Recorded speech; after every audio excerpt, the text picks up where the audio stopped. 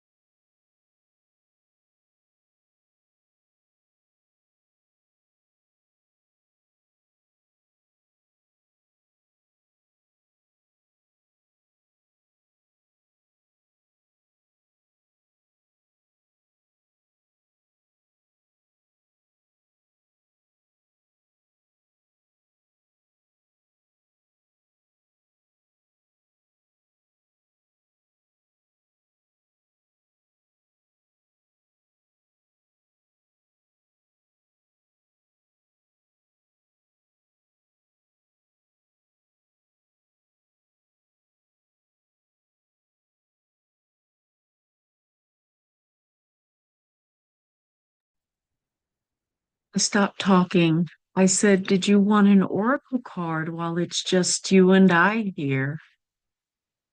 Everyone hasn't arrived yet. We technically start in 15 minutes, but I open the space early.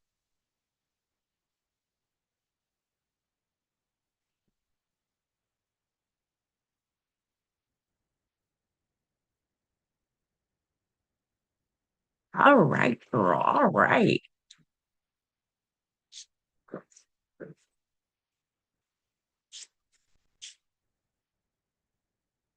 We are going to use the goddess deck this morning because, right, that's what we are. I'm so glad the chat is working today. That makes me happy. Participants were not able to use the chat yesterday. I had no idea that it was a tiny little button through all of the settings. So, Rhonda, you have the goddess Sarasvati, and she is the goddess of the arts. So, expressing yourself through creative activities will help at this time. And Rhonda, you're here on the perfect day because, girl, we have Miss Karen Penn today who's going to teach us healing through art. So you're in luck. I think she's today. Hold on, let me double check. Um, no, she's tomorrow, but she is healing through art tomorrow. And today, we're going to be healing through movement, meditation through movement. We have Automation. She's a big TikToker and she is coming to teach us how to meditate with music.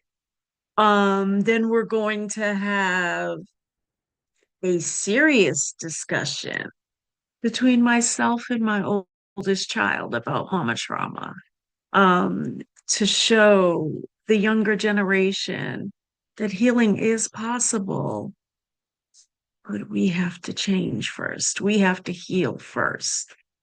So you are in for a good treat today. Rhonda, I'm so glad you're here. Hold on, I'm gonna pull another card for you, girl. We're gonna get you one more from a different deck, okay? Because that's just what I do as a goddess. That's what I do. I hope you're having a beautiful Saturday morning. It's icky here. We had some sort of sideways tornado come through yesterday. I don't know what it was. It was like a sideways cyclone. It was crazy. It got dark in here all of a sudden. And then I look outside and everything was just blowing. The power went out, like everything just went down. Thank goodness it was a few minutes before the last panel was finished, and we are streaming live to YouTube. So the show went on. I messaged my bestie and I'm like, bestie, I'm in a tornado or what feels like one. Because I heard a big boom and then it came through. We don't have many of those. Oh, that one flipped over. You see, you can see the color. I like to show you because I don't want you to think I'm just taking a card. So you can see how that flipped over. And cut the cords of doubt, Rhonda. So maybe you've been living in fear or doubt of yourself, your strength, and your abilities, but it's time to cut those cords with doubt so that we can move on and be our brilliant goddess selves, right? Right? That's what we do. That's what we do. So I'm so glad you're here. Alexa, play my Tony Jones playlist. I do not own the rights to this music. I am just playing it again. I do not own the rights of this music. I love her as an artist. And that's it. Alexa, play my Tony Jones playlist. Jones, Apple Music. So this is one of my favorite songs in the world. It was so instrumental to me on my healing journey. Alexa, increase the volume. I'm disowning all. I don't know if you can hear it. Reflect and resonate my self-worth. I embrace Lord. But if we just drop down into our heart space for a minute. I am worthy of myself smiling as often as I want. I'm worthy of being. I listen to this every day on my healing journey. I listen to this every day. She says, I am worthy. I believe I am worthy throughout the whole song. And she knew what she was doing when she made this. Alexa, increase the volume. An experience in life I love, enjoy, and proud of. I am worthy. I believe I am worthy. I am worthy. I believe I am worthy. I am worthy. I believe I am worthy. I am worthy. I believe I am worthy. I am worthy. I believe I am worthy. I am worthy. I believe I am worthy. All my clients have to listen to this song. I am worthy. I believe I am worthy. I am worthy. I believe I am worthy. I am worthy. I believe I am worthy. I am worthy. I believe I am worthy. I am worthy. I believe I'm worthy. I am worthy. I believe I'm worthy. I am worthy. I believe I'm worthy. Just allow yourself to believe that you are worthy of every bit of abundance the universe has to offer. I am worthy. You are worthy of good days. You are worthy of healing. You are worthy of expansive experience. Worthy I am. Every moment in time is an expansive experience of opportunity to know how worthy I am. Every moment in time is an expansive experience of opportunity to know how worthy I am. Every moment in time is an expansive experience of opportunity to know how worthy I am. Every moment of time is an expansive experience of opportunity to know how worthy I am. Every moment of time is an expansive experience of opportunity to know how worthy I am. Worthy. Hey, Charlotte. Worthy. I am worthy. I believe I'm worthy. I am worthy. I believe I'm worthy. I am worthy. I believe I am worthy. I am worthy. I believe I am worthy. I am worthy. I believe I am worthy. I am worthy. I believe I'm worthy. I am worthy. I believe I'm worthy. I am worthy. I believe I'm worthy. I am worthy. I believe I'm worthy. I am worthy. I believe I'm worthy. Every moment in time is an expansive experience of opportunity to know how worthy I am. I warrant speaking to myself in kind ways. I am disowning all thoughts in my mind that don't reflect and resonate with my self-worth. She said, I warrant speaking to myself in kind ways. Oh, sorry. As I want. She said, I'm worthy of myself smiling as often as I want. Beautiful days. I work my cup overflowing. I work enjoying every victory, reward, and praise. I work checking in with my heart as often as I need to before I commit to anything or anyone. My worthiness is catapulting me into living and experiencing a life I love, enjoy, and am proud. Every moment in time is an expansive experience of opportunity to know how worthy I am. I warrant speaking to myself in kind ways. I am disowning all thoughts in my mind that don't reflect and resonate with my self-worth. I embrace more thoughts that feel good. I'm worthy of being firm about my self-respect. I'm worth my cup overflowing. She said, I'm worthy of beautiful things. I am worthy of being firm about my self-respect. To me, it's living and experiencing a life of love and enjoy and am proud of. I'm worthy. I'm worthy. I'm worthy. I'm worthy. You're worthy. You're worthy. You're worthy. You're worthy. I'm worthy. I'm worthy. You're worthy. You're worthy. I'm worthy. I'm worthy. I am worthy. I believe I am worthy. I am worthy. I believe I am worthy. I am worthy. I believe I am worthy. I am worthy. I believe I am worthy. I am worthy. I believe I am worthy. I am worthy. I believe I am worthy. I am worthy. I believe I am worthy. I am worthy. I believe I am worthy.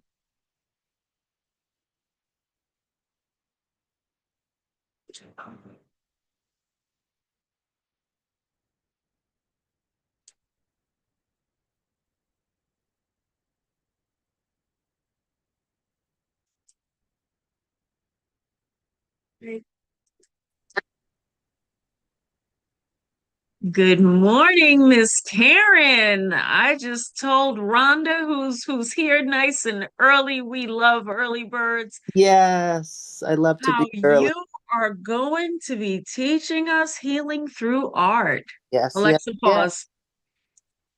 On So, tomorrow. Yes, tomorrow. yes, Awesome, yes. awesome. How are you feeling He today? is excited. I'm tired, but I'm Yeah, great. that's I'm awesome. tired, but I'm great. Yeah, How are you, Miss yeah. Karen? I'm good, feeling refreshed, sitting Ah, in front of the door with some air coming in. I love oh. to hear the birds in the morning, even if I don't go out there because it's kind of chilly. I love that. Yeah, I always open my balcony door when I first get up so I can yeah, hear the birds. yeah. It's nothing So like, peaceful. yeah, fresh air, smelling that in your lungs right away.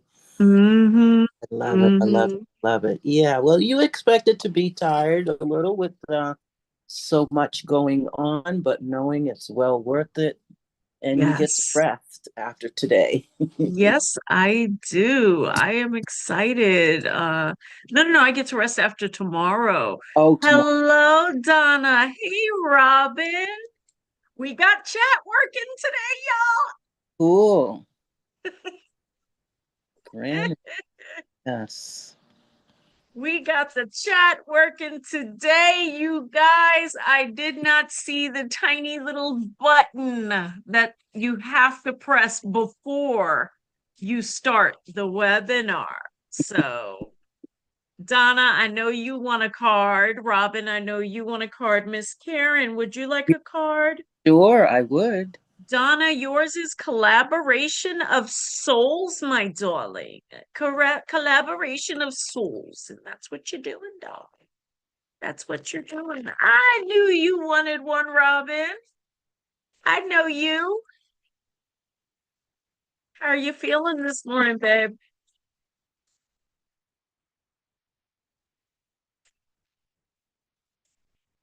We got the chat. Welcome everybody. We got 2 minutes before we start for, ooh, okay. Robin. Robin, you got the same card you got yesterday. Accept and receive. Girl, we gonna have I'm gonna need you in my TikTok lives so we can teach you how to receive help and love. Hey, Michelle, what are you doing down there? You're supposed to be up here.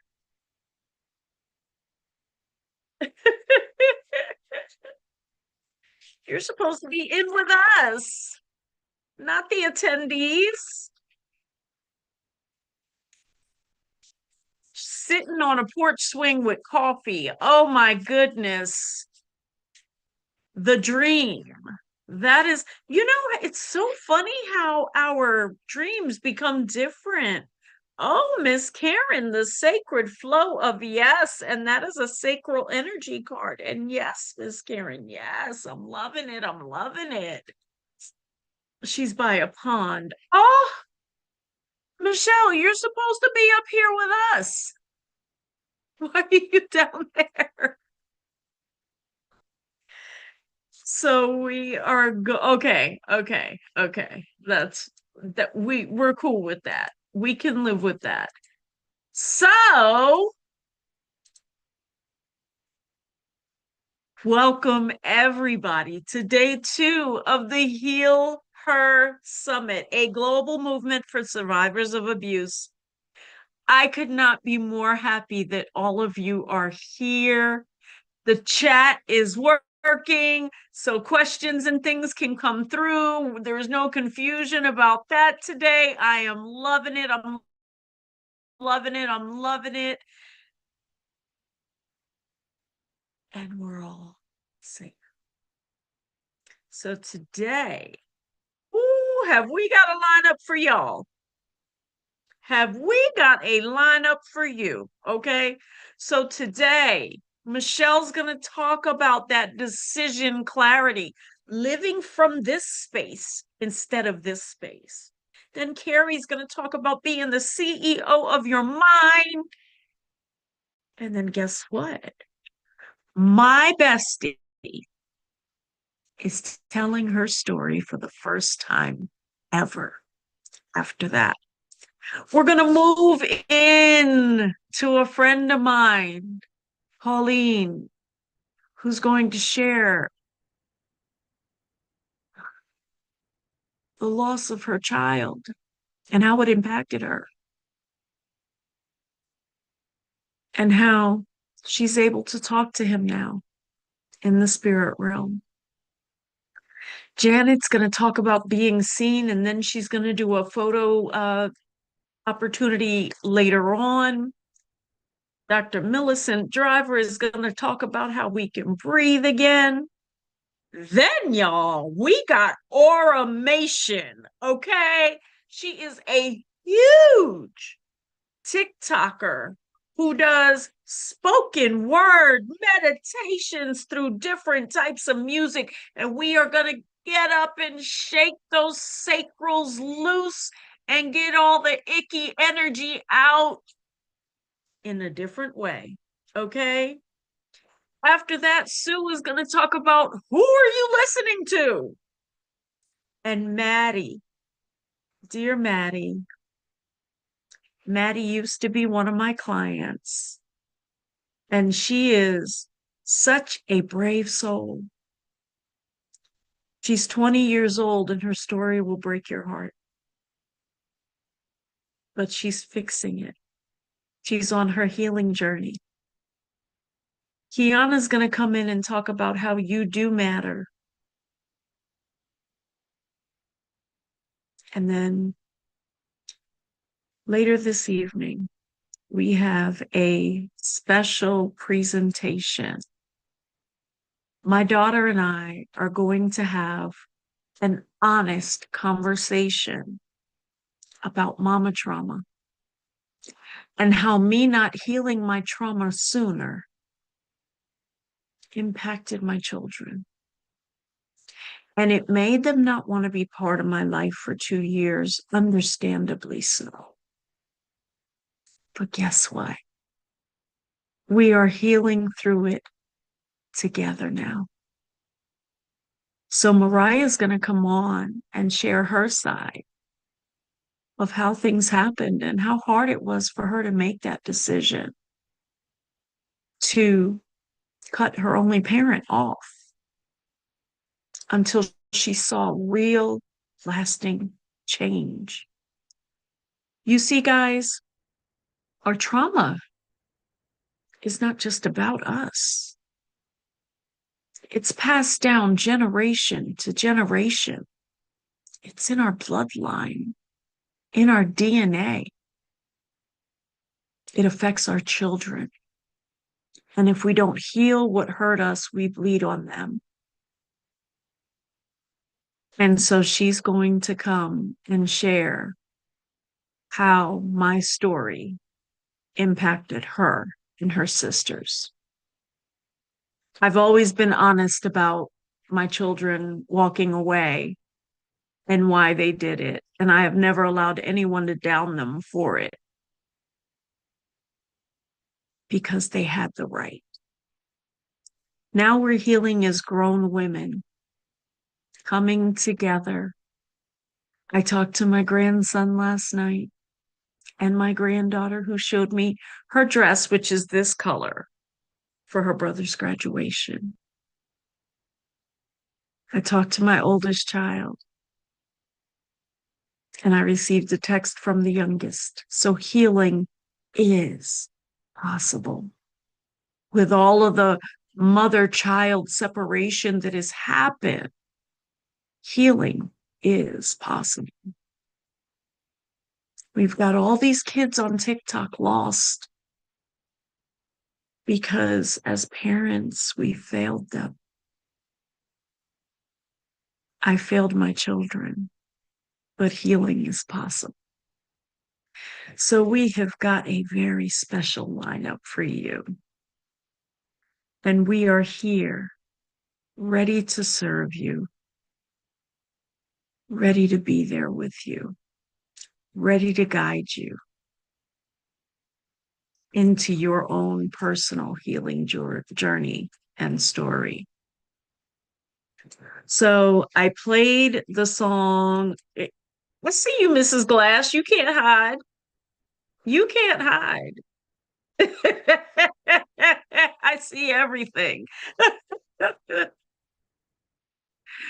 But you always wait it out too. We healing is definitely possible. It's not easy. Some of you are from TikTok and you saw the video I posted the other day. For example, the picture of me standing in front of the mirror crying where I shaved my hair. That was real emotion. That was me releasing the old version of myself. That was me giving myself permission to grow. That was me being vulnerable in front of you all to show you healing isn't pretty. It's not beautiful. It's not kind. It's not pretty. It's very messy, in fact. Healing, true healing, is ugly. It's a lot of this, wondering if you can do it, rocking back and forth. It's a lot of nights awake, ruminating over every decision you've ever made in your life. When you get to the other side and those wounds don't hurt anymore, and the only thing you have left is the memory of a person you're not even emotionally attached to anymore.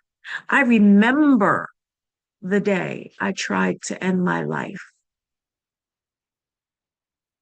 but I can't feel what she feels anymore. I just feel sorry for her. because she just kept repeating, no one saw her, no one loved her, no one understood her, and no one heard her in her head. But she's not me. Oh, she's not me. So I bring you our speakers today who are going to guide you through some of the things that they've been through and tell you how they healed it. They're going to talk about some very tough things. So this is a trigger warning for later. Some conversations and events will be lively, and then others will touch your heart space. It'll make you think twice about not healing. Others will hit those boxes in the subconscious. You know that trunk that's in the back that we put cement and clothes and things on that we hope that memory never comes back? Other discussions may trigger a memory. And the beautiful thing about that is that means your body is ready to heal. You just have to make the decision to do it. And you have 31 beautiful panelists. We are waiting with open arms for whichever modality, whichever avenue you choose. We've got Christian, we've got spiritual, we've got Buddhist, we've got plain nothing. It doesn't matter. When we decided to come together, it was for one purpose: hurting women. Women are hurting at an all-time high right now. It's almost as if we're under attack. Our value has been reduced to men wanting us to be like their grandmothers, silent and doing dishes. That's not going to happen. There is a movement, women rising up in power. And honey, when I tell you, you can do it. You can do it too. There is nothing that any of us have done that you can't do. We're here to take your hand. Come on. We'll gently guide you in whichever way you choose. We are here to hold you and cry with you. You're not alone. Or at least you never have to be again if you have felt that way. We have communities waiting for you. I was sitting here when, what is her name? Rhonda came in, putting the finishing touches on a community for all of you. Michelle de Kaiser is going to talk about her community that she has. See, there's no competition here. We're just women coming together for you. Now, I am going to say, I said it yesterday, I'm going to say it again today, and I'm going to say it again tomorrow. This was not from me. You see, I am a psychic medium. This was handed to me by my ancestors. See, my mother stands on my right side. Her name is Lorraine, for those of you who don't know Mama Lorraine. Mama Lorraine is a legacy. Mama Lorraine came to me 23 years after she transitioned so that I could remember who the fuck I am. She made her voice so loud I couldn't ignore it anymore so that I could remember who the fuck I am. But as I was creating a document for a client one day, I got my spa music on and I'm talking to my bed. My mother goes, Summit. And I said, no thanks, and kept going. The next day, I'm doing the same thing. I'm getting ready for a reading and making sure everything's good. And she goes, Summit. And I said, you see, look at my calendar. I'm in 3 summits next week. We're good.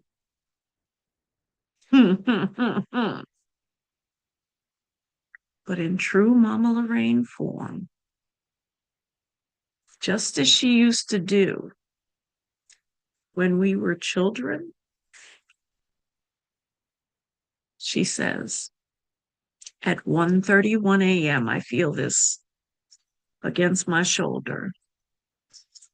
And my mother appears in form and goes, Summit. I said, yes, ma'am, I'm done. This is where I give up. For the next 6 to 8 hours, the divine channeled and poured directly through me. The time went like this because it wasn't me. No, ma'am.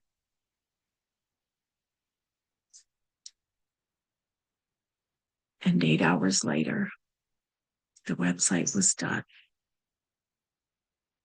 All the calls to action were ready.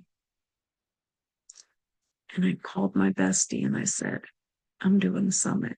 And she goes, I guess we're doing a summit. You see, I have 3 women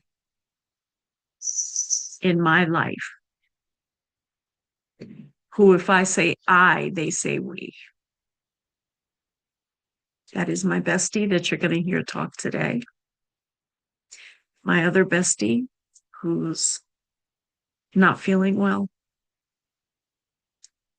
and Sonia Hickson, who's going to talk today. If I say I, they include themselves. They support me. They love me.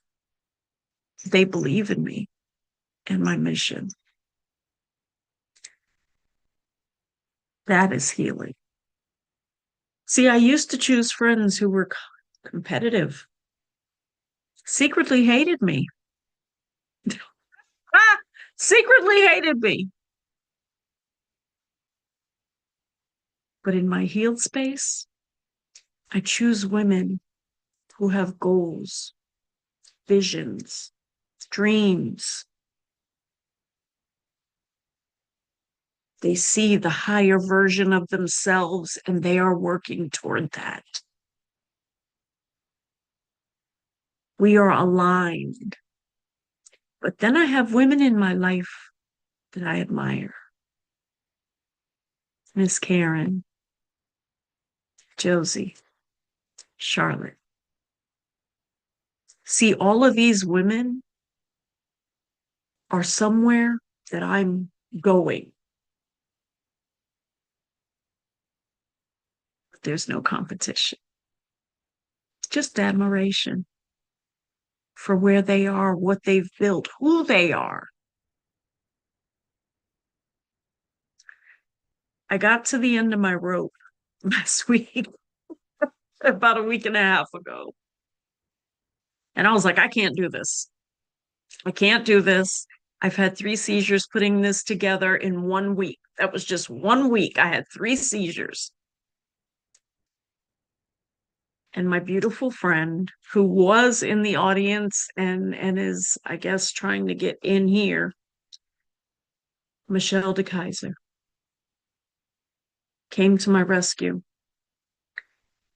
And she said something that not a lot of people have said to me. Good, good. Oh, you're okay. You're on Josie's link.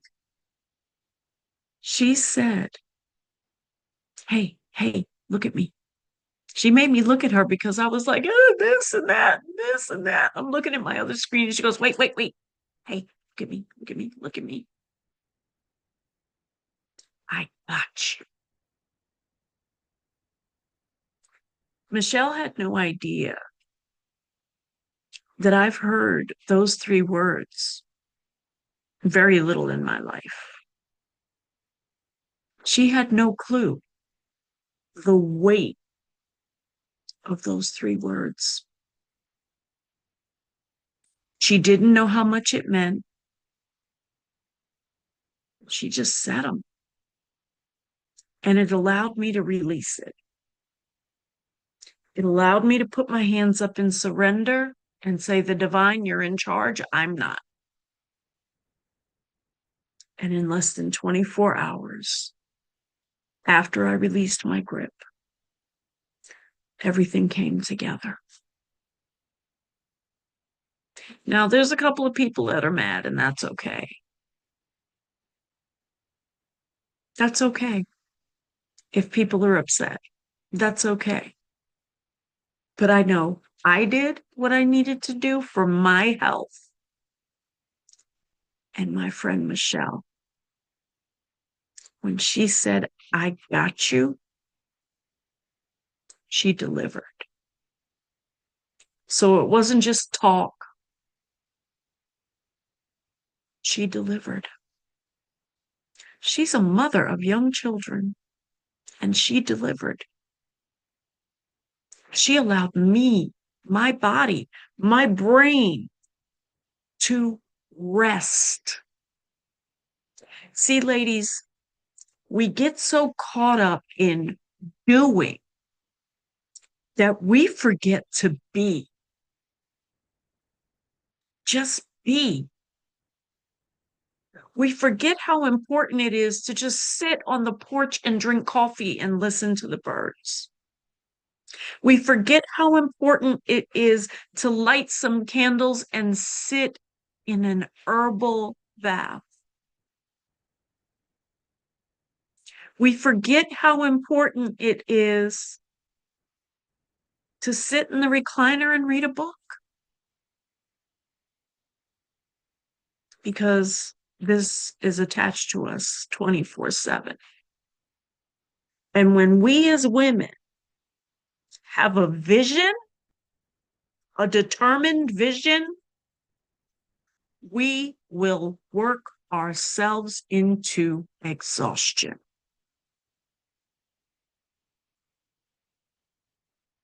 Michelle allowed me to just be this week so that I could take the intentions of the summit off my back and place them in my heart.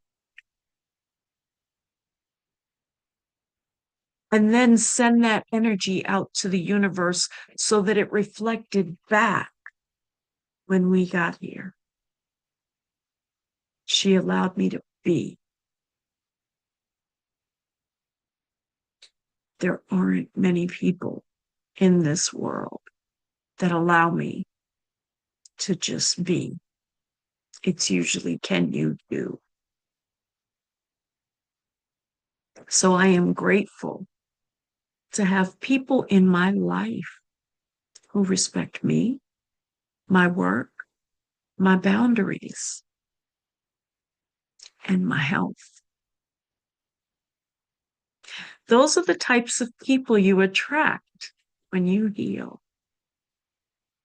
You attract good-natured people who see your value. You attract good-natured people who love you. And they never have to say it because they show it. You attract good-natured people who respect and honor you. And they don't have to say it because they show it. I always say on TikTok, love is an action word. It's not a feeling. We don't say, I feel love you. We say, I feel hungry. I feel tired. I feel great. But we don't say, I feel love you.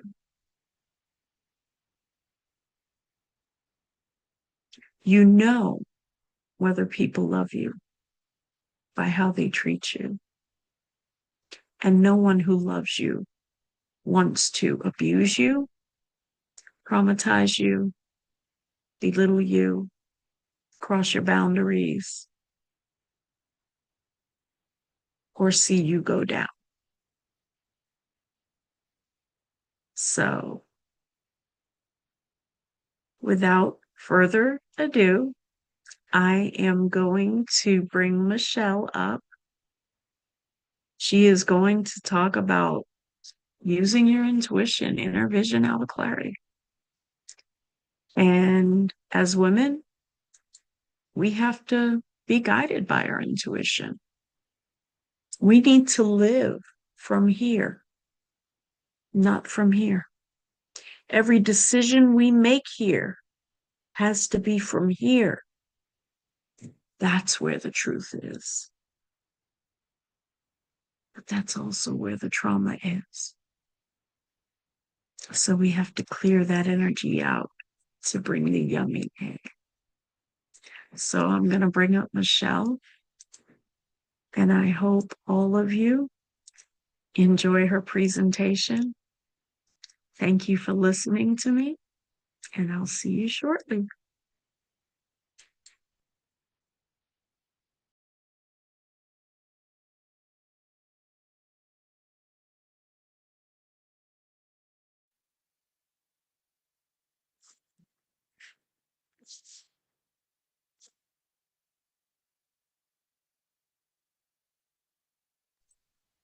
I said, hey, gorgeous, I just tried to change the name, but it wouldn't allow me. That was So, the email that you sent me this day. It said Michelle de Kaiser, this is the panelist, and this was the link that was on that oh, email. okay. Okay. All right, my dear.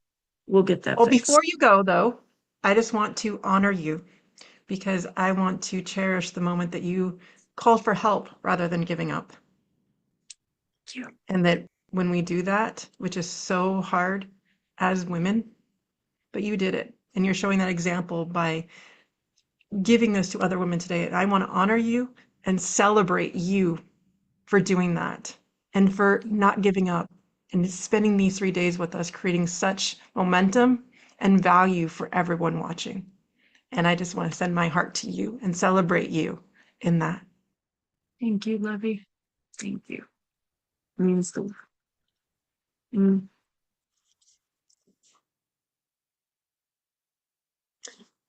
Hi, welcome everyone. I'm going to share my screen off and on throughout this. So let's just get started a little bit because that's how I roll. And so we're really looking into decision clarity, trusting your intuition. And before we can do that, we have to start by checking in with ourselves. We need to start by just looking at this list right now of what are you feeling right now as this starts? We got the 4 colors, right? Even if you're not reading all the words or can't see all the words, that's okay. We got the red that really shows that low pleasant and high energy. And then we go into that low pleasant blue, low energy, right? And our goal is always to be on this other side, right? The yellow and the green with the high energy, high pleasantries, but it's not always that way. And that's okay because we're human. But it's a matter of just learning to check in with ourselves and see where we are. So I just want to take a moment right now for those of you in the audience just to share, where are you right now? Where are you on here? Because it's always the first step is just awareness, recognizing wherever I am. Robin's in the center and calm. We got yellow. Awesome. And that's fulfilled. Love that. And so it's really about just that first step. Any moment when you're feeling even high, low, whatever it is, just checking in with your body, with your mind to realize, where am I? And that's where it starts. So I'm going to stop share for just a moment. It's weird on my screen because then I can't see myself as well. So let me just move one thing over as we get started. And I'm going to tell you a little bit about myself and my story. Now that you've stepped in, we're starting to trust our intuition with just realizing where we are. we're not having any judgments. We're not anywhere. We're just first acknowledging where we are because that's the first step. And so you've taken that first step with me. Right now, I'm going to acknowledge that I'm a little nervous, but excited at the same time because when we do something new, when we step into something of who we are, that can unlock a few of those things. And I can feel my hands even shaking a little bit. So I'm acknowledging that right now. And I know once I start getting into a little bit more, that always starts to release for me. But it starts off and it's an awareness and acknowledgement. And so let me share a little bit about who I am. Oops, I brought the wrong outline over to myself. So bear with me for 1 second. Doing this in a new way today, so thank you for bearing with me. And as we're taught to lead with our heads, the clarity really starts by noticing what's in your body, what you already know, and that's where we've started. And so a little bit about myself. I'm Michelle DeKaiser, a speaker, author, podcast host, founder of the Mama Genius Hub, and creator of Connecting Mamas. I create spaces where mompreneurs can connect and grow and remember who they are, especially in the moments when they feel like they've forgotten. But before this chapter, I spent a year traveling with my husband. I taught high school for 8 years, not because it was my passion, but because I didn't know what else to do. When we moved from California to Wisconsin, I was pregnant with our second child. After 6 months of working and paying for daycare, my salary was gone, and so was my sense of direction.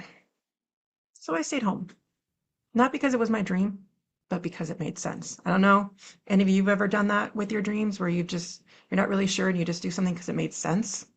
Share that in the chat too. And I have to admit, I was really deeply grateful to spend this time with my kids. But there were moments, like when you're standing in front of Elise mentioned yesterday, the dishes, right? For me, it was the dishes at that moment when I'm just sitting out there looking at the window, tears are running down my face, and I just feel something stirring inside of me. A whisper saying that there's more. Not instead of motherhood, but alongside of it. I didn't know what that was or what that meant.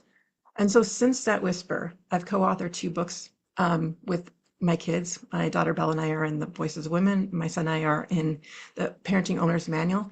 And at last summer, I was even able to take my son to Tanzania and to show that book to children in Tanzania and work in the schools and show them what is possible.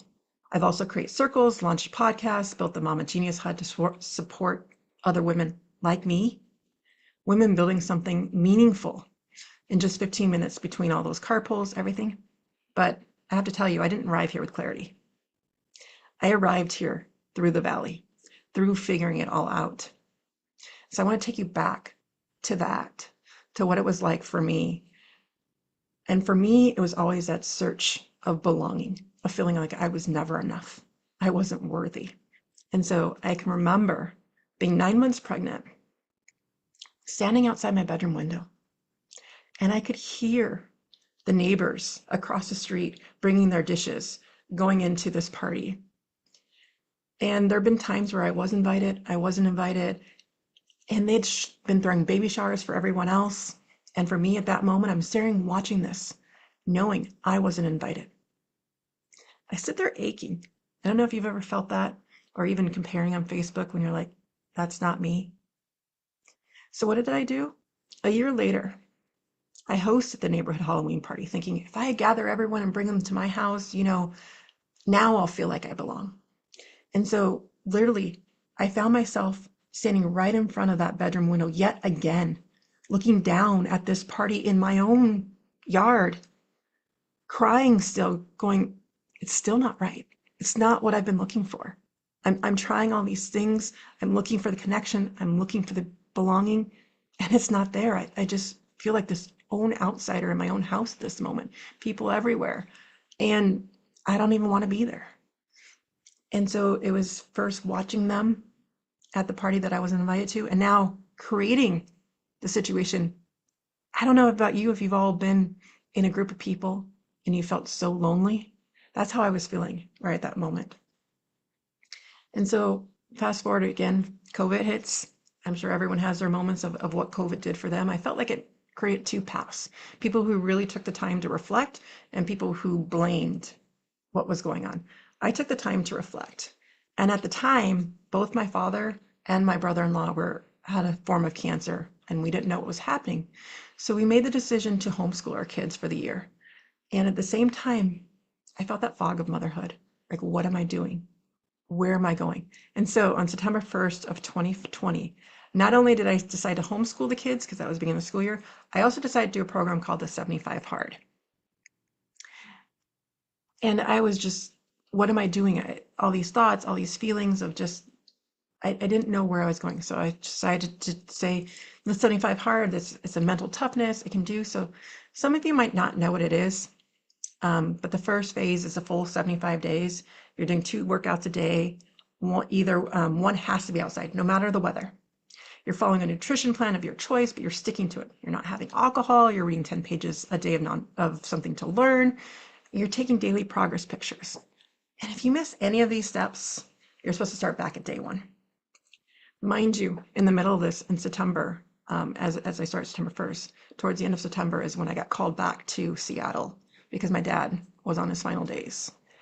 And I was still doing the 75 Hard in the midst of it. And I'm actually thankful that I was, because it forced me to go take walks and take breaks from what was going on, but to then be able to come back with that clarity. And so I continued through that. And I did say goodbye to my dad in that moment. And I'm actually wearing his necklace right now as a reminder, because every time I feel like I need that extra guidance, this is the one that he was wearing. So after I completed the 75 Hard, as I'm homeschooling the kids, there's also 3 phases that go with that take you throughout the year. In the phases, they add on things like tasks and random acts of kindness and taking a cold shower and different things. And so I'm getting through all of that, right? I'm doing all the things. And I'm not seeing, I'm just so focused on getting to that deadline. And I'm doing all this while I'm still grieving. And then I got to day 25 of phase 3. So almost done with the entire year. There are breaks in between and everything, but you're supposed to do the last phase a month before you started. So this is August of 2021. And it was day 25 of phase 3. And I must have fallen asleep reading. I must have fallen asleep, and I woke up at 2:30 in the morning, panicked. You know what I forgot to do? I had actually talked to the stranger. I'd taken my cold shower. I had forgotten to take the picture. And so at 2:30 in the morning, I'm taking the picture thinking I failed. I didn't do this. And again, we put these pressures on ourselves to all these things, right? And you know what? I hadn't even stopped to notice all along what I had been doing, that I hadn't even noticed. And I want to share a picture right now. I want to take a pause for a moment just to share a picture of what had happened over that year. And it's more because I didn't even recognize it or even see it. And this is the reason why they actually make you take a picture every day, so that you can see your progress. So here's the progress that I actually had completed over the year. And to tell you the first, when I look at that first picture, it didn't even realize to me my state or the feeling of who I was, or that I even felt overweight or any of that, till I start to look between the pictures and see the evolution. And it wasn't even the weight necessary, because over the year I did lose 45 pounds. It was more the confidence and the structure of who I was becoming that really made the difference. And that day, when I didn't take that picture, I realized that it really wasn't about the deadline. It wasn't about 5 days from now. It was really about the journey. It was my moment to actually stop and say, it's time to reflect, because you have not been doing that. You've been go, go, go, go. I'm checking off the list, checking off the boxes. And you didn't actually take time to take in the things that you're doing. And that's what happens when we take these 5-minute, these little sections of just a little bit at a time, is when we keep doing these 15 minutes a day, or we keep doing these things, the progress comes. But if we're not reflecting on it, we don't even see it. And we're always worried about these deadlines or these tasks, that we're never stopping to enjoy it or to see what we've actually done. And so in that process, again, though, part of all of this for me was that deep root of wanting to belong, wanting to need to do that. And so part of that was I said in my 40s, I wanted to create a business. I didn't know quite what this business was. I wanted to support moms, but I wanted to do it in a way that really brought them together. I felt like there was two stages of motherhood. That first survival stage where you're figuring all out, you're now working towards getting friends that have kids as well, doing all the play dates, doing all of that. But then something happened. We get to that pivotal point where purpose sets in. I don't know if I'm assuming most of you have felt that because you're here and you're feeling that soul calling deep inside of you right now. And it's not to do more, but it's to be more. And there's a big difference because when I was doing 75 hard and doing all the checkoff lists, it was more about the doing, right? And I wasn't seeing the being. And so when we really embrace how to be more, that's where the difference comes in. And so I didn't realize that at the time, but my first step was creating my first in-person circle for me. So I had this dream of getting 5 moms together, matchmaking them almost. And they'd be able to do play dates together, they'd be able to do their circle work together, they'd be able to do family activities and all these things, right? I created it. I found 4 other women and we went from not really quite knowing each other as a group in April to by September, we were the ones who actually stood up at one of those weddings as the people who spoke, who were the ones that gave the big toast, the other 4 of us. That's how quick we dove in to this belonging. And it was everything that I thought I wanted, right? Everything. However, the group chat, right? I have a tendency to start to compare.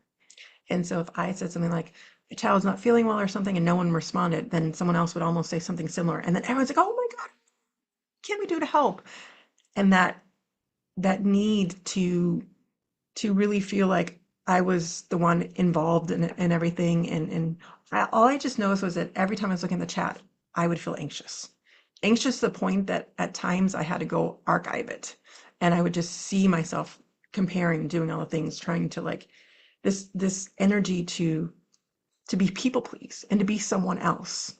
But it was like I'm telling myself, this is what I will create. This is my business. This is everything. This is what I want to do for other moms. What does this mean if this isn't working out?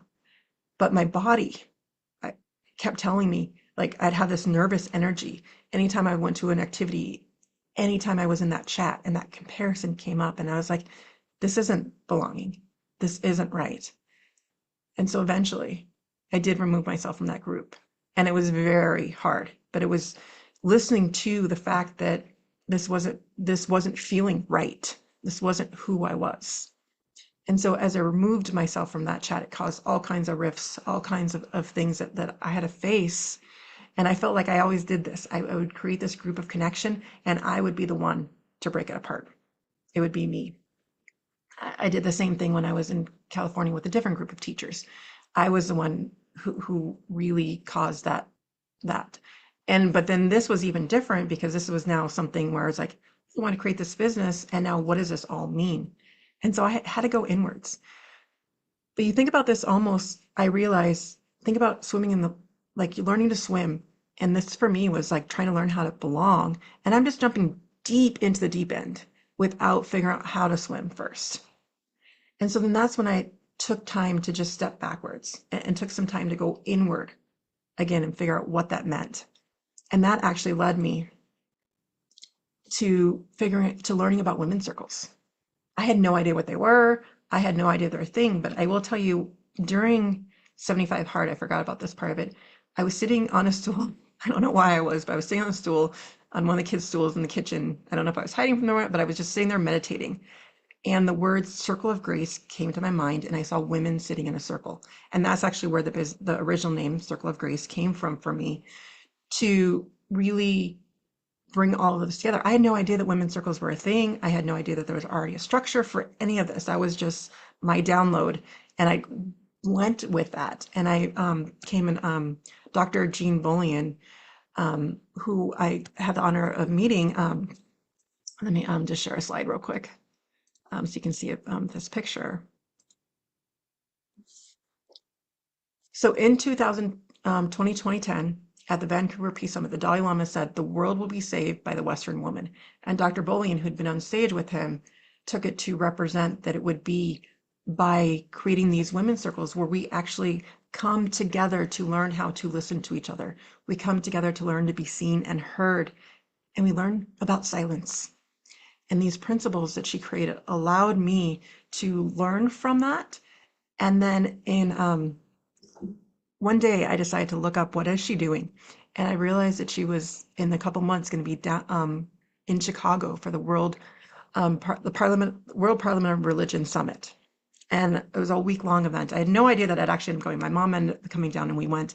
And I spent my entire week immersed in different women's circles, learning all about this, having no idea the power of this and the connections that I've created from that and the circles that I've joined and learned from other circle leaders from that has really sparked in me what it needs to look like. And for me, this is the new circle, and I'm going to share. And it started off virtually.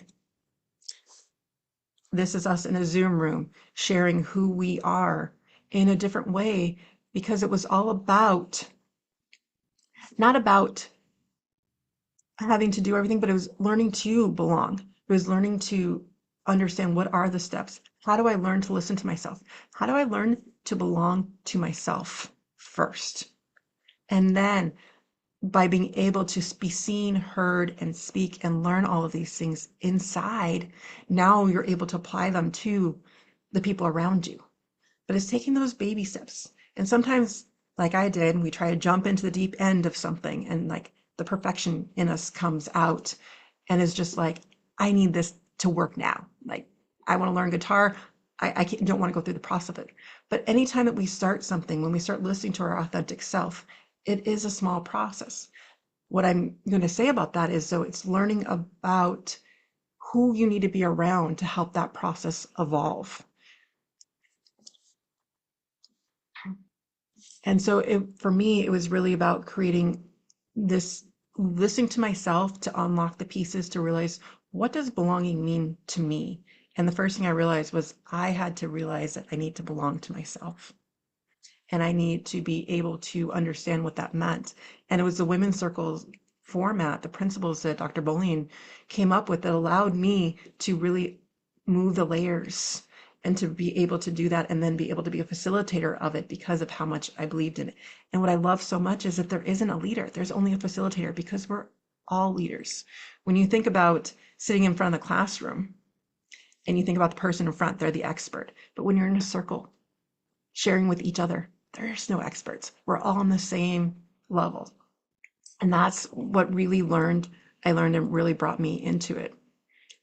And I'm going to share a couple more slides. Let me go back 1 second. So here is one more quote from the Dalai Lama.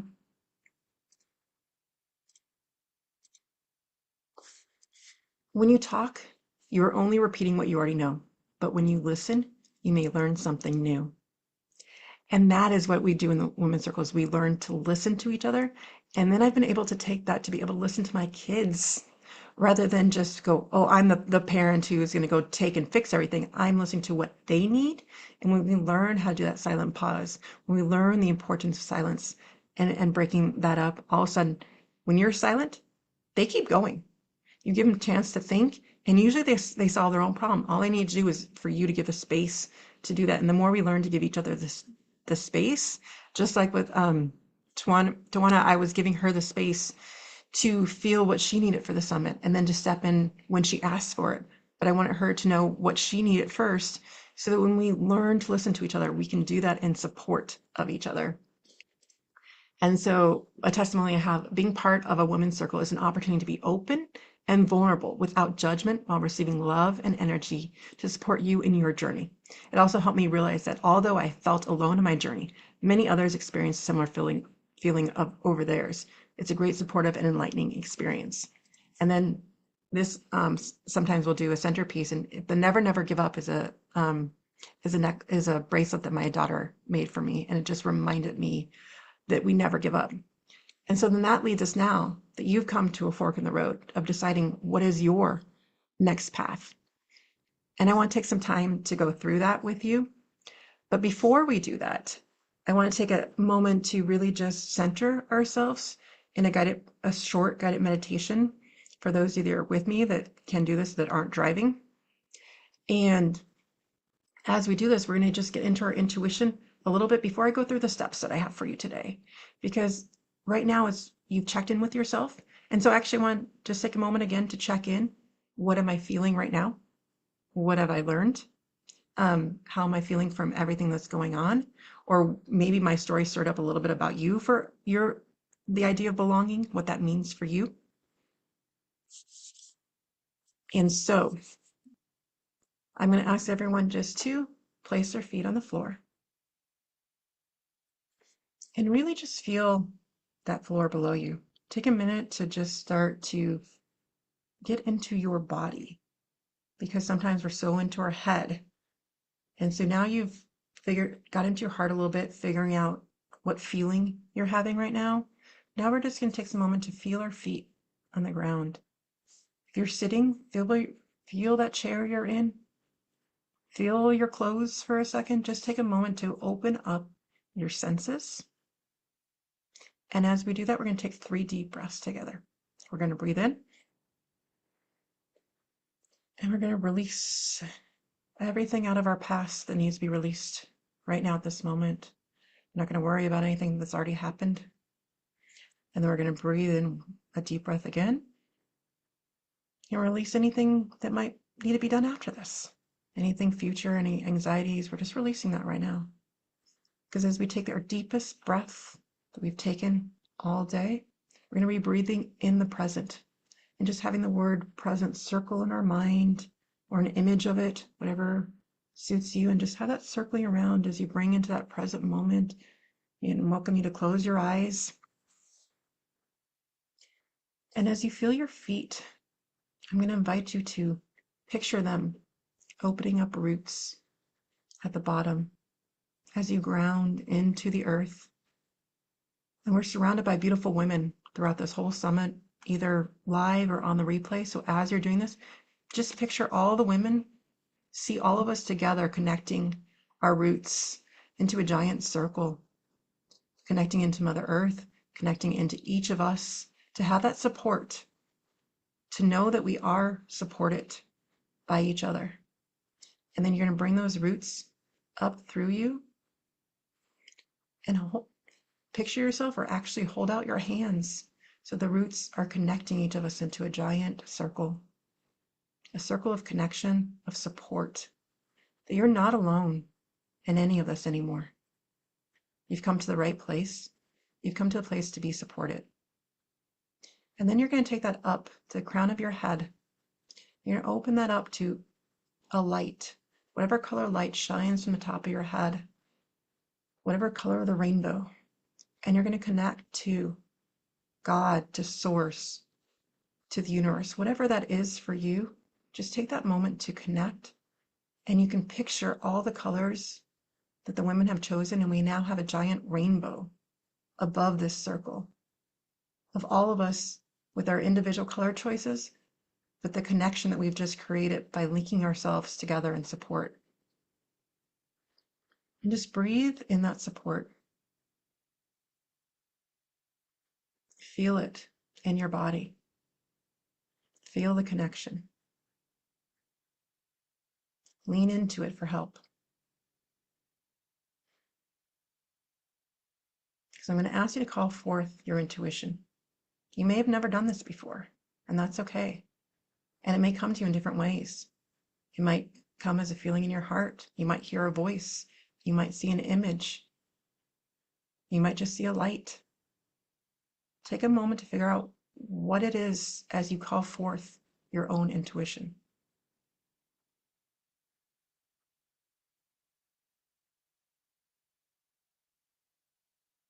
Breathe that in.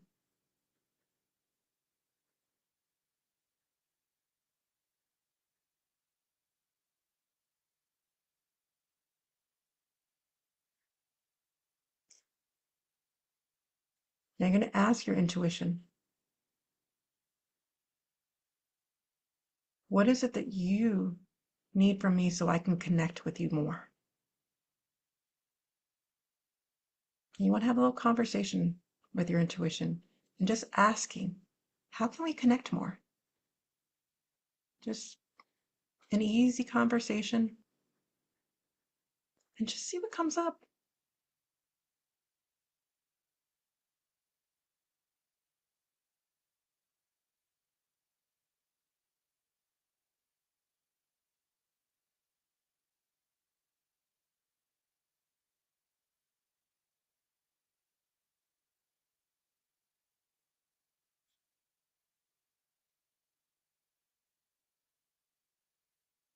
And also ask, is there anything you need me to know right now in this moment of connection?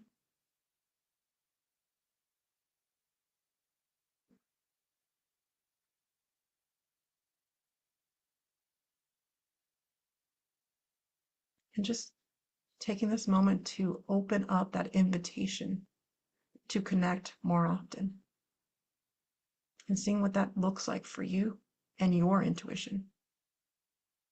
As you're doing that, though, feel the support of all of us doing it together. See that support of the circle, that you don't have to do this alone, that our intuitions are all interconnected, that we are more alike than we are different. When we come together to support each other, that only helps to facilitate this connection even further. And it's okay if you've never done it before. It's okay if you've done it many times. Every time we do it, we're learning a little bit more. We're taking a little bit more to get to know our own selves and to be connected to ourselves and realize how that connection helps us to connect to others. And I'm just going to leave with a moment of silence as you breathe a little bit more. If you need a moment to write down anything that came to you right now, I'm just going to give you a moment to do that and just have a little bit of silence right now.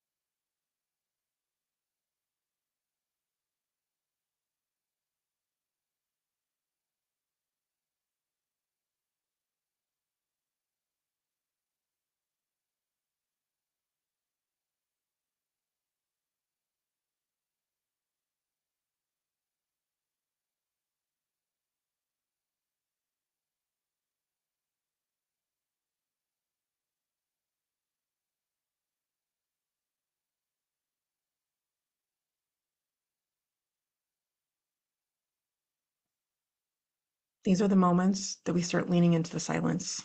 Sometimes we're deathly afraid of the silence, but the silence is actually our friend. It's where we get to listen and hear, feel here a little bit more. And also when we're with other people, gives them space to get through their feelings before we respond. Because half the time we don't need to respond.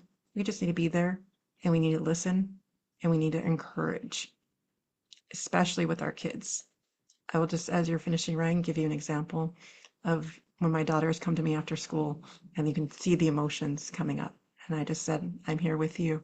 And they keep talking. And then you hear that pause, and your natural instinct is to just jump in and say, well, should I contact this parent? Should I talk to this teacher? What should I do? And I literally purse my lips together, invite them to just sit there with her. Next thing I know, a minute or two later, they keep going. The story's not over. And with my older child, half the time it's like, okay, mom, I'm done. Goodbye, and dismisses me. And sometimes it's just about holding that space for someone else and letting them get in touch with their own intuition in that moment. And so my job right now was to help you get in touch with your intuition. And the more we do that and give each other the space and the silence to do that, we come back to this image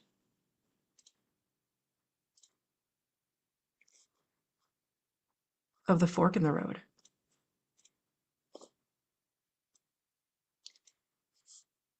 And when we ever get to this image, that's the time to go inward.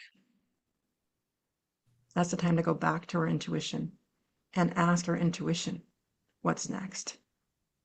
And you might have done some learnings You might have found experts or other people doing great. Take that information and then go inward with it and see which of those pieces feels right for you. Because I guarantee all of them aren't. When you get a blueprint of something, generally all of them probably aren't right for you. Your job is to use your intuition to guide you to which of those steps works best for you. And that's what we're about to dive into right now. And so the true key is belonging to yourself. How do we do that? Oops, going backwards instead of forwards. So here's the start. And here's where you might want to take a couple of notes, maybe. But again, luckily, we're getting the YouTube recording, so it's all live. So if you just want to sit and take it in and then go back on a second time, that's always a good option too, because either way, everything is coming back into our subconscious mind. Our subconscious mind takes in 3 million pieces at any point. Our unconscious mind only takes 144 of those. I've learned to call those toothpicks. Now, when we get those toothpicks, it depends on our filters of which toothpicks we see. When we start to clean up those onions, those layers, we start to take the better 144 toothpicks of those 3 million, because you're always getting the 3 million. So how do we do that? The start is, I keep going backwards. Where do we begin to trust our own intuition? I'm going to tell you that during the meditation, one of the things that came to me, even as I was facilitating the meditation, is I can trust myself again. The more I keep telling myself that, and the more I go into the meditations to hear it from my intuition, the more my conscious mind actually starts to believe it and then transfers between the subconscious and unconscious mind. And so the baseline is acknowledging where you are right now, which start with what we did in the beginning, with acknowledging my feelings. Where am I at right now in my life? Getting that baseline. And so I want to take you through a survey that I did of over 100 moms when we talked about friendships and what I learned from it. I learned, one of the moms said, this came up, I'm probably the most disconnected to moms and other human beings than I've ever been. I don't know if that feels like you right now. That they wanted a place that there was no judgment and that there was support and positivity, but they're still feeling like that's all they find. But also, the people aren't afraid to call you out when you're not living to your potential. Because there's a difference between sharing someone in the complaint cycle and just, reviewizing, but when you see someone not living to their potential and calling them out to that, there's a huge difference in supporting someone to reach higher versus just sharing the complaint cycle. Something to think about. And that's where we come into the acknowledgement of struggles and difficulties. Acknowledgement, but I will tell you, when I've been part of moms groups and book clubs, I felt like I was sitting there listening to everyone just complain about their husbands or their kids. My brain started going, well, I didn't have anything to complain about, but what can I search for to complain about? And when that happened, when I started to realize and acknowledge that that's what I was doing, that's when I had to remove myself.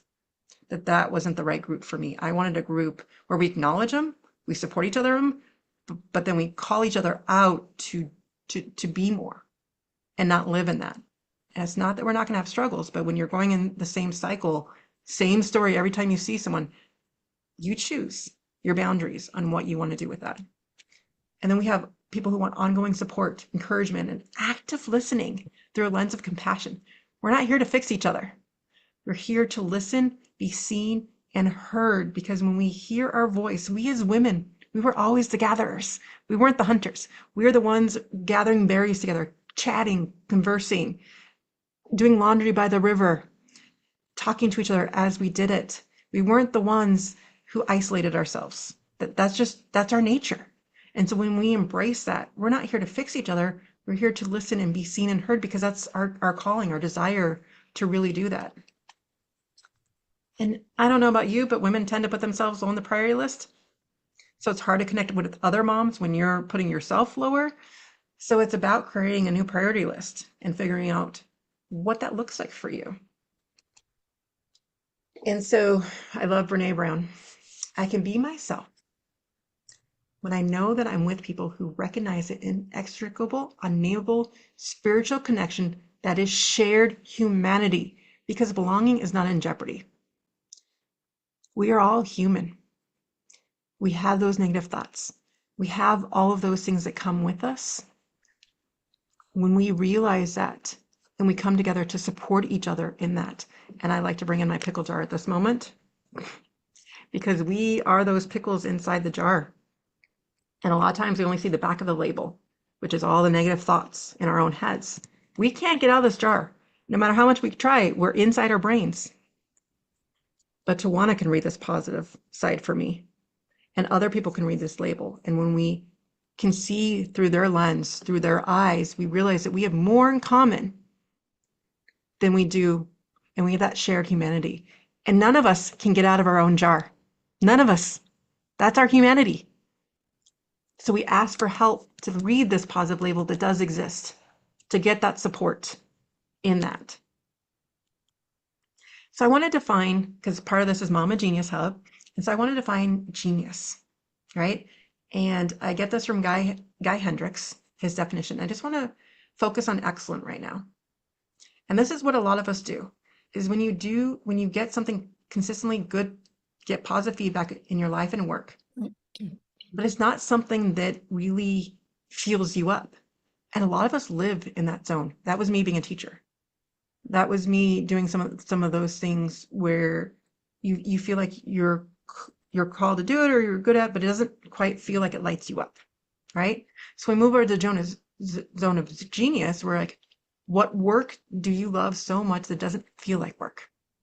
What aspects of your work generate the highest ratio of positive results compared to time spent? When we can start to answer those two questions more.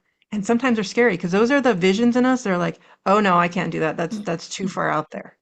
No, that's not feasible. My husband won't let me do that. I need to take care of the kids. There's no time for that. And our mind stops the genius, stops the positive, but we want to focus on those two questions.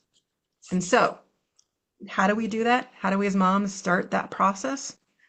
What is one thing you've always wanted to do but haven't pursued yet? And list the reasons why. Just one thing. List all those reasons.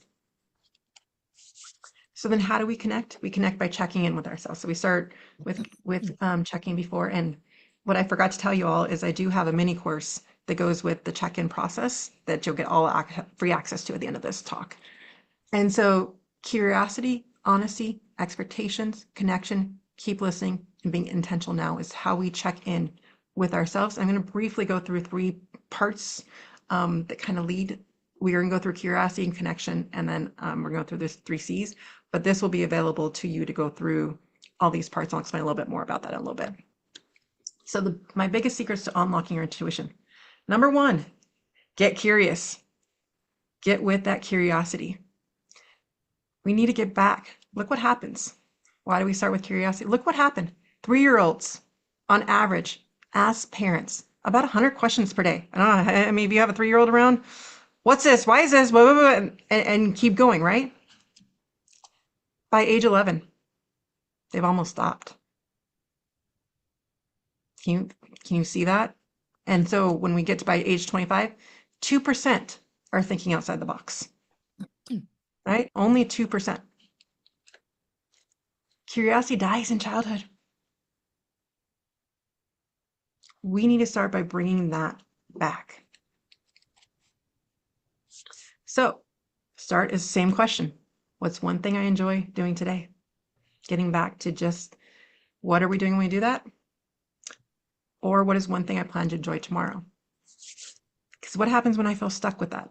Because it's a simple question. But I don't know about you, put in the chat or raise your hand, is that hard for you to think about something you enjoy doing? I still at this time, to this day, still sometimes struggle with that question. Like, what do I actually want to do for fun? Like that idea of actually like lighting myself up and doing that. I've found many things in my business that light me up, and I'm just thinking about letting loose. Sometimes that rest, relaxation is so difficult for me that I'm not. So when you feel stuck, what do? We pick one 10-minute activity that you enjoy doing for yourself. Sometimes that's reading for me. Sometimes that's, I was learning to play the guitar for a while, and I've actually, my daughter broke the string and I haven't even picked that up again. But it's finding those things that is something new for you or something that you've been putting off that you just want to try for 10 minutes. Not an hour, just 10 minutes. Even putting a timer on. Maybe it's drawing, maybe it's journaling. Whatever that is that you felt called to do, Put a 10-minute timer on. Now, then you need to schedule it. Am I going to do it first thing when I wake up? Am I going to do it when my kids are taking a nap? Am I going to do it in the evening after they go to bed? Or do I have a lunch break? Or whatever period, schedule it when it works for you to do that. Like actually schedule it in your calendar. So how do we take one step further to be curious? First of all, let's remember that our learned behaviors, they're habits, right? We've been so disconnected from who we are. We get lost in the busyness. How many of you have done that? You have your kids' busy schedules and you're just like, yeah. And it just keeps going and going. And then you just hide. It ends up being a mask. You hide behind it because you're like, I'm too busy to take care of myself. And so that's why we're starting with 10 minutes. We're asking to start the process, right? Because it takes baby steps to move forward. And these habits, when we learn them slowly, we actually take them in. So let's start with this mantra. I intend to use curiosity to figure out what I enjoy doing. Just repeat that to yourself. And even if you don't have anything yet, simply repeating this to yourself 3 times a day will start to activate. What are we trying to activate? We're trying to activate our RAS, which is our reticular activating system. It's that bundle of nerds in your brainstem that, you know, when you see it, when you get a new car and then you start to see that car everywhere, you've activated your RAS, right? So we can choose what to activate it with. And so it jobs to regulate behavioral arousal, consciousness, and motivation. So if we just ask these questions, even if we don't have answers yet, but we just keep asking them, we're going to ask our subconscious, our unconscious mind to help us figure it out. It doesn't have to be today if we keep asking the question. And so the RAS is part of your brain that filters between your conscious mind and your subconscious mind. The part of your brain that looks for what you focus on. So when you just start focusing on the positive things that you want, one at a time, and remember that there is no, I don't know, not, right? The universe, your subconscious mind doesn't understand the word not or no. There's no negatives. So if you say, I don't want a peanut butter and jelly sandwich today, that's probably what we're going to get for lunch because your brain's not recognizing that. So we need to actually focus on one thing that we actually want, not the not. Let's remove the nots from it and the things we don't want. Keep looking. And if you start with that, that's okay. Journal about it. Start writing all the things that are negative first till you get to the one positive thing. That becomes the thing that you put up on your wall, or that becomes the thing that you ask yourself every day. So we're going to keep track. So we're going to make a list, journal, notepad, phone, pick one spot or have a different spots that merge together.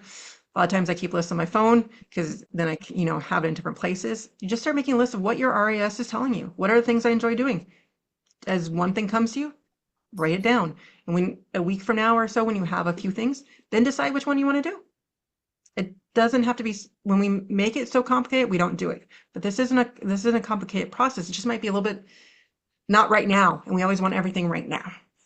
And so let's just activate our RS and being intentional as you look and using that curiosity of, especially if you have young kids, what are the things that you actually enjoy doing with them? Like maybe you enjoyed making puzzles with them. Maybe you enjoy drawing with them. Maybe you hate, I was never the big Lego person. So, but maybe you do like Legos. Also take notice of the things that you enjoy that they're doing. And then you can do more of those things with them, which gives you better quality time when you guys are enjoying those processes. But look at the things you enjoy that they're into as well and see those commonalities and then do more of those things with them.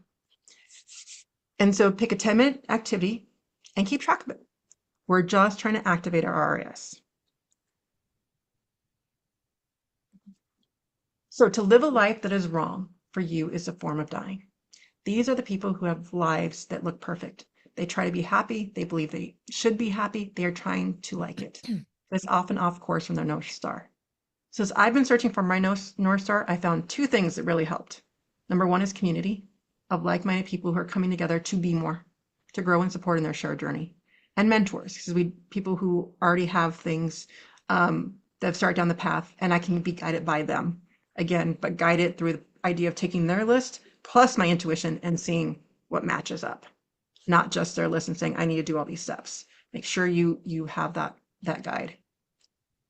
And so that takes us to number 2, which is the connection piece. We've talked a lot about connection already from my story because that's been my key focus. And Jamie Kern Lima says, being vulnerable is hard, but I've learned that sharing our true, flawed, authentic selves is the only real way to connect, and love can happen. It's the only way to truly step into your power and purpose in our lives. Like I said, when I created this circle that I thought I wanted, that this was the belonging I thought but it still didn't feel authentic. It didn't feel right. And your body will tell you when you listen to it. And so I want to introduce a little bit quickly about the principles of circle, because I want to invite you, even come join one of mine, but also create your own. And I just want to show you quickly some of the process with it. And I'd love to even just share how to create your own, because my whole goal is that we just have more women and eventually men. But I truly believe in us as women, why we're here, heal her first, of doing it together. And so circles can be virtually or in person, your choice. Circles are with a sacred center. So you pick that centered spot and you're there to be true to yourself, to follow whatever calling or assignment might be, to support each other, to make wise choices, to call upon invisible help through prayers, intentions, and meditations. And how do we do that? Circles are a heart-centered, activist, and global feminine movement to support each other. I didn't realize how big this is, but as I said, I forgot to mention when Dr. Bowling with the Dalai Lama, she wrote the million circle. So her metaphorical number of 1 million circles would be that shifting point in the paradigm that would help, that would be what the Dalai Lama is saying with the Western woman changing the world, is because we create this dynamic of opening ourselves up through circle and being able to make the changes we need because we've unlocked our genius, we've unlocked our authenticity. And so it's about that spiritual equality and healing the powers of the sacred feminine so that we can share the feminine with the world.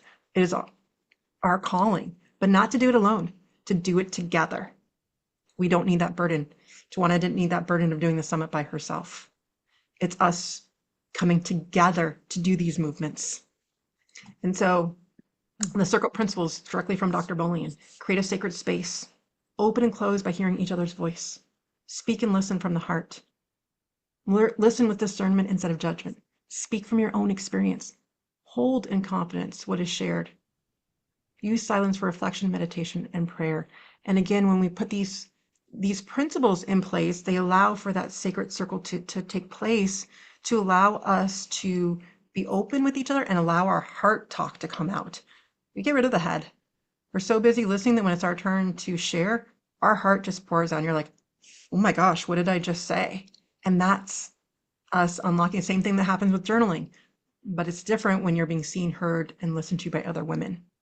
And so it's a different way, but the same thing can happen with journaling when you get to your subconscious. It helps bring that out in a different way, and it helps you hear and see your own voice and realize that you're not alone, that you belong to all of us. And so my mission with moms is when mamas gather with intention, offering grace, magic happens. Grace allows us to get through the tough times together by lifting each other up, giving grace for making mistakes as we learn to do better, giving grace for working to embrace our differences and learning from each other, giving grace for mothering the best we can. At Connecting Moms, we embrace grace to connect and support each other as we identify and live in our genius, because it's all about us unlocking and being that role model for our kids to figure out their own genius. Because when we're living in our own genius, we're no longer worried about what dreams or aspects we need to put on our kids, because we project unconsciously our own dreams and aspirations that may not have come true onto those poor kids. That may not be their dream or aspiration. Our goal is to live our own so we can inspire them to figure out what theirs are. That's our role as a mother, not to hide our own dreams, not to put them offside, to get rid of this martyrdom idea, but to live in our own dreams so we can inspire them to figure out what theirs are. That's what we do. And so the last step leads right into that, which is unlocking the genius inside you and your kids, is that celebration. Unlocking your intuition. Because when we celebrate ourselves, when I took time to, on that day 25 of phase 3, to reflect and actually celebrate the journey that I made, rather than just here's the next deadline, and we do those reflections, then we get to celebrate ourselves and realize it really is about the journey, because there is no destination. We're always moving to our next part of who we are. We're always evolving.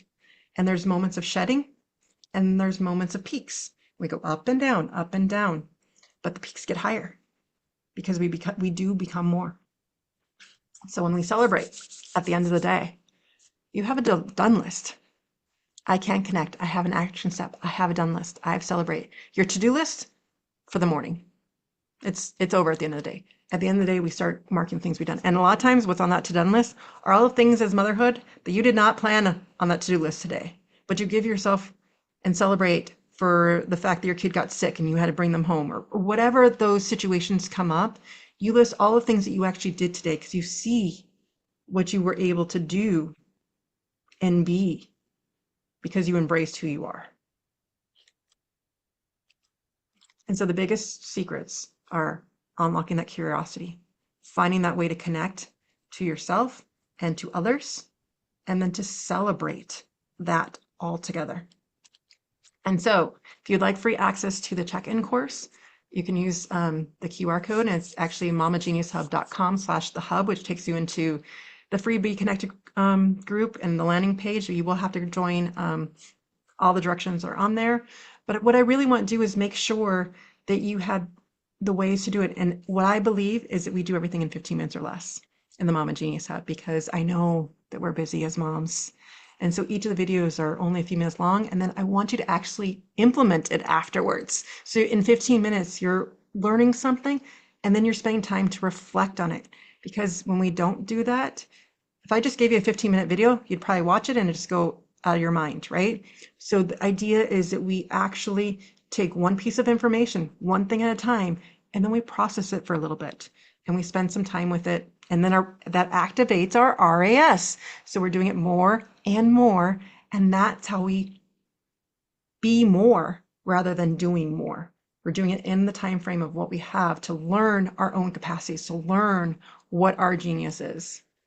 And so right now, I'd love for you to check in how you feel after hearing all this, after going through the meditation, because that's what this is about.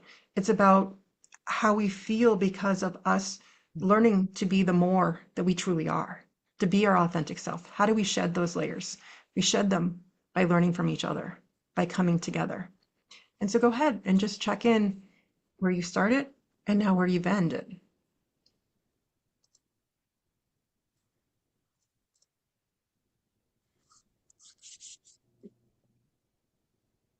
Optimistic, touched, grateful. I love this.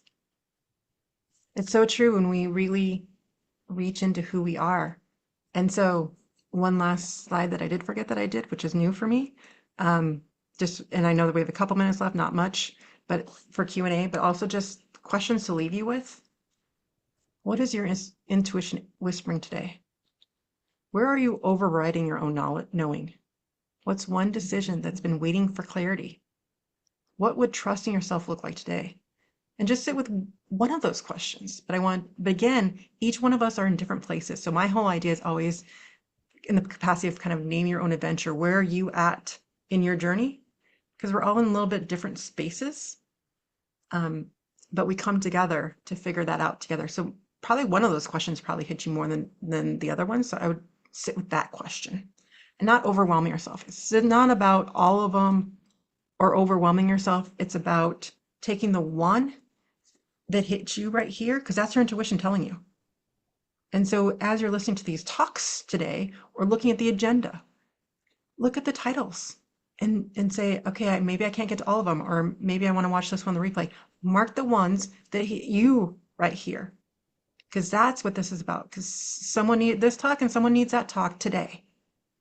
And maybe a month from now, you needed a different talk. You come back to Tawana's YouTube station and watch that replay, because we need things at different times. Just see what you need today.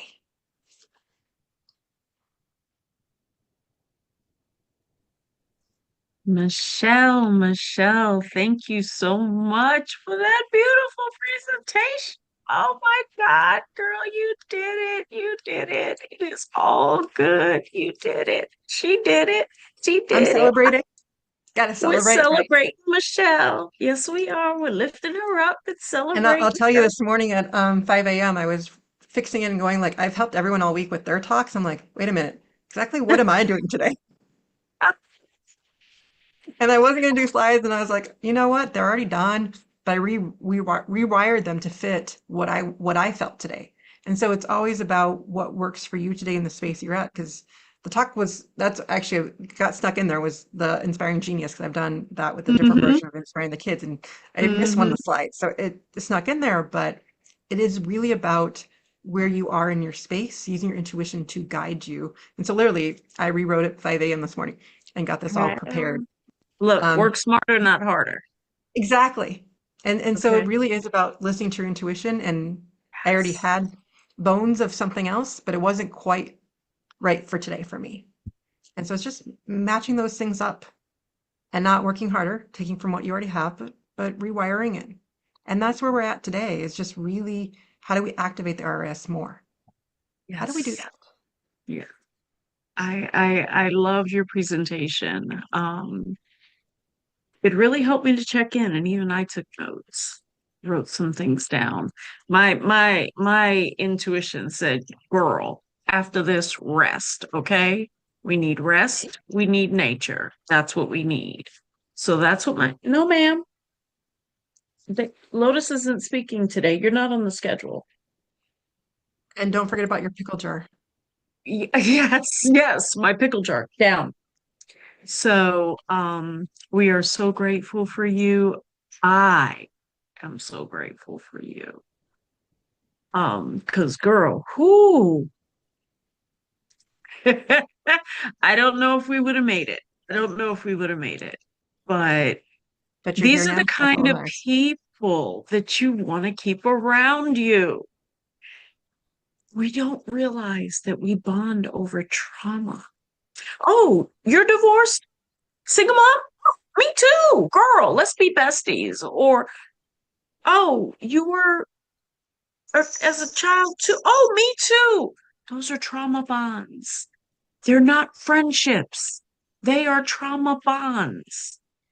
When you So activate crazy. your when you activate your RAS and you figure out what that vision is that you want, you now Yes. link by the vision. Yes. But Yes. you need to figure out what that vision is for yourself first, because when you get lost by what everyone else is doing, that's when we're in the weeds. And so Yes. spending that time activating your RAS and then finding the people who have that same vision as you now, those Mhm. are the people you should belong to. Exactly. And you were so right. Look, I love going to Michelle's group, you guys, even when I don't have anything to say or don't need anything. And my children are adults, okay? I don't have babies running around the house except for this little one that keeps popping her little I think we furry have more head up. grandmas than we have anything right now. Yes, I am a nana, a proud nana. But this is what I'm talking about. True connection. People who see you, people who value you, people who love your energy and your time, and they appreciate when you show up for them, and vice versa. So, as you're healing, remember that a lot of people may fall away, but it's for your highest good. It's, And it is that is so true. okay. It is okay for people to fall away because they When you, need to. exactly, because when you start to raise your vibration to being in vision mode, you start to see who your frequency changes and you start to track that Exactly. frequency. And some people on that Exactly. lower frequency just aren't meant to be. But also at the same time, if you think about family members or stuff, it's not that you have to throw people, I don't like the idea of throwing people away. It's the idea that, Michelle, can you just take over for 30 seconds? I have a delivery and I just have to yep, open the go door. for it. Thank you. It's not about throwing people away. It sounds weird, but it's more about the boundaries then. So a lot of times we think that we need to be vulnerable and tell everyone our business. It's then more about who do you share the personal stuff with. Like you might go to your family holiday, right? Thinking, oh my God, I'm gonna be in this, but then you just decide what kind of what kind of interaction do you want and what are things that you're going to share and just pick things that are more general and just always being polite and energetic about the things, but you only share the true deep stuff with the people who are in your inner circle. And that is what starts to change the whole thing is that you do need to be vulnerable. I am not going to lie. Though you don't need to be vulnerable with everybody. Choose the people who you share that you want to be seen and heard by.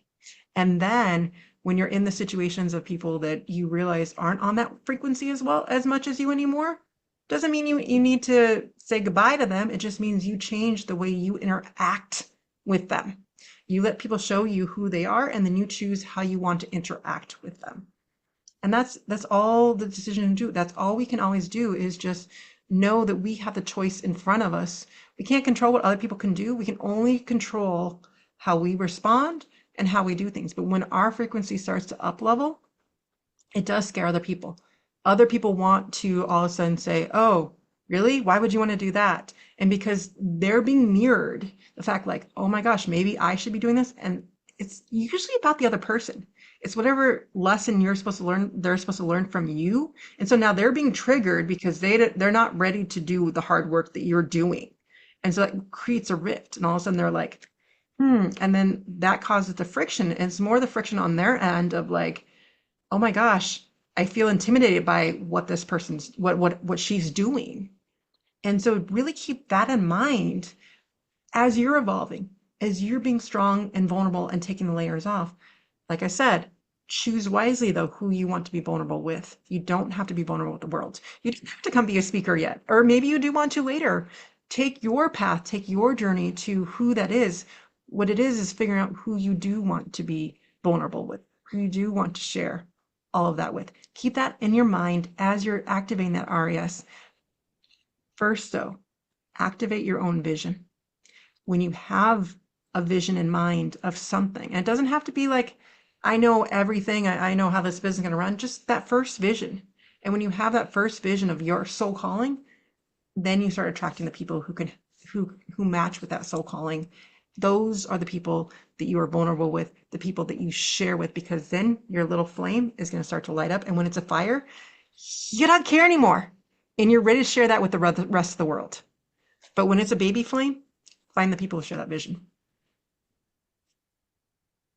Well, thank you, my dear. Thank We you. still have trees down. We had like some little tornado type activity yesterday evening. So that was supposed to be here 2 hours ago, but there's so many trees down on the way. So thank you, my dear. I Thank love you, you. love you, love you. Sorry it says Josie, but I did I think I clicked the right It's link. okay. I tried to change it too, and it wouldn't change. It's Zoom. It's okay. We're here, right? Exactly. I'm like, I was wondering why I didn't see my name when you're like, I'm in the room, but I don't see my name. Yeah. I'm like, where is she? And also I So, checked the chat. I'm like, oh, that's why. And we kept going. And that yes, is what it is. And actually I put on the bracelet today. Um, you never fail until you stop trying. exactly. Exactly. So, I love you, love you, love you, my dear. You guys, coming up next, we have Bye everyone. Carrie. She talks about being the CEO of your own mind.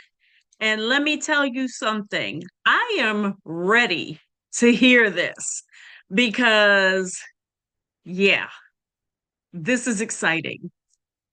My dear, welcome, welcome. I'm so glad you're here, and I'm going to turn it over to you. Great. I actually like to do a presentation, share a presentation as well. Go ahead.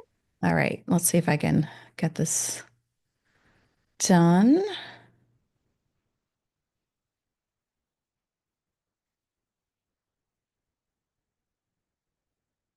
Oops, where did it go?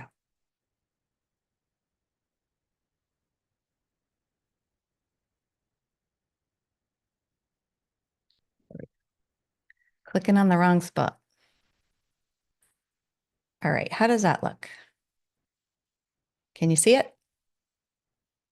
All right, maybe not perfect, but good enough.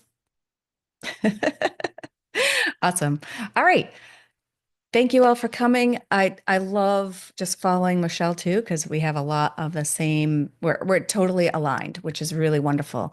Actually, the presentations that I saw yesterday, everybody seems to be aligned, and it's just a wonderful space to be here. And I really appreciate and I'm grateful to be here as well. So I do have a lot that I'm going to try to cover in just a half an hour. So if you have a pen and paper, you can jot down some stuff, but I will be sharing the PDF that I have at the end so you can look at it later and also dig in a little bit deeper. But my name is Carrie Willett, and I'm an intuitive emotional wellness practitioner, and I help women with anxiety or are coming up against brick walls and cannot figure out what is wrong. And I help them become the CEO of their mind, which is calm, empowered, and open. And I help them manifest their dreams, remove what's in the way, and receive guidance through channeling. So let's get started. So just as an overview, I'm going to review the 7 steps. I'm going to take you through a very simple experience of releasing and rewiring your subconscious. And then I'll give you the PDF, and then we can have any questions if we have time. Now, I came across this statement, and I don't even remember where I saw it, but I thought it was really important to share because a lot of my clients come in and feeling like they're broken, but you're not broken. You're just buried beneath the weight of old stories, pain, and emotional patterns. So I invite you to come home to yourself today. All right. The first step of becoming the CEO of your mind is setting up a practice for you. I hear a lot of the times people wake up in the morning with an overactive mind and they're ready to start the day. They don't have time for themselves. But an interesting thing is when you start taking time for yourself, your space opens up and you actually have time to do more tasks and enjoy life. It's a really interesting thing. When you slow down and take more time for yourself, you have more time. Trust me on this one. Especially as mothers, if you are a mother, or take care of other people, you feel like you have to give all the time. But coming back to yourself and giving yourself some space really frees yourself up. So when I say setting up your practice, what does that mean? It's finding a space that you can almost call your own, where you can go and just be quiet and start a routine. Now, the space is best if it can be clutter-free.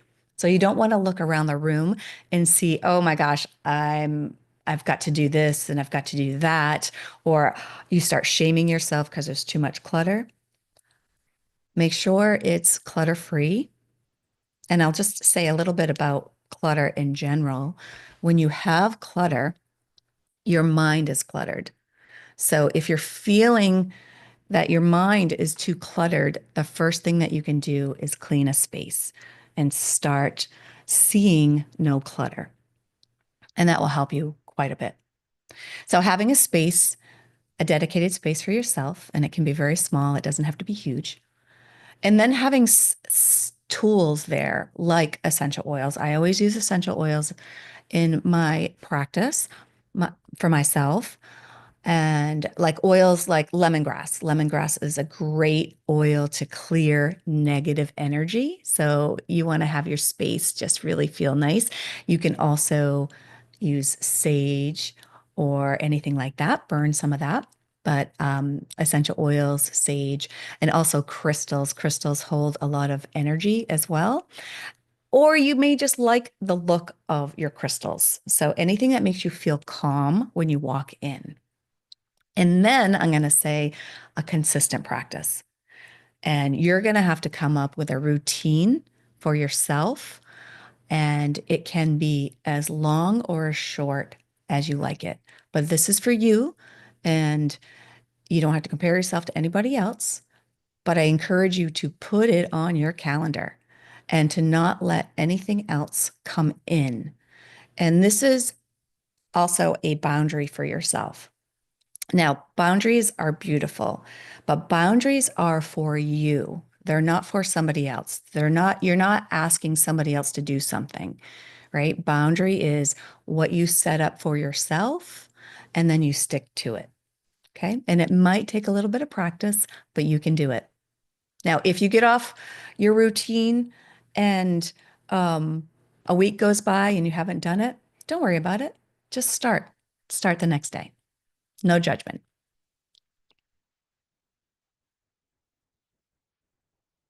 All right, this next is we have this wonderful concept of releasing to the universe and God, right? How many of us try to control situations or people in our lives, right?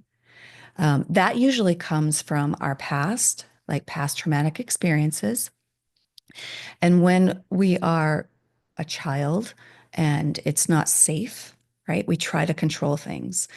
We try to control how we behave and how other people behaving. Maybe we needed to try to make somebody else safe, or we had to be really super aware of what somebody else was doing so that we wouldn't be in danger. So that sense of trying to control situations as a kid keeps us safe. But then we learn that activity. And as adults, we carry that into our life and try to control situations and other people. And that never works out for our highest good. So surrendering to the universe and really trusting that this process is going to work out for your highest good. A lot of the times, things happen in our lives and it feels bad. It doesn't feel great. And then something will shift. And then we've learned that we had some learning to do with this experience. And then it makes a little bit more sense. But letting go of the how and the control will free you up for more things to come into your life. Now, when you think about trying to control a situation, just feel like, how does that feel in your body, right? Does anxiety come up? How do you feel? Restricted, tight? That's not flow. And flow is where our magic is. And controlling our thoughts and letting go of everything else is where the magic is.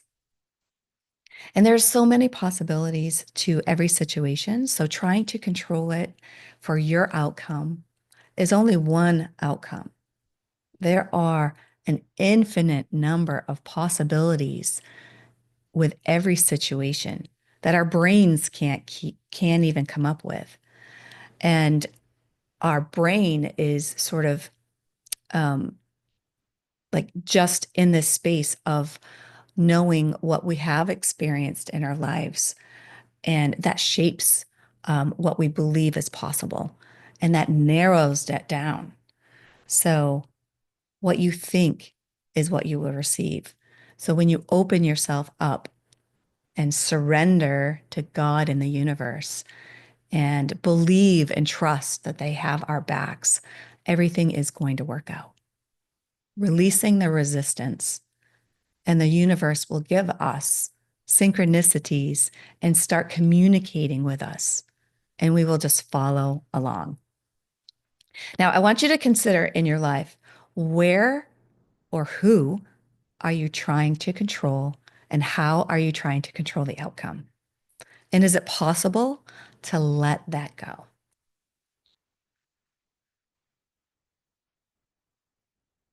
All right, this is the step that I believe is the biggest and where you will spend so much of your time. Now, if you're not familiar, during our childhood, between the ages of 0 and 18 years old, that is when we build our subconscious. And what that means is we're building our belief systems about ourselves, about the world, and anything. Now, when traumatic things happen to us during our childhood, negative thought patterns and belief systems are created. And this also happens from our mothers and our grandmothers. So, our grandmothers, your mother's mother, had you and her in her belly at once, right? So, she's growing your mother, and your mother was growing the eggs. Oops, I'm sorry, my cat just stepped over here. So, your mother has her eggs, which are you, in the same womb. And we know that trauma is embodied, right? So your grandmother's trauma and your mother's trauma are all there. So it can be passed on. And I remember this with my daughter, and she was, I'm sorry, on the wrong slide. She, when she was young, we were in the bathroom and she was looking in the mirror and I was looking in the mirror and I was telling her some beautiful affirmations. And I told her to look at herself and say that she loved herself. And she was so little and she's like, I hate myself. I don't love myself. I'm ugly. And I was like, oh my gosh, did she learn that from me? Like, I've never said anything like that about myself.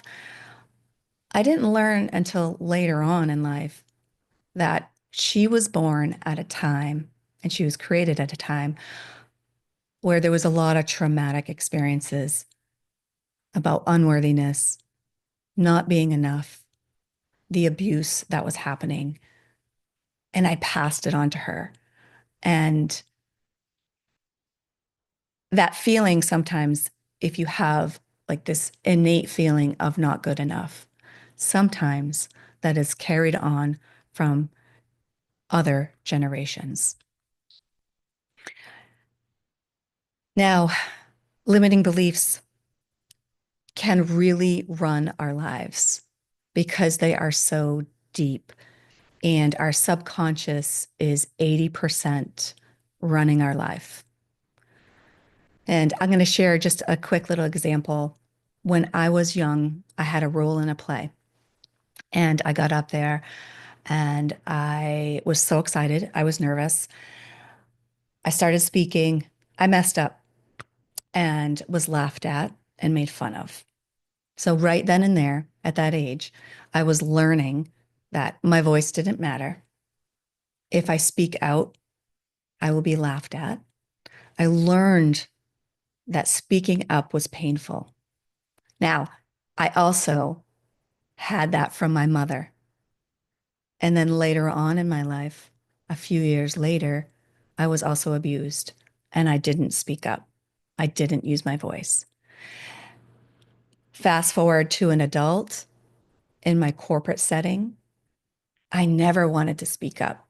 In meetings and presentations, I was afraid of what people would think of me if I spoke up. I felt like I would be judged. And what if I said the wrong thing? Would I get fired? You know, just the racing, the mind racing. What I didn't realize is those limiting beliefs from my childhood and my experiences and my mother's were all shaping how I was behaving as an adult.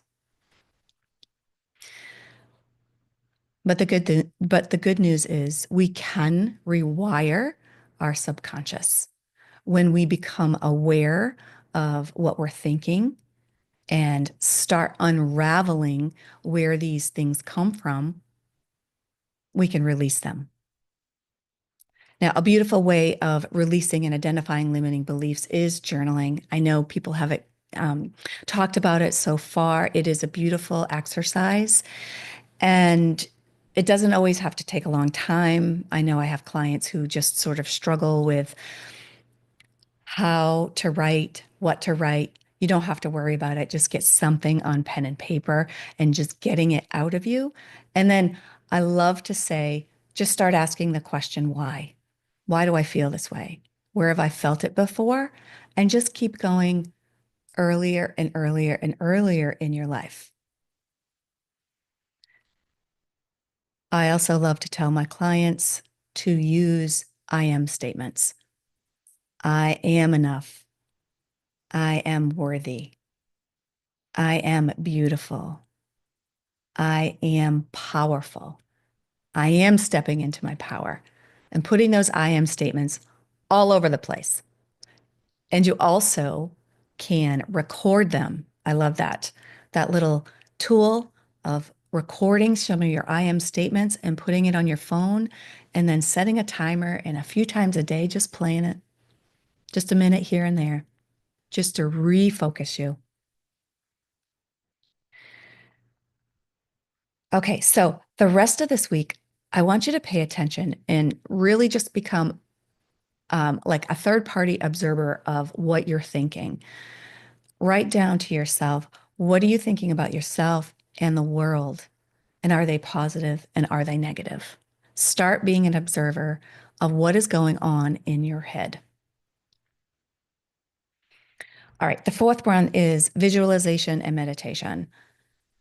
Visualize your success. During meditation, you just want to quiet your mind. If you don't feel comfortable quieting your mind, listen to a guided meditation. There's so many out there. And visualize your success. And again, you can use your phone, grab it, describe in detail what you see and what you feel when you have met a goal or a certain desire that you have in life, and then believe it. Visualize it, see it, feel it, and believe it. Then we have managing your vibration. Where are you on this chart? Can you see? Can you pinpoint what you're feeling? And being awareness of what you're feeling all throughout the day. And if you're doing something that's lowering your vibration, you got to ask yourself, why am I doing this thing? And can I shift myself? I love to use dancing and music to shift. If you're feeling low, put on something that makes you feel great. I have this awesome manifesting music that I love to listen to. It's super empowering. And I just turn that on and I shift. I might be worrying, and then it shifts me to feeling hopeful and optimistic. What a difference that is. Talking to a friend, using essential oils that go right up into your limbic system and change your vibration, walking in nature, and don't participate in things that lower your energy. Don't gossip. Don't listen to things that bring you down. But really be in awareness of what you're feeling.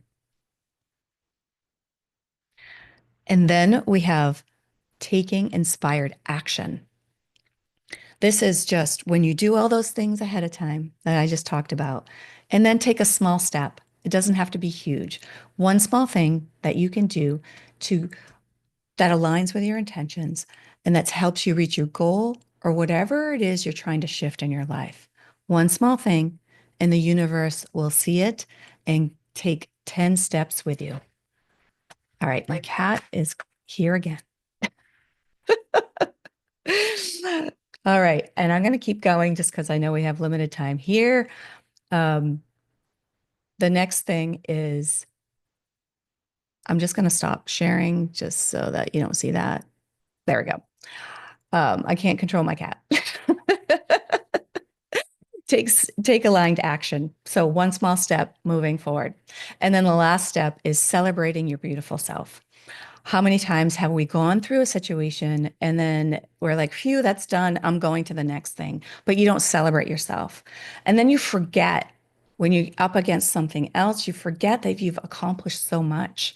So take the time to celebrate and then record your celebrations. So when you're having that feeling of, I'm not sure I can do something, go back and look at what you've done and remember how powerful you are.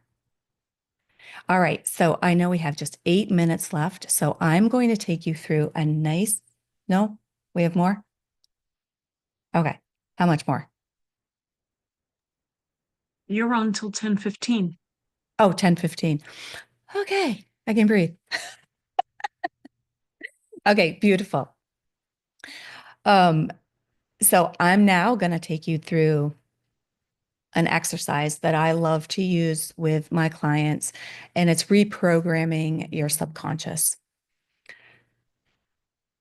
So I'm going to ask you to close your eyes And take a nice breath here in and out.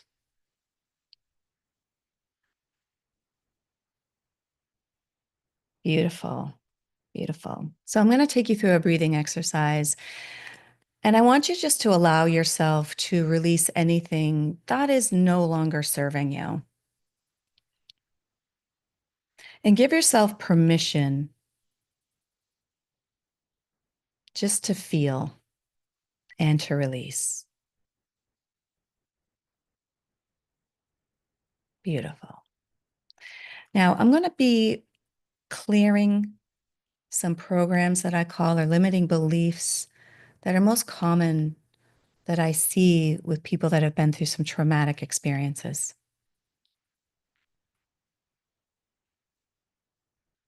So go ahead and take a breath in and hold and repeat in your head, I release all anxiety with I'm not enough. And then breathe out.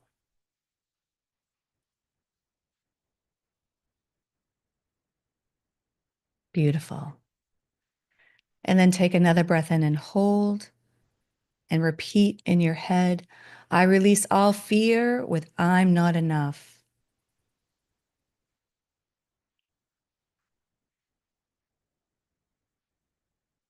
Beautiful. Another breath in and hold. I release all hate with I'm not enough. And then breathe out.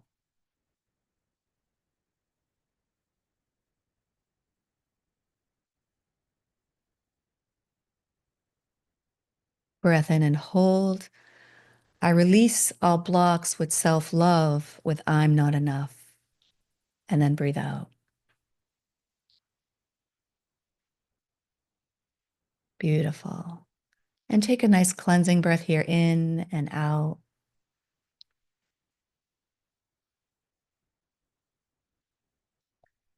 Breath in and hold. I release all fear with I feel empty.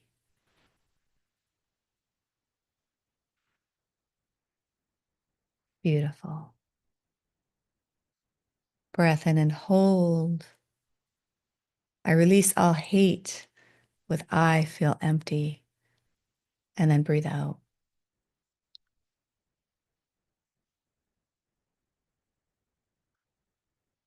Breath in and hold. I release all punishment with I feel empty.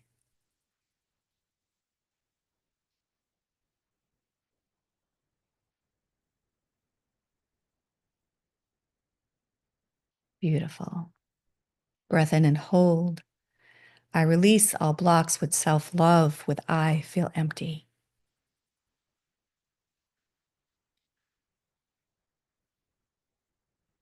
Beautiful. And take a nice cleansing breath here in and out. Beautiful.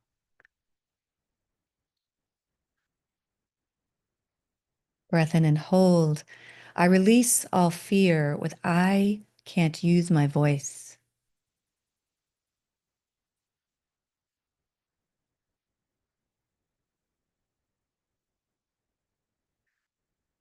Beautiful. Breath in and hold. I release all fear with I can't use my voice.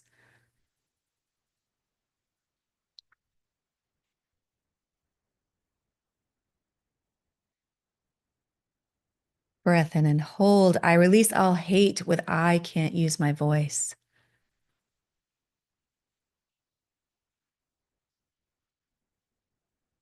Beautiful.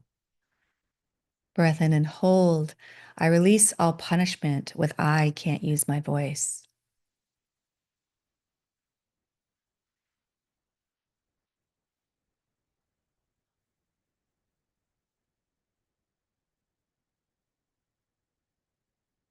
Breath in and hold. I release all blocks with self-love with I can't use my voice.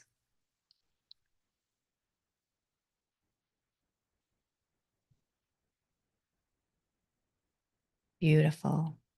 And take a nice cleansing breath here in and out.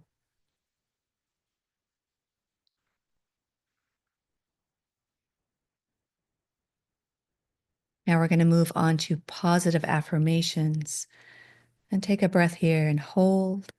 I am so happy, grateful, and thankful that I am love and light.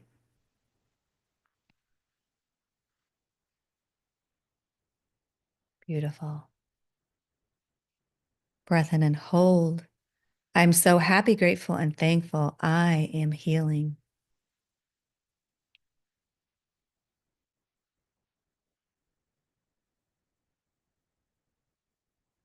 Beautiful. Breath in and hold. I am so happy, grateful, and thankful I am supported and loved.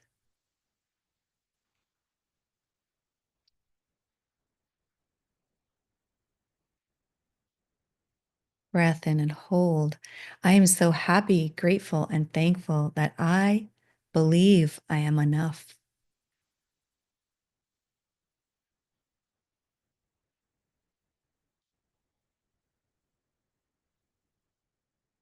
Breath in and hold. I am so happy, grateful, and thankful I am enough.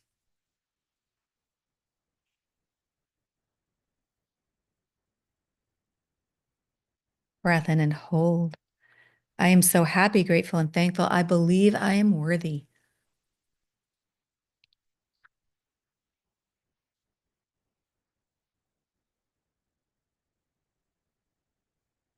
Breath in and hold. I am so happy, grateful, and thankful I am worthy.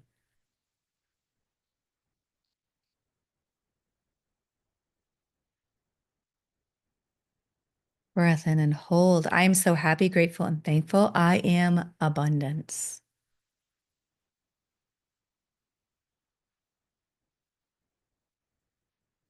Beautiful.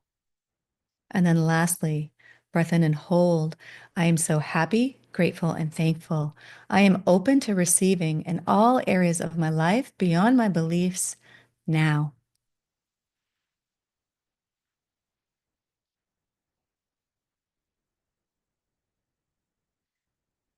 And so it is.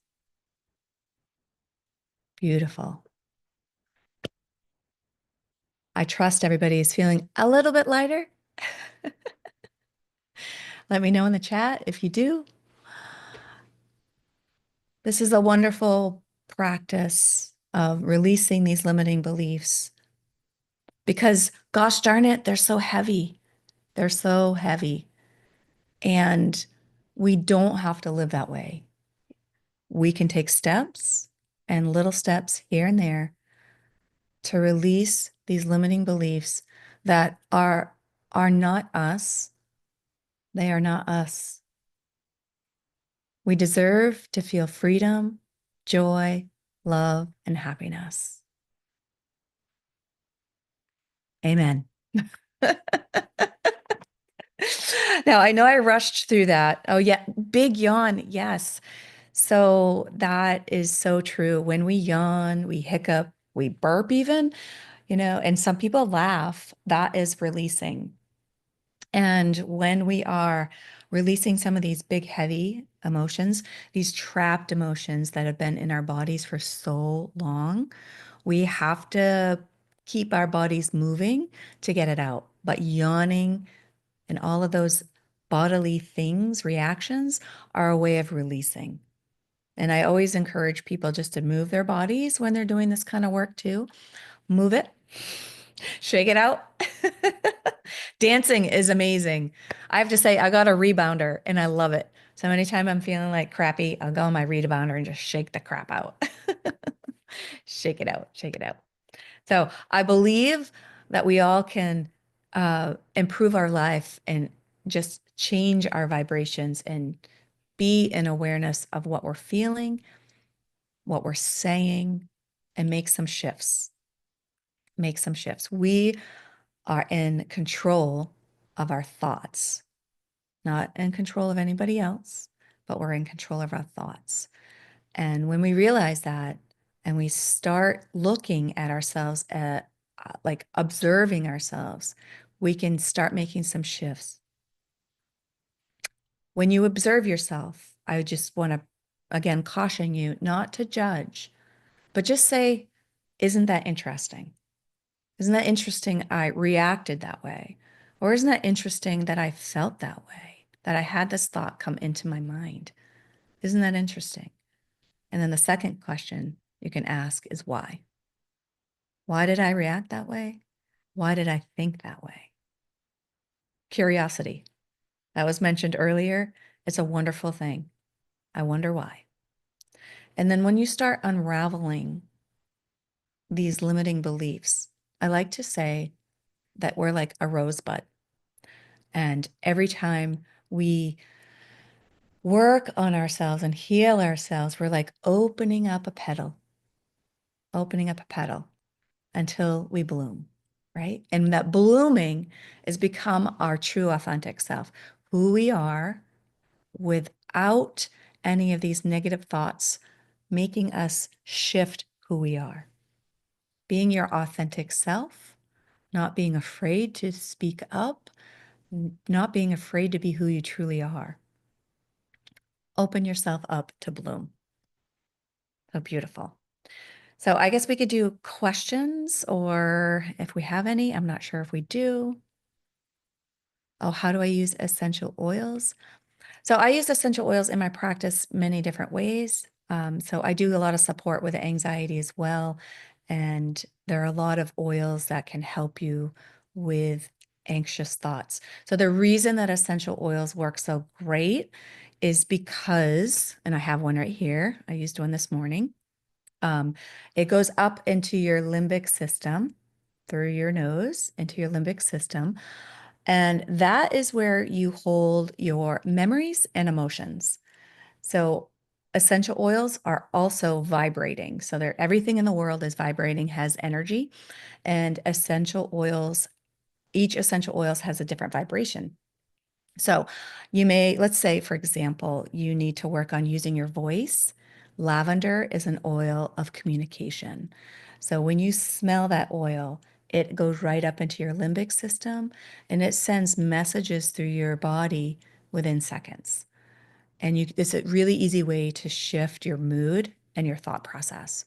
So when I use it in my practice, I usually send essential oils to a client or we just create blends. And we like to do manifesting blends too. What's in the way of you receiving? And we get these oils all together for you personally, and then use those while you do your practice. So I hope that answered that piece of it too. And the essential oils that I use are safe to use internally. So I use some for detoxing as well. All of the citrus oils are beautiful for uplifting your mood. So use them away. All right. Do we have any other questions? You're welcome, Rhonda. You're welcome. Happy to answer any questions. And if you do want to contact me, the easiest way to do that is through releaseandempower.com. And that is my link tree where I will have that PDF that you can download, and you can also do journaling. I have some journaling prompts there.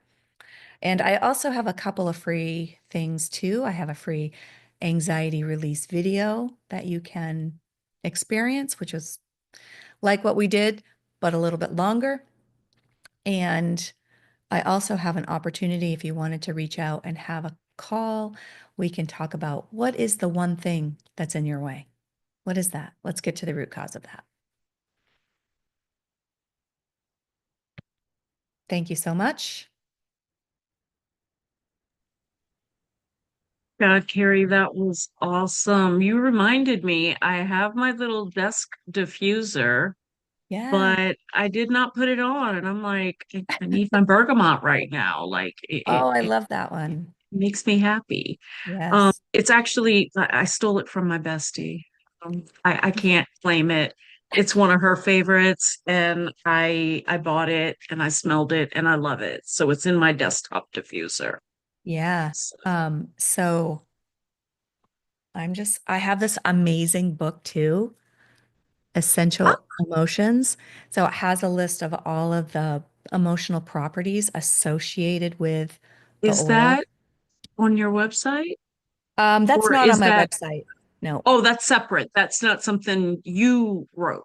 No, no, Okay, it's okay. a I just want to make sure because I want yeah, to support if you did.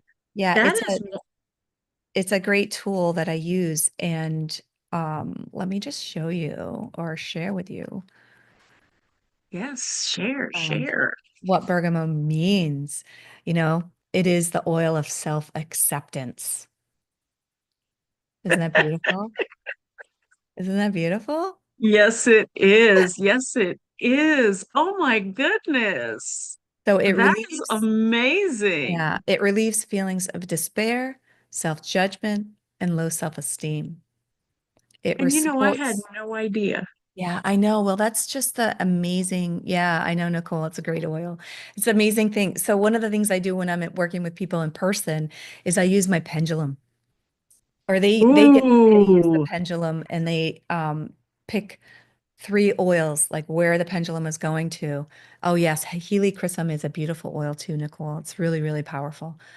Um, they use the pendulum to choose their essential oils, and then they learn the emotional properties, and they're like, "Whoa." ooh, I love this. Natalie, I use doTERRA. That's the one that I use. And if you have any questions about oils or how to get them, you can totally reach out to me because I have a bunch of specials going on with that too. Oh, you Um, do? yeah. I'll be reaching out. Okay. Absolutely. Absolutely. Yeah, they're beautiful. Such that was actually how I started my healing journey when I was um yeah, I didn't get into my story too much, but I was depressed, anxiety, postpartum, like all the things. And I started with essential oils just because I was so low and I didn't want to be in my anxiety meds anymore. So Hmm. I started the natural approach because I was foggy. I couldn't think, I couldn't feel. Like I Hmm. already couldn't feel enough as it was. And then I Right. added the drugs on top of it and I was really numb. So I wanted to release that. And that was the start of my healing journey, just doing more of the natural approach. And it really shifted my life. Um, but I needed to dig further. And, the subconscious work that I've been doing has really uncovered a lot for me. And me specifically with my trauma, I always knew I had something. I never pinpointed what it was. But it's not until I did the subconscious work and my connection with my guides is when I actually found out what happened and by whom. And then when I started asking questions, I found out that my sisters all had the same situation that happened, and none of us talked about it. None of us talked about it. So it's been an interesting thing. And I'm 50, I'm just 50 now, or 53 now, but 50 when I figured it out. And I was like, Right. oh gosh, this makes sense. Everything makes sense now. Because I just couldn't figure out why I had no value. I couldn't use my Right. voice. It's like I was kept searching, searching, searching. And this work really, like I dug into it and I received the work myself for 3 times a week once I started learning it. And I was like, I need my answers so that I can help other people. So it's been a It's journey.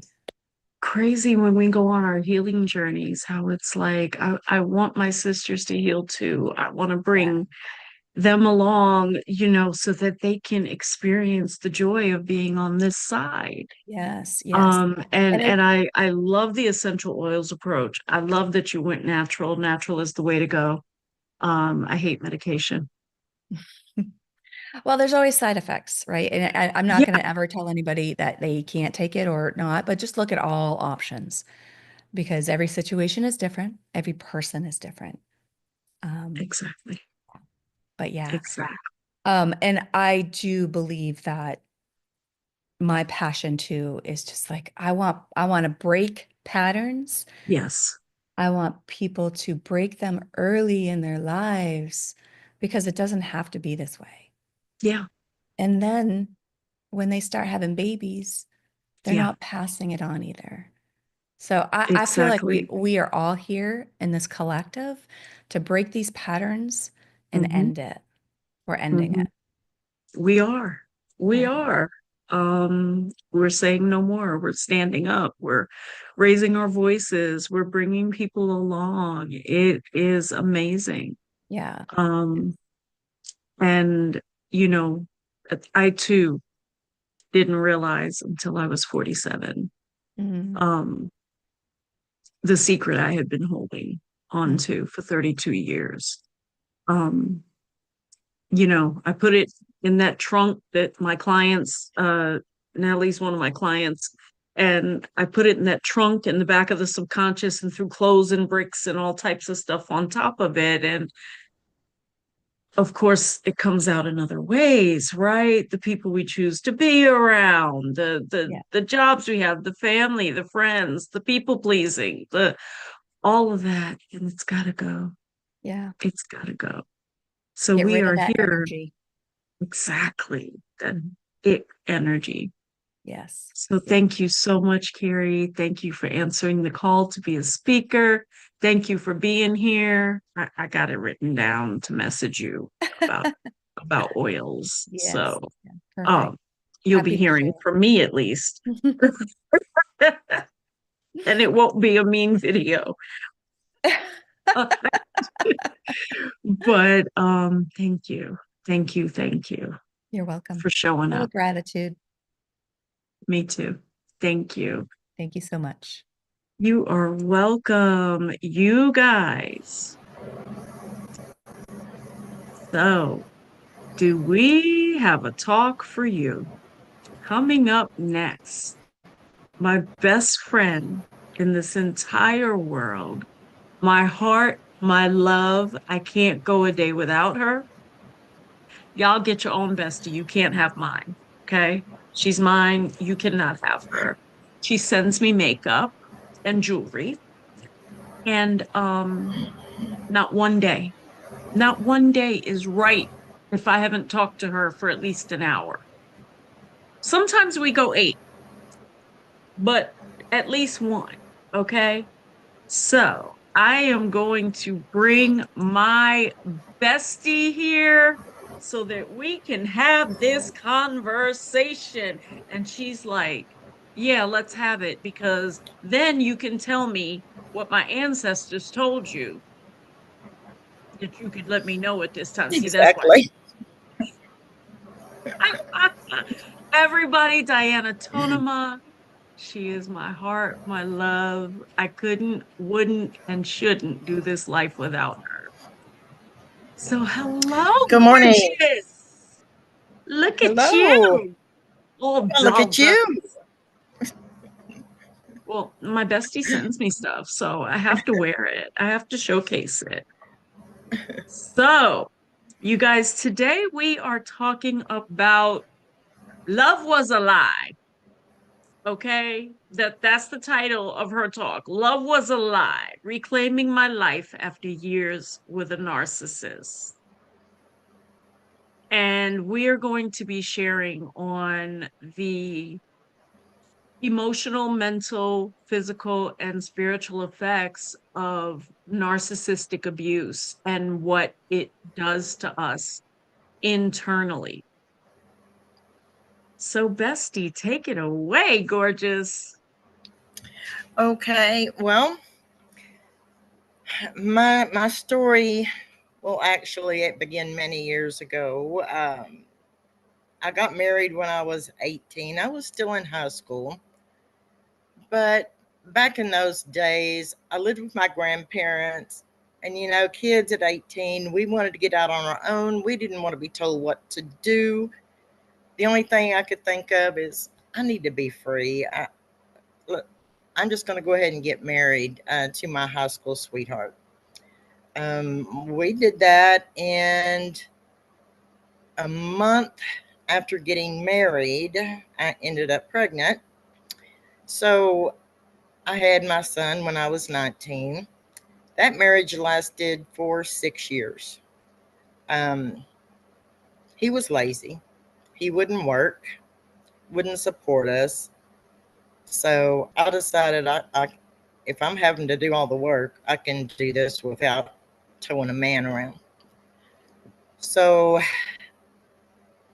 My birth mother got in touch with me when I was 20. My son was 1.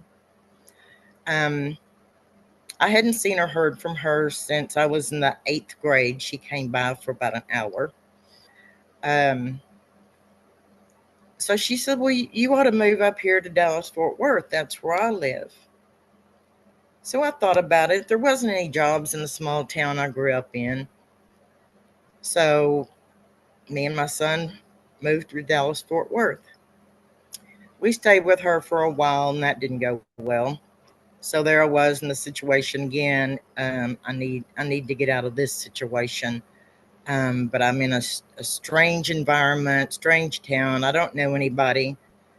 So my mother and I went out one night for a girls' night, and I met this pilot. Very good looking.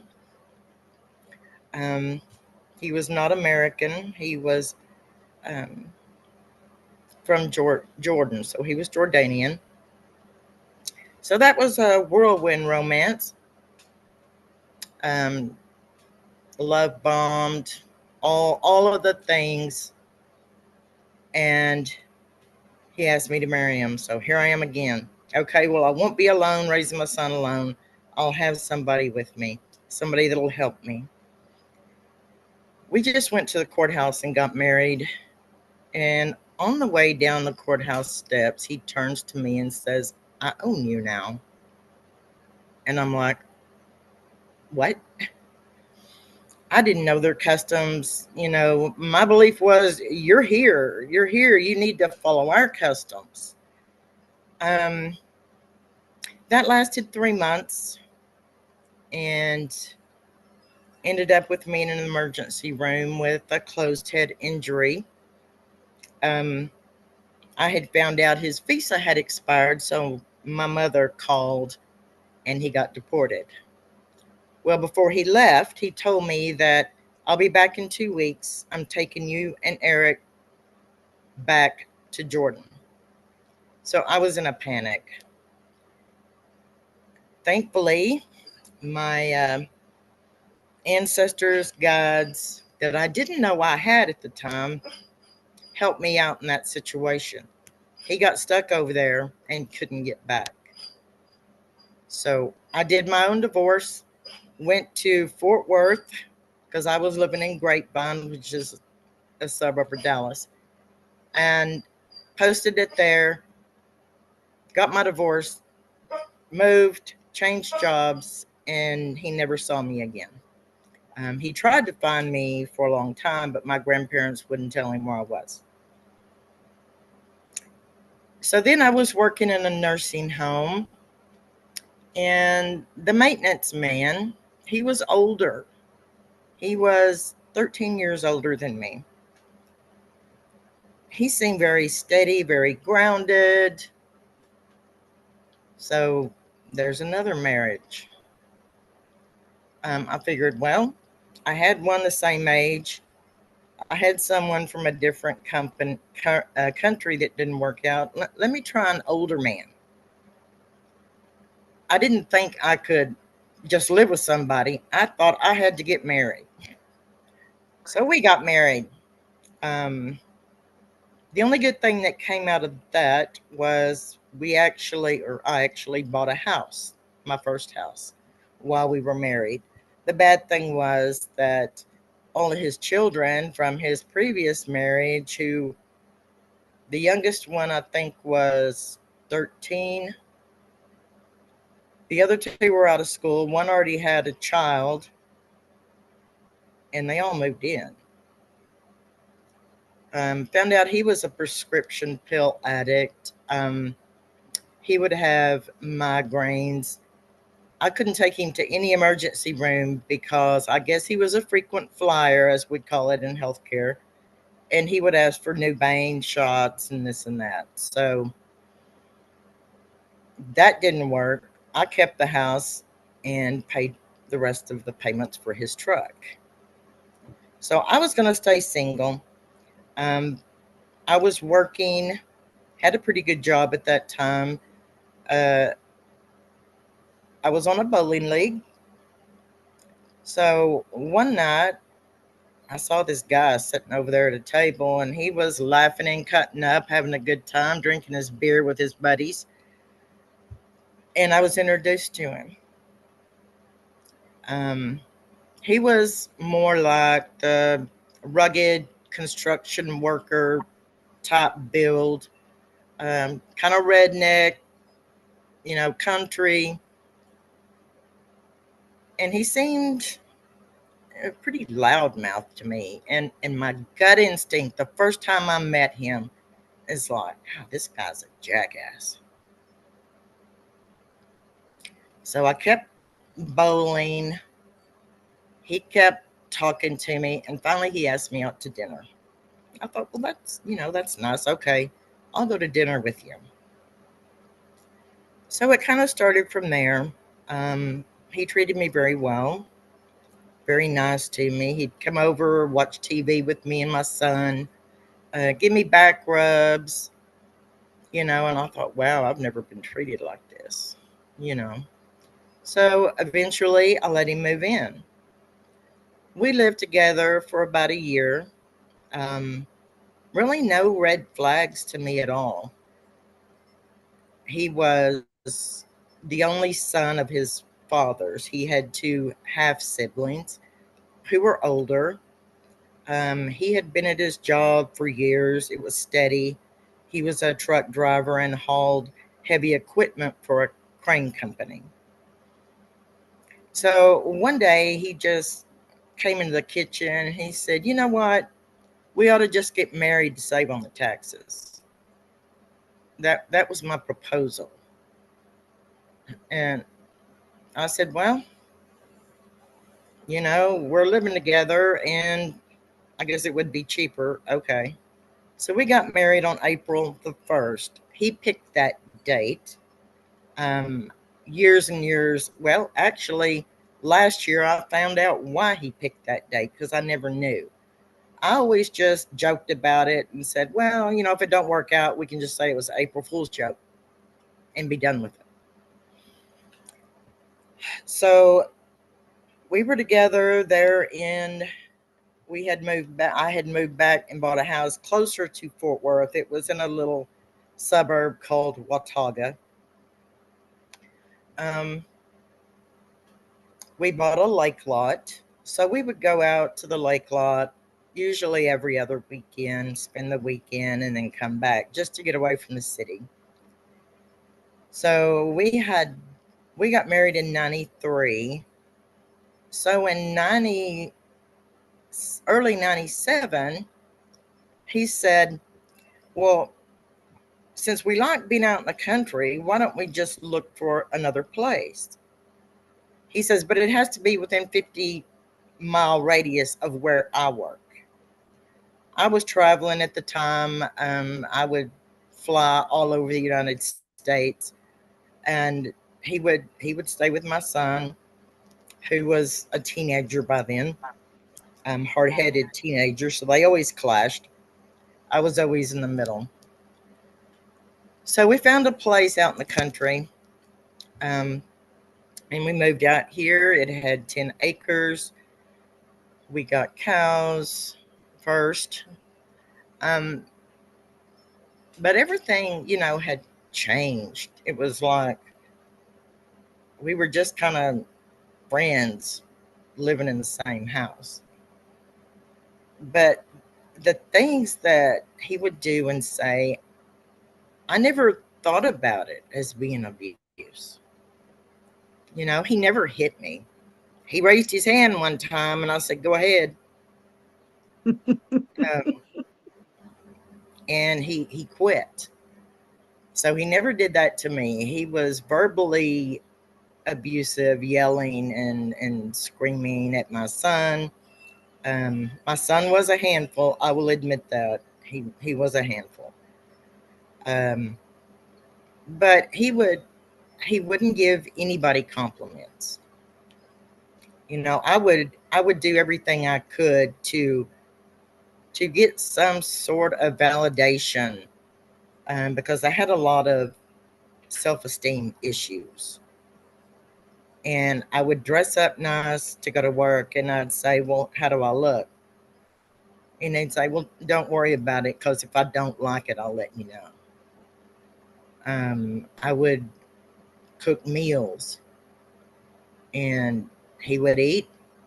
He would go throw his plate in the sink, and I'd just kind of sit there, and I said, well, especially if it was a new recipe, I said, well, did you like it? Well, it'll make a turd. Okay. So that kind of stuff went on. And then I started thinking back, wow, this has been happening a long time. Because if we needed an appliance for the house, a washer, dryer, or stove, I paid for it, but he picked it out. He wouldn't even let me pick it out. He wouldn't allow certain colors of things in the house. He hated the color green because he was in the military. So I could wear green. Nothing of his could contain the color green in it anywhere. Um, he would tell me what car I could buy, what color it could be. He would go and get vehicles that he wanted, but of course I had to go because it was my credit.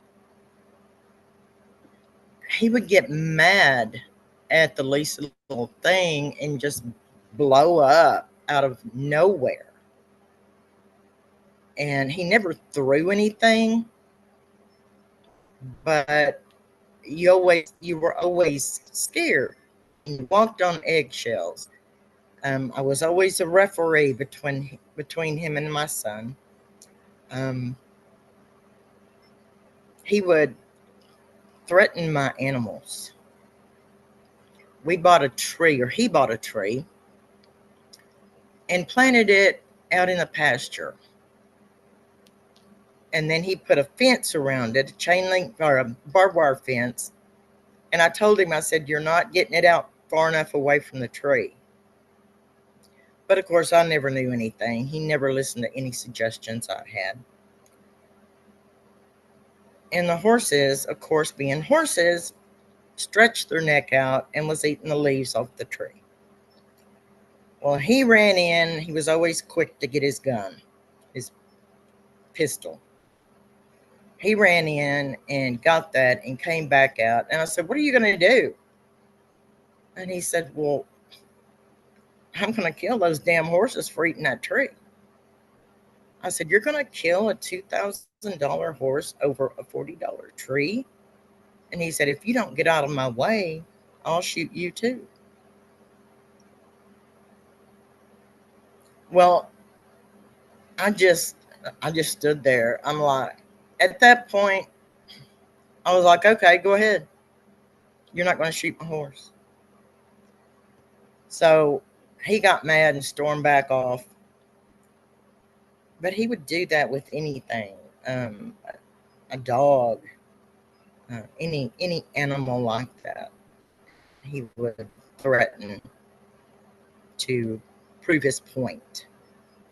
I couldn't watch TV. He didn't like the things I liked. All he wanted to do was watch Westerns every minute of every day that he was home. So I would get on the computer. Back then, there wasn't a lot of games available. It was solitaire, stuff like that. So I would sit and play that. And he'd say, what are you doing, playing those brain dead games? Only lazy people and brain dead people play that stuff. I said, well, what do you want me to do? You know, I don't want to watch Westerns. He says, well, you can get up and do something else. So it got to the point, we hadn't been intimate. We had been married for, at that time, 14 years. And we never had intimate relations. I think I could count on my one hand how many times we had been intimate in 19 years. So, of course, that crushed your ego. Um, if I even accidentally brushed up against him, he would jerk away, And finally, I just moved to another room. The last 5 years we were together, I was in my separate bedroom. He was in his. And he seemed to like that just fine. I gained weight because I've always had weight issues. He didn't like fat people. He would tell you, I don't like fat people, they're lazy. So I would go on the yo-yo thing, lose weight, gain weight, lose weight. And I finally thought, well, maybe I can get that lap band surgery when it comes out. Well, I went through all of the tests and all the psychology and all that and got approved that way, and then my insurance wouldn't pay for it. So I told the insurance, fine, then you can pay for dialysis later. Because I'm an insulin dependent diabetic. So I just quit taking my insulin. I lost weight, lost a bunch of weight because I was in ketoacidosis. Um, anytime that I was sick,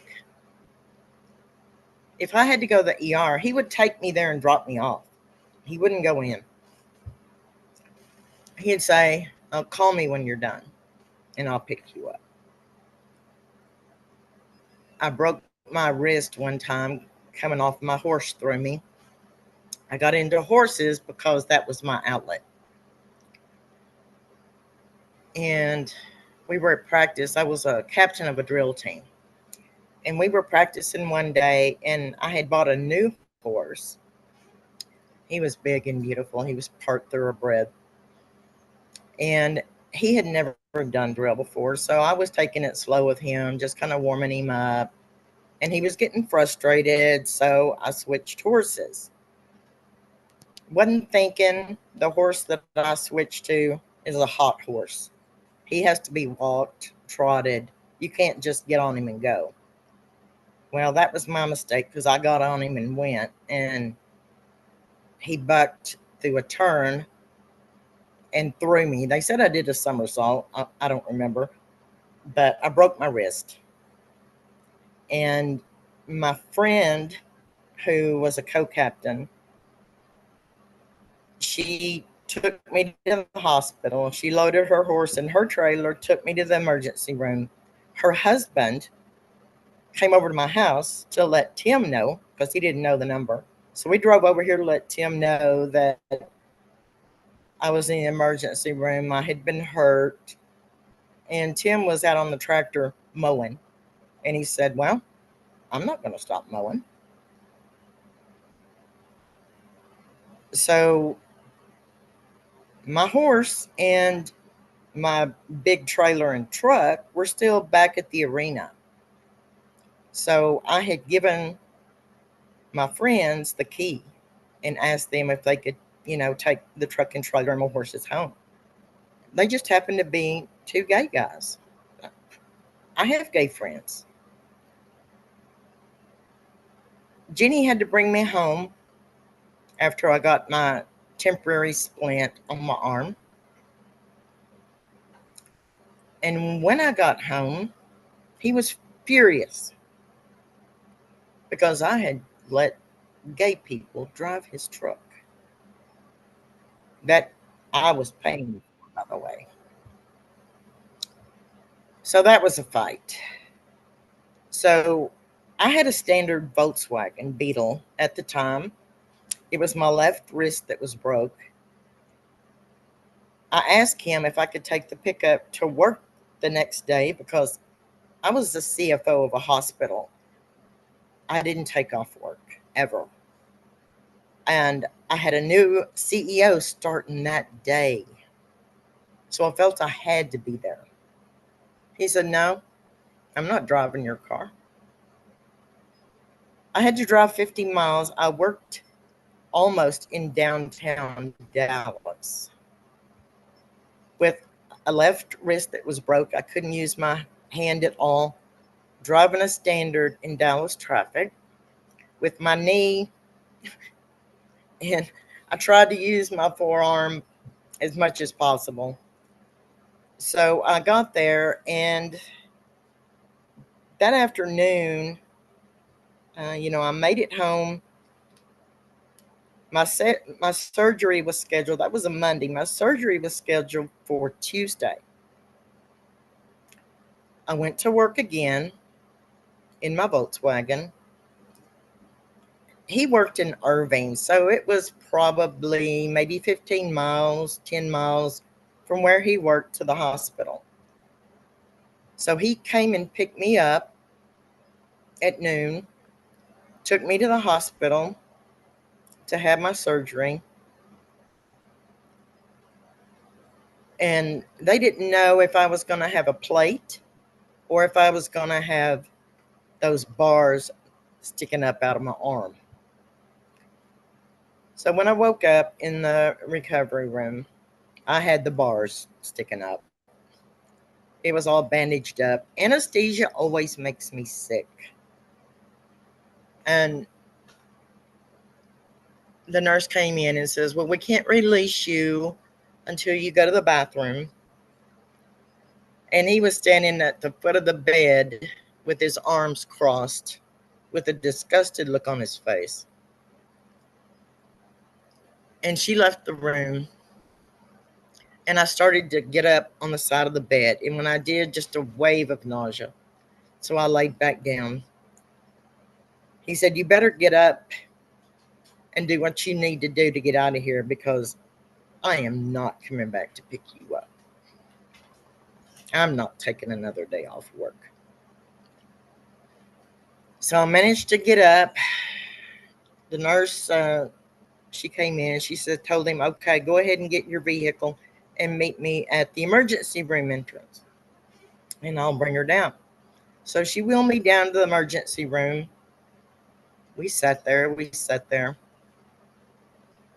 And she said, is he coming?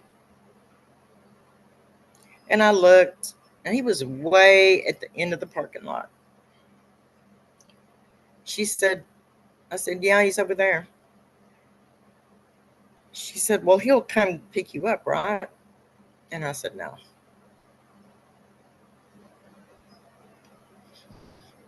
So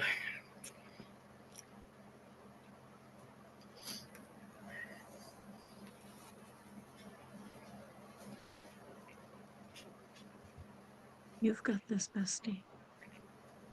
I'm here with you. I got up. I walked over to the truck down the parking lot. But the minute he drove off, the window was down. I had rolled the window down so I could get some fresh air. The minute he started out of that parking lot, I got sick. Threw up all in the truck, all on the side. He was pissed. So I cried all the way home. He's like, what are you crying about? I couldn't have any emotions.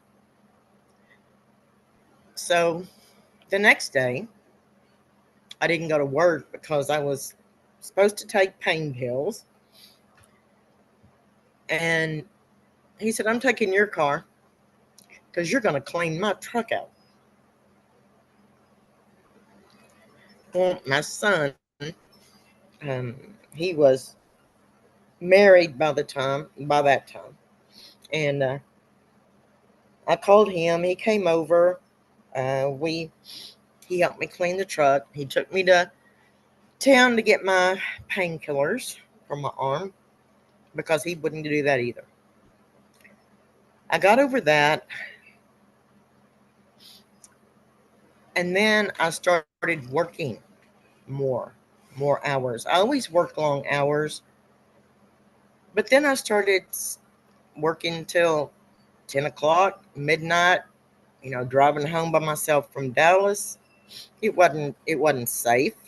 It wasn't safe, a safe area where my hospital was, because we were right down the street from the huge Parkland hospital. I knew he'd go to bed around 9 o'clock, so I'd always make sure I'd come home after he went to bed. I'd be out there feeding horses at midnight sometimes. I would do anything to avoid coming home. And of course, then he started, oh, you must be seeing somebody. You must be doing this. You must be doing that. No, I just don't want to come home.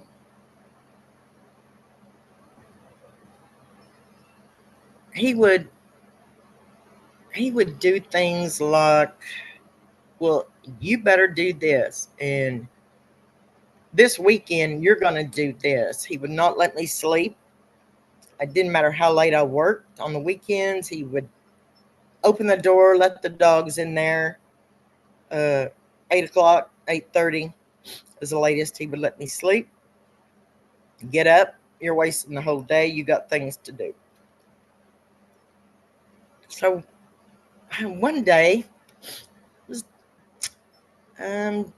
August 2011. I was on my way out the door, and he said, when you get home, you better. And he didn't even get the rest of it out. I snapped. And I said, you know what? I'm filing for divorce. He said, you ain't going to do nothing. You can't handle this place by yourself. I said, you wait and see. So I did. I filed for divorce. I paid for the divorce. I had $40,000 in my 401k. He didn't want anything except my money, because I'd paid for everything, our whole marriage. He worked, but he would give me what he called an allowance. He would give me $300, no matter if he made $2,500 that week. I would get $300, and he would keep the rest. And I figured it out. Everything that I was paying for, the house, the tractor, his trucks, it was like he was contributing $157 a month to all those expenses. That was food, electricity, everything that you paid for, $157 a month. So I just started like calculating, okay, I don't really need to have that. That'll cut this amount. And he stayed here. Even though I filed for divorce, he stayed here. And I told it was July 4th. And I was outside, and he came out there, and he started mouthing. I said, you're not even supposed to be here. You were told that I had temporary custody of this land and this house. He said, oh, so I'm supposed to leave? I said, yeah. So he did. And he went and stole the camper that I paid for off of our lake lot. We were divorced in February 21st at 9:15 a.m.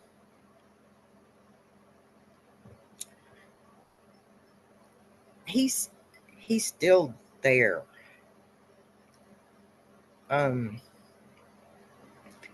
I kind of say that we share custody instead of children. We share custody of a dog. And we found out that the dog is a diabetic. He retired and drew early Social Security. He blew that whole 40,000 he got out of my 401k because he thought he was some stock market guru. He lost every bit of it. He still lives in that camper that he stole in 2012. Is 27 foot long. He left me in $65,000 worth of debt because everything he bought or any occasion like that, he picked them out. He liked them. Remington statues, bronze Remington statues. He bought 3 of them, but they were all put on my credit card. So he had a good laugh when he found out that I had $65,000 in debt. But during the time we were married, we did one smart thing. Well, I did 2 smart things. The 10 acres that was beside us had been vacant. It went up for auction. We went to Dallas to the land auction, and somebody came in and ran that bid up to $80,000 for 10 acres, which was unheard of at that time. So we left. Sad we didn't get it. And then maybe a month later, this car drives up the driveway because I didn't have a gate at the time. This woman gets out and she said, "Well, I just want to introduce myself. I'm your new neighbor." We said, "Oh, you bought that property next door?" She goes, "Yeah." We said, "Well, we tried to get it. We were willing to pay $3,000 an acre for it, but we were outbid." She goes, "Really? I'll sell it to you for $3,000 an acre." So we got that land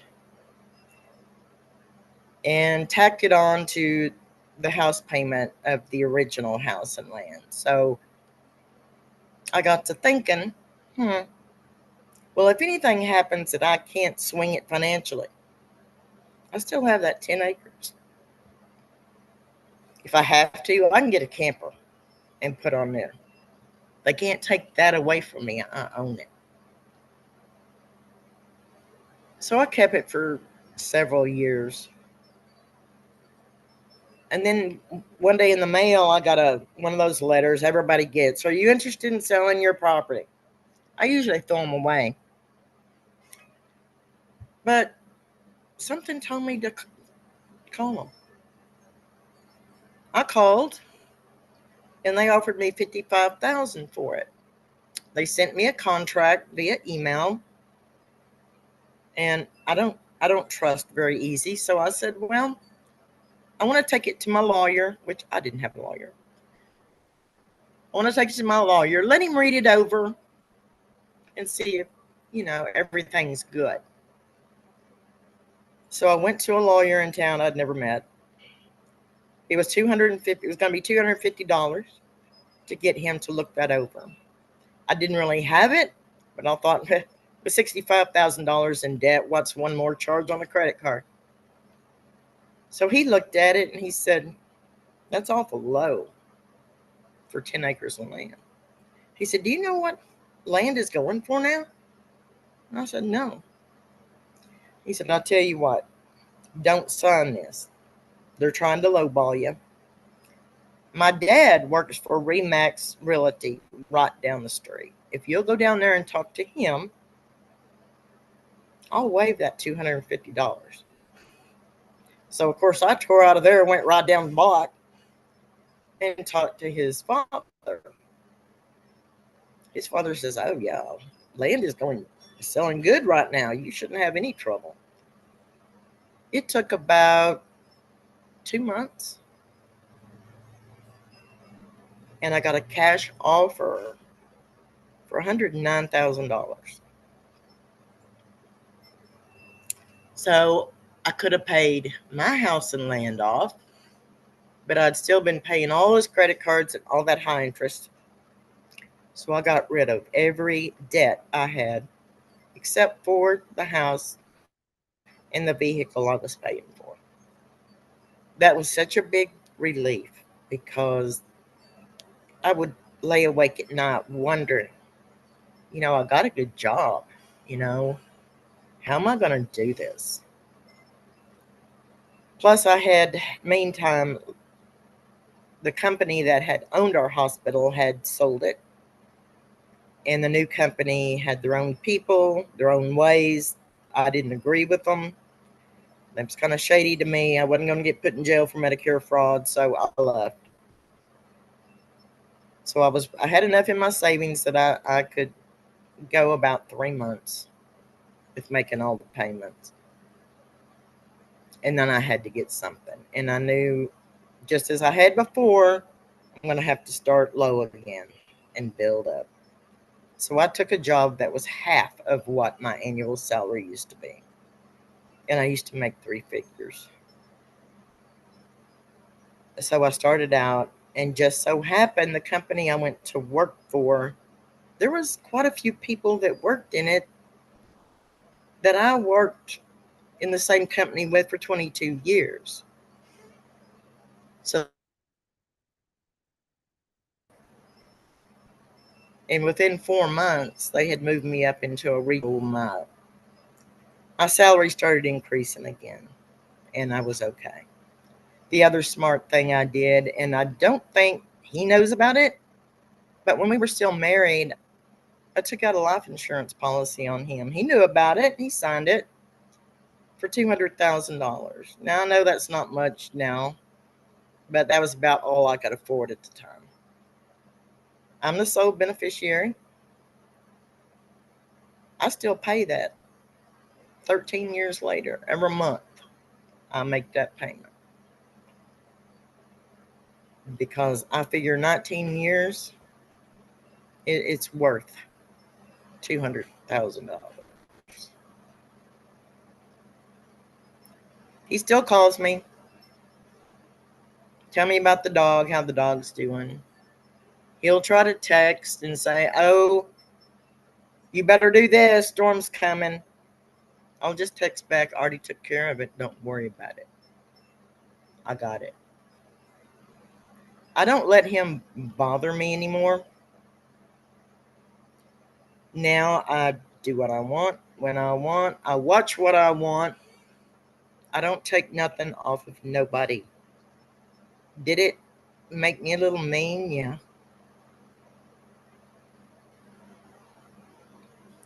But I don't take nothing from nobody.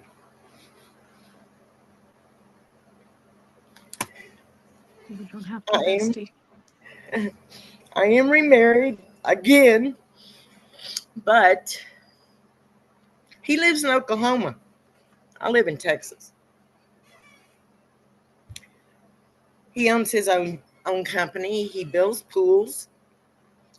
I work from home with my company. Um, so yeah, we've been married since 2018. We get along great. I haven't seen him since October.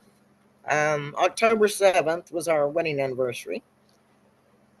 Things come up, sick animals, me being sick, or something comes up. Um, Bad winters. Oklahoma's always got worse weather than we do. Snow, ice. I'm not traveling 4.5 hours in any of those conditions. He's okay with it though. He likes his alone time, and I like my alone time. So I'm going to go see him next weekend. I usually go up Saturday, come back either Monday or Tuesday. Um, but I'm having to take all the Christmas presents that I had to wrap last weekend because we've missed birthdays, we've missed Christmas. I didn't make it for Thanksgiving. But I let him know ahead of time, these are my triggers. Try not to do it.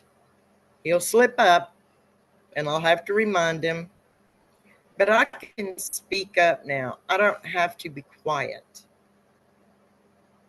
If something bothers me, I can tell him that. And he don't get mad and puff up and fly off the handle. He just says, oh, okay. He lets me be me. He let explore what I like to do spiritually.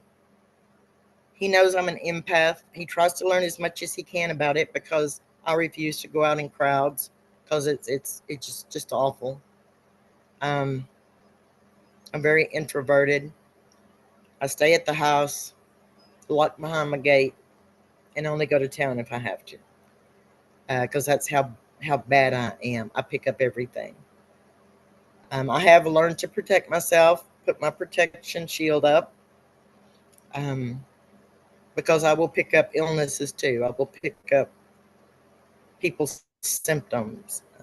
I've had several painful medical tests thinking I had this disease when it was actually somebody I was working with that had the disease, not me. As soon as they were out of my area or left, within 2 weeks, I was fine.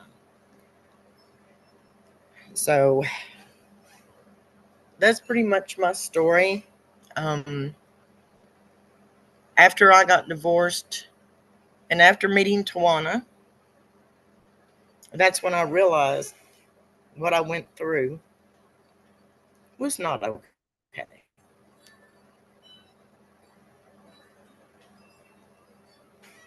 Wasn't, and you didn't deserve it. Nobody does. Nobody does. No.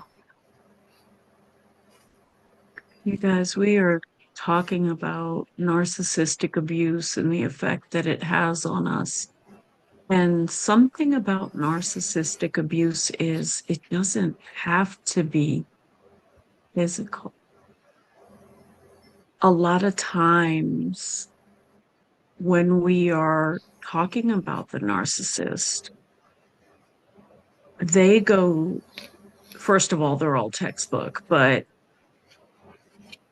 they go through a love bombing phase to get you in their grasp, and they learn insidiously every single thing about you so that they can then use it against you later. Yes. Yes. The I've been both physically abused and emotionally abused. And personally, I would rather go through the physical again than the emotional because the bruise is healed and I really don't remember every incident, but we can tell you what they have done to harm us. You And can't we forget would it. go to his family's house for family game night every month. I absolutely detested it because in front of his family, he was, oh, this wonderful guy. Oh yeah. Oh yeah. They just thought he was so funny and they just loved him to death. And I wasn't athletic. I've never been athletic. I don't like to play games. I was an only child raised by people that were in their 50s when I was 2. So I wasn't used to all that. And Mhm. he would embarrass me in front of his family if I couldn't do something or if I couldn't play something as good as everybody else. And that also, went on. He would even call my father. I found out when we were in that one period where I was working late trying to avoid him. He called my father and told him a whole bunch of lies that I didn't realize. But my dad just believed everything because my dad wasn't around me growing up either. So he didn't know me. He thought Tim was this buddy, They got along great. But now my father knows. I told him.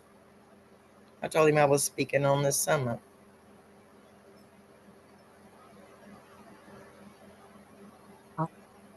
Gigi is cheering, proud of you. Grandpa Gray is cheering, proud of you. Huh? And all of the others, Mama Lorraine, Pop Pop, everybody. But in the 3D, I'm the most proud of you. Thank you. because I know this was not easy. But you did. And you are helping so many women like you and I just by sharing and being vulnerable. Yeah. If you're going through this, um, it's not going to change. They're not going to change. So save yourself all the heartache, anxiety, health problems, and get away from them. Yes, we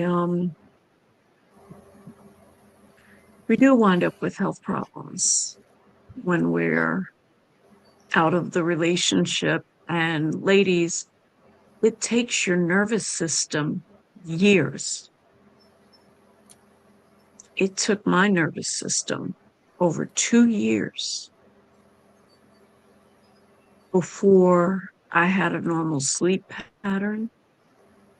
It takes your nervous system years to recover from them before you stop jumping, before you can relax. Our brains become permanently rewired from narcissistic abuse. And it's why she don't take no shit and I don't take no shit. Exactly. And it feels good. Exactly. It It feels feels good. good to have a voice again. It feels good to have boundaries again and try to cross them. Mm-hmm. Don't want to do that. You don't want to do that. So, Yeah, bestie, I am. I I'm honor strong you. now. I'm strong now. You were strong then because we have to be strong to deal with them. Well, that's true too. And you were That's, stronger because you didn't take my route out. Ladies, the statistics are insane at how many of us attempt suicide because we think something's wrong with us. I did. I'm here because my mother pulled me out of my body and into the ancestral realm. So our point is we don't want you to lose your life because you lose it one way or the other. You're either going to lose it because they isolate you and you're a nervous wreck all the time. You don't want anybody to pick up on it. So you don't want to be around anybody and you don't go anywhere and you don't do anything unless they tell you you can go somewhere or do something. It's just the way it is. But bestie, I'm so grateful for you. I'm thank you. grateful to experience all of your beauty. Everybody don't get this side, y'all. I get it. I get all the love and all the beauty. And when I tell you this woman is an amazing being, you guys don't know her like I do. She is one remarkable woman, and I admire her. Oh, thank you. I admire her greatly. I respect her and I love her and I will fight for her. So please don't try it. Don't try it. So Dee's Well, download is about narcissist, 15 ways to spot a narcissist before you get in too deep. And that'll be made available on it's on the downloads website once I activate it Tuesday.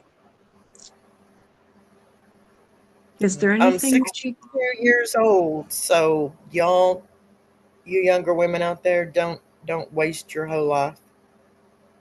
Don't waste it.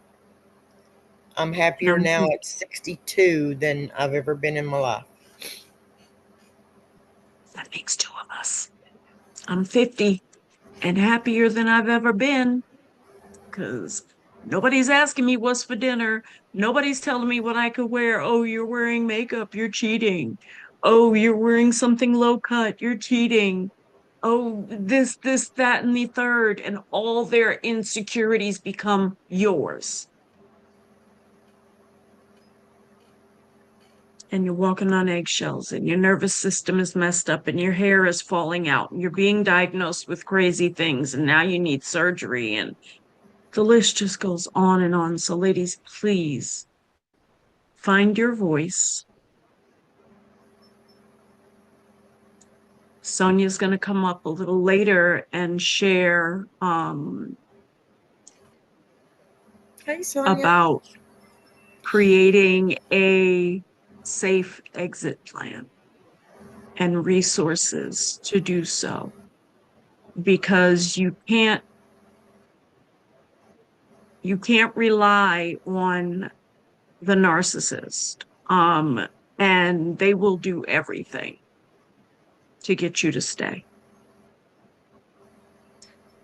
But then they create an insidious plan to get you back for that. So Sonia's going to share resources and kind of a how to create your exit plan if you find yourself in this situation. But bestie, I love you, love you, love you so much. I love you too, and thank you for having this summit. I know it's going to help a whole lot of women. I couldn't have done it without you. This I'm was there. a team I'm there for effort. you. This was a team BBG effort for real. Okay, you guys don't know what goes on in the background. This was team BBG for real. This summit was made possible because when I woke up and said Mama Lorraine gave me a summit, she said, I guess we are doing a summit. My best friend puts herself into everything I do. And she is truly amazing. So go find someone like her, because she's taken, and I'm from Brooklyn.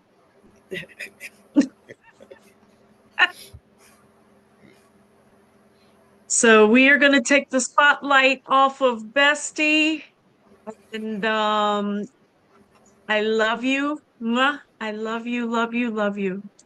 Love You you. are amazing. Thank you. You are too. Thank you, honey. And next we have Pauline Jones, who doesn't seem to be here yet. So I know we're not really supposed to play music on live things and things like that, but I'm gonna say this. I don't own the rights to anyone's music. Unless you receive a meditation download from me. I didn't pay for the music. I did, however, reach out to the stars to ask if I could use the music and didn't hear back. But I played this earlier, and it's a song that, you know what? No, we're going to shake the energy up a little bit. So we're talking about healing, right, guys? We're all talking about healing. All of us, we are here for one thing, and that is so that we can heal. All right, y'all. I'm a play my TikTok family song, because when you heal, honey, you are going to be all the TikTok family is like, yes, yes, yes. So y'all, let's get it. This is Bravo by Lettucey. I do not own the rights to this music, but honey, after you heal, you will be like, I got a new walk and a new point of view, a new purpose for everything I do. I got a new rule only. Real folks around. If you've been wondering, I'm about to tell you now. See, it's the same pretty face, but a brand new smile. Same butterfly, but I'm not walking, I'm flying. New day making big moves. Self-love found me. It'll surely find you safe. I ain't even got one sad tear left in me.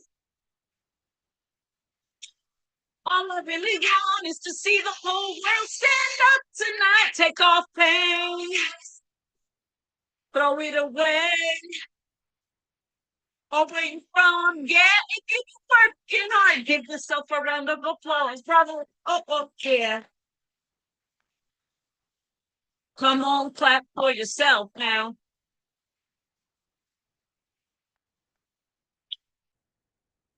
There ain't a wrong time or a wrong place to come. If you feel good, then go on and show it off. They can say what they wanna. Just let them try. I don't listen to them, baby. Let me tell you, I see it's the same pretty woman, but a brand new smile. Same butterfly, but I'm not walking, I'm flying. A new day, making big moves. So love don't need to show it by you. Say, I got one sexy left in me. I want to see all of y'all stand up tonight. Yeah, we're celebrating. It doesn't matter who you are. Yeah, if you've been working hard, give yourself a round of applause. Come on, clap for yourself now.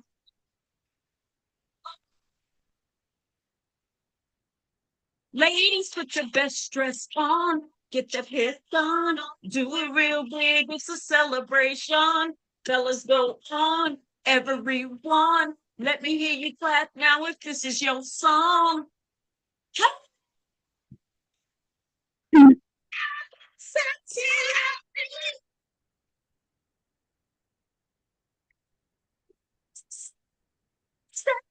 Tonight, about who you are. Yeah, if you've been working hard, give yourself a round of applause. Huh? So, yeah, yeah. Bravo, bravo, bravo, Give yourself a big clap. Bravo, bravo. Huh? Yeah, yeah. You guys, my ancestors, they talk through music all the time, and that that was one of the songs that I knew I crossed over. I knew I had crossed the first finish line when I could sing to that song and dance and move my body. It's clapping for myself. I clap for myself all the time. Okay? Clap for you. That's the point of the song. You feel good. You went through your healing journey. Clap for you because you deserve it. You deserve it. So, she is still not here. Okay. We're going to switch gears a little bit.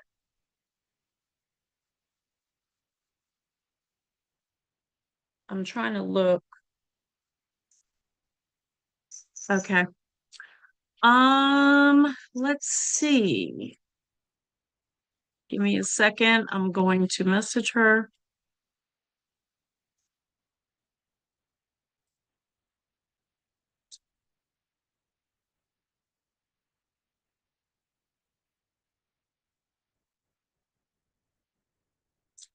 I just sent her a message, so I thank you guys. We are going to do a quick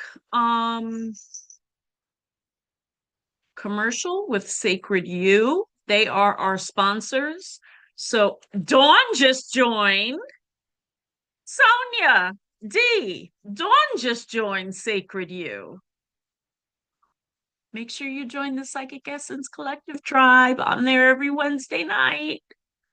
So they have created a few commercials, and I'm going to play one for you because they are our sponsor. Sophia's going to speak tomorrow. Of course, she has to have the squeaky toy now. Not when I was muted, but she has to have it now. Because that's what she does. But I'm making sure that I have the right piece here.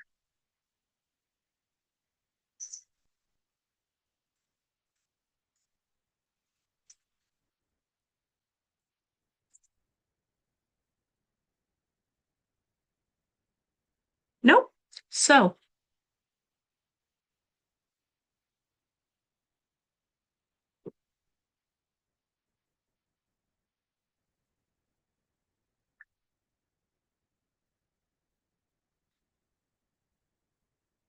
the person that was supposed to talk after Pauline is not here yet. And who? Dr. Millicent is after her.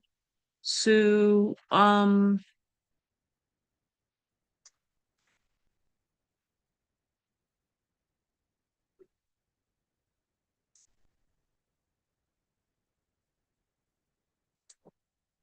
who's here? Maddie, are you ready? Would you like to go ahead and go?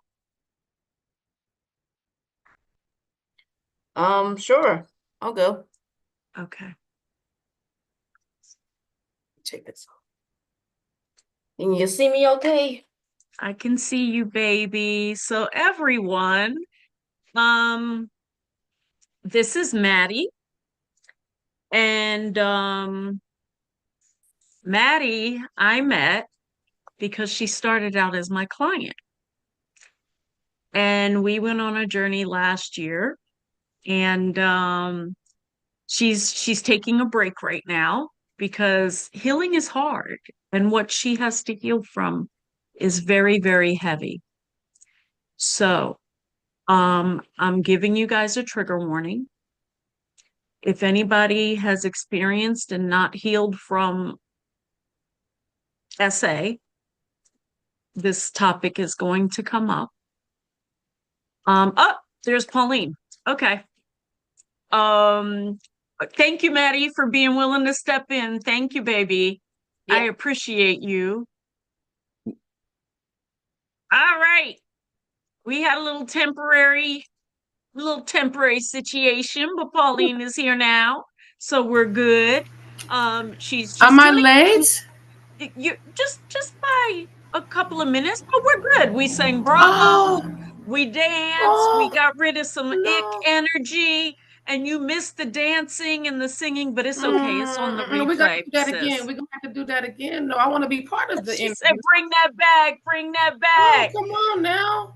What? I What do you apologize. I apologize for know? being late. I thought that I was on at 9:30. He Or is in Costa Rica, y'all. So we don't apologize. Remember, you forgot you where you right, you're right. live. Oh, you know what? I'm going to get in trouble. Sorry, mama. Sorry, Pop. I'm not apologizing. Don't go changing your eye colors on me now. Oh, I am here now. It is. I was Awesome. trying to get cute for everyone because You cute, I got cute. You cute, cute. Thank you guys so much for having me here. My name, I go by PJ, but my name shows up as my government, y'all. Don't erase that from y'all memories. I'm PJ, and I am a transformational and motivational coach, an empowerment coach. What I do is I help individuals who have dealt with severe trauma, overcome their trauma. So what I want to do is just like, what does it mean to rise strong? To face every battle, to challenge every situation and outcome, and come out stronger on the other side, more resilient, more power. I'm gonna let that sink with you. Like, what does it feel to what is it like? What does it mean to overcome all of the things that you've gone through in life, whether it's physical abuse, whether it's a medical crisis, whether it's the loss of a loved one, and then come out on the other side of that more powerful, more resilient, more, more bright, more in tune with who you are. Because when I say strong, when I say rise, I'm not talking about the motivational phrase that you slap on your shirt, the little hashtags, everybody wants to be empowered, everybody wants to be healed. I'm talking about what it takes to actually get back up after life knocks you down, after the wind knocks you out. I'm talking about those silent battles that nobody sees, the ones that when we fight, when your heart starts to shatter, but you still show up. Like today, I was a little late, and I love all of y'all. I'm not gonna say that A word or that S word, but I'm still here, and that's what I'm talking about. When you choose to heal, when you choose to grow, when you choose to reclaim your power, when the world tells you to stay broken, stay down, stay silent. Rising strong means rewriting your story. It means turning the why me, why. Oh my goodness. Man, my little dress didn't come out right, which was why I was a little late. Why did this have to work out? And to watch me, not why. Watch me. I'm here now. Watch what I do. Watch what I say. Watch how I grow. It means to take your pain, your past, your scars, and use them as fuel. Don't use them as a way to say to keep you silenced. That's what they wanted when they tried to break you in the first place, whatever they is, whether it's again the abuse, the medical, whatever life throws, that is they. I'm not saying that the man, I don't, the man, no. They is the challenges that come in your path to try to deter you from your goals, from your purpose. Use all of that as fuel.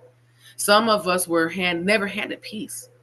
Some of us, we had to fight. We had to fight for that peace. And some of us are still fighting for that peace. It's not like, okay, here, a lot of people think that they see us strong, they see us healed. And I'm like, oh, that's so easy. No, we had to fight for it. Some of us were never given a place to belong, a safe place to belong. Some of us had to build that, and are still in the process of building that safe place. Some of us were told that our voices didn't matter by those days. So we rise anyway. We uplifted ourselves. We found our own community, but we did not allow those days to stop us. And that in the essence is rising strong. Excuse me, you guys. Like she said, I do live in Costa Rica. There, you might hear a lot of motorcycles this Saturday. They like to pura vida. So I apologize. Oh, nope. I'm not saying sorry. Don't get me, you guys. But again, rising is not perfection. That comes to my point. It's not perfection. Nothing is perfect. Not pretending that everything is okay, but standing in your truth, shaking, crying. If you need to say something, say, I'm not done yet. I'm not done yet. You're shaking and you're crying, but you're still standing in your purpose and in your power. This space, this summit that my sis provided for all of us, our beautiful souls, this movement, this is about all of us who rose from the ashes. We're not polished. We're not pristine, even though, yes, we are babies, but we are powerful. And if you're here today, it's because you know exactly what it means to keep going when giving up would be easier. It would be easier just to say, you know what? I'm down here in Costa Rica and things are not exactly the way I want, but I can go back to the United States and get a six-figure job because I have two bachelor's degrees and two master's degrees. Let's make it easy. But was I happy? Was I happy? No. I'm happier here making pennies than I was up there making millions because at the end, I was not making millions, y'all. Don't ask me for no money. But I mean, they'll say that is it's easier to give up.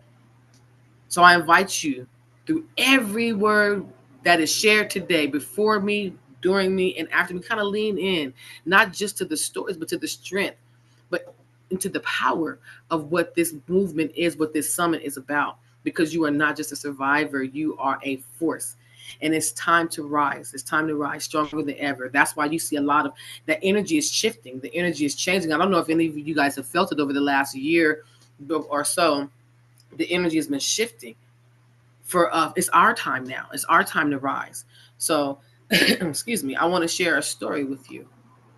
So trigger warning, anyone, this is going to go into some strong survival. It's not for the faint of heart. There's going to be about abuse. It's going to be things about assault, survival. It's not an easy story to hear.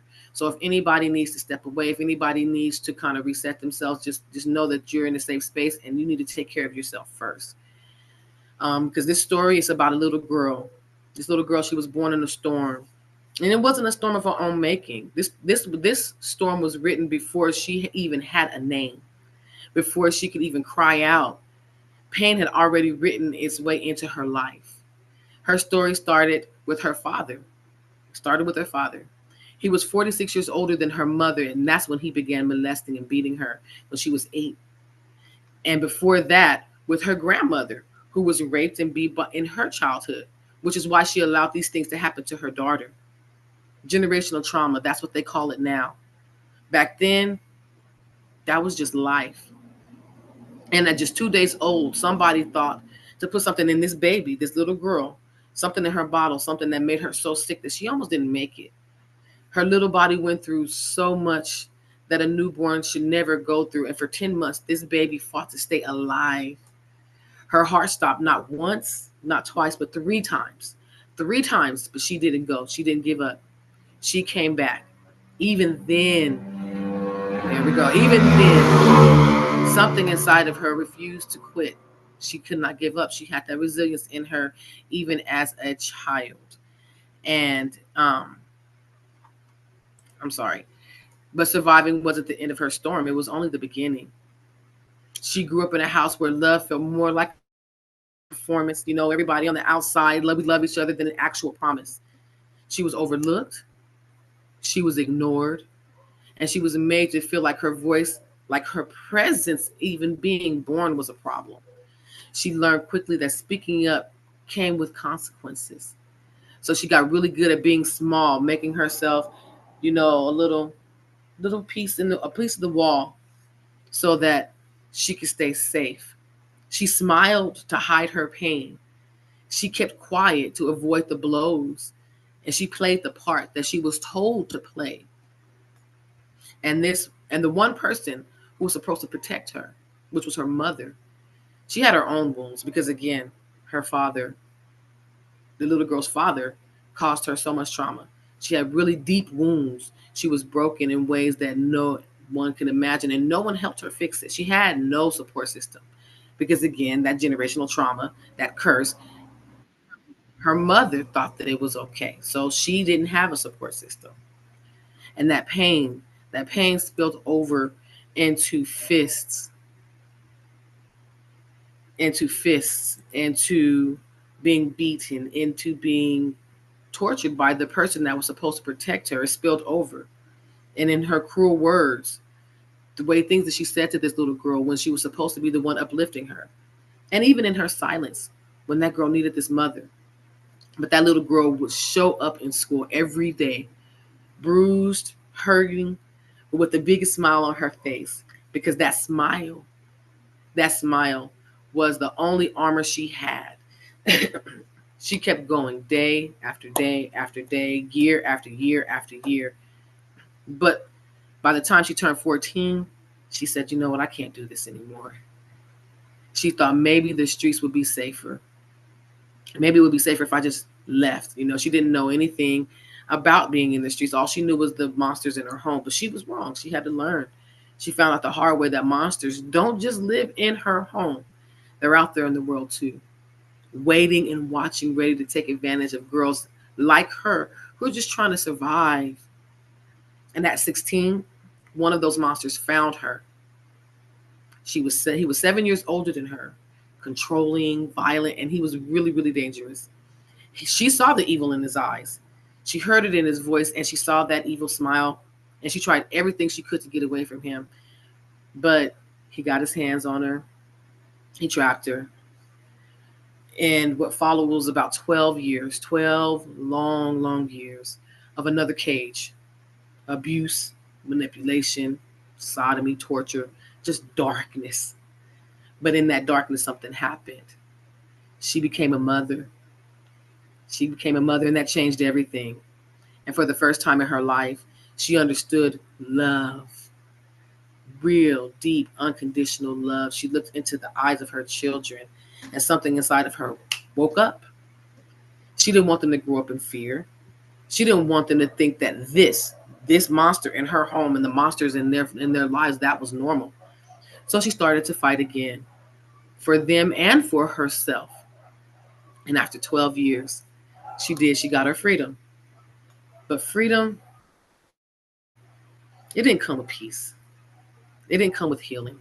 She was out of the relationship, but she was still carrying everything that had happened to her, everything that traumatized her. She still held that inside of her. She found herself surrounded by people who didn't have her best interest at heart.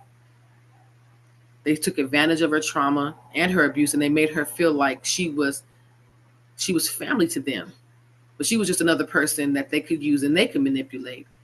She wanted to feel accepted, and she allowed these people to abuse her, and she trusted them so much, and she put herself in dangerous situations. As long as her children were safe, she never questioned anything. If it was best for her children were fine. She didn't really love herself enough to know that she needed to feel safe within herself too. All the while, still she was still trying to figure out how life went after abuse. She was strong for her kids. She was still trying to hold it all together, and she was strong for her kids. She kept them safe from what she was living through. Now she had control over what came into her home, and she did the best that she could. She worked hard. She made a home. She gave love. She gave the kind of love that she never got. She poured everything she had into her children. And yes, she made mistakes, but they were hers. And she was trying. She was trying to build something real, trying to believe that there was more to life than pain.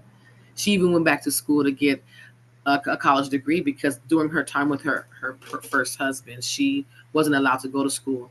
She had to sneak just to get a GED because she wasn't allowed to graduate high school. So going to college to earn a degree, that was something that she wanted more than ever, to prove that she was everything that she thought she was, and she was more than what she'd survive.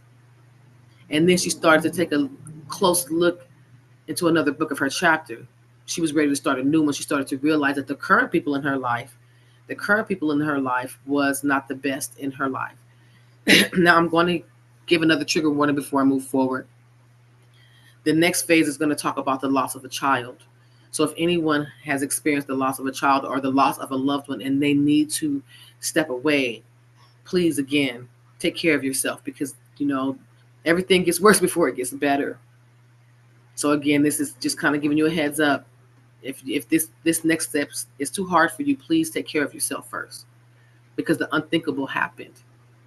While this girl was away, woman now, she was out of state with her new partner, and they were visiting his family while she was visiting someone that she also thought was a friend of hers, someone who she thought loved her, who was a very big part of her children's life. While she was out of state visiting them, she got a call that no one should ever receive. Her son had been shot. He had been shot.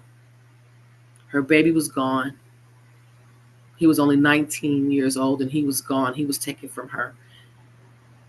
And he was a beautiful young man who wanted to do his part to heal this broken world because of the monsters that he's seen when he was young in his home. This storm, this storm made everything this young girl went through feel like a drizzle.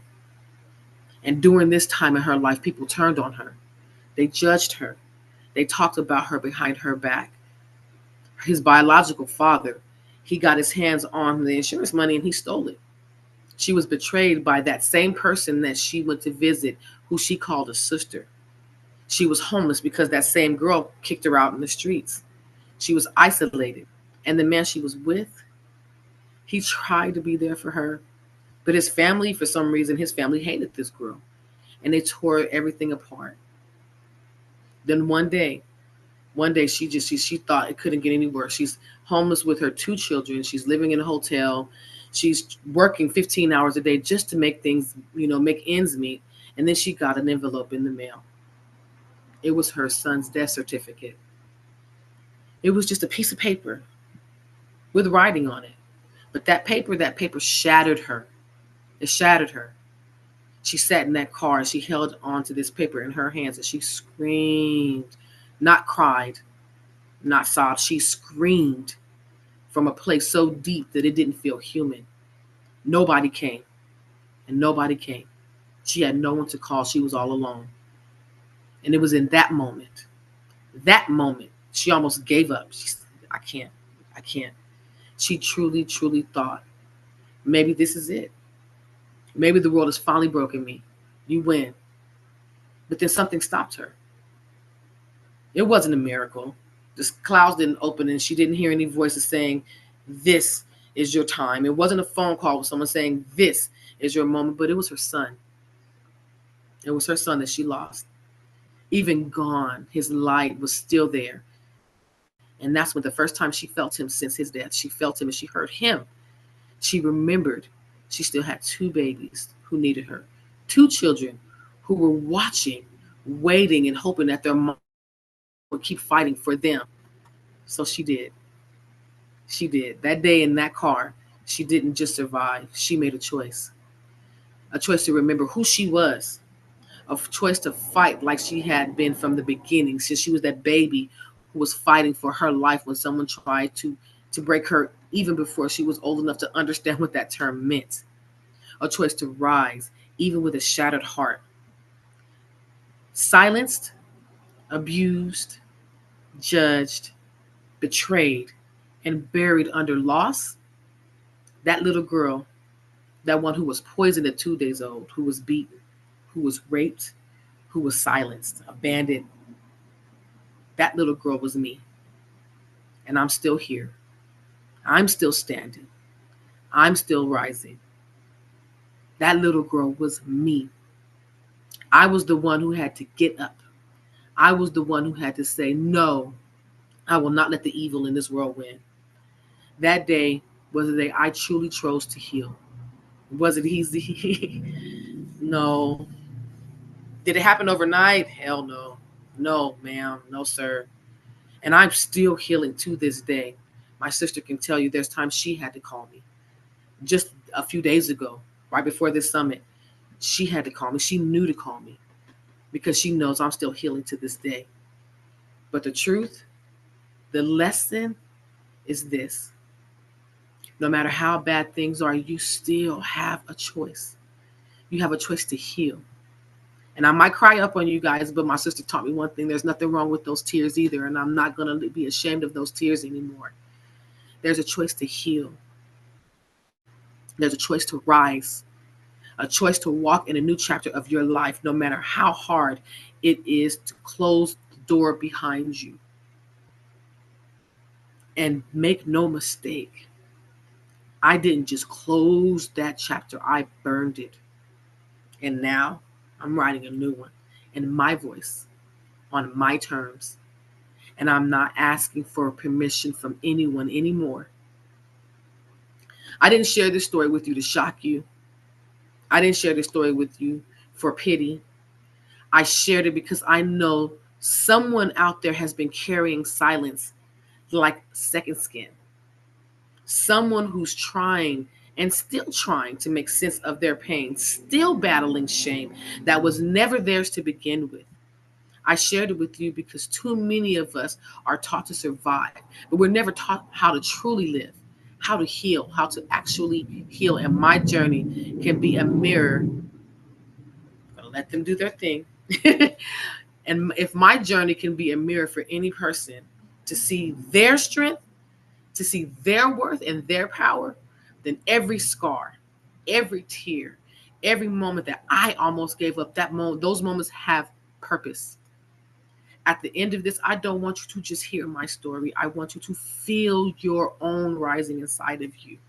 I want you to understand that healing isn't the finish line. It's a choice that you make, sometimes daily, sometimes every day. You have to get up and consciously say, today is the day I'm going to heal.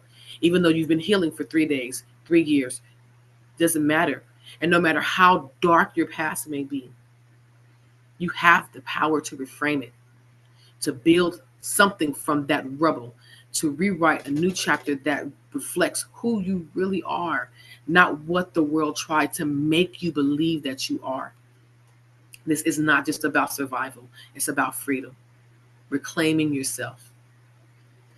Now, I know that hearing all of this might leave you wondering, how do you even move forward for something like that? How do you carry so much pain and not let it define you? And the truth is, I didn't. I didn't. I didn't wake up magically one day and say, I'm healed. I wrestled with it every day. I wrestled with everything I'd been through.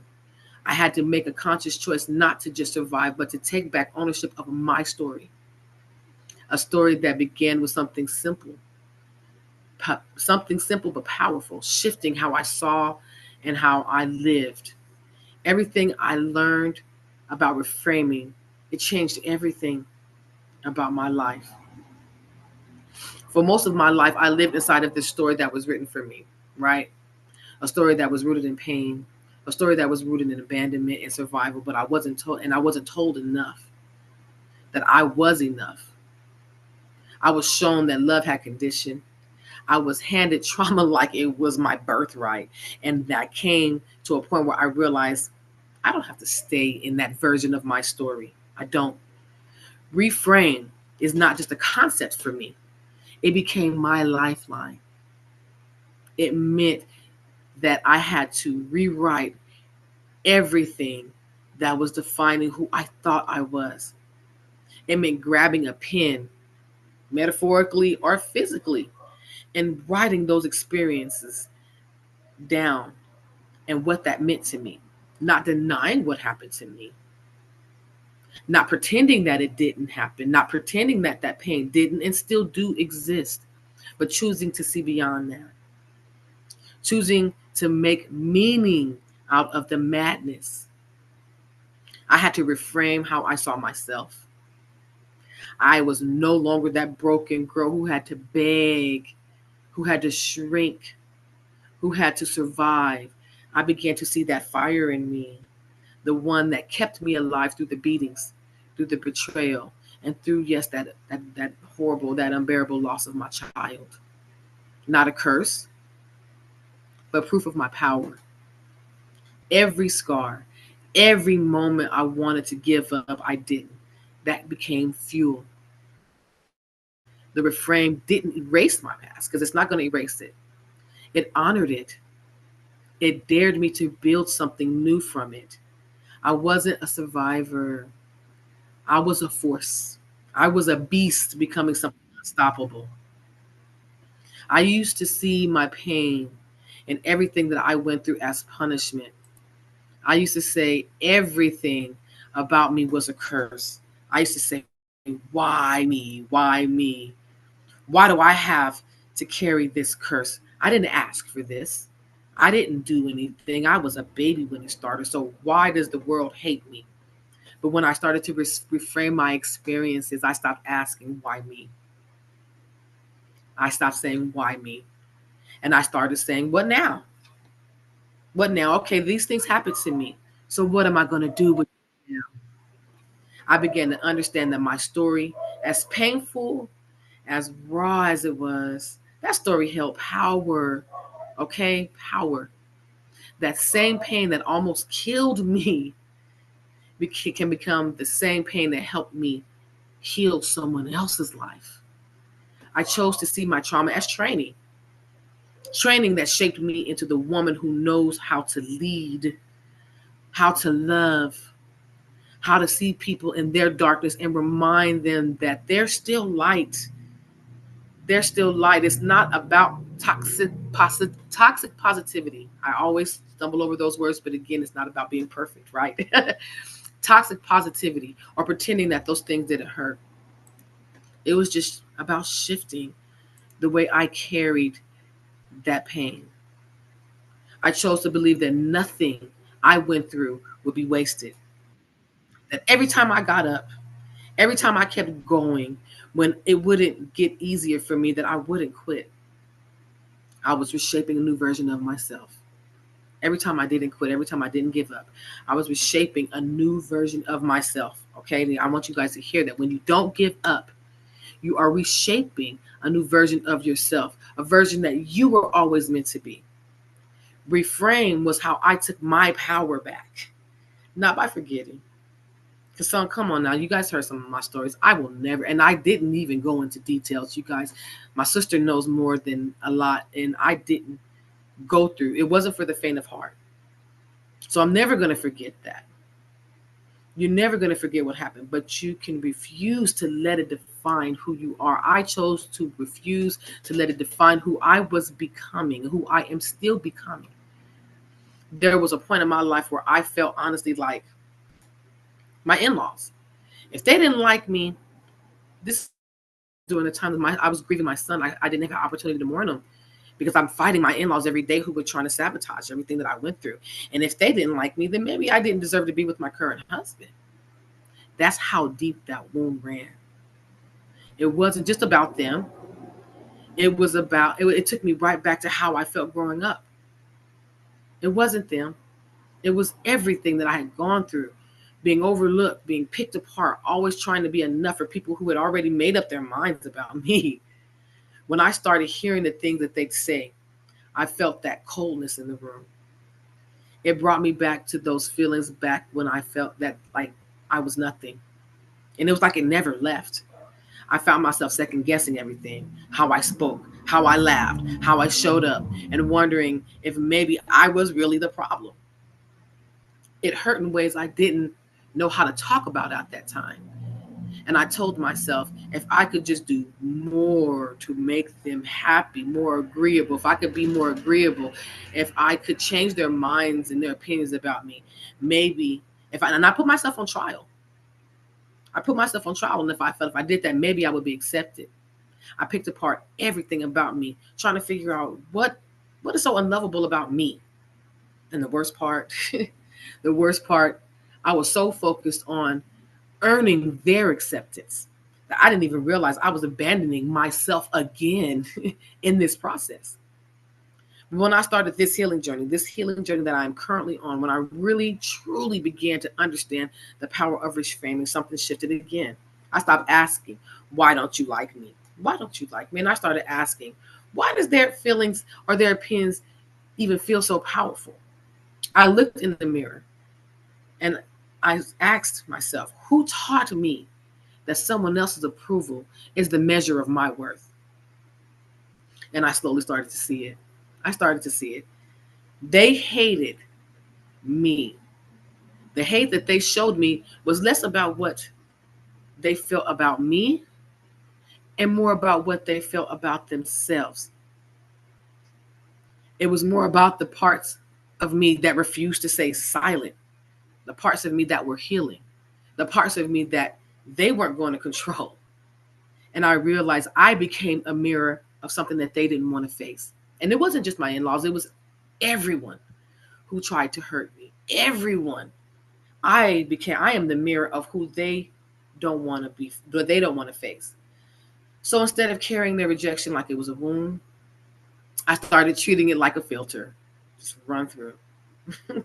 Their reaction said more about them than it ever did about me.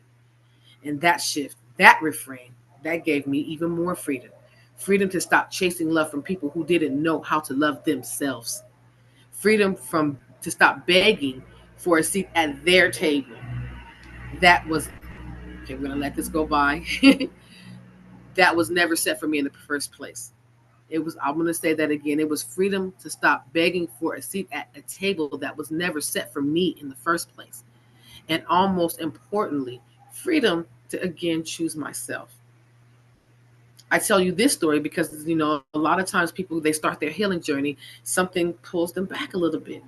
A roadblock, a misstep. It happens. What do? You remind yourself that you need to choose yourself.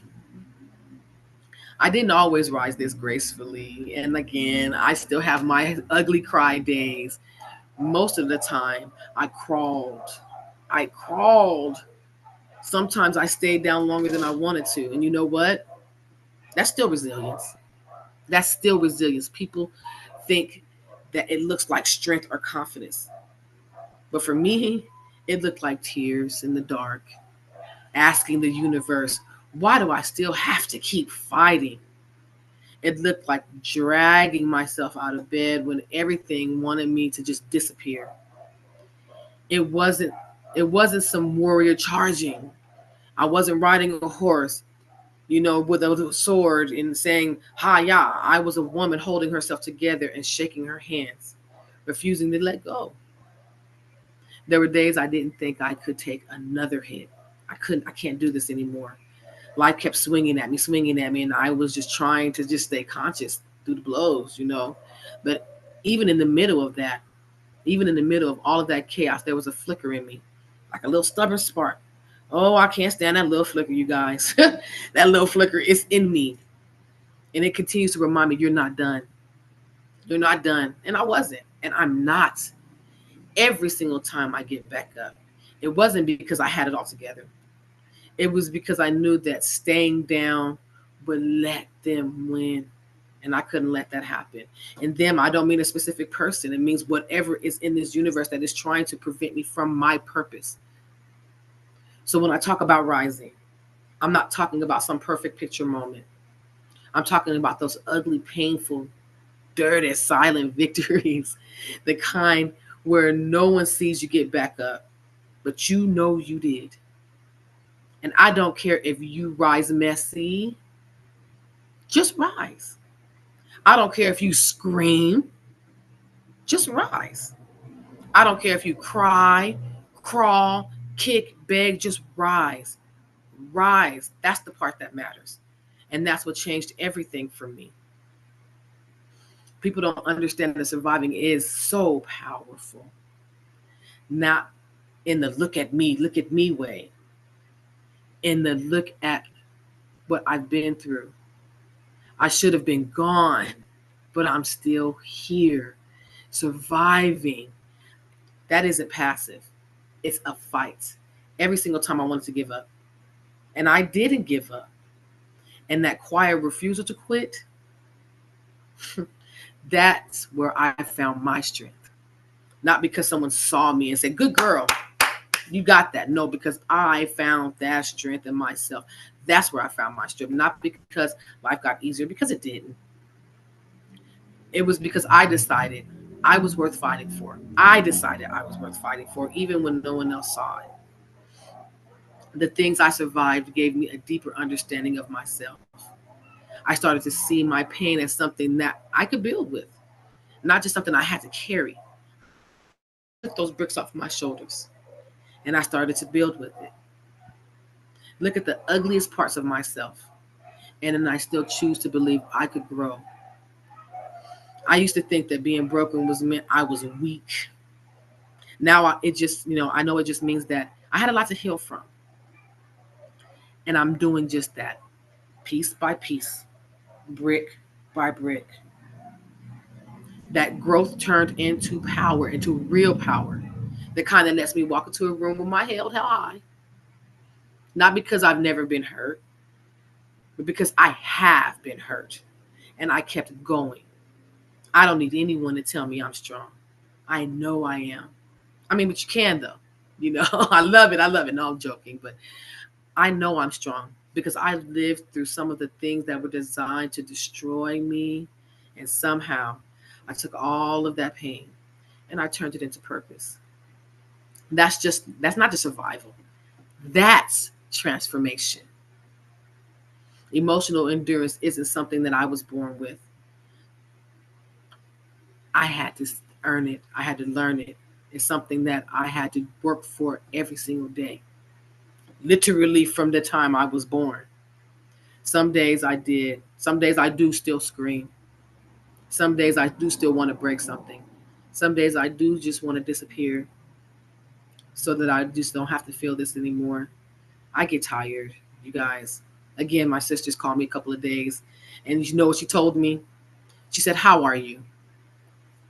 Okay, now tell me the things that you didn't tell me. Because she knows that I build this armor around me. And I know that it's not going to disappear. I know that I'm still going to have to feel it. And I stay. I stay with myself. I learn how to feel my way through it even when it hurts like hell, you guys. Mother's Day is really hard for me. And it hurts like hell.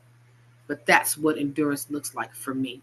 Choosing to stay present in the life that tried to numb me. And I still don't show up perfectly. Some days I still shut down.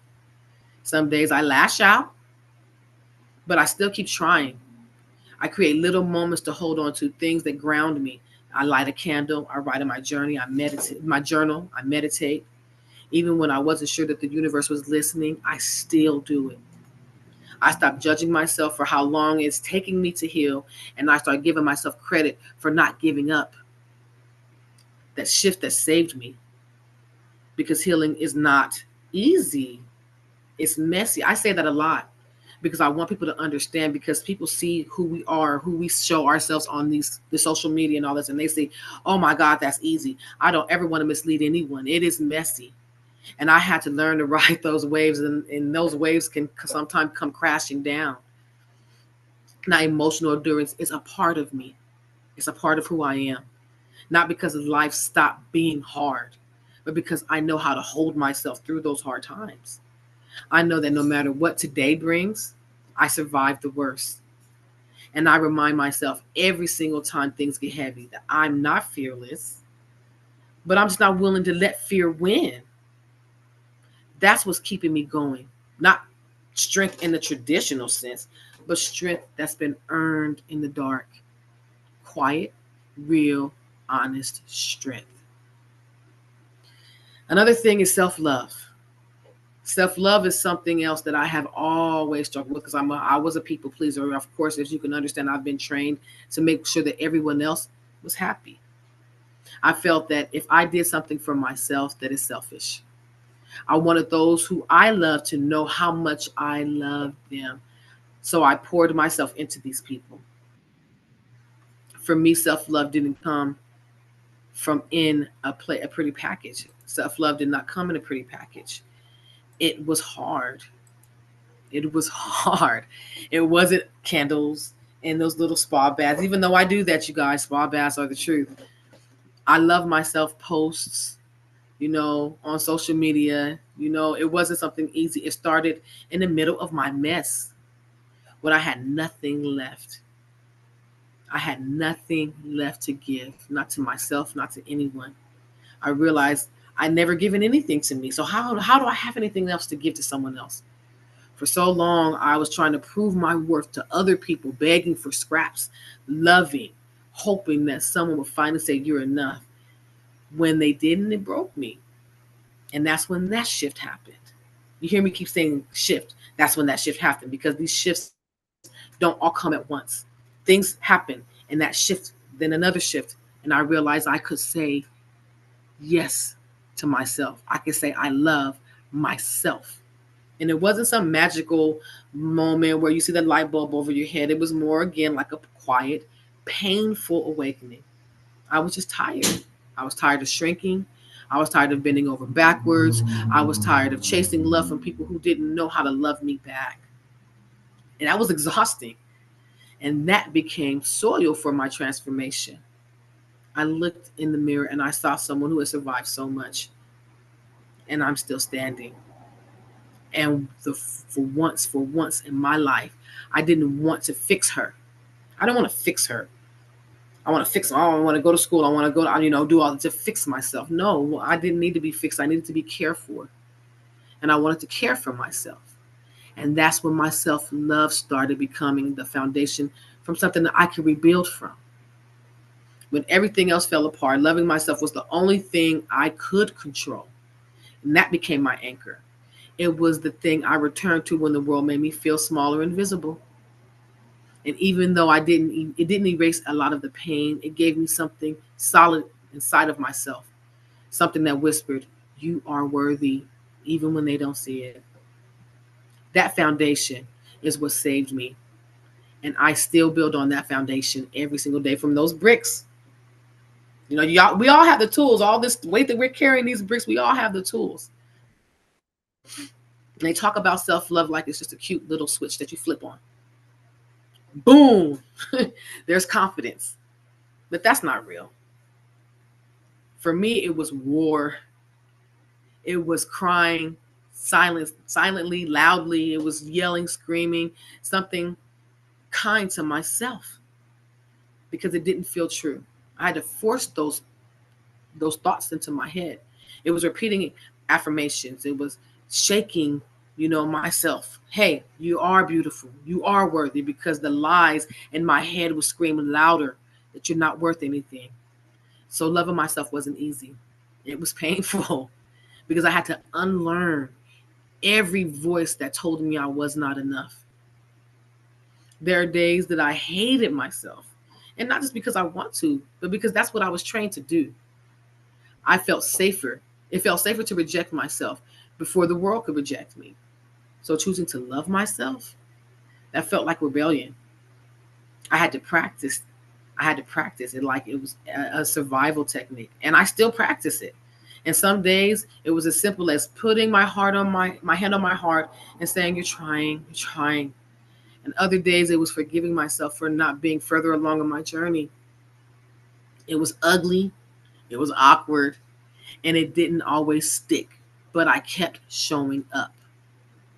Now I understand that love is not a destination. Self love is not a destination. It's not something that you try to go towards. It's a relationship. It's a relationship that you have with yourself. And like any relationship, it takes effort, it takes patience, and I had to fight for it. I had to stop waiting to feel worthy enough. And I had to love myself. I had to love myself. I had to just do it. Messy, scared, broken. I had to just do it. That's how it grows. Not in perfection, but in choosing to love yourself through all of the imperfections. One of the things I did was I started to journal, which is when I started. That journal turned into my book. But I started to journal. At first, it was just little scribbles, you know, why I'm going through this, little sadness, rage. I hate the world. I hate him. I hate her. But eventually, I started writing things to myself, not just about what hurt, but about what I wanted to feel. You know, I'm so miserable, but I deserve softness. I am not what they did to me. That journal became my safe space where I could rewrite stories that I had been told about myself. It became a mirror for the version of who I was becoming. Therapy helped me a lot too, you guys. You know, a lot of people, they have their feelings about therapy, but therapy cracked something open in me too. Having someone to hold space for my truth without flinching, that was powerful. I learned how to name my needs, how to set my boundaries, how to face my feelings. I stopped apologizing for my emotions because, as you guys can see, I even still have to be reminded to stop apologizing because I was trained to apologize for my emotions. And I started saying no. That word, I think that's the most powerful word I've ever learned. No. That in itself is an act of love. Choosing to protect my peace instead of constantly sacrificing myself to others to keep them comfortable, that was powerful. Meditation and affirmations that helped me reconnect with my body. I would close my eyes and put my hand on my chest and I would just breathe. Some days I would just breathe. Some days I didn't believe some of the words that I said to myself, and I had to use that time to reflect and repeat to myself, I am enough. I am safe. I am loved. But it was hard for me to believe those. I say it anyway. Over time, those words, they begin to break through the self-hate. They're still breaking through. Not gonna lie. It's this everyday battle. But they remind me that I am worthy of compassion, especially compassion for myself, from myself. These aren't easy quick fixes. They're lifelines. They help me create something that I have never had before, and that's a home inside of myself. For a long time, I believed that I'm damaged. It's too much. I'm just damaged. That's who I was, and that's how I responded to pain, how I broke down, how I coped, and how I set the tone. And I didn't realize I was carrying a fixed mindset. I thought healing belonged to people who had fewer cracks than I have. And every time I messed up or shut down emotionally, I used it as proof that I'd never change. I'd never be whole. I wasn't just hurting, I was trapped in the belief that this is the life that's for me. That shift didn't come from a book or from a quote. It came from a moment that I realized that I had just too much. I had survived too much to keep sitting in this same chapter, sitting in this same narrative. And one day I caught myself thinking, I've always been like this. And something whispered in me, what if you don't have to be? What if you don't have to be like that? That question just kind of cracked the door open. And I started to look at my breakdowns differently. Instead of labeling them as failures, I began asking, what is this Ah, showing me? what did it Oh, take is for my you to time get up? here right now with me, my fellow speakers, this community? Hello. I'm sorry. Did you? I didn't. I'm sorry. That threw me off. Oh, well, no. Well, hi, Miss Janet. I love you. I love that. I love that you had to speak. Thank you so much. I'm so sorry. I thought my Welcome. audio was not. Oh, no, no, no, no, no. That's one of those imperfections that life has, and that's okay. I welcome you. I welcome you. Thank you. So, back to what I said. Instead of labeling my failures, I began asking, what is this showing me about me? What is there that still needs to be healed? Those tiny little shifts, they change everything. I started giving myself permission to try, to grow, to fail. Do you guys hear me? Give yourself permission to fail. Fail forward, though. Don't fail backwards. I stopped defining myself by my past and began shaping myself with my choices.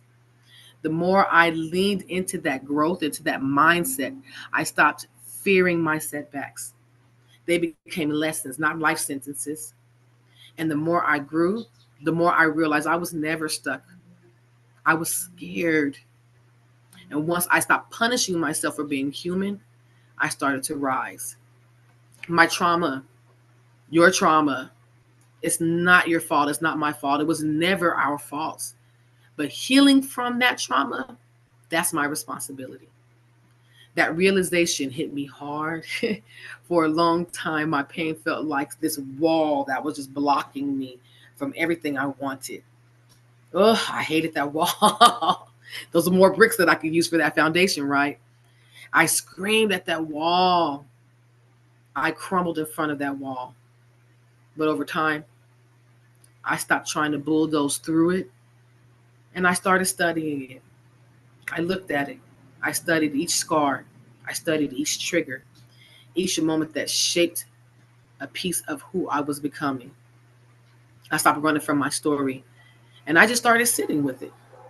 And in those uncomfortable, quiet moments, I discovered truths I never gave myself, which is space to feel. Like how people pleasing wasn't a weakness, it was survival. Or how my silence wasn't proof that I had nothing to say. It was a wound that I was afraid to open. And once I started honoring those parts of me, those parts of my trauma stopped being this dark, heavy thing that I was trying to hide, but it became a map of the strongest parts of me. That pain didn't disappear. It became meaningful. Every time I chose to heal, I rewrote the narrative that tried to define me. I used what was meant to break me as fuel. My trauma became my soil, and I grew from it. It didn't tell me who I was, it revealed who I had the power to become. And now every scar that I carry reminds me of what I've already survived. I've already survived the worst. So what's next? What's next? That's mine to shape. At first, I was really scared. I was terrified to speak for years. I know that you guys are like, oh my gosh, she's terrified to speak. No, yes, I was terrified to speak for years. I held my story in like it was a secret that would ruin me if it ever escaped. I was so ashamed. But the more I healed, the more I realized that silence that's not safety. That's suffocation. When I finally shared my truth with the public, something inside of me cracked open. The pain I buried for so long, it suddenly had purpose. My words weren't just mine anymore. They became someone else's permission to slip, to breathe, to cry, to start over, to begin again. My coaching. I began coaching. It wasn't a career move because, as you guys know, it's. I had degrees. I had worked for the government. I had all of this. Coaching is not it's not this. I'm not a millionaire because of this. It's not, it wasn't a career move. It was more of a calling to me. When I started to help others walk through the same darkness that I once felt swallowed up by, it lit a fire in me that I didn't know I had. Every event, every workshop, every book, every page I write, it's an offering. I don't show up as someone who has it all figured out. I show up as someone who knows what it's like to fall apart and still choose to rise. This isn't about being a savior. It's about standing next to people in their fire and reminding them they're not alone. Sharing my story became a mirror for others to became a mirror for others and a balm like oil for me. It's in those moments when clients say, I thought I was the only one, or when a guest or someone who hears my story cries, but not because they're broken, but because they finally feel seen, that I know I'm exactly where I'm supposed to be. Every time I lift someone up, every time I help them rise, I rise with them. Healing stopped being about me and it became about legacy, impact, and breaking cycles for good. We're not meant to be alone. I used to believe that my strength meant isolation, that if I needed help, I was weak. That belief, that belief nearly destroyed me. There it is. The truth is, some of my deepest breakthroughs came from people who held space for me, like my sis. And those times were times I didn't have the words or the strength to hold on for myself. Sometimes healing looks like someone else believing in you until you could believe in yourself. Community is sacred. It reminds us that we are human, that we are wired for connection, not just in joy, but in pain too. I found my strength in the arms of others, in women who showed up, men who showed up, raw, real, and unpolished. And in those circles of truth telling, I began to unlearn shame. I didn't need to feel perfect. I didn't need to feel, you know, like I was in the in crowd or I needed to belong. I just needed to be honest. And that changed everything. And now I show up for others because someone once showed up for me. I listen without trying to fix. I witness without trying to judge. And I walk beside people the way I wish someone had walked beside me. Service is my healing in motion. I don't just offer coaching, I offer connection. I just don't build events. I build safe spaces. I don't just have a podcast. I have a platform for those who need to share their story the way I was allowed to share mine with events like this. And every time someone finds a piece of themselves in my story, I remember that this is why I do. This is why I do this. Healing is a gift. Excuse me. Healing is a gift, and passing it on is the most important way to honor it. If there's one truth that I want you to carry from this, is that your story does matter. Not just the polished parts, the moments, not just the moments that you did survive, but everything in between. The nights you cried alone, the days you showed up when your soul was tired, the quiet decisions that kept going when no one saw you, when you were alone. All that is power.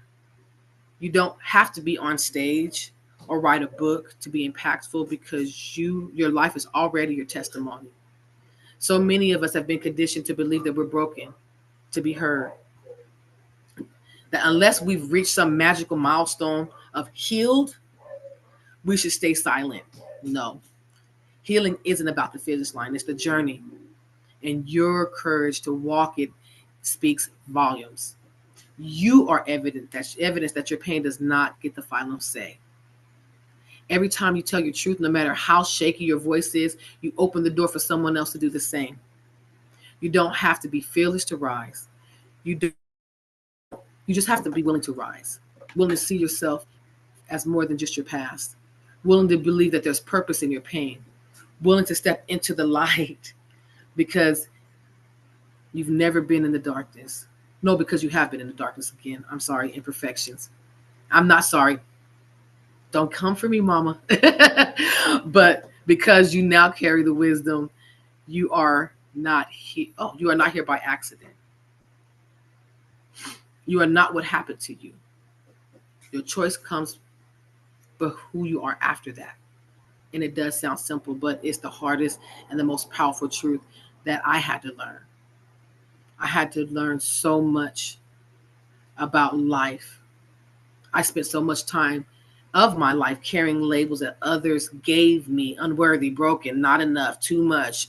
But one day I decided to put them down, not because they weren't heavy, not because they weren't heavy, because they were heavy, but because I was tired of letting other people's pain, because that's their pain, define my worth.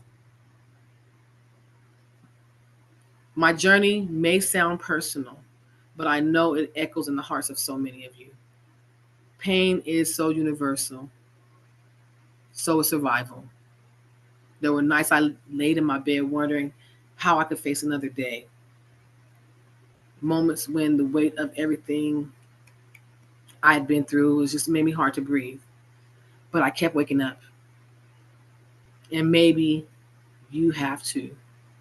You're still learning how to live with each ache, with each thing you didn't deserve. If that's you, know this: you are not alone. You're not alone. We don't walk enough. We don't talk enough about how brave it is to keep going when everything inside you says stop. That kind of quiet, stubborn, that's the kind of quiet, is that that's the kind of quiet, stubborn courage that we have in us, and we need to change that. Because once we do, it changes everything. It doesn't always look like power, but it is. Sometimes tears or shaking or just showing up when you'd rather hide, that's power. That's where you build on. And that was the starting of how I turned my pain into purpose. And that's my transformational journey. Um, thank you guys so much for bearing with me through this very hard, very roller coastery story of who I am. Just know that you are important. You are loved, if not by anybody, by yourself, because I love me. And thank you, my Black, beautiful butterfly goddess, for having me on your show and being part of the community that helped me know and learn and love my power. Love you. I'm I so love glad you you. said yes. And I know a lot of people are impacted by you sharing. Um, PJ, your son was here listening. I know he was. I felt that when you start seeing me trip over my words, that's because I felt them. I got the goosebumps. He love his TT, so he gonna run to you and mama and pop pop.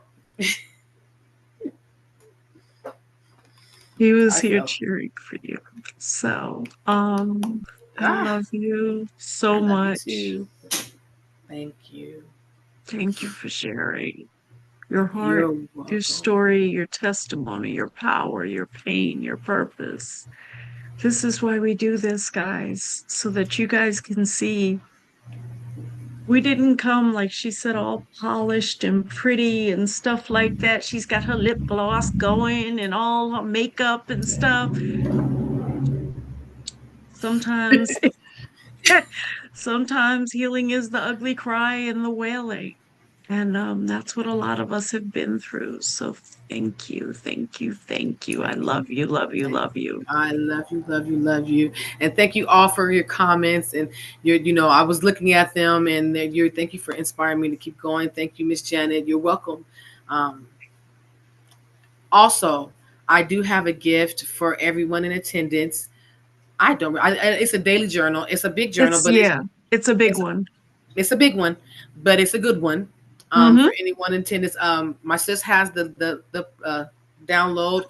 Anyone can have it, and I also I offer coaching. So one of mine is I have a little contest.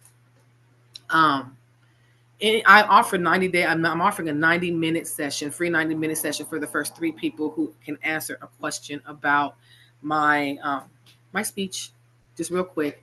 Um, do you guys remember what my very first shift was. What was that moment that changed my narrative and made me say, I can't do this, I need to heal?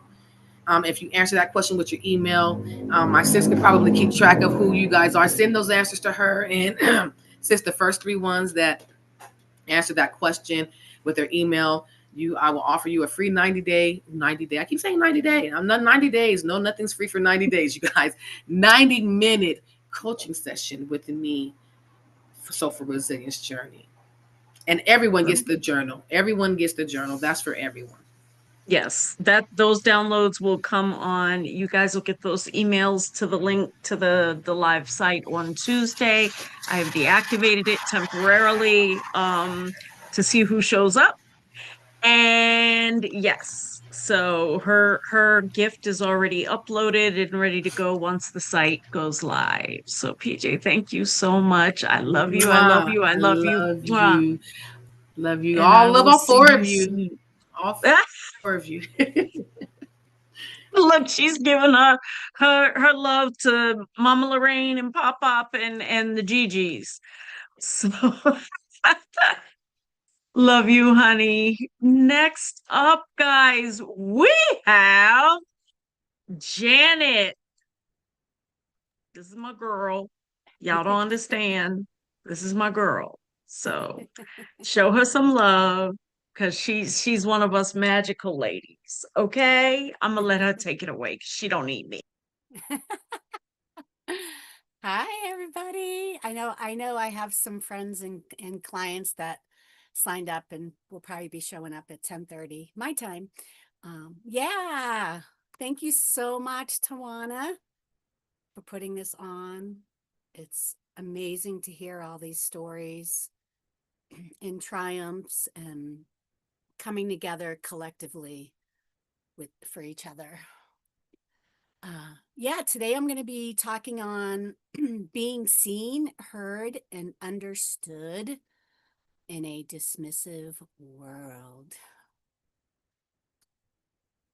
This topic is really important to me, but first I want to ask,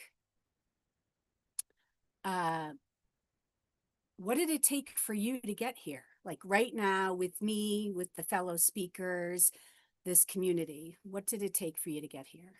I want to acknowledge something's popping up here. Hold on. Loss. Okay. Yeah. Thank you, Pauline. Thanks for being here and congratulations for showing up. I'm gonna unblur my background because I got a pretty background for you. Well, I'm here today because I believe in the power of being seen, heard, and understood. And I'm going to share some insights that help you reclaim your voice and your truth. I'm not speaking to the ego grabbing for attention types of being seen, heard, and understood, but to the human condition of valuing presence. And I want to say that this conversation goes both ways. Are you experiencing the hurt or are you creating it?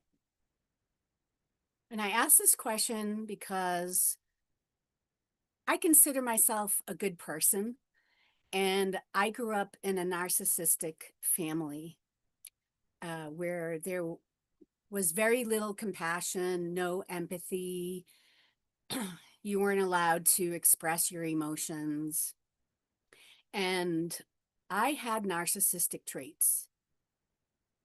And I realized this probably about 20 years ago when I embarked upon a journey with a leadership and personal development company, and got to know myself really well and pretty quickly. And I pushed away a lot of people.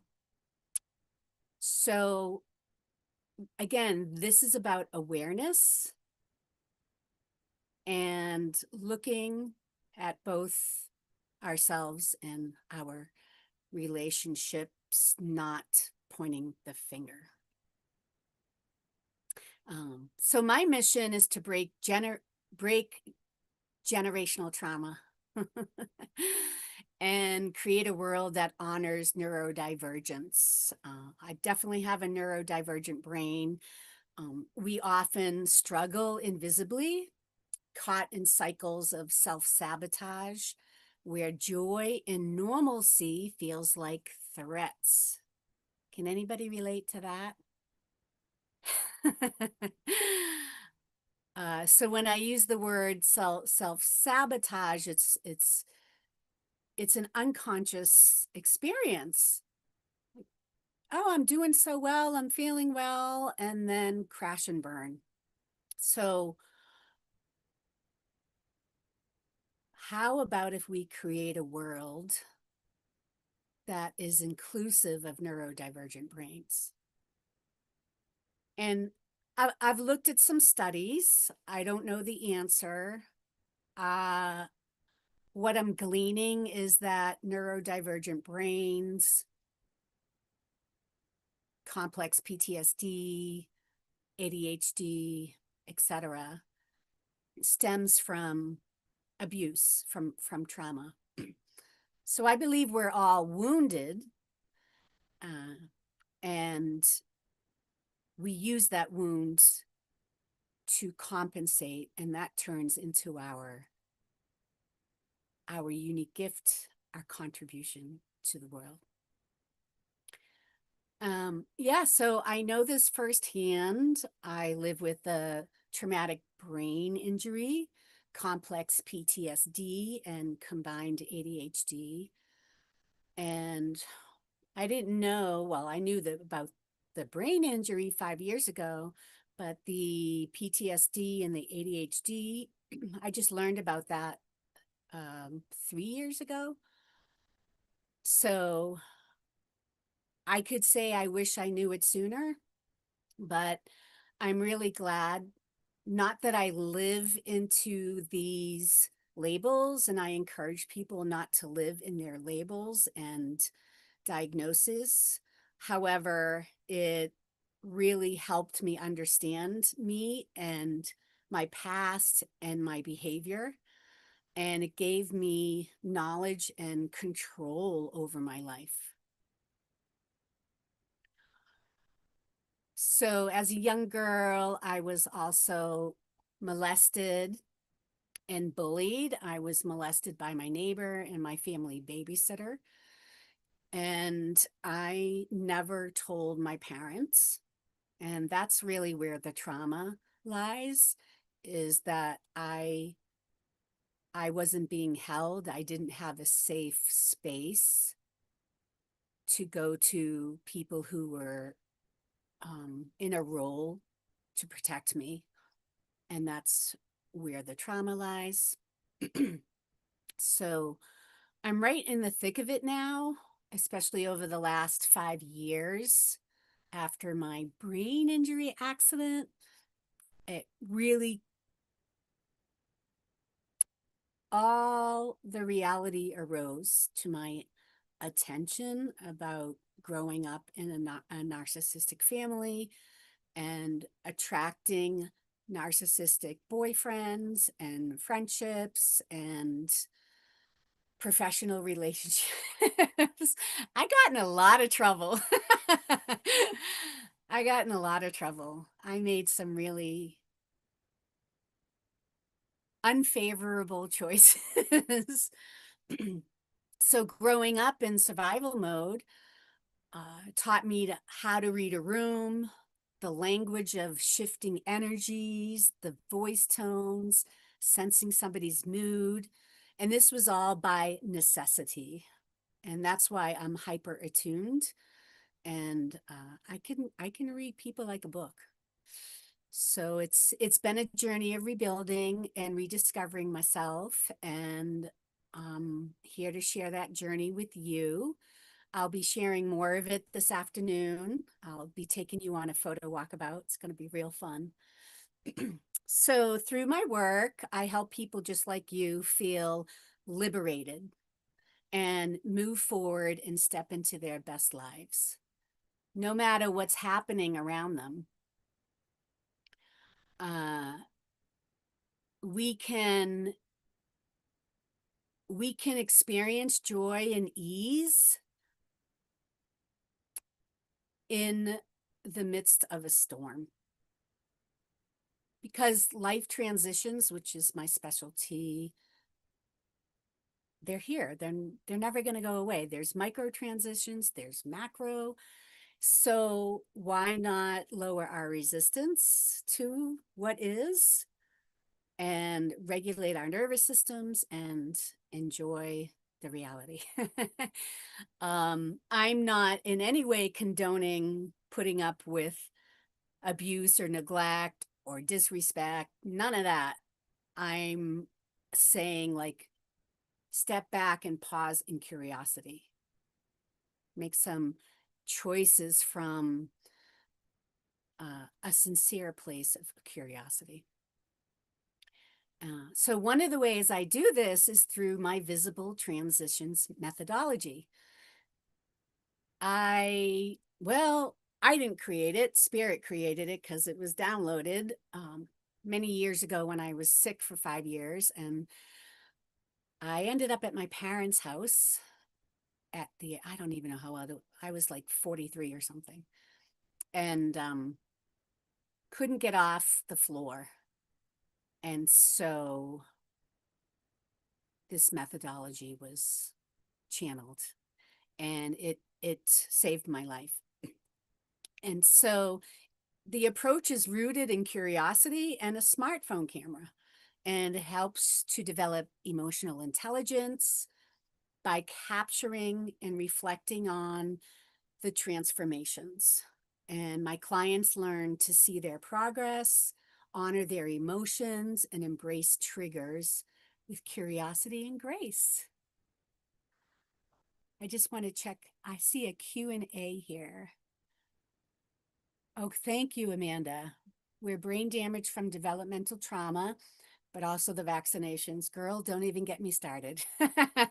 I really think we are highly sensitive. Yes, thank you. Thank you. Thank you for that. So I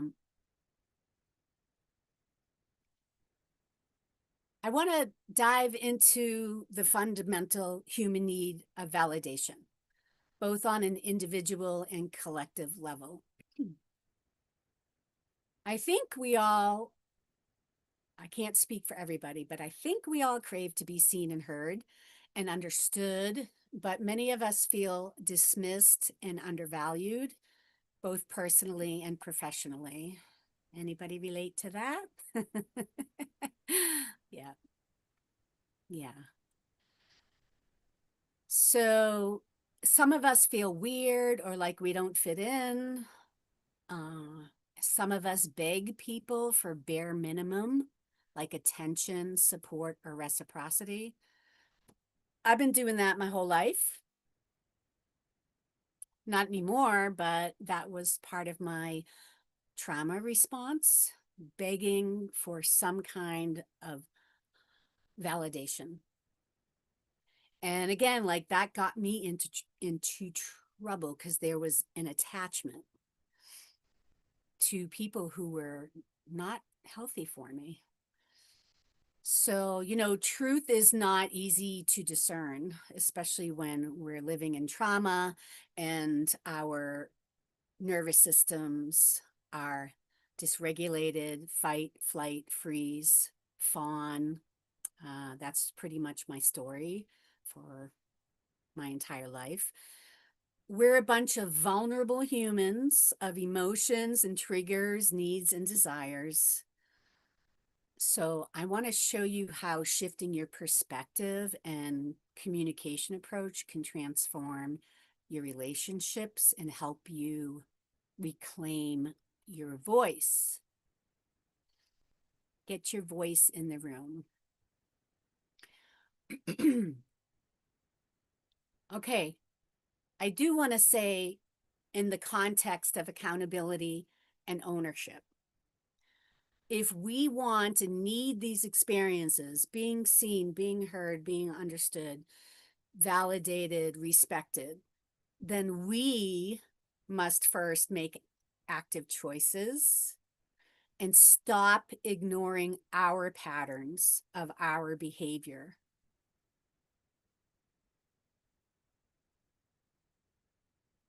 Like I shared a little bit ago, I'm a good person, I think. And I had narcissistic qualities as an adult. So I was ignoring my patterns of my behavior. I didn't have an awareness until I started on the self-realization journey. And thankfully I did, because I'd probably be a jerk. I would probably show up in the world as a jerk to some people. Yeah. Okay, so some of the questions to reflect on in terms of having these experiences. Do I often feel undervalued, dismissed, invalidated by the closest, the people that are closest to me? And my answer is yes. But no more. I've gone low to no contact with people who are supposed to be my family, supposed to be loving and protect me. And that's okay. It's been a really difficult many years of grieving. It's a grieving process. So we need to be willing to go through the grieving in order to get to the other side. There's discomfort in changing our patterns and our behaviors and creating boundaries. So another question is, how am I seeing myself, hearing myself, validating myself? Again, reciprocity, but it all starts with me, with you, internally. So that's where to start first. Do I respect myself? Am I allowing people to disrespect me? Oh boy. Yeah, did I? Mm-hmm. Yeah. So am I afraid to speak my truth? Mm-hmm. Not now. But yep. Am I afraid to speak my truth? What stops me? Well, the answer is me. What stops me? It's me who stops me. What's underneath that? Do we fear this person that we're in relationship with that they'll go away? Do we fear that we'll be physically abused, emotionally abused, verbally abused, triangulated? So what is underneath that? And whatever the answer is, it's okay. Just look at it, at the answer, and decide if you're going to do something about it. If you're going to look through a different lens, shifting lenses. And if you decide yes, then work with somebody. Have an ally, professional ally. Don't be dumping all your stuff on your friends all the time. I used to do that. Yeah, and not too long ago, right? Taiwana, yeah, I've had so many realizations in the last 2 years. It's like, I realized why I felt so lonely and isolated growing up in my home.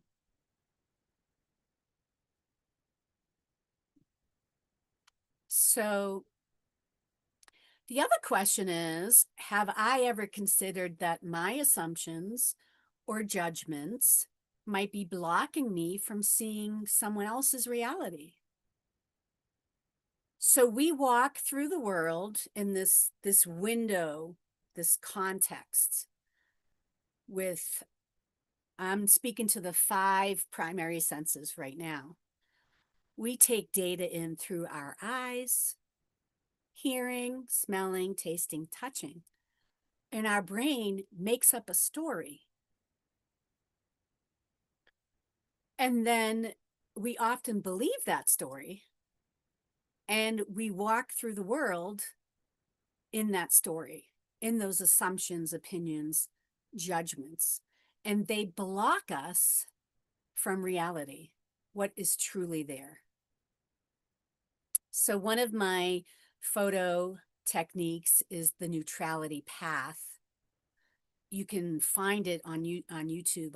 I'll put a link. But this is a practice where you can neutralize what comes through the 5 primary senses.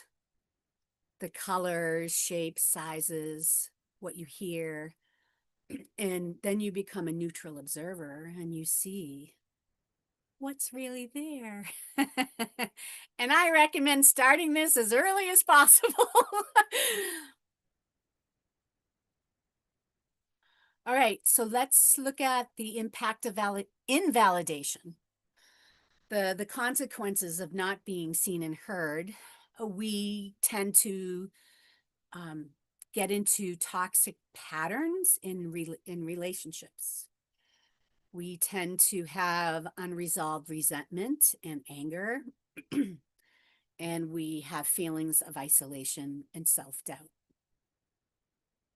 So when we're in an abusive relationship, the isolation can be unbearable, and the self-doubt created from confusion, the narcissistic approach to, the triangulation and the gaslighting and whatnot. And it's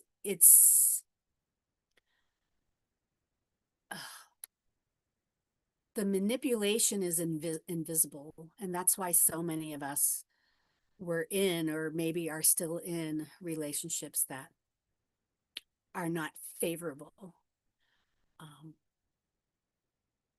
The confusion about ourselves is astronomical. At least it was for me. Yeah, I mean, yeah.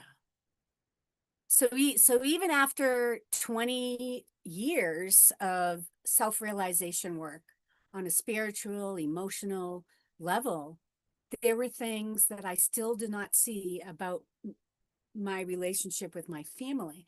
Because when you're deep rooted in it, very difficult to see.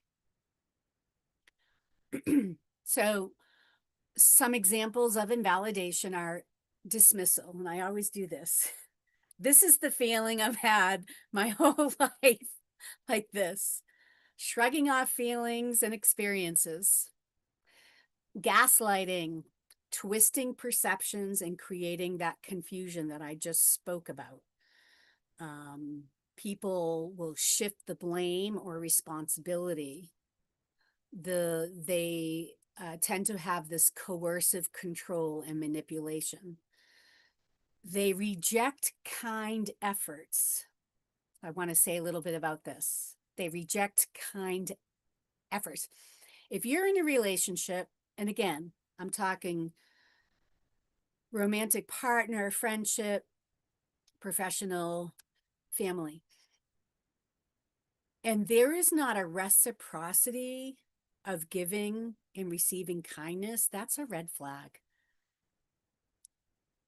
That is a red flag, because there's a power differential.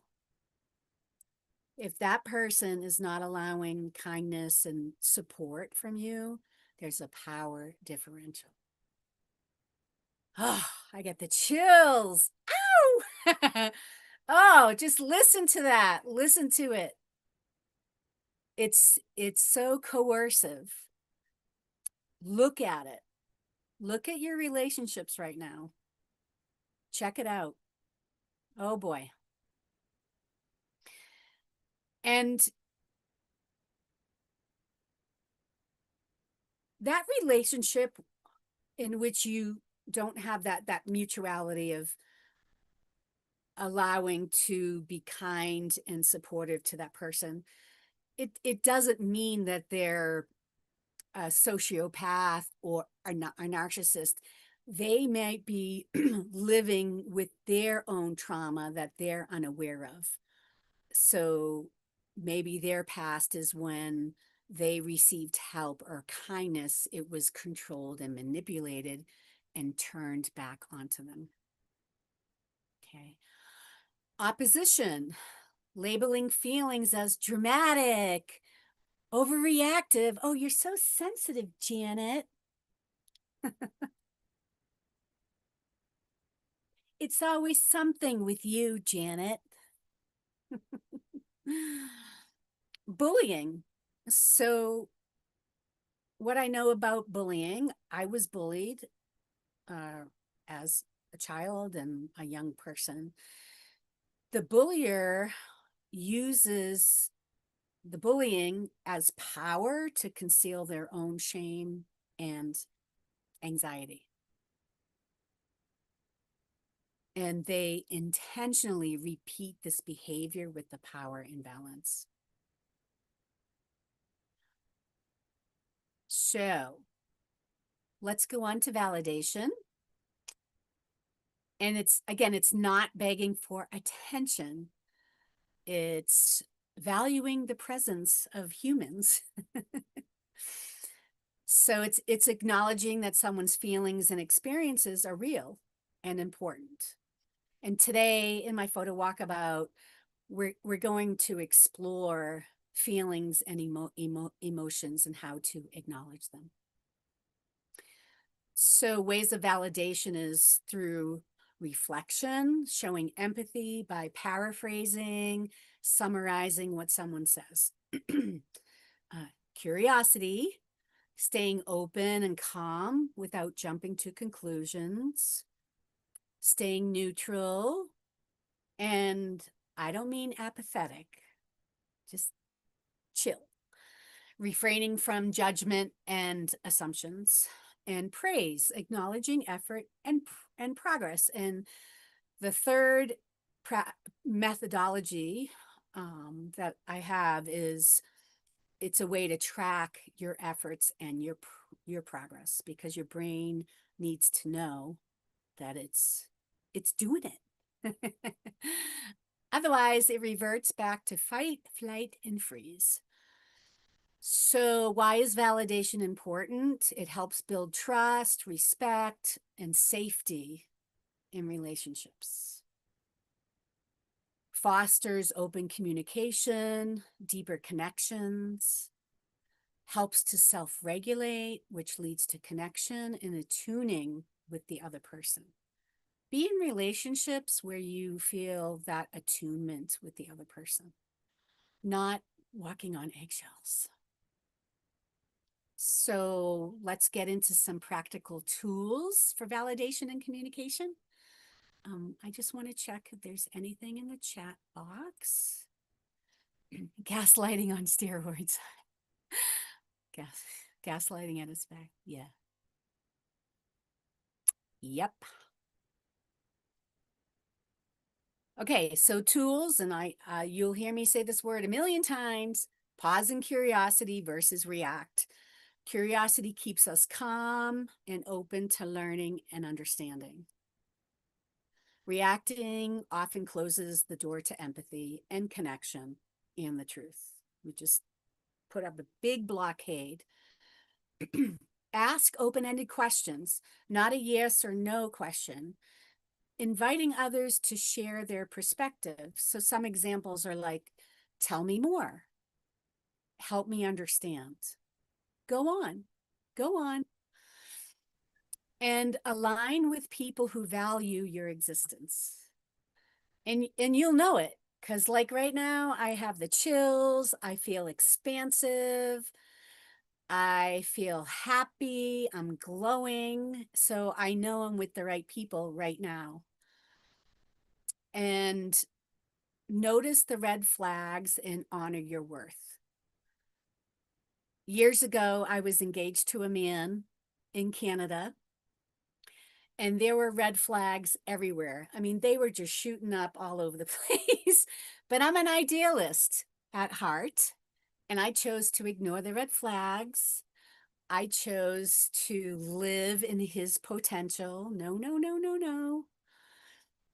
And moved myself and my belongings to Canada, gave away my car, and I was met with extreme coldness and gaslighting, and it was so awful. And then in the narcissistic form, he put together a very expensive picnic. We drove 2 hours in the rain to the mountain, and that's when he told me that our engagement was off. That is such a perfect example of narcissism and red flags and ignoring the red flags. Red flags were slapping me in the face, but I ignore them. Yeah. Yeah, we've all been there. So I have certain people in my life, I call them my red flag raisins. They're allowed to raise the red flag awareness to me if they see a red flag. So I call them my red flag raisins. Maybe you want to get some too. Okay, so let's look at empathy a little deeper, attuning to another's emotions without judgment, putting yourself in their shoes and responding with understanding. Some actions that show empathy: summarizing or paraphrasing what someone has shared, offering a comforting gesture like a hug or a touch, if appropriate, and relating to this person without shifting focus to yourself.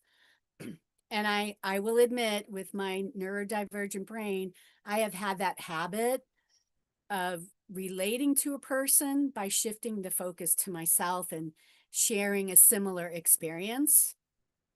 And that is a put off. It's a put off. And I notice that I still do it sometimes, even with all my awareness. So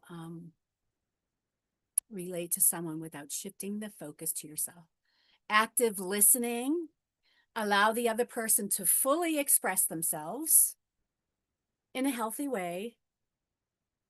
Encourage them to share their feelings and their experiences without interruption.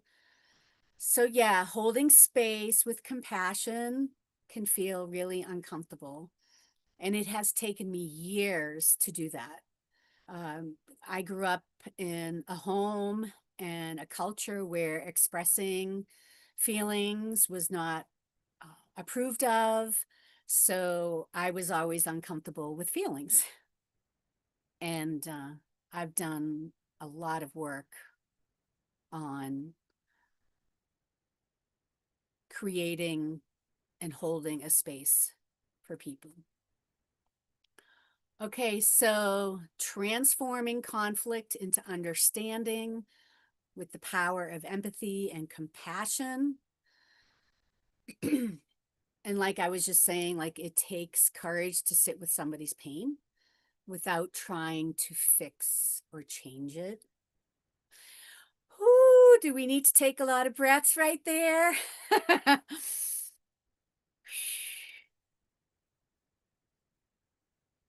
Especially when you're an empath, this energetic boundary, put it up so you're not taking on the other person's stuff. And also breathing and being quiet and holding that space. And yeah, I mean, it requires honesty and acceptance of your own emotions and biases in favor or against. So we only have a few minutes. I'm gonna put an infographic in the chat with some examples. of how to give empathy. And I just want to note that I've done some research on this academy. It's Mott Haven Academy, and they intentionally design spaces and programs to meet the academic and the social emotional needs of all children. If we could have 1 million of these in the world, oh my God, world peace, baby. So they have a focus, especially on those who are impacted by the child welfare system. They dismantle systemic barriers to success. They put an emphasis on voice and choice, and they lead with empathy. So I saw some videos on Facebook, and it really caught my attention. So I went and I looked them up. So for the neurodivergent brains, and the Mott Haven Academy is the blossoming of many types of education for us.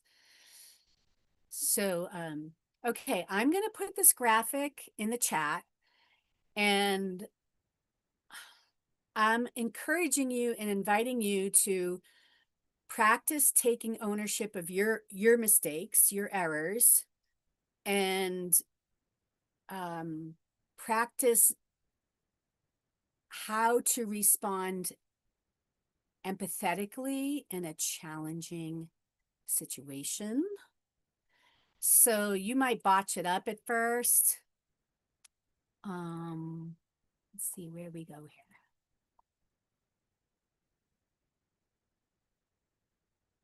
here. Oh, good Lord. Hold on a second.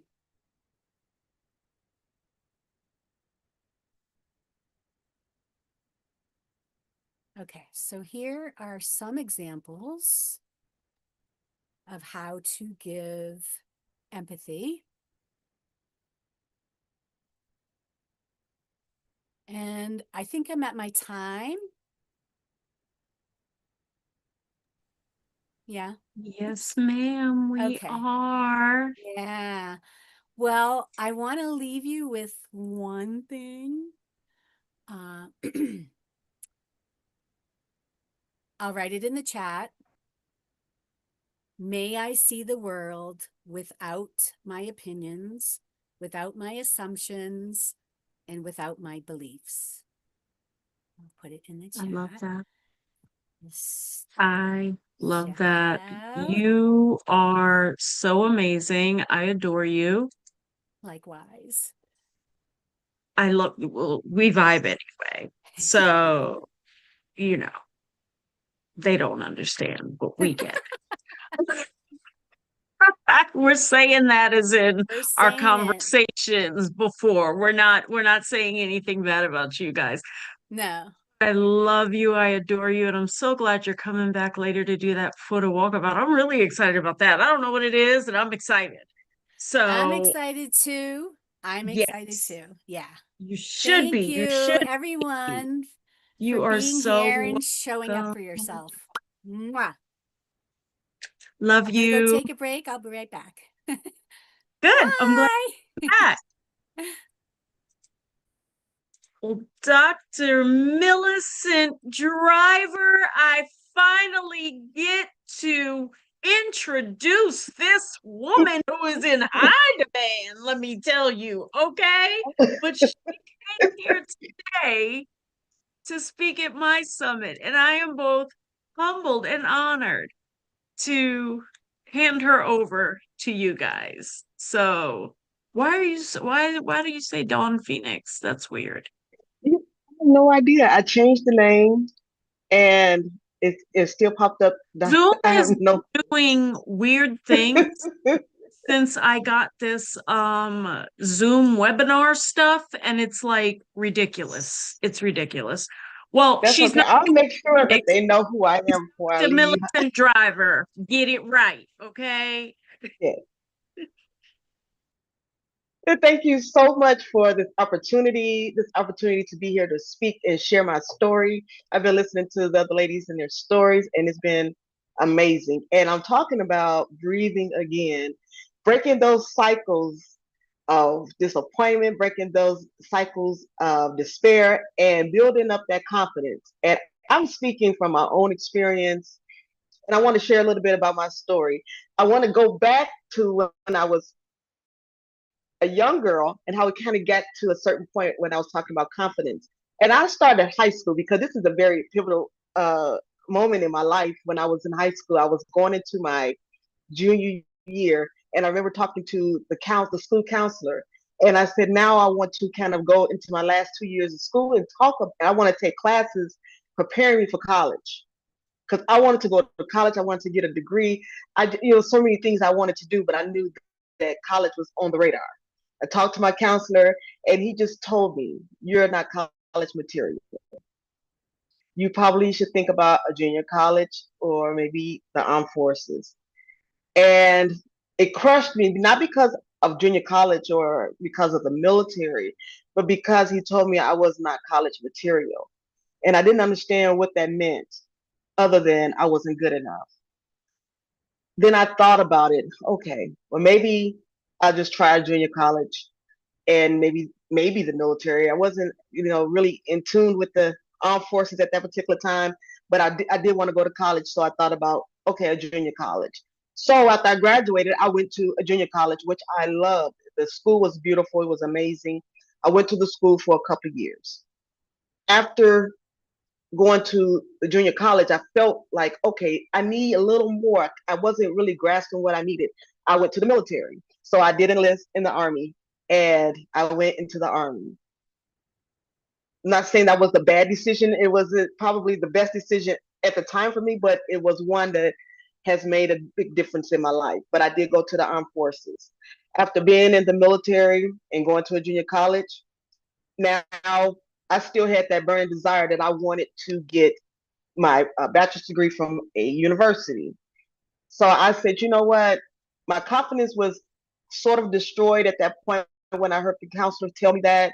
And I said, you know what? What is so different with me where I cannot go to school and get my bachelor's degree? I'm gonna position myself so that I can go to school. And if they accept me, I'm gonna go. And I was accepted into a university. And as I was going to school, I struggled a little bit with some of the courses, but I just kept plugging away because I knew that I had a goal and I was going to set out to accomplish that goal, and I was going to prove to myself that I could do it. So after going to school, and for 4 years, I got my bachelor's degree, and I was so elated in what I was doing, and I couldn't believe that I actually got my bachelor's degree, and I was walking across the stage with that black robe and that hat. So I was so excited, and I said, you know what, this is good to me. So I went and I got a graduate certificate, and I was like, wow, okay, I could do this. And then I said, well, I might as well go to graduate school. And I went and I started working on my master's degree. And I was in my master's degree was in public and environmental affairs with the concentration of human services. So I was excited that I had gotten into graduate school and I was working on my degree. It took a little longer than I expected, but I did not give up. And after I finished and I was working in my area, in my field, and I was thriving. I'm like, okay, I went to school, I went to the military, I got my degree, now I'm working in my area. I did this, I'm doing this. Then I said, you know what? I felt myself, itching to go back to school again. So I went and got a second master's degree. And I got my second master's degree in human services, family and marriage and family therapy. Okay. So I'm like, I got my 2 master's degrees, my bachelor's degree. I'm a veteran of the Army. I'm working in my area. Okay, this is what I've been. This is what I've been wanting. This is my confidence is there. I'm doing my thing, and then tragedy struck and knocked all that confidence back on the ground. In 2011, I lost my son in a car accident. He was a week from turning 21. And it seemed like everything that I had worked for, everything that I was so excited about and happy about just went out the window, because how can I really enjoy life at that moment? And a part of who I am is gone. A part of who I am, I had to bury and I had to let go. So the confidence was kind of shaky at that point. I took a leave of absence from work. I wasn't really in school anymore. I had my degrees, but I was teaching for a university part time. I just needed a break. So I had to step back and I said, I need to get myself together. And I had to deal with the loss and the grieving process. And I had to get through even that season of mourning. But I said, you know what? I'm going to hang in there. I'm going to take the break I need and I get back to it eventually. So a whole year went past and I felt like at that particular moment in time, I was ready to go back to work. When I was trying to go back to work, then I started to notice that I was having some difficulties with my memory. I was starting to have some difficulties with my speech. I was starting to have some difficulties with my cognitive abilities, just kind of learning and retaining, uh, in those areas. And what's going on with me? I was finding something. Maybe it was the grief. Maybe the grief really knocked me off my course so much that I just couldn't get myself back. And now I'm starting to experience these things. And I said, but there's something else going on, because I did not feel right. And I knew that, we all lose people and we all go through that heartbreak. But I didn't think that it would change me to that extent where I was starting to feel like I couldn't function. Went to the doctor, talked to the doctors, had a sleep study. We trying to figure out what's going on in my brain. So one day I was driving in the car with my husband, and I wasn't driving, he was, but I was in the car with him, and I just went out. As I know, I woke up, the ambulance was there. I'm like, what's going on? And they took me to the hospital and found out that I had stroke. And I was not having just that stroke, but I had some multiple strokes before the big one. So I was having small strokes along the way the year after my son passed. And I was like, wow. So now I'm like, it made sense what I was going through now that I know, identified what was happening. But then going through that, my confidence shattered. I mean, it's like, here I am, I didn't prove to myself that I couldn't go to school, that I could do the things that the counselor said to do and more. I was working in my area. I was happy. I had my family, my daughter and my son. My son was going to be 21. He, doing his thing. He was living, he ready to start his life. I lose him. And then the next year, I lose my ability to work because of strokes. So I ended up going on disability. So from that point till about 2021, that's how I lived my life. I lived my life on disability, and that was it for me. Everything that I've worked for, everything that I tried to do, everything that I felt that was inside of me to do, that was it. It was all just a blur. It was all just a fluke. It was not real. This was my real life now. And I was devastated. I was depressed. I ended up having to go on medication for the anxiety and depression. And not only that, I found myself wanting to drink every day. I wasn't drinking hard liquor, but I was drinking wine, but not just a glass of wine. I was drinking wine, like all day, every day, just to go to sleep, get up. Halfway throughout the day, I found out, okay, well, it's 5 o'clock somewhere, so start drinking again, going into the night. That's how I lived my life. And I was just devastated. I was depressed. I was mad. I was angry. I'm like, how could life do me like this? And what was it trying to say? I've done all I could do. I poured my blood, sweat, and tears in this thing, and it do me like this. So I just didn't have the confidence. I just didn't have the desire to do anything. And I was just at home married. And, I had my daughter, she was coming into being a woman and starting her life. So I was just there with her and helping her on her journey. But I forgot about my journey. I forgot about who I was and what I had to bring to anything. I didn't feel like I had anything left to bring to the table. But I remember laying in the bed in 2021 after COVID and just feeling like, wow, you know what? I kind of miss going out and being around people and kind of seeing life. Everybody was shut down by that, at that point. And I said, you know what? I think that there's something inside of me that still needs to come out.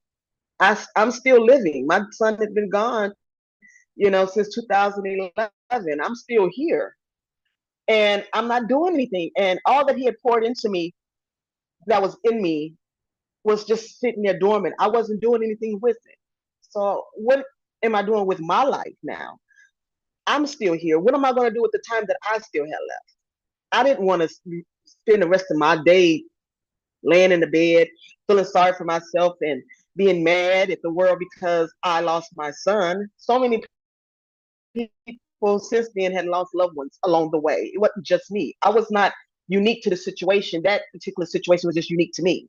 So I said, you know what? I need to do something with myself. I had been through the therapy. I had gotten past, some of the limitations of the stroke. And I knew that I was starting to thrive. I just didn't want to thrive because I was comfortable just nothing and feeling sorry for myself. But my will and what was on the inside of me just would not allow me to sit back and not do anything. So I kept getting that tug to just get up, to just keep moving, to go, to go, to go. And I remember I was laying in bed one October and something came to me and said, get up. And it was raining that day. And I was like, someone invited me to a presentation from from a business owner. And I said, oh, well, I guess I'll just catch it another time. Laid back down and something said, get up. And I said, okay, I'm gonna try to get up and get myself together. Then it says, get up.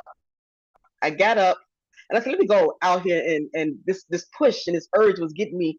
I said, let me go out here and see what's going on. So I went to the presentation, and that particular day in October of 2021, it changed the rest of my life to today. And I heard a presentation that talked about trials and tribulations. It talked about confidence. It talked about mindset, and it also talked about future goals. And I've realized that that was me, that I was in a place where I had given up on all those things. And as I began to hear those messages, and I started to slowly challenge myself to set small goals for myself.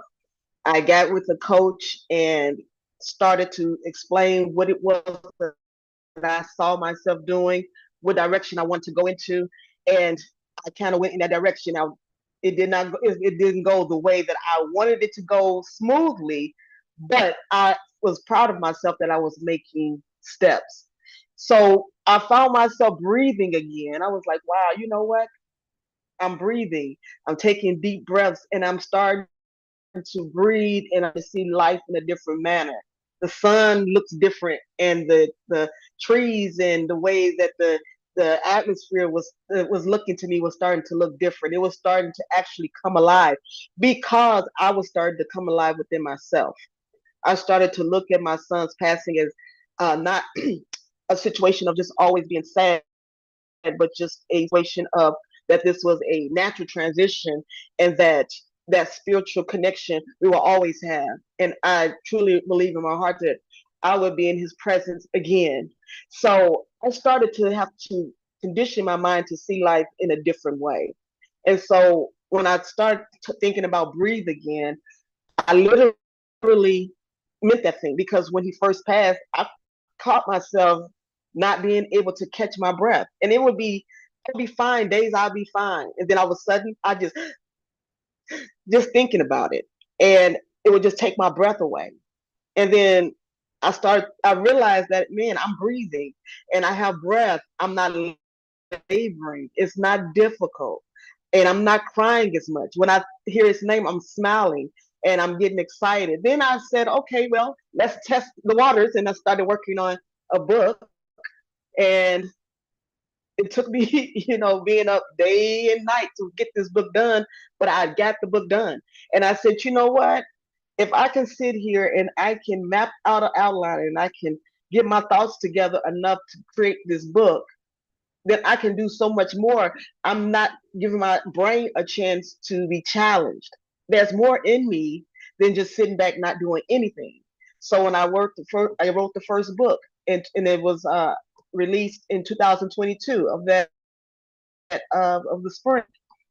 So that particular period of time, I realized that I was breaking that cycle of defeat, I was breaking that cycle of giving up. I was breaking the cycle of not wanting to go forward in my life. And I realized, okay, I still had purpose. And now I'm getting to understand how that pain is now turning into purpose. And I wanted to encourage others that, we all go through things. We all have setbacks, disappointments, grief, whether it's the loss of a loved one, the loss of a job, the loss of a marriage, the loss of your health, loss of friendships. All of those things can be heavy on us, but we can recover. Sometimes we don't want to hear it when we're in the thick of it, but I'm not going to tell you that you can't just to make you feel good. You can recover. And when you recover, you have to realize that you are still living. If that loved one that you love so they're gone, and or that relationship or whatever the case may be is not there anymore, and you still here, you're allowing the trauma of that thing to disrupt your life. That's not what that's meant to do. Sometimes we go through transition for our own good. Sometimes we go through transition because it's natural for people to transition. Sometimes relationships don't last because they're temporary. They're not meant to last. All of those different things, we hold on to those things as defeat, and we feel like we just can't go on.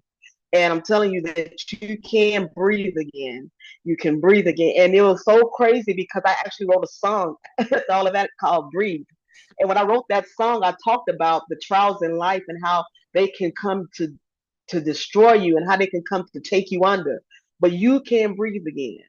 So that's my motto about that. And so that's why when I was thinking about the subject I wanted to talk about, I wanted to share my story of how my confidence was built up as a young girl going into, college and as a young woman, and how something can destroy it without you even thinking about it. Life can destroy you if you let it, and things can come in and disrupt your natural flora, your however you want to say it. It can disrupt without you even understanding what's happening. But we have to be conscious about what's going on with us. We have to know ourselves. We have to be conscious about our surroundings. We have to be in tune on where we want to go, where we're going, and what we're doing. And just know that life is meant to be lived. Life comes with all those ups and downs and hills and valleys and things like that. But you still can have purpose. You can still have a beautiful life. You can still have substance. So that's what I talk about, and that's what my journey is. And what I do is I support women who are feeling like that, low confidence, lack of self-esteem, all of those things, but also have something deep down inside of them: entrepreneurship, a book, a journey that they're afraid to go on because of such setback has really disrupted their life. We're not staying there. What we're gonna do is we're gonna take this journey together, and we're gonna get to not just the other side, but we're gonna get to the other side, and we're gonna thrive. That's what I stand for. That's what where my passion is, and that's how I live now. Things happen. I lost my grandmother in March, and she was over 100, matriarch of the family. But I had a different perspective when that happened. When I cried, I cried. But when I laugh. And when it's time to do things and move on, I move on. So I had to understand that transitioning didn't necessarily have anything to do with me. It was their business, not mine. We're just here for the effects of it. But I still had to stay on my mark, and I still had things to do. And that's why when uh, having this opportunity to speak on this conference meant so much to me, because you never know what someone may see in you, and you just never know what opportunity there is there for you to share your message. Sometimes you think that no one wants to hear your message. I pray that this resonates with someone, and that is just not, something that I'm saying and it falls on deaf ears. And I hope that me sharing my story would really be a blessing to somebody, and that you would just have a glimmer of hope that's right there, something that you really desire to do, that you feel like you just can't, that you would just look over to the side and see it there and grab it. Just grab it. Life is meant to be lived. We have, if we have air in our bodies and we're breathing it in and out, Let's do the thing. That's what I say. So I just want to leave you with a few tips that I have about building that confidence. First of all, I want to say is that we have to acknowledge where we are without shame.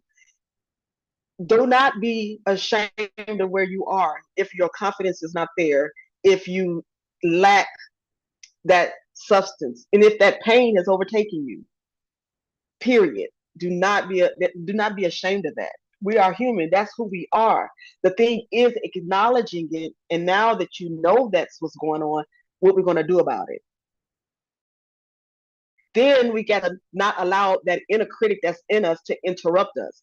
We can acknowledge it, be ready to go, get on track, something to come and tell us, that's not for you. You can't do that. Who do you think you are? You went through this, you went through that. You had a stroke. You're going to sound stupid. That was me. If I talk and sometimes I may slur my words or something doesn't come out the way I want, I feel like the whole world is judging me and they see it. Oh, she done had a stroke. Now she's trying to do this and that. She can't do this. She can't do that.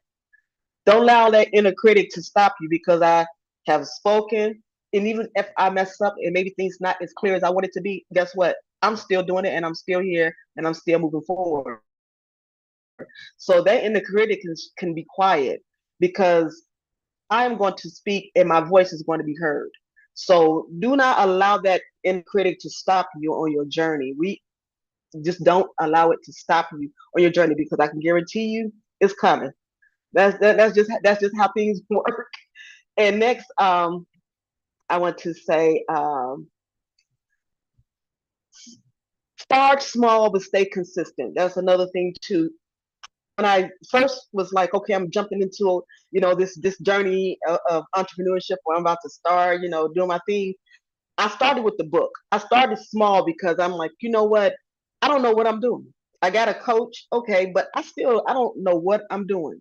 And if you don't have a good coach, you still not gonna know what you're doing. But I knew that I could start somewhere. So she gave me some good tools. Start with a book. I did. And when starting with that book, I'm telling you, if you start small, before you know it, you got a whole forest of something. And that's how it was. I planted a seed in that book, and other things just started to grow. And I stayed consistent, even when it didn't look good, even when I didn't feel like it was going to be good, even if I did not feel like I was getting the support that I needed. I stayed consistent and I started small. It don't even have to be in a business. It could be whatever it is in your life that you're trying to build that confidence in. It could be going back to school. Start with one class, start with two classes, or whatever. It could be in relationships. Say, hey, I'm just gonna go out with some friends and no commitments. We're just gonna see, how the friendship works first. I mean, just start somewhere, but just start small but stay consistent. And you'll be surprised on where that small seed will take you. And next, like I say, next thing you know, you got a whole harvest. And you're like, well, where did this come from? Because you consistently watered it. You consistently showed up. You did not say no. You constantly stayed on the grind. So that's my suggestion for you. Just start small, stay consistent. When you start small doesn't mean that you stay small. I'm not saying that it has to be like a long span in between, but just when you're starting small, start in little nuggets. If that nugget takes a week, go on to something else. And if that takes 6 months, fine. Just start small, take your time, and just know that the race is not given to the swift or the strong, but those who endure until the end. And breathe before you break. So recently I had to take a break. I did a post on Facebook. I just was overwhelmed. And I put the post out there because I sincerely was looking for prayer. And people, I'm telling you, they came in like a flood and they surrounded me. And it was such a blessing to me. And I was like, you know what? I gotta breathe because I'm like, I'm about to lose it. And it wasn't because I was weak. I was tired. My mind was tired. I had been trying to, sometimes when we're in that position and we are doing well, we feel like we just gotta keep going and keep going because if we take a little bit of a break, we're gonna go right back to where we come from. And that wasn't the case. That's not true. You have to breathe. If you're not breathing and you suffocate, you die. So I was choking myself out, not allowing myself time to allow air to come in, to pause and to take a moment for myself. So you breathe before you break. So if you feel that you are in your stride and you're going and you're going and you're moving forward, always take a moment to breathe, to take a step back and get yourself together. And then you say, you know what? I didn't quit. I just took a pause. This is just a little moment for myself, and get back to work or get back to what it is that you're doing. But being in tune with yourself and acknowledging where you are and what you're feeling. Like I mentioned, acknowledgement. Acknowledge where you are at that moment, and do not feel like you've done something wrong by taking a moment for yourself. Take a moment to breathe. Because if you've done your work and you've made an impact to those that you're supposed to make an impact to, they're going to be there. And those who you have yet to make an impact with and to, they're going to be there. So just trust us and trust your journey. And along the journey, we do have to rest. And there is a time where we have to sit back and say, you know what? I got to eat. I got to drink. I got to sleep. I got to breathe. And then I wanted to say, remember who called you. And spiritually, I know that God called me to this position and to this place in my life because my steps have been ordered. I prayed for that. So that was a thing that I mentioned before. If you're confident in who you're supposed to reach, if you're confident in who's supposed to be in your life, who's not supposed to be in your life, if you're an entrepreneur, who's supposed to be a part of that business and who's not, you just have faith and remember who called you. Remember the place that you are and where you are and what you're doing. All things work together for the good. So it doesn't matter if I'm over here today, but I know that who I need to reach and who I need to be in front of is going to still happen tomorrow. So I have to remember that if I was called to this thing and if I was designed for this thing, that if I put my hands in his hands and for that in his plan, then it's going to work out. So sometimes I have to tell myself that when I don't see things quite going the way I want it to go, or if I feel like I need a break and I'm afraid to because I might miss something or somebody may miss me, just remember who called you and just know that your steps are ordered. And so that's where I get my thought process from. That's what helps me. But it wasn't something that I just kind of come upon and say, okay, today this is who I'm going to be. I had to work to get to this point. That mindset had to change for me. And believe it or not, that mindset, how it changed and how it grew and built for me, started way back when I was that young girl sitting in the guidance counselor's office telling me that I wasn't college material. I didn't realize at the time that I was mad and I was going to prove them wrong eventually, and I did. So now I'm back in that position where I have to prove myself wrong on what I thought about myself after my son passed and after I had the strokes. So that's what I wanted to share with you today, is taking that opportunity and the time to breathe again, to allow yourself that grace, allow yourself the opportunity to still live and to embrace your life. And if you have, something that's in you that you feel that needs to come out, allow it to come out, allow it to flourish. If you don't know how to let it out, get with somebody who can help you birth it out. We have things in us sometimes we don't want to tell someone because, for one, we may think that it's not a good idea, or they may try to stop us, or sometimes we think people are about to take our ideas and do it themselves. But really pray and seek his face about support and get with those who are able to help you bring that out, because it's no way that we should be having all of those things inside of us, knowing that we have purpose, knowing that we have things to do, and not allow it to come to fruition, now allow it to grow and to flourish and to show its face. So we have that burden of responsibility on us to be able to take things to the next level in our own lives. So it's time for us to get ownership, to grab a hold to it. Do not be afraid. If you're afraid, do it scared. Don't have to be perfect. I'm not perfect. Like I said, I have a lot of complexities, from the strokes and everything. But I said, you know what? I'm gonna do it scared. Like I said, if I mess up, I mess up. Give me some grace. I'll be all right. I learn from it. But yeah, so I just, and I know that you have more time, but if anybody want to share anything or any question. I would just, like to have just a conversation if you want, just to kind of talk about your journey.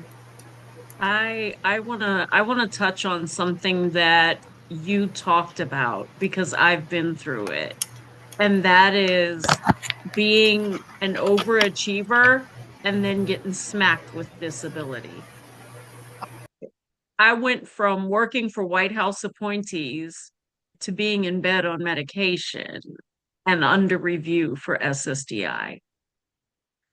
So I share your pain and I know what that was like.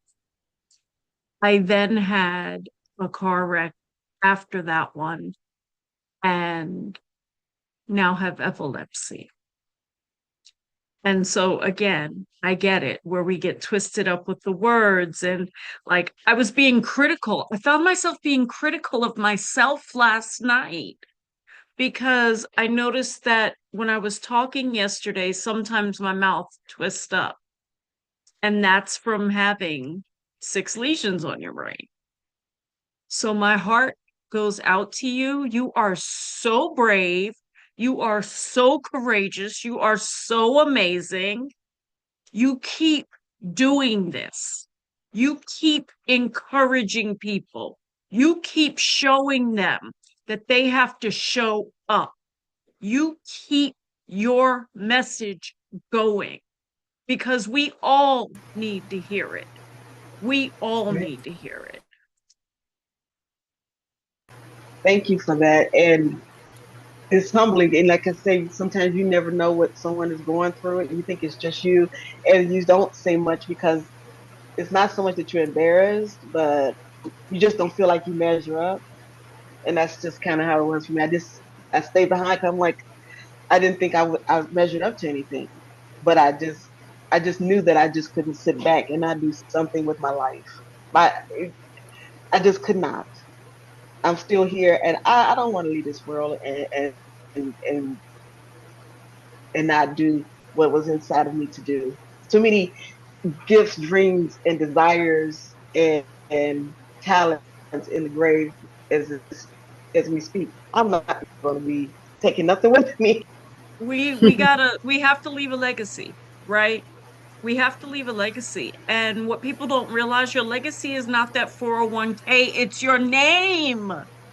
What does your name mean when it is spoken about in rooms? It is not your 401k. It is not that life insurance policy.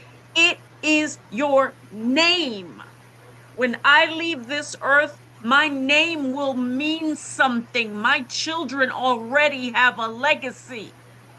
It's not the money, it's that name. I want to say something. I'm sorry, sis. That's why I put you down here.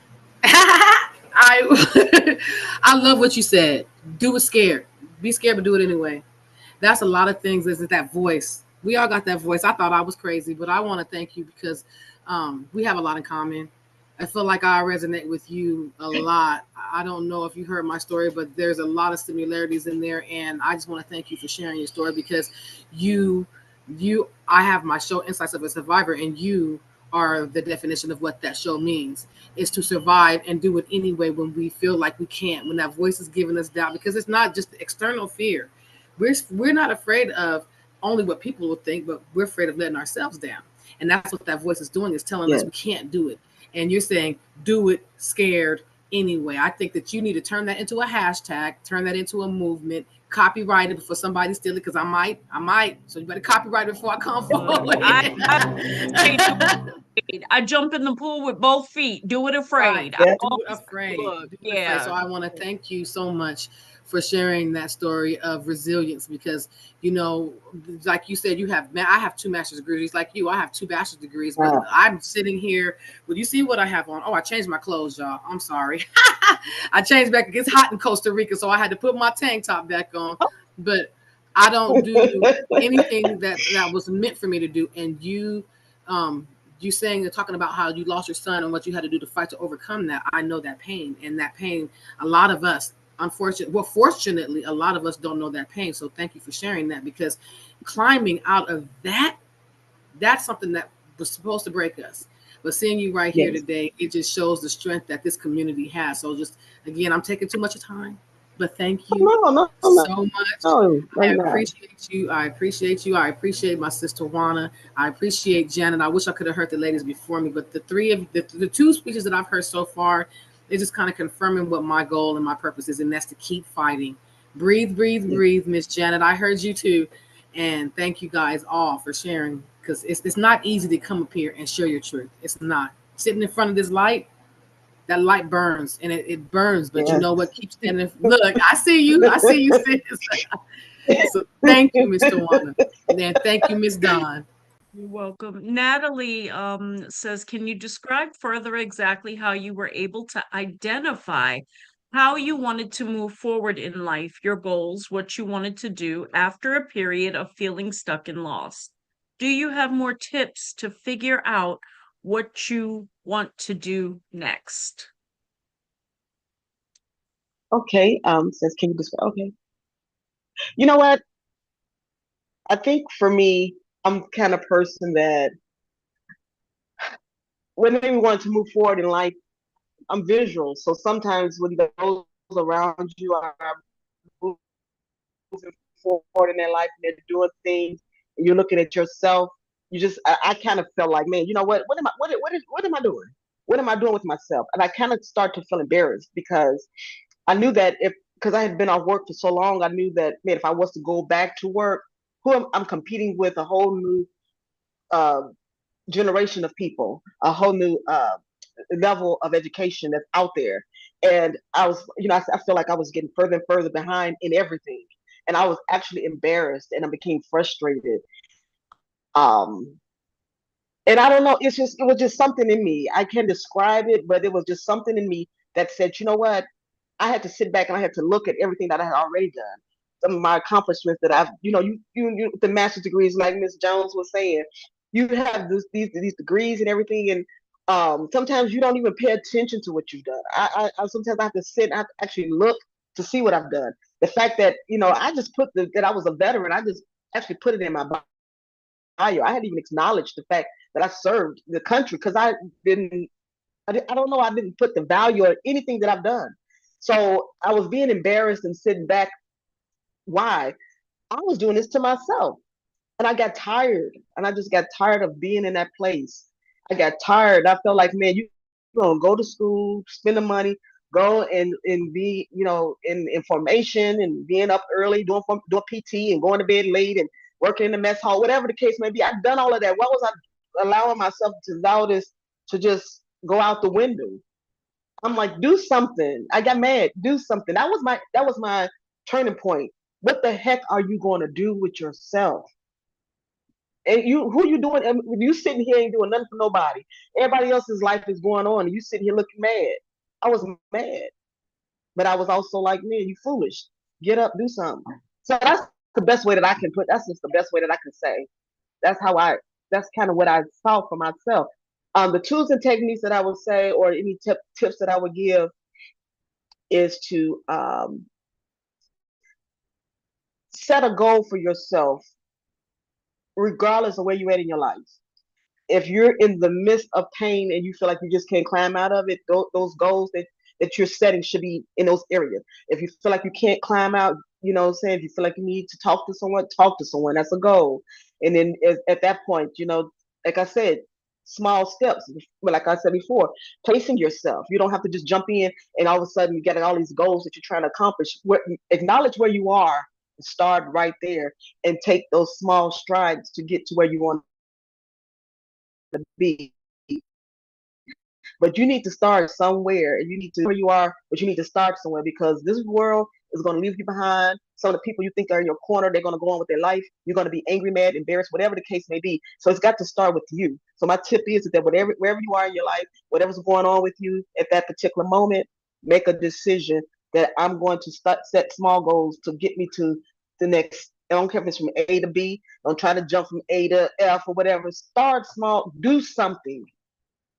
Because we can't blame ourselves, nobody but ourselves, if we have the opportunity to do something we don't. My thing is, if I'm feeling overwhelmed and I'm sad, I'm not going to sit there and just be overwhelmed and sad. If I feel like I need to talk to someone, do that. we have to. It's a responsibility that we have to take. We can at some point in life we get tired of being sick and tired. So that's my tip. Wherever you are, nobody is at a place in their life where they can't. I used to work with individuals with disabilities, adults, and some of them couldn't even hold a spoon. That's okay because what we did, we got adaptive equipment and we started somewhere to the point where if I took that hand and got that spoon and they start to eat, eventually they was trying for themselves. They might have gotten it all over them, but we started somewhere and we saw a result. So it doesn't. So we don't. There's no place where we can't start from.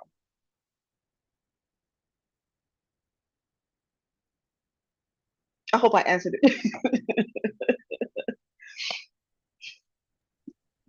So, That was a wonderful explanation, Dr. Millicent, and I just want to say thank you so much for being one of the panelists here and for sharing your story. It takes a great deal of bravery to get up in front of an audience and be so vulnerable. And a lot of people who don't speak, professionally, don't understand. Like our hands are shaking. They don't see under the screen where your hands are getting sweaty and clammy.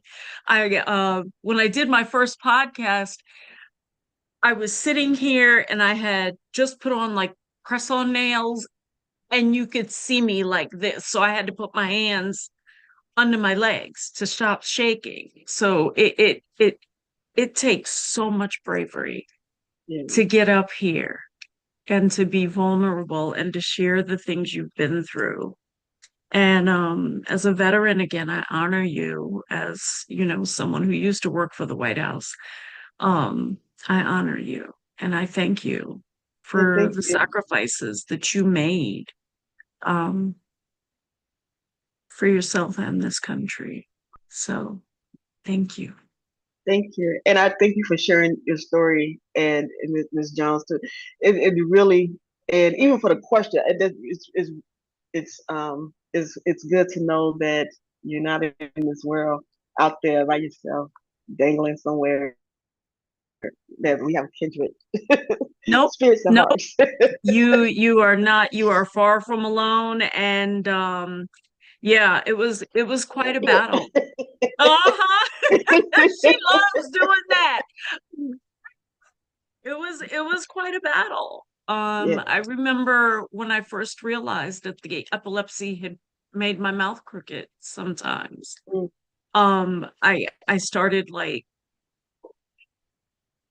teaching myself to keep my mouth straight, but it shows up every once in a blue. And it's like it's that reminder. But you were my reminder today to stop judging myself for it. You were that reminder I needed because when I looked at yesterday's video, all I could see was that my mouth was crooked. Everybody else in the world probably won't notice it. But we are so critical of us. Mm-hmm. And we have to stop that. Yes. We have to stop that. I'm stopping. See, I'm stopping. I'm stopping. Yvette, oh, glad you're here. Her name is not Dawn Phoenix. Her name is Dr. Millicent Driver. There was a mix-up. Zoom webinar is not doing me justice right now. It's not allowing me to live my best life. So this is Dr. Millicent Driver. I'm so glad you're here, my love. Yvette is one of us who used to work 14 hours a day and now unable to. And she put it in the chat so I can say it, on disability. So you have more here who understand than you know. Thank you, Dr. Millicent. Yeah. You have more here who get you than you understand. So I'm grateful for you. I am so glad that you wanted to be a part of this. We needed you. We needed your energy. We needed your story. We needed to know that we can't lay in bed and just quit. No. And I want to thank you for your patience with me and, Oh, Thank you so much. You are welcome. You had reasons, and I knew that. Spirit told me. So you had an angel on my shoulder saying, hey, I'm just wait. grateful for that. You did. So, oh, okay, okay. Yvette says you are a remarkable lady. Thank you. Thank you so So, much. yeah, Yvette's part of my TikTok community. Okay. Thank Yeah, you. a lot of people here from my TikTok community, actually. So, Nellie is the one who asked the really thought-provoking question. She's good like that. She's a very thorough young woman. I love her to pieces. She's one of my clients. Great woman and a lot, yeah. Everyone here Yes, is just so full of wonderful. love and my ancestors' And I visions. feel it. I do. Yes, I feel it. You And do, right? It's like it's, tingles. it's a beautiful, yes, it's a beautiful feeling. And I'm so humbled and appreciative and grateful. That's all I can say. That's all I can Alex, say. well, we are grateful for you. So, Dr. Millicent, I am gonna let you unpin. So she's like, make me stop talking now. How do we get the spotlight off me? So, guys, we are waiting for our 2 p.m. to come in. I confirmed with her this morning. Her name is Aura Mation, and she's going to get the party started with meditative movement, honey. She does affirmations while she's doing the meditation and the movement, and you won't be able to sit still. When I landed in her TikTok, I could not move. I couldn't move. I was like, you can meditate like that? Oh, okay. Well, we gonna move it then. So yes, Auramation will be here shortly. Again, I confirmed with her this morning, even though there were tornadoes going through where she is. She said, I got a generator, sis, so I'm good. So, but in the meantime, my Tiki community knows what I'm about to do. I do not own the rights to this music. It's just something that helped me heal. Okay? I do not own the rights to this music. It is just a song that helped me heal. Am I Y'all gonna be in the ready? jam session now? Am I gonna You be in gonna the be in jam the session jam now? session now, sis. Come Okay. on. Come on. Sonia. Get the kid. Come on. D, Auntie, Maddie. Come on. What's with the cameras, y'all? That's all right, y'all. Y'all know I'll do it by myself. Mm-mm. Mm-mm. I got PJ. All right, y'all. Let's show them how it's done. I can't hear it. It froze. Oh, I froze on you jamming. I'm looking around and I see more of the same. Okay, there we People go. looking for purpose, someone to blame. As I'm on my quest for fame, every day the faces change. I stay humble, trying to play the game. I figured it out. My dreams are bigger than me. Them take it much further than I thought it would be.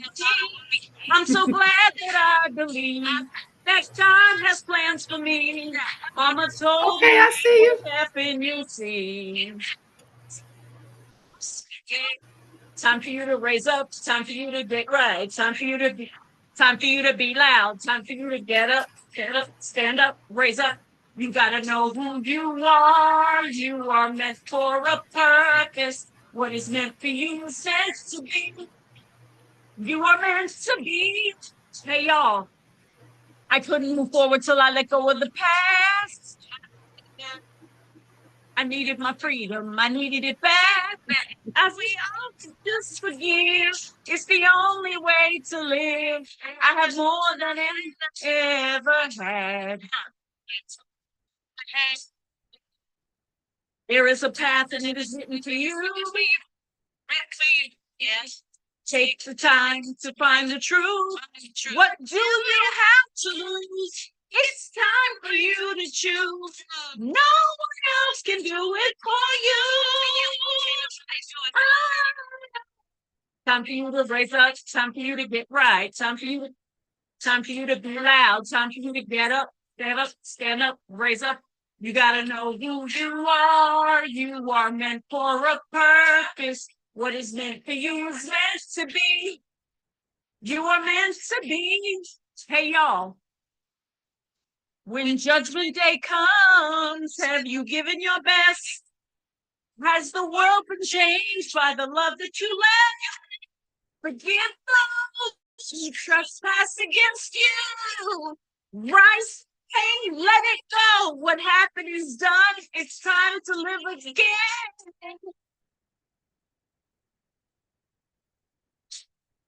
I don't own the rights to this music. You gotta know who you are. You are meant for a purpose. What is meant for you is meant to be. You are meant to be. Time for you to raise up. Time for you to get right. Time for you to get up. Time for you to be loud. Time for you to raise up, stand up, raise up. You gotta know who you are. You are meant for a purpose. What is meant for you is meant to be. You are meant to be. Raise up, get right, be. Time for you to get up, stand up, raise up. You gotta know who you are. You are meant for a purpose. What is meant for you is meant to be. You are meant to be. Raise up, get up, raise up, get up, raise up, get up. That's how we get down in my TikTok community, y'all. We are raising up. We are getting up. We are being loud. Okay. We are talking about healing and we are not going to be quiet about it. So just get used to it. Just get used to seeing our shining faces because we won't be quiet. We won't. So, Maddie, where'd she go?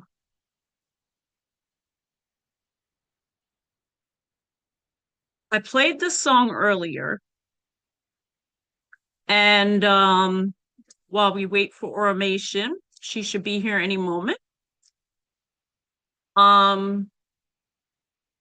This is something that, like I said, all of my clients have to listen to.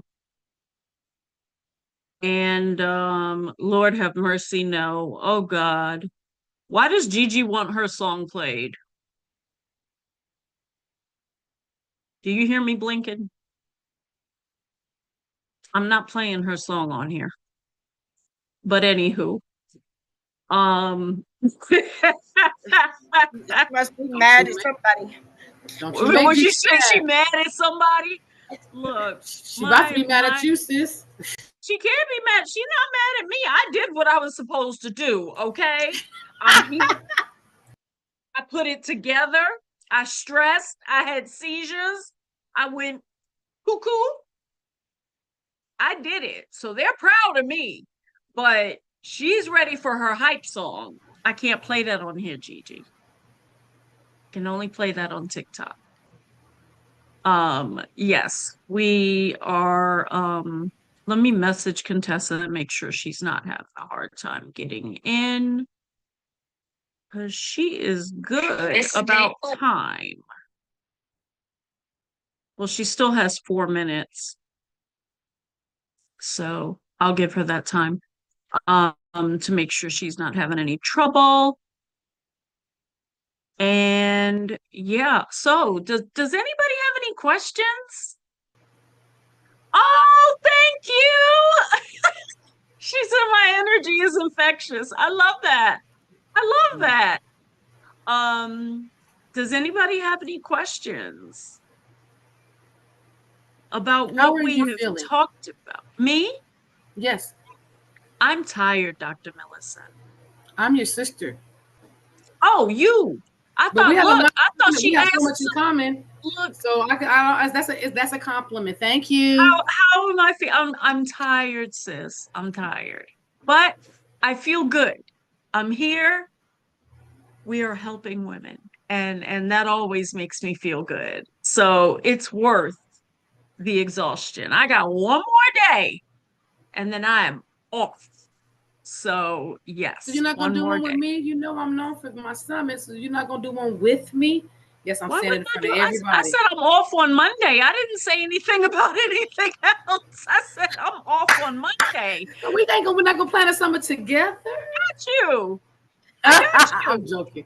I I got know you. this was a I'll do lot. it. I'll do it. Now, I won't do it the way I did it this time, but I'll do it. Sacred You, who is our sponsor, and I could not find their commercials. I had them up here and closed my laptop yesterday.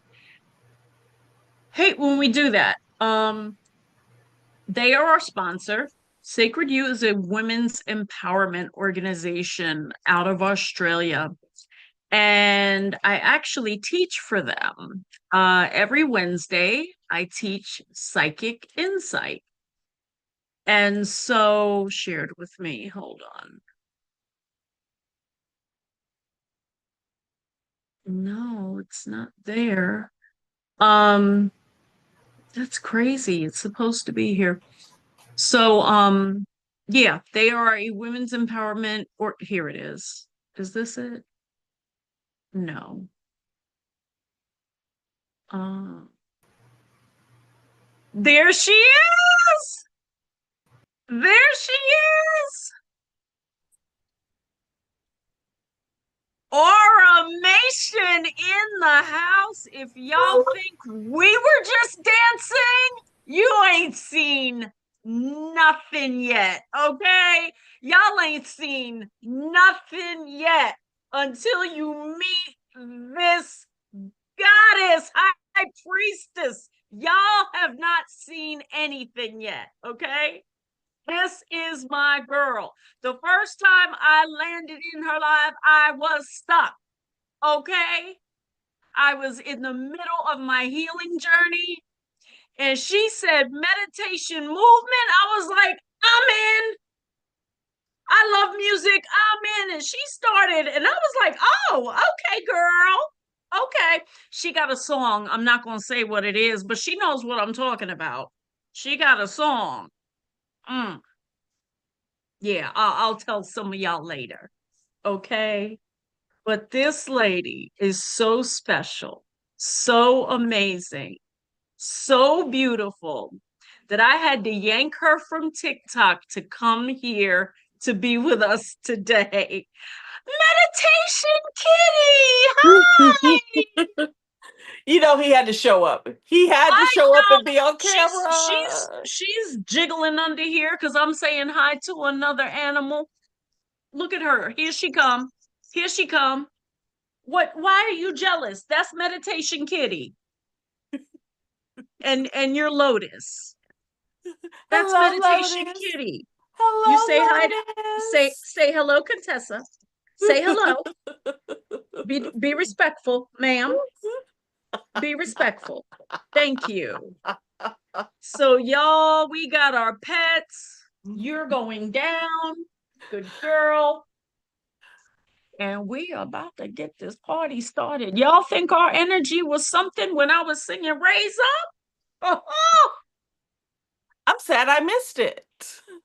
girl, I can do encores. It's okay. I mean, please. I can do encores. It is a-okay, but let's get you in here first. Let's get you in here. You guys, welcome Automation. She's in the house. I'm happy. I'm gonna mute. So Thank you, everyone. Super excited to be here. You took my breath away by the intro. I did not know what to expect when I came on. Everybody, I am Aura.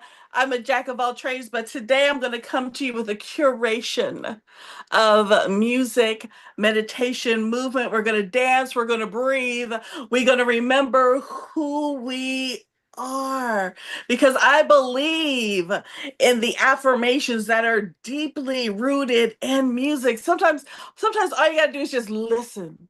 Just listen and let the music speak to you. So, just a couple things. Breathe in a way that is comfortable for you. You don't have to do deep breathing if you don't want to, but remember to breathe, because a lot of time we hold so much tension in our bodies. And so we just have to remember to breathe. Now, there are a few songs, I'm not playing the song that you think I'm gonna play, but there are a few songs in here who does have an E for explicit. So if you are sensitive to that, I just want to let you know there are a few here. But we're just gonna go ahead and get started. I'm gonna play the music, we're gonna breathe, we're gonna dance. Every once in a while, I'm gonna talk over the music. I'm gonna include you. I have a few affirmations at the end that I wrote myself. This is a combination of some of my own personal music that I wrote and recorded, and some other amazing artists. Are y'all ready to get started? I know I am. And we're just gonna breathe.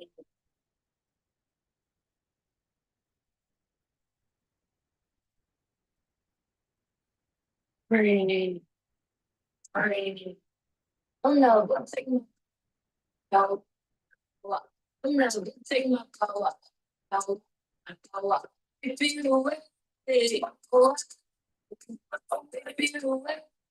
I had to start off with this because, baby, you not taking my power. Ain't nobody take away something that is already yours. Take you away. Oh, wow. I love this song. Love this. Feel free to talk in the chat. I love the interaction. Look, we casual here, okay? Music is a form of meditation because I can't sit still. I got to move something.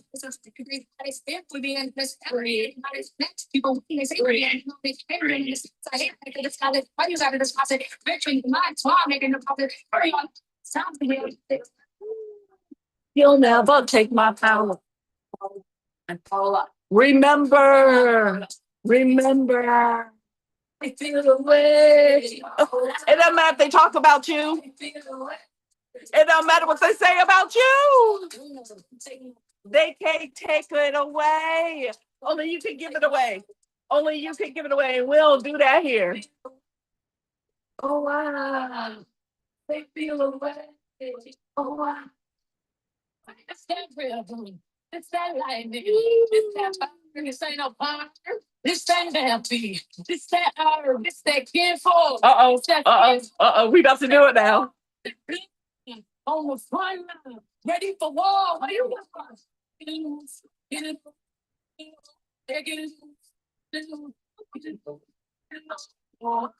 Gotta protect your greatest.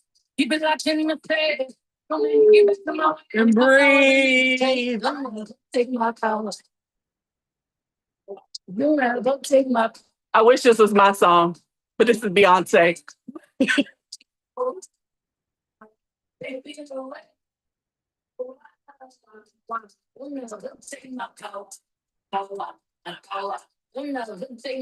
Yes, break it all the way down. Feel away. Remember that you are powerful, that you have always been powerful, and you always will be. Thank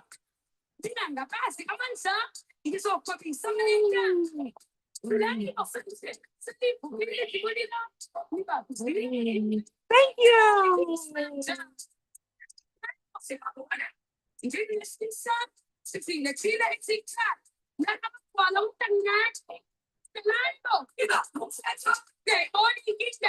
There is so much good energy in this space. Look, I'm gonna warn you, I'm gonna start yawning. It ain't because I'm tired. It's just releasing all the energy. Find a way to release it. Release it through the music, through yawning, through tears. Let the tears come if they want to come. We have been through so much, and you're holding it in your body. Allow yourself to release today. My intentions is that you get what you need today. Spirit knows. Breathe, breathe, breathe, breathe, breathe, breathe. Look. Ain't nobody watching you. Ain't nobody watching you. Move.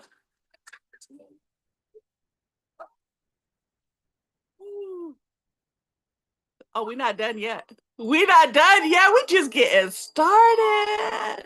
Look, this song tells you what to do. You ready? Speech. With Mother Gaia, give me some space with Mother Gaia. I meditate with Mother Gaia. Energy straight with Mother Gaia. Give me some space. I meditate. Give me some space. I meditate. Out of respect for Mother Gaia. Give me some space for Mother Gaia.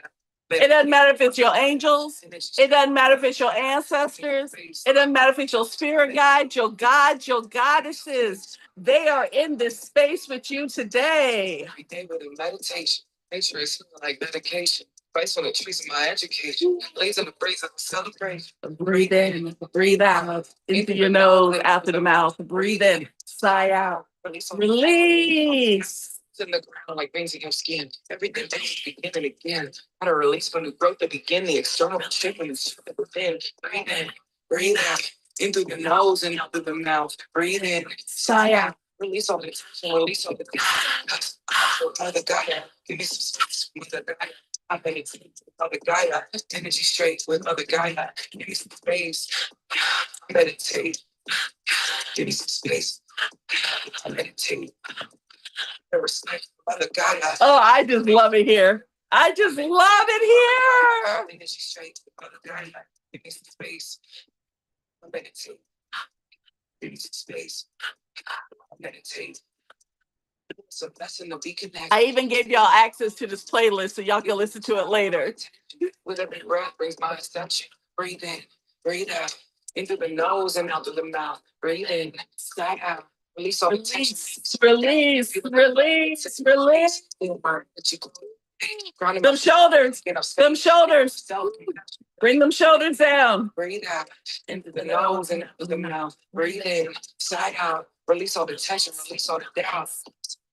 Mother Gaia, give me some space. Mother Gaia, I meditate. Mother Gaia, energy straight. Mother Gaia, give me some space. I meditate. Give me some space. I meditate. Out of respect for Mother Gaia, give me some space. Mother Gaia, meditate. We are so thankful for this space. We are thankful for this energy. We are thankful for the reminder. Just like we carry the pain and the trauma from our ancestors, we carry their joy, we carry their happiness, we carry their dance. We are our ancestors' prayers. Yes, yes, yes, yes. You don't need permission for everything. You for everything. Who gonna check you? Who gonna check you? You don't need permission for anything. But you said anyway. You don't need permission for anything. But you said anyway. Just think about that thing that you want to do. You've been thinking about it and ruminating on it, waiting for the chance to go do it. This is your sign. This is your sign right now that you don't need permission. You don't need anybody to tell you to go do it. You already have what it takes to do the first step. Y'all worried about step 50. Y'all worried about step 100, but you can already do step 1. Spirit says, when you move, I move. When you move, I move. So move.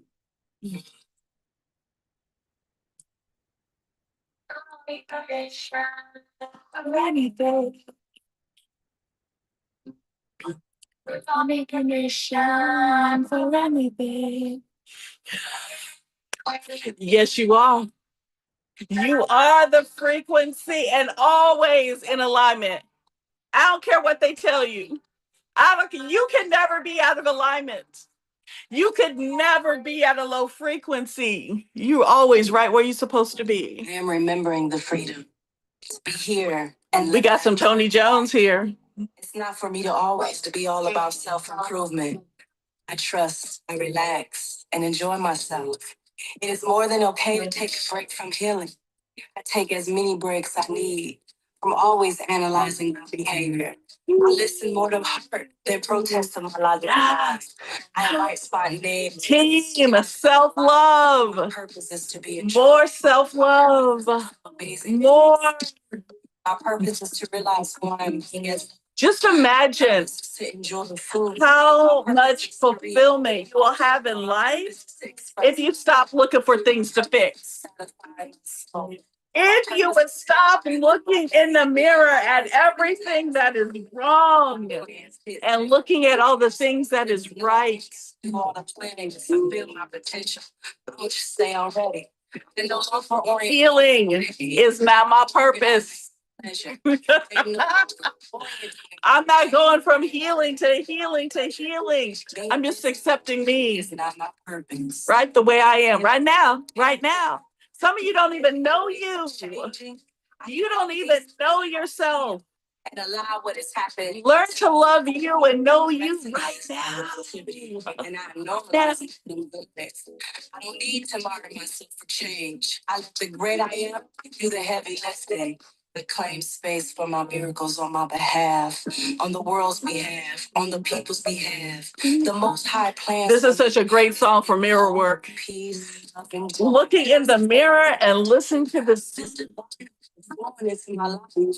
You are your ancestors' wildest dreams. When I relax, achieve. When I play, I am worthy. No matter how much. When I play, I am worthy. Allow yourself to play. Allow yourself to giggle. Allow yourself to be foolish and silly, even in public.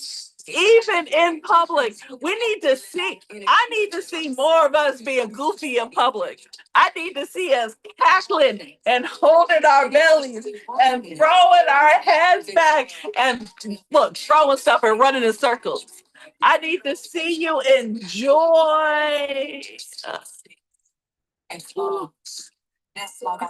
They said I gave you life. I gave you life to enjoy it. Are you enjoying your life? Are you ready to enjoy your life? You don't need a bunch of stuff to enjoy your life. You got what you need. Source of my healing. Unless you got one of these. If you got one of these, then you might be in trouble. I won't obsess to heal. I'm not going to obsess to heal. My ever waking moment is not on my healing. I don't have to force a healing journey. I'm not worried about what happens. It's going to come as you are out there laughing and enjoying life and discovering everything that's out there. Healing is going to come. Living.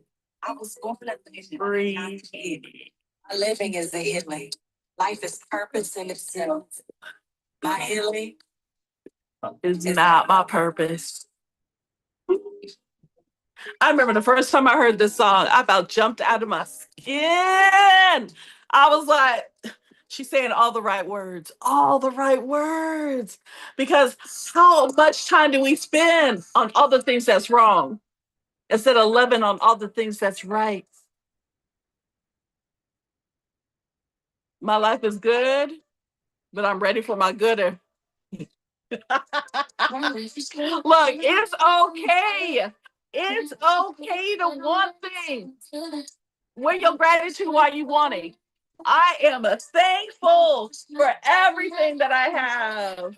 But it's okay to want more.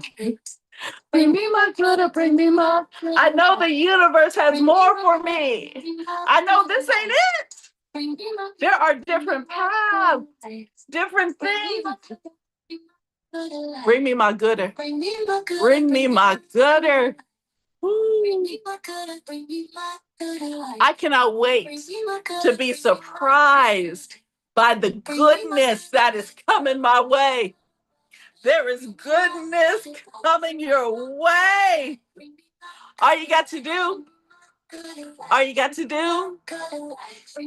enjoy what you got. Enjoy what you got.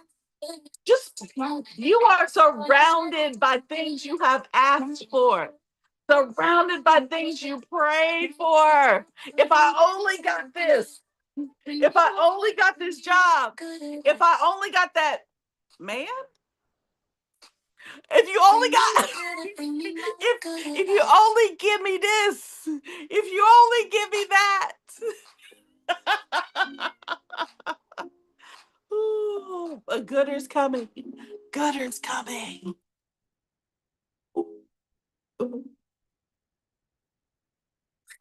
It's one of my favorites too. Because you know what? This morning didn't start off the way I wanted it to. Who had a morning that did not start off the way you wanted it to? Things are going to happen. Things are going to happen. Look, that bad thing is a drop. It's a drop in the bucket. There are more good things.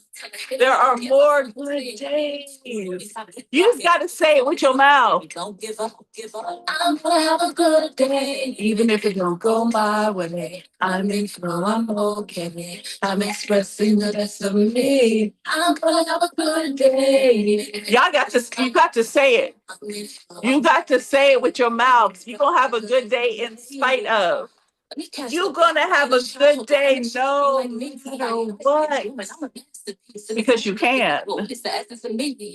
We're filming my team. What a life, see the noble team, make my life span. I be meditating daily, so my intuition's stronger, and I'm grounded in my body, feeling like divine's water. You gon' try to take over, but I would never let it. Flow like a stay a president. How she's so majestic, eccentric, authentic, aesthetic, prophetic. I live like my way of love, and I am divinely protected. Remind me that I can have good days.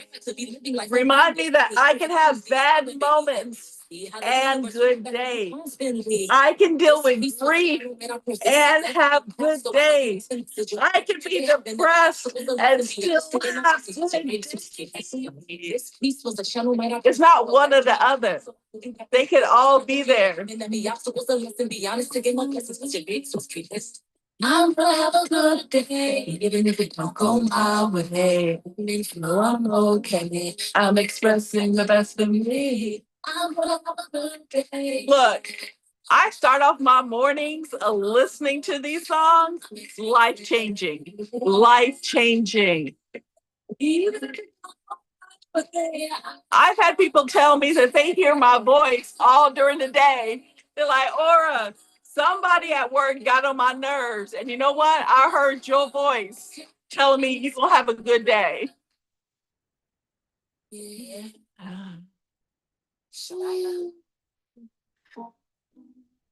I start with Tony Jones every morning. Absolutely. Absolutely. Now, I'm not saying you only have to listen to inspirational music, but you put it into rotations. Know what you need at the moment. Leave the bad shit behind. I'ma meditate, clear my mind. If it don't serve, I cut ties. Leave it alone. Let it go. One of the best lessons that I ever learned was the power of no. The power of the word no. Because look, at 52, I'm a selfish hoe. I am selfish. I'm looking out for me. Take up space and I won't feel bad. Aura, can you? No? No? No? No. What was me? Loving my frequency. Only one what wants me. I'm not chasing nobody. I'm not chasing nobody. I'm not chasing nothing. For those of you who still do a little drinky, I don't even chase that. I don't even chase that no more. What's chasing after me? I absolutely. Y'all my family. Y'all my family.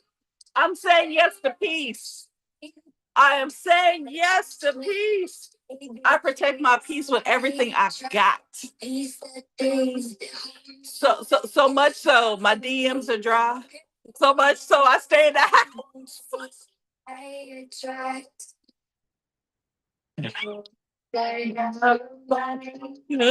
Sometimes you got to. Sometimes you got to close the door to the world. They're not ready for you.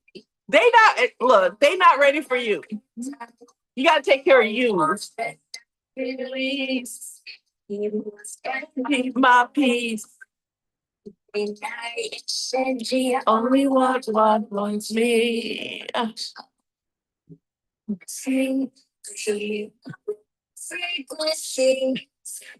Only what wants me.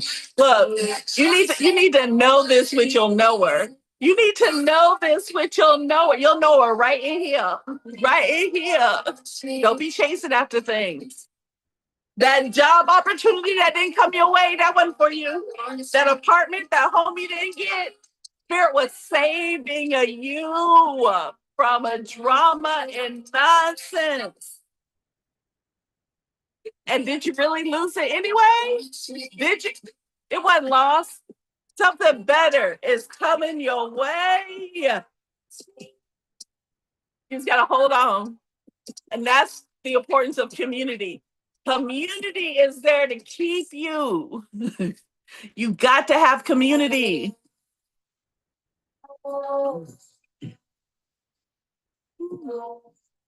Remember when we were talking about the gooder? Remember that? I'm going to tell you, if you don't know what your gooder looks like, ask. Ask your ancestors, ask your spirit guide, ask your God. Hey, universe, I got a request. Ask them to show you how good your life can be. And if you don't like that one, say, show me another one.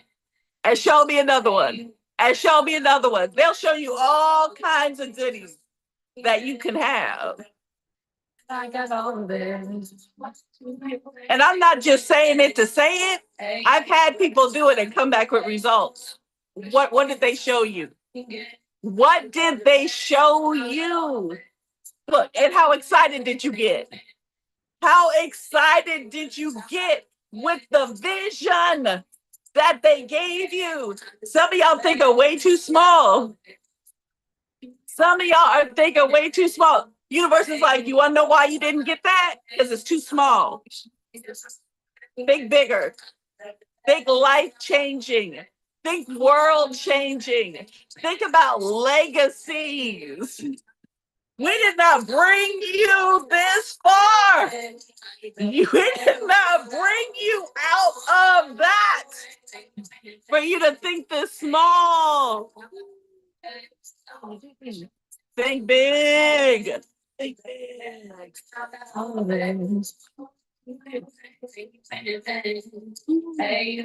So I got a request.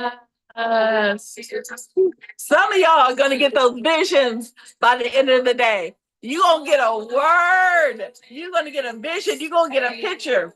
Someone is going to speak something into your life that's going to be life changing. Listen. It's not going to come the way you expect it. It is going to come in an unusual way. Don't discount it. Don't discount the message because of the messenger.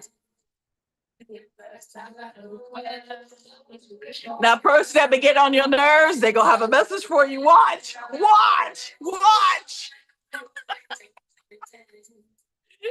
It never fails. Your kids, Your kids been bothering you all week. All week. They gonna say the most profound thing. Watch.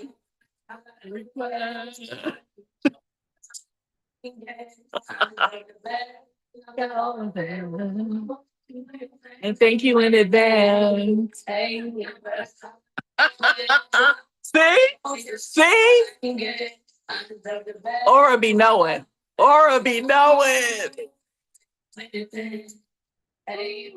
Look, we halfway through. We halfway through. We got more music. We got more music. Hey, universe, I got a request. I just got a question. Where my spiritual baddies at? I just want to know where my spiritual baddies at. Because these next two songs are for y'all. And baddies ain't got nothing to do with the way you look. Ain't got nothing to do about the way you dress. It come from here. It come from here.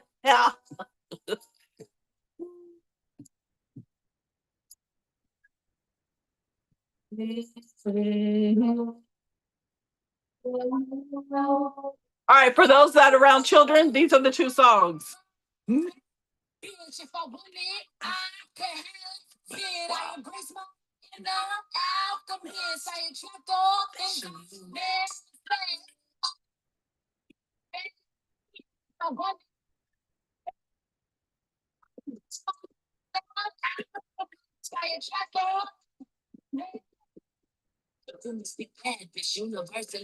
Yes, come through, baddies, come through. Look, don't let nobody tell you you ain't a baddie. Don't let nobody, the way you manage, the way you speak things into existence, the way that you can feel and transmute energy.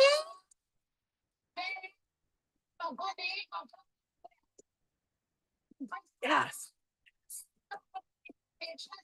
Things I manifest. Some of y'all are master manifestors and don't even know it. You don't even realize how easy you manifest, how the things that come out of your mouth happen.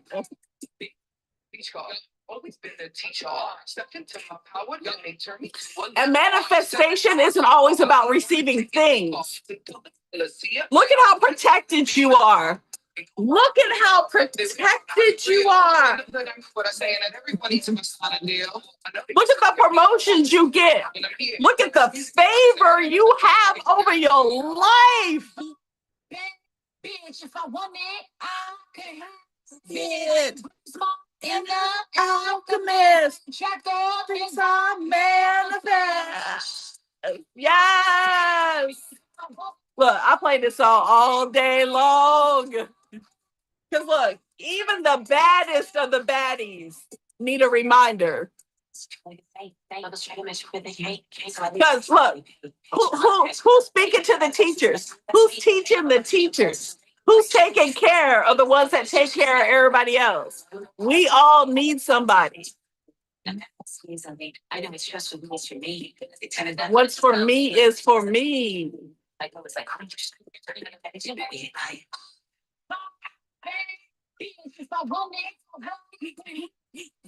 If I ain't got it, I really didn't want it. If I ain't got it, I ain't need it.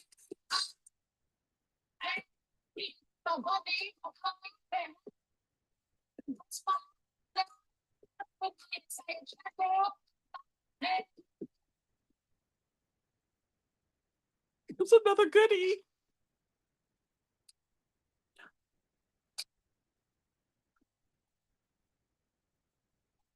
We about to slay, y'all. We about to slay! Slay!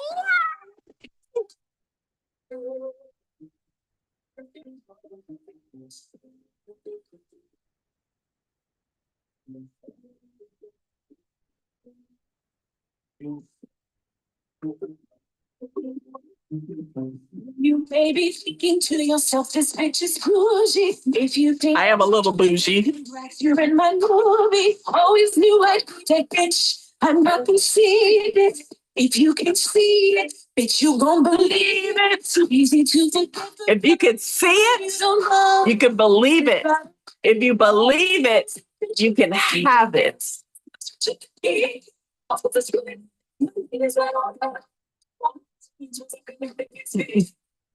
Slay my lane, slay my lane, slay my lane, slay my lane,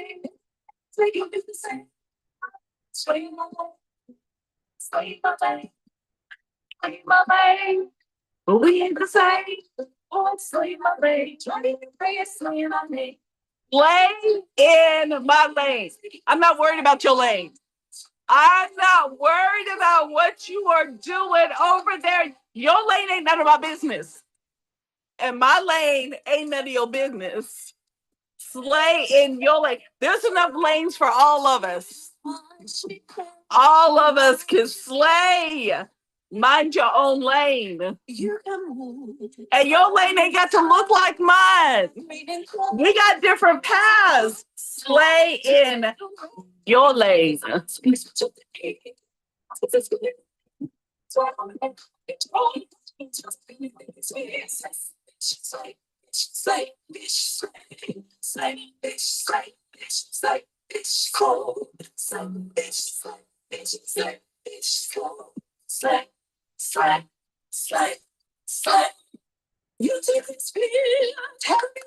I'm so excited. You just don't know how excited I am.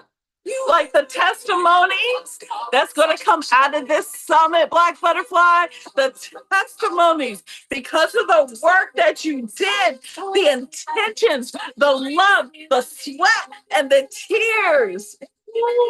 100-fold. The blessings are coming back 100-fold for you. We ain't the same. Slay my lane. Slay my lane. Come up these places, slay my lane. So you can do the same. Slay my lane. Slay my lane. It's probably already started, hasn't it? The blessings is already starting, hasn't it? Yep.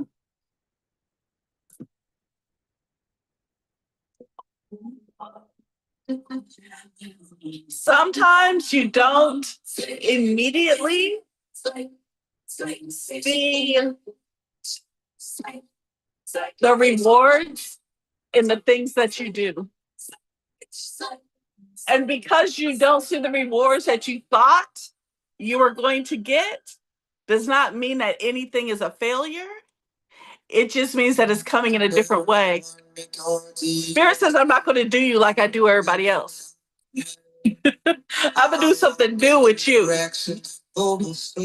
Don't even worry about it. I got you. I got you. Cox Maria. This is a beautiful human. Cox is a beautiful, beautiful human.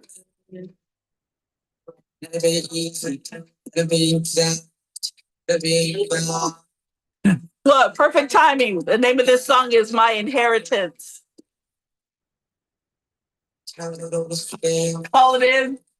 Hold it, hold it, hold it, hold it. It's already yours. When you have an inheritance, it was already put aside. Y'all don't hear me. The inheritance was already put aside. It's just waiting for the right moment to be released to you.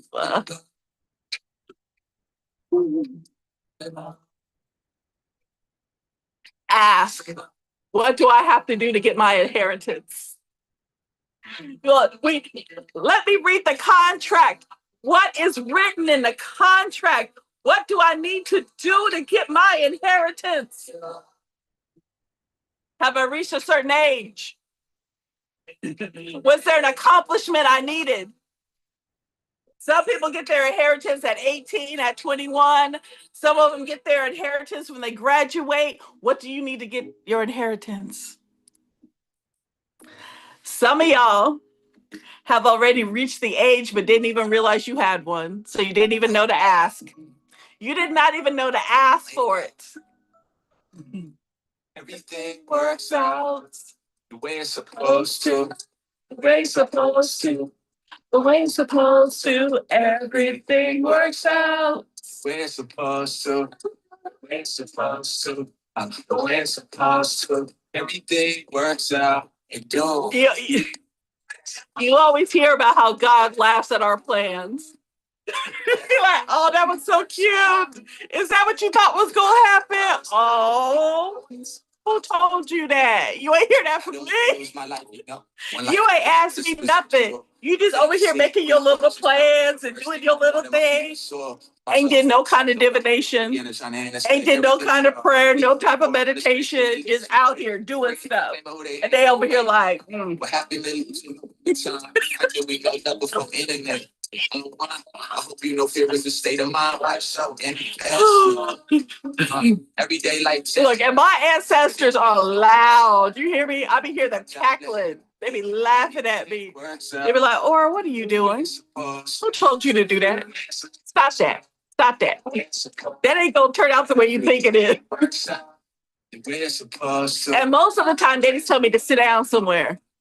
You trying to make things happen. You trying to make things sit down. I'd be like, what am I supposed to be doing? They'd be like, having fun. Go have fun. We so used to working and trying to make things happen.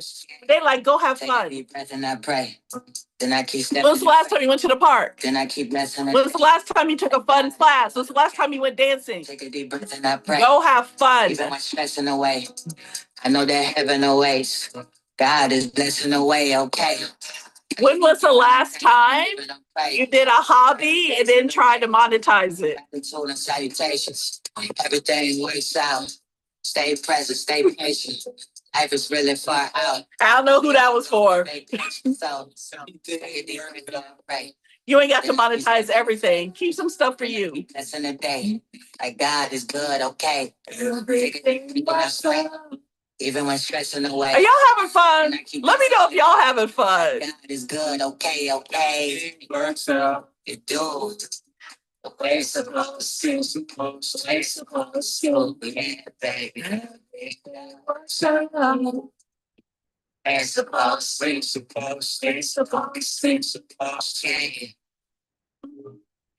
Way to grow. Are we doing on time? All right, we doing good. We doing good. Do I have the whole hour? Okay.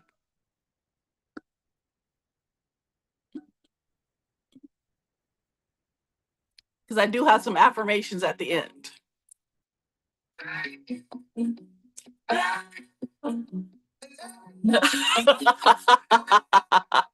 I mean, people have tried. I feel waves of energy open my mind. It's obvious that my soul is awakening. Some days I feel everything. Look, love is the medicine, but we don't let people play in our face. Love is the medicine, but we have boundaries. We don't let folks walk all over us, but we can operate in love. Look, love and spiritual protection. Love and that's not the way you're going to talk to me. Love and you can't treat me like that. Love and I'm going to cut off access. Parts of ourselves. You're worthy of. I ain't got no problem cutting somebody loose. You can go act a fool over there. There you go. Cut it. Cut it. She's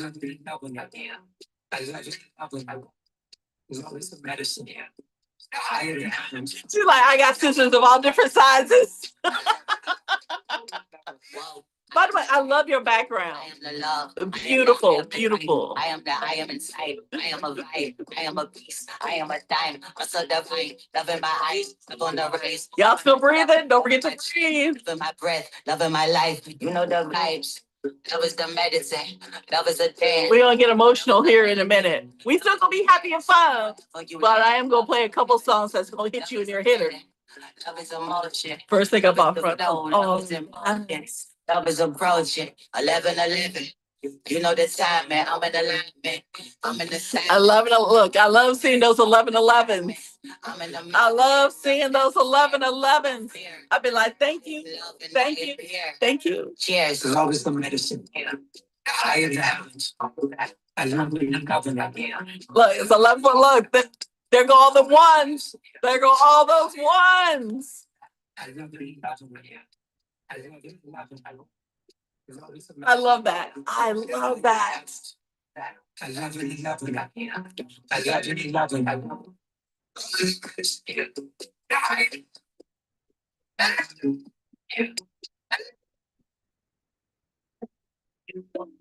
Love is the medicine. Healing happens when we learn to love all parts of ourselves. When we learn to live, give yourself. We're not talking about loving other people. This song's about loving you.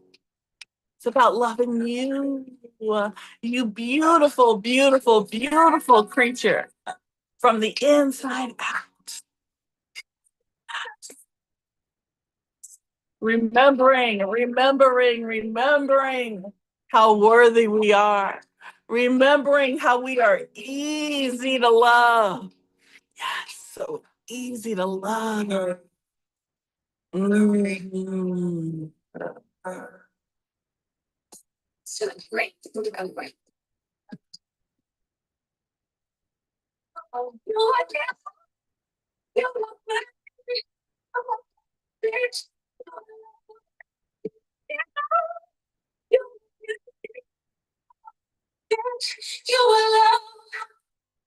You are divine.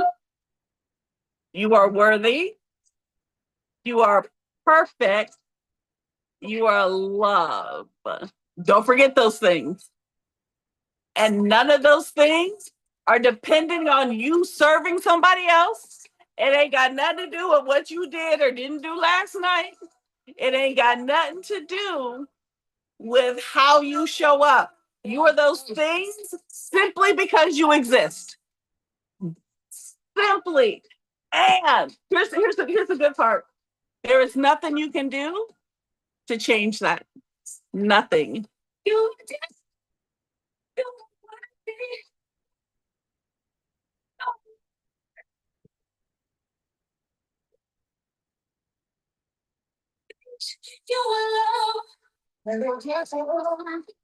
This is one of my most requested songs.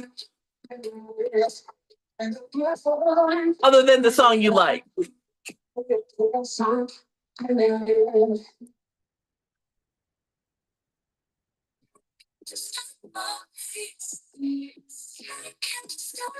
Not my peace. Not my peace.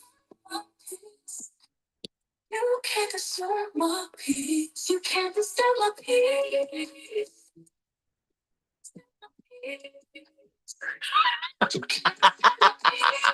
But I can send you the links.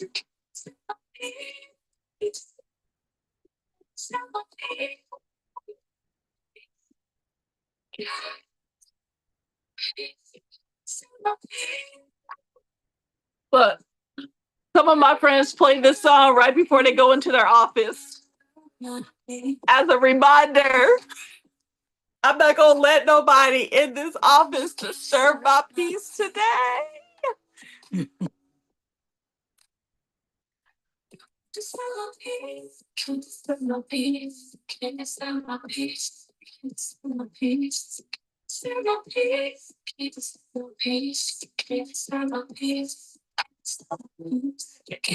It's called My Peace.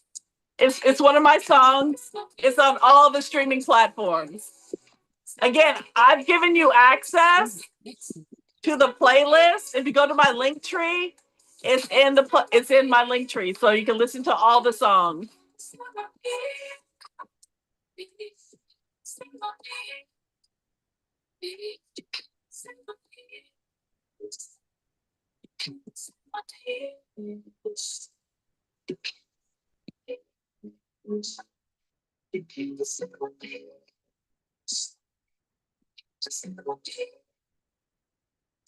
You can't disturb my peace. You can't disturb my peace. You can't disturb my peace. You can't disturb my peace. You can't disturb my peace. Not today.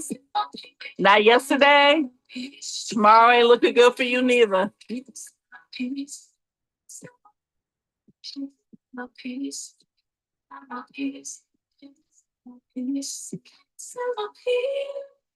The next song is called I'm Safe. It's called I'm Safe. Sometimes we need that reminder. We need that reminder. You're safe.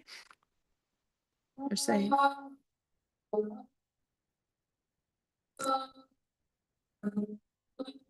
And you just rock back and forth. Relax your body. Remember that you're safe.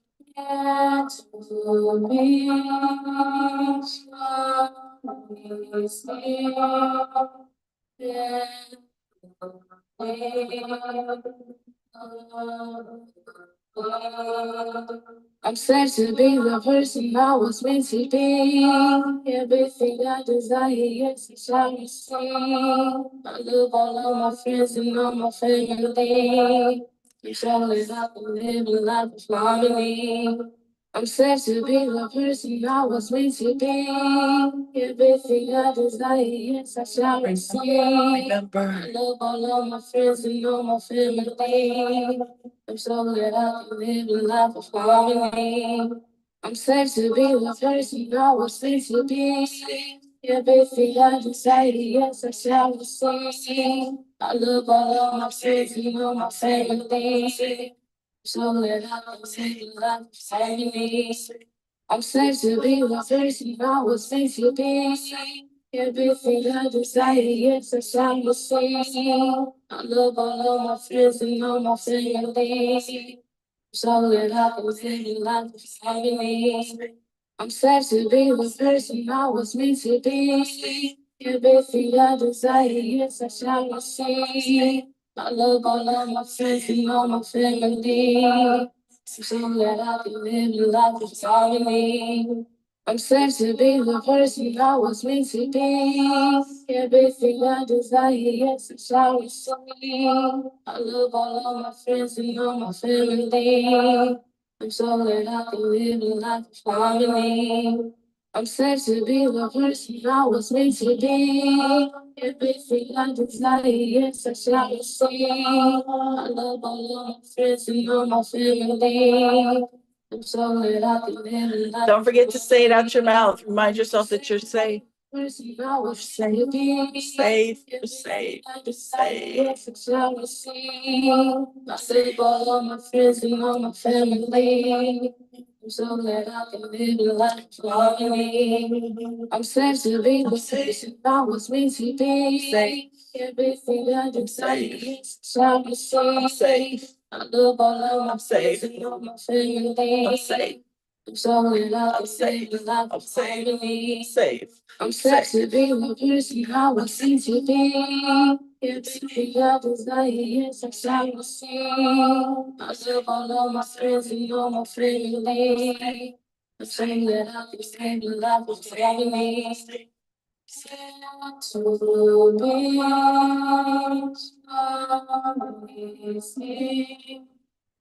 I'm thankful. I'm so thankful that I'm safe.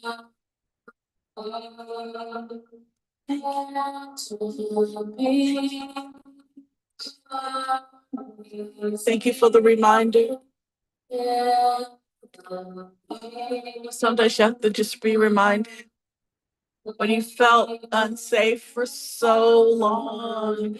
Feeling safe can be foreign. We're safe now.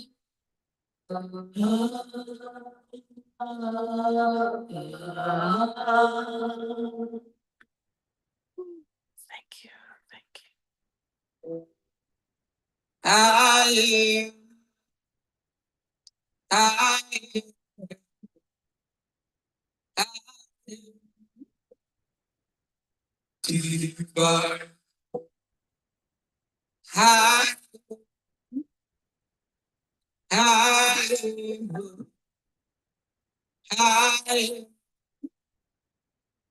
deeper. You know, we could have stayed with just the I am. We could have stayed with just the I am. I am. I am. I am. I am. I am. I am. I am. I am that I am. And because I am, I can be. Because I am, I can be.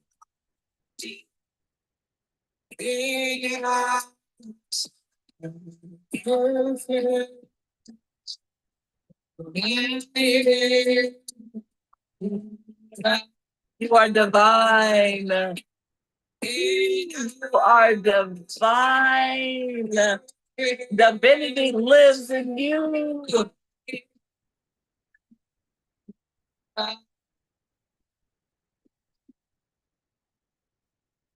Remember, this world caused you to forget who you are. Remember that you are divine.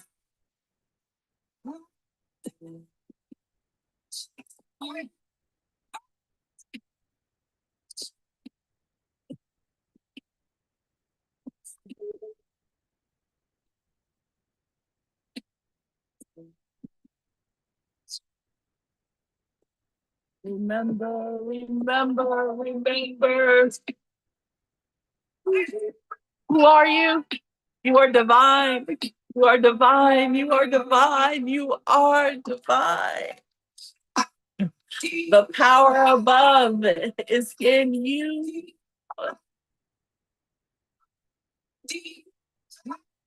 You gotta say it. You gotta say it over and over and over again until you know it like you know your own name. When somebody says divine, you say yes.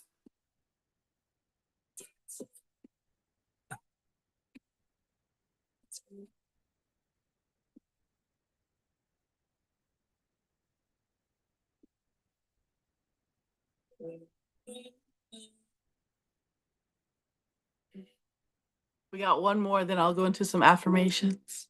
We're getting close to that hour mark.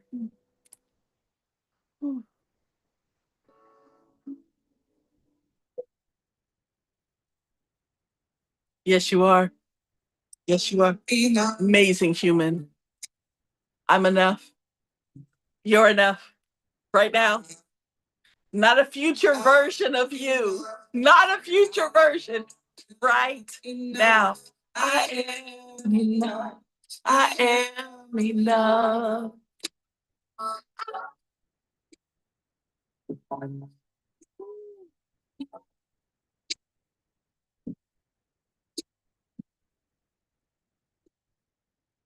Remember, remember, remember.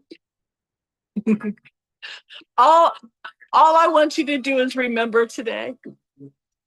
If you don't do nothing else, I want you to remember. You don't have to do anything but just be. You don't have to do anything more than just exist to be enough. It doesn't matter what they told you in the past. None of that matters. The truth matters. And the truth is you are enough right now.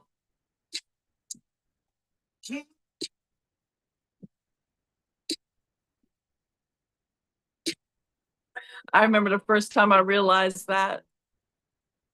The freedom that came with it. Bring it on.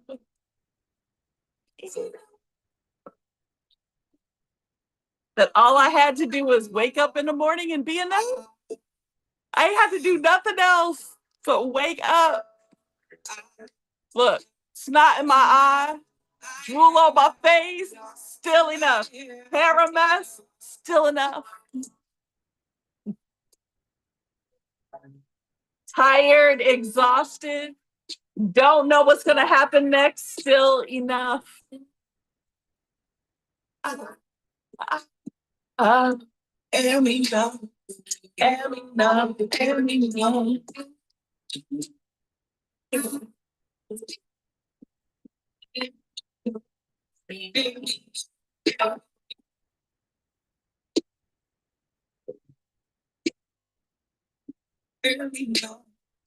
I hope y'all singing with me. I hope y'all singing with me.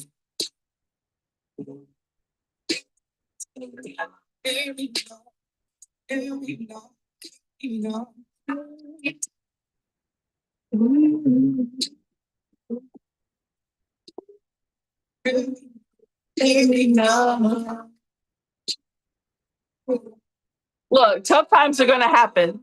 Things are good. Being spiritual does not opt you out of having the human experience. But what it does do is give you tools. It gives you tools.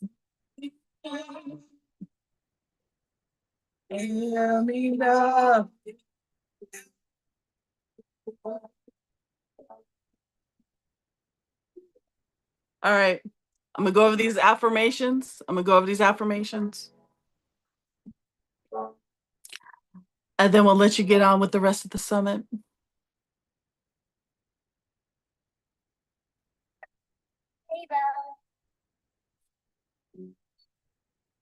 I remember. I start off all my affirmations with I remember. I remember the rhythm of my ancestors with every breath I take. I remember the rhythm of my ancestors with every inhale and every exhale.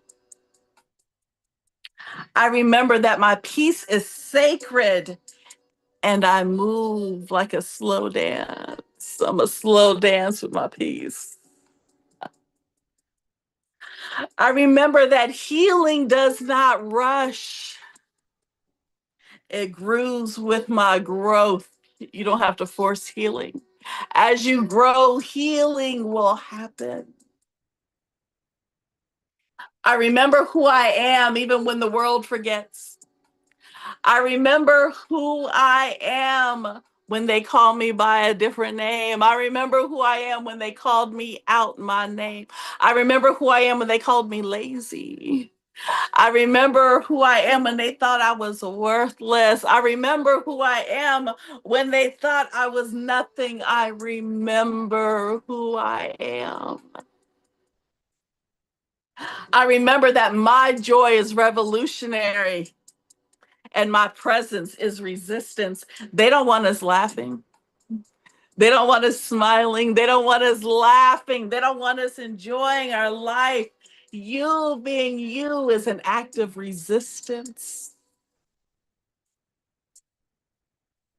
I remember how to harmonize with my healing and not just survive. I'm a harmonize with my healing and not just survive. You get to thrive, baby. You get to thrive. I remember that I am enough, even in the in between. Many of us right now are in the in between. We're not where we started. We haven't quite reached our destination. We are in the in between and still enough. I remember what freedom looks like, and it looks like my dance. There is freedom in my dance. There is freedom in my movement. And I remember that I am the ritual, I am the rhythm, and I am the remembrance. I'm going to say that one more time because I'm going to leave you with this. I am the ritual, I am the rhythm, and I am the remembrance. Thank you for allowing me to be here today. I appreciate you. I thank you so much for saying yes. This was amazing. Oh my goodness. I haven't moved that much and I don't know how long, and I'm sitting in a chair. But it felt so good. God, I love you, woman. I am so glad that during my healing, they led me to you. They led me to you because you were supposed to be here with us. Absolutely. Absolutely. So thank you. Anything you need, the answer is going to be yes. I don't say this to everybody. I know that. We're on TikTok. We can't say that to everybody. But the answer is yes to you. Thank you, darling. Thank you so much. You're welcome. Thank you. Thank you. I had that dress too, girl. I used to have that one. It's so cute, I cute. love it. Cute, Look, cute. you will have to snatch a wrap dress out of my hands. You hear me? I will wear a wrap dress every day. I love it. Thank you, everyone. Thank I you. appreciate you. Thank you for Thank your you. energy. Thank you for all the comments. This was wonderful. I'm Absolutely so glad. wonderful. I'm so glad. Thank you, sweetheart. You're We will welcome. see you soon. Thank you. You You're don't know what welcome. you've done. You don't know what you've done. Have an amazing summit. And talk to me afterwards. Talk to me afterwards. Okay. All right. Okay. Bye, Mwah. Love you. everyone. Love Bye. you. Bye.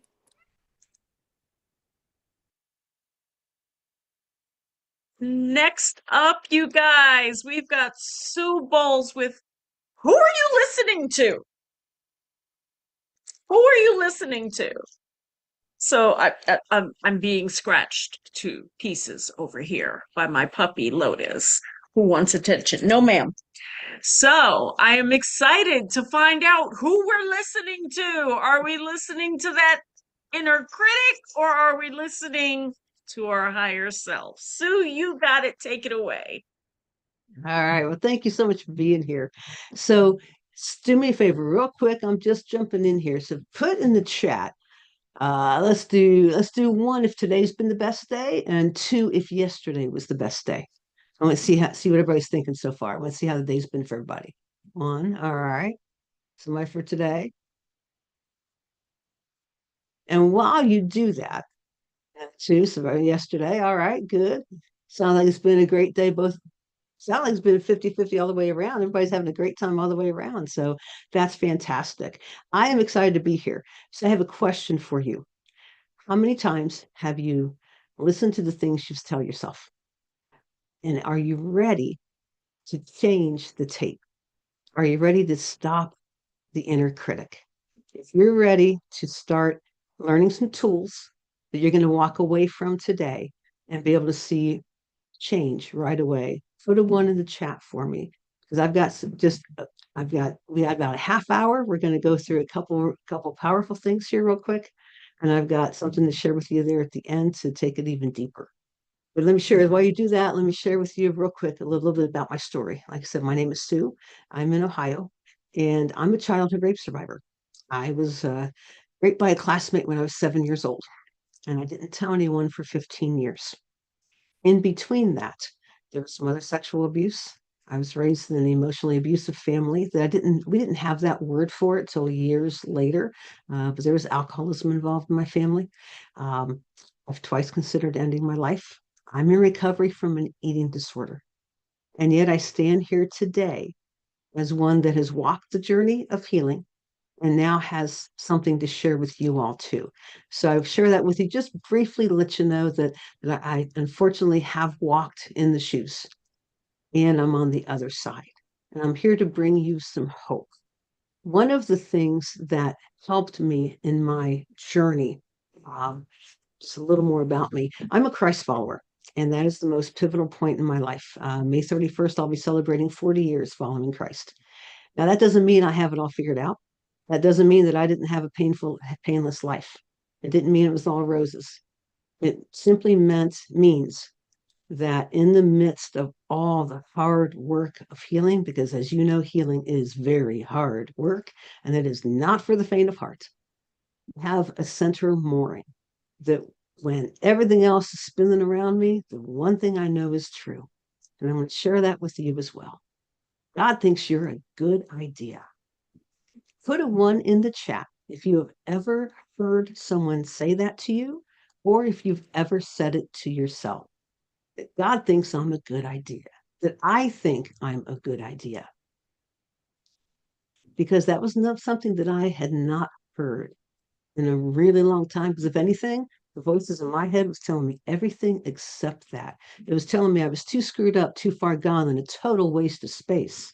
It was telling me that everything was my fault, that I should have known better, that that I did something wrong. And my guess is that's a lot of what that you guys are hearing as well. The biggest lesson that I learned in my healing journey and what I now coach people around, I'm an ACC Master Certified Life and Mental Health Coach. And what I have learned and what I coach people around is that you're your own worst enemy. And I don't say that in a condemning way. I'm speaking to myself as well, because the mental static that you hear is telling yourself that something is wrong with you. That is the story you're telling yourself. And I'm here to shine some hope because that story is faulty. So let's jump into it. In the next few minutes, I'm going to share with you a key tool that you can use in starting to rewrite your narrative without discounting anything, without denying anything. And this isn't think it away, it's putting things in balance to make room for possibilities. Josephine, you're on your healing journey now. Good. I hope this tool, I know this tool will help you out in that as well. So I'm going to start with a definition first, because you may hear a word out there right now, self-talk. But what does that really mean? So, for the purposes of our time today, self talk is the story you tell yourself about anything. It's that voice that says, I'm not good enough. I'll never measure up.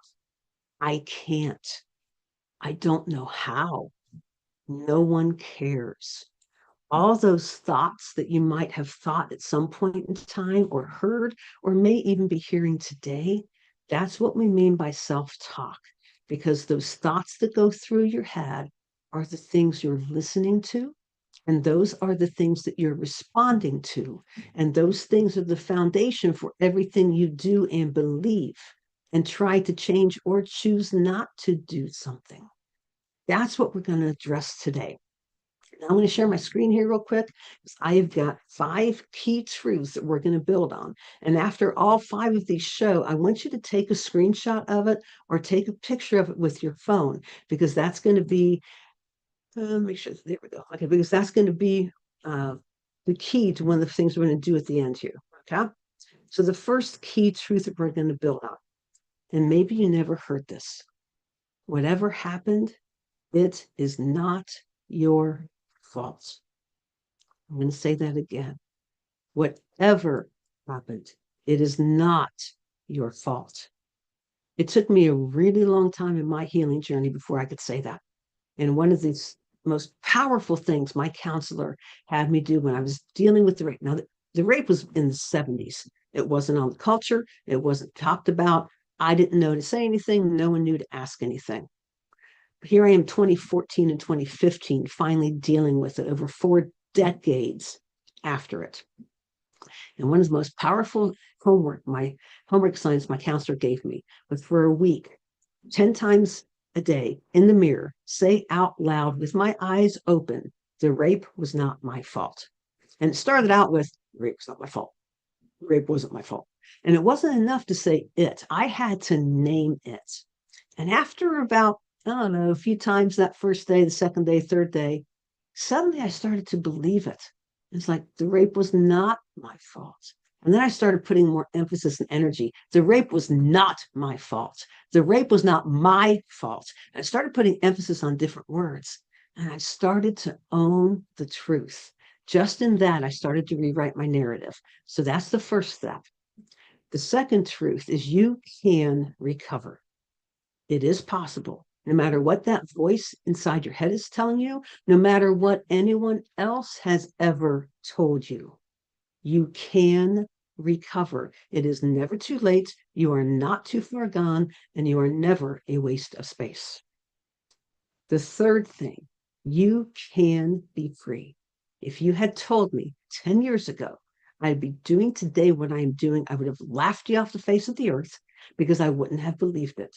But now I'm speaking across the country. I'm on international podcasts. I've got 3 different books out. 2 of them are Amazon bestsellers, and another one's award-winning.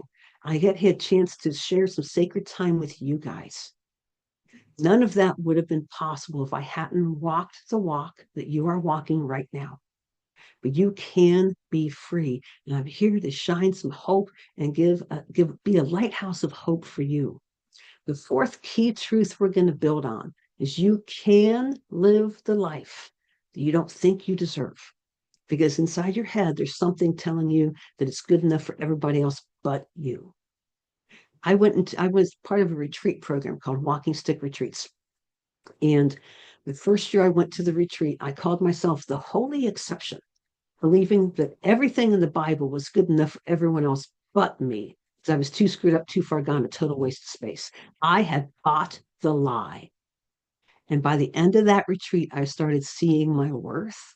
And even more so, I started hearing and saying and starting to believe for the first time that Jesus Christ not only loves me, but he's absolutely head over heels in love with me and likes me and wants the best for me.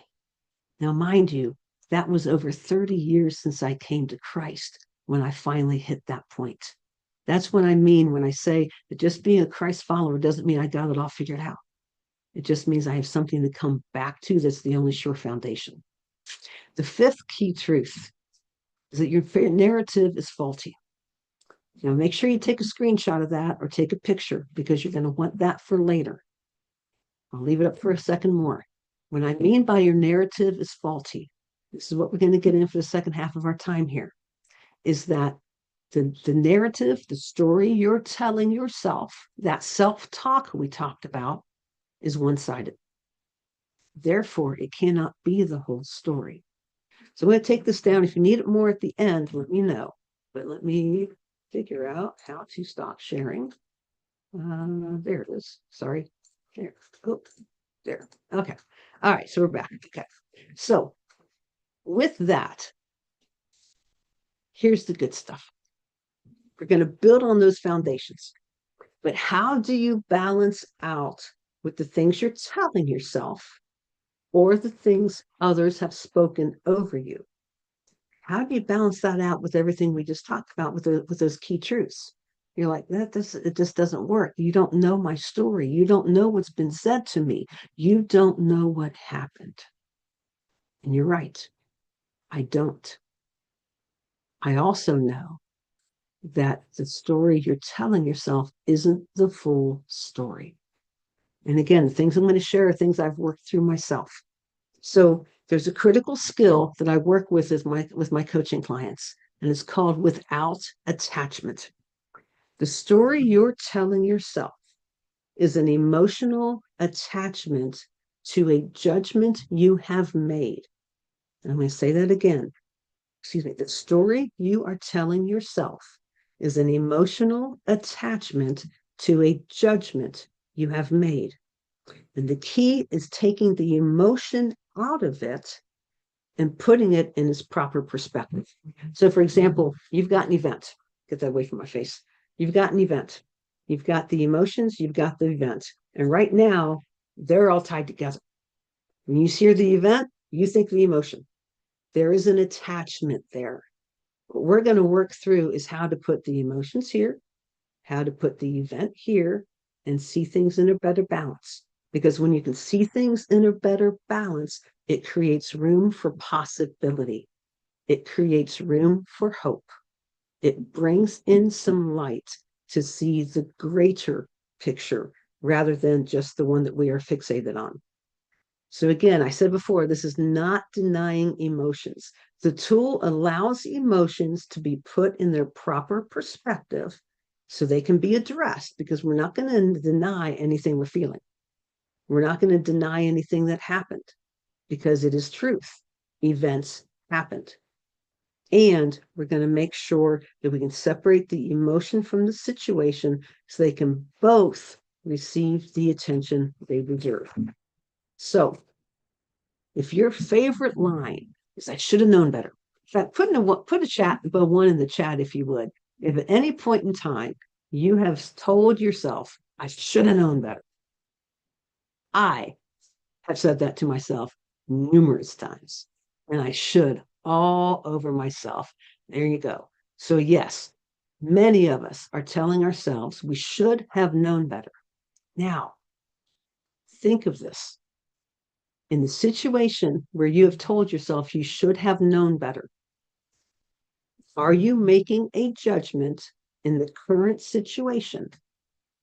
Or everybody phrase it. Are you judging a past situation based on current knowledge. So, for example, my perpetrator enticed me into the woods on school grounds after school. For many decades, I blamed myself. I should have known better. Why did I do that? I should have known better. And it took a lot of time with my counselor to realize that maybe it was just childhood curiosity. I was 7 years old. Someone says they want to show you something. What are you going to do? You're just going to go. And suddenly, that judgment I had made that I was wrong because I should have known better suddenly starts getting a little bit of light. Because you know what? Maybe it wasn't my fault. Maybe that was just an innocent decision that had no malice in it at all.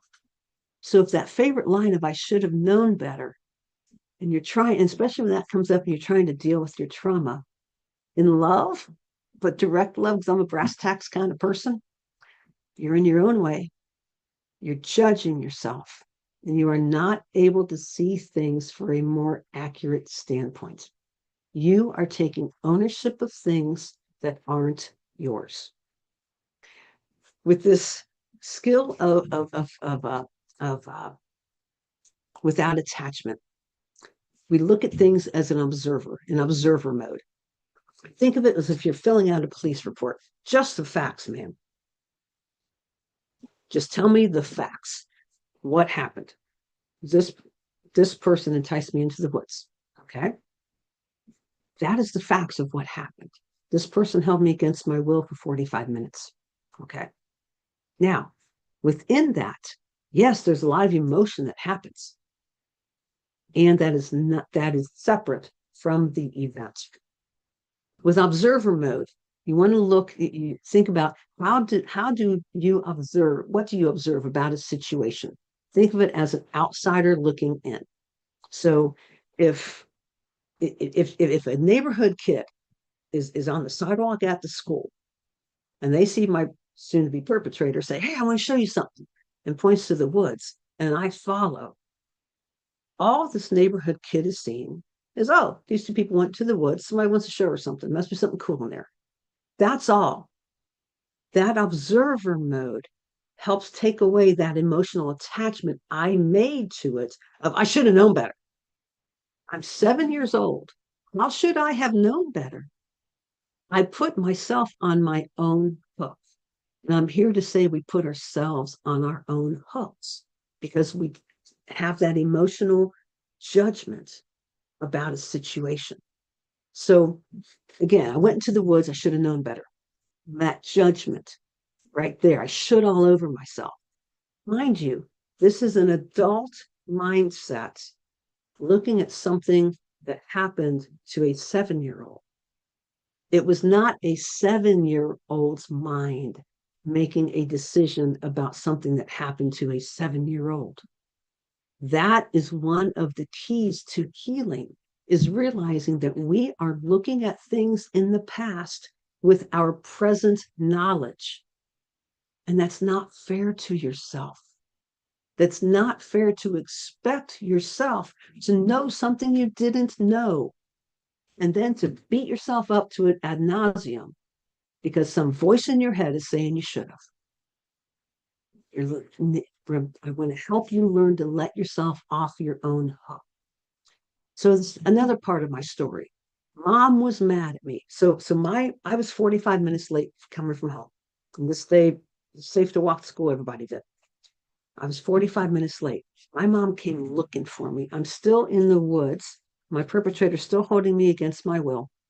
And I hear a voice. I'm like, that's my mom. I got to go.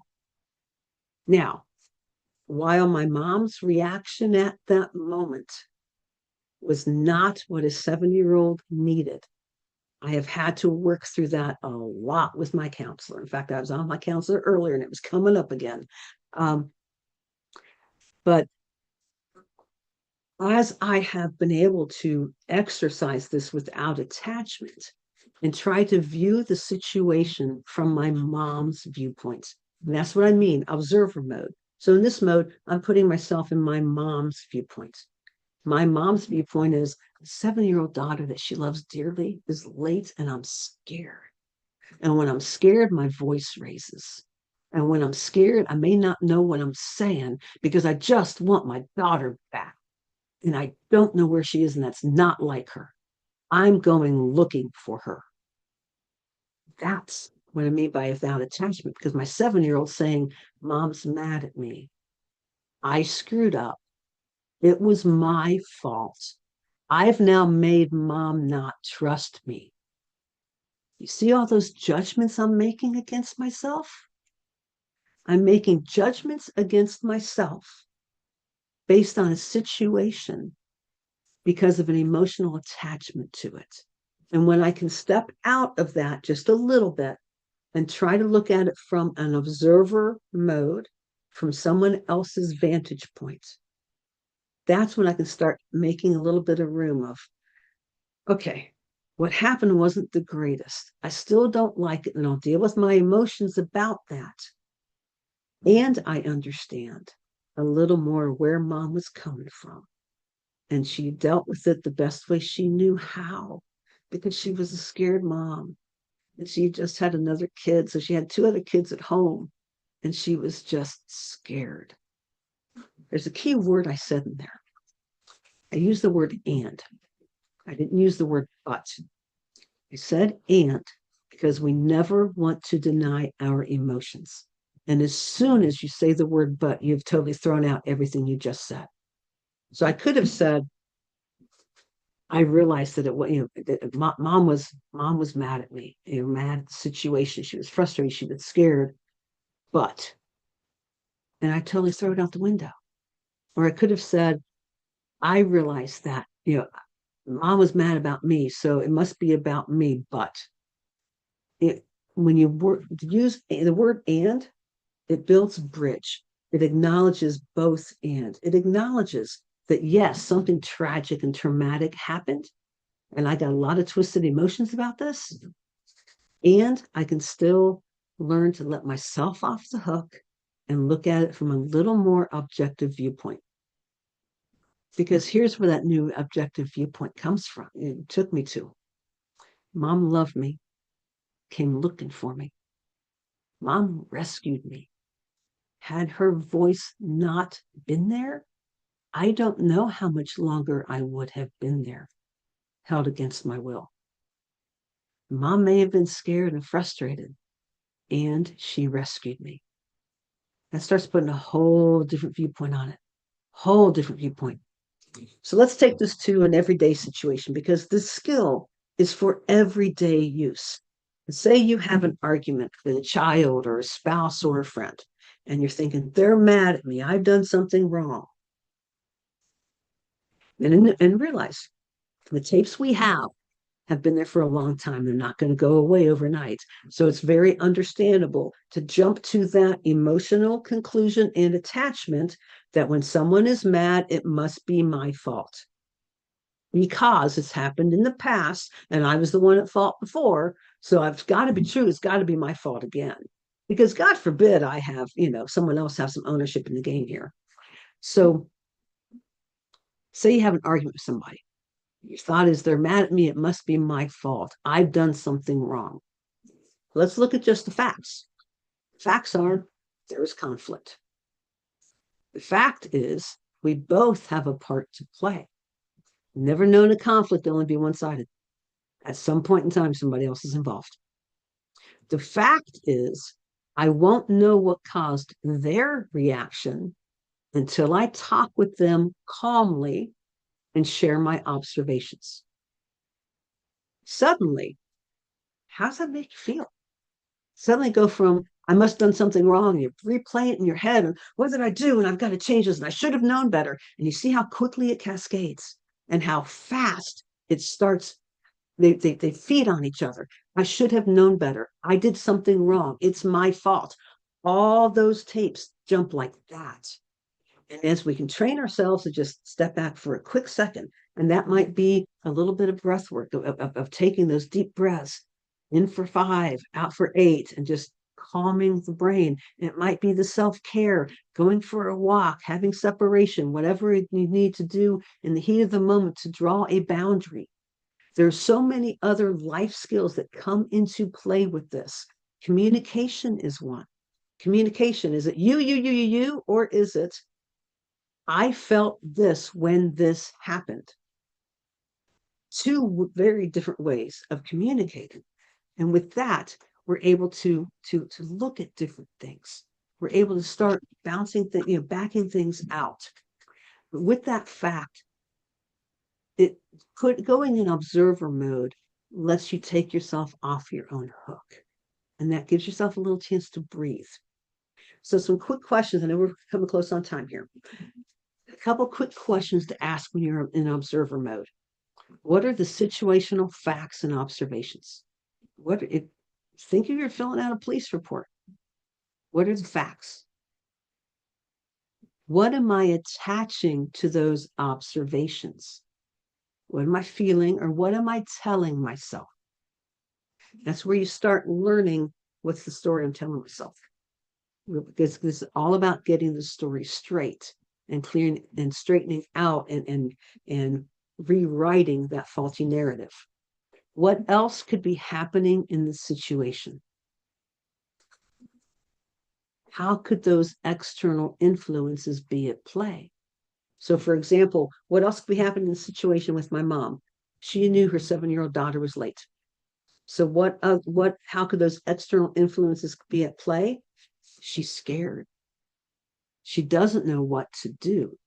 She loves her daughter, and by golly, she's going looking for her. Another question, how do I feel now with this new perspective of other possibilities? Do you feel a little relief coming on? Do you feel a little bit of hope, a little of, you know what? Maybe this wasn't my fault. Maybe there is more at play here. Maybe I'm not the only player with stakes in the game. Where does my faith fit into this? I mentioned earlier, I'm a Christ follower. My faith has been the bedrock that when I went into counseling with my counselor again 2008, I told her a manageable level of tolerable existence is no longer an option. That is my mantra, and I'll say it again. A manageable level of tolerable existence is no longer an option. And because I started to dare to believe that I mattered, and I dared to believe that God thinks I'm a good idea, that's where my faith comes in and continues to come in, because I can have some courage to walk a hard walk that humanly I'm like, I do not want to go through that valley, but I know something good's on the other side. So what I'd like you to do, that screenshot I asked you to take, I want you to use that. I want you to start creating a list of story straight cards for future reference. And those 5 are your first ones. It's just something to keep for yourself, so that as you start working through, questions to ask yourself, things to consider, a personal progression. Now, I want to share one other thing with you here, because there we go. Okay, there's those 5. All right, so one of your other next steps is this. I have a weekly text I send out. It's called Hump Day Help. We all need encouragement. And sometimes walking this journey just starts with somebody to give you a little encouragement, a little boost, a little something, and just say, you know what? I believe in you. You can make this. You can get through today. It's a text message, comes out Wednesday mornings, goes straight to your phone. You can click that QR code. It'll take you right to the website, sign up. You'll start getting them this week. I would love to send those to you as just one more way to help you start getting your story straight, to keep the encouragement going, to let you know somebody else believes in you. And I can put this up again if you need it. This next slide I'm going to show you real quick has the website where you'll find it as well. The other thing I want to invite you to, this Wednesday, I'm going much deeper into this topic. I am doing a webinar. It's 1 hour on Wednesday night, 6 to 7 p.m. Eastern Time, called Getting the Story Straight, Silencing Your Harsh Inner Critic. What we talked about here is just a thumbnail sketch of what we're going to be digging into. We're going to be talking about all kinds of things, including 5 steps and 5 things you can go through and work yourself through to start getting that story straight. Beyond just the story straight cards, we're going to start looking at patterns. We're going to start looking at ways you can start changing this for yourself.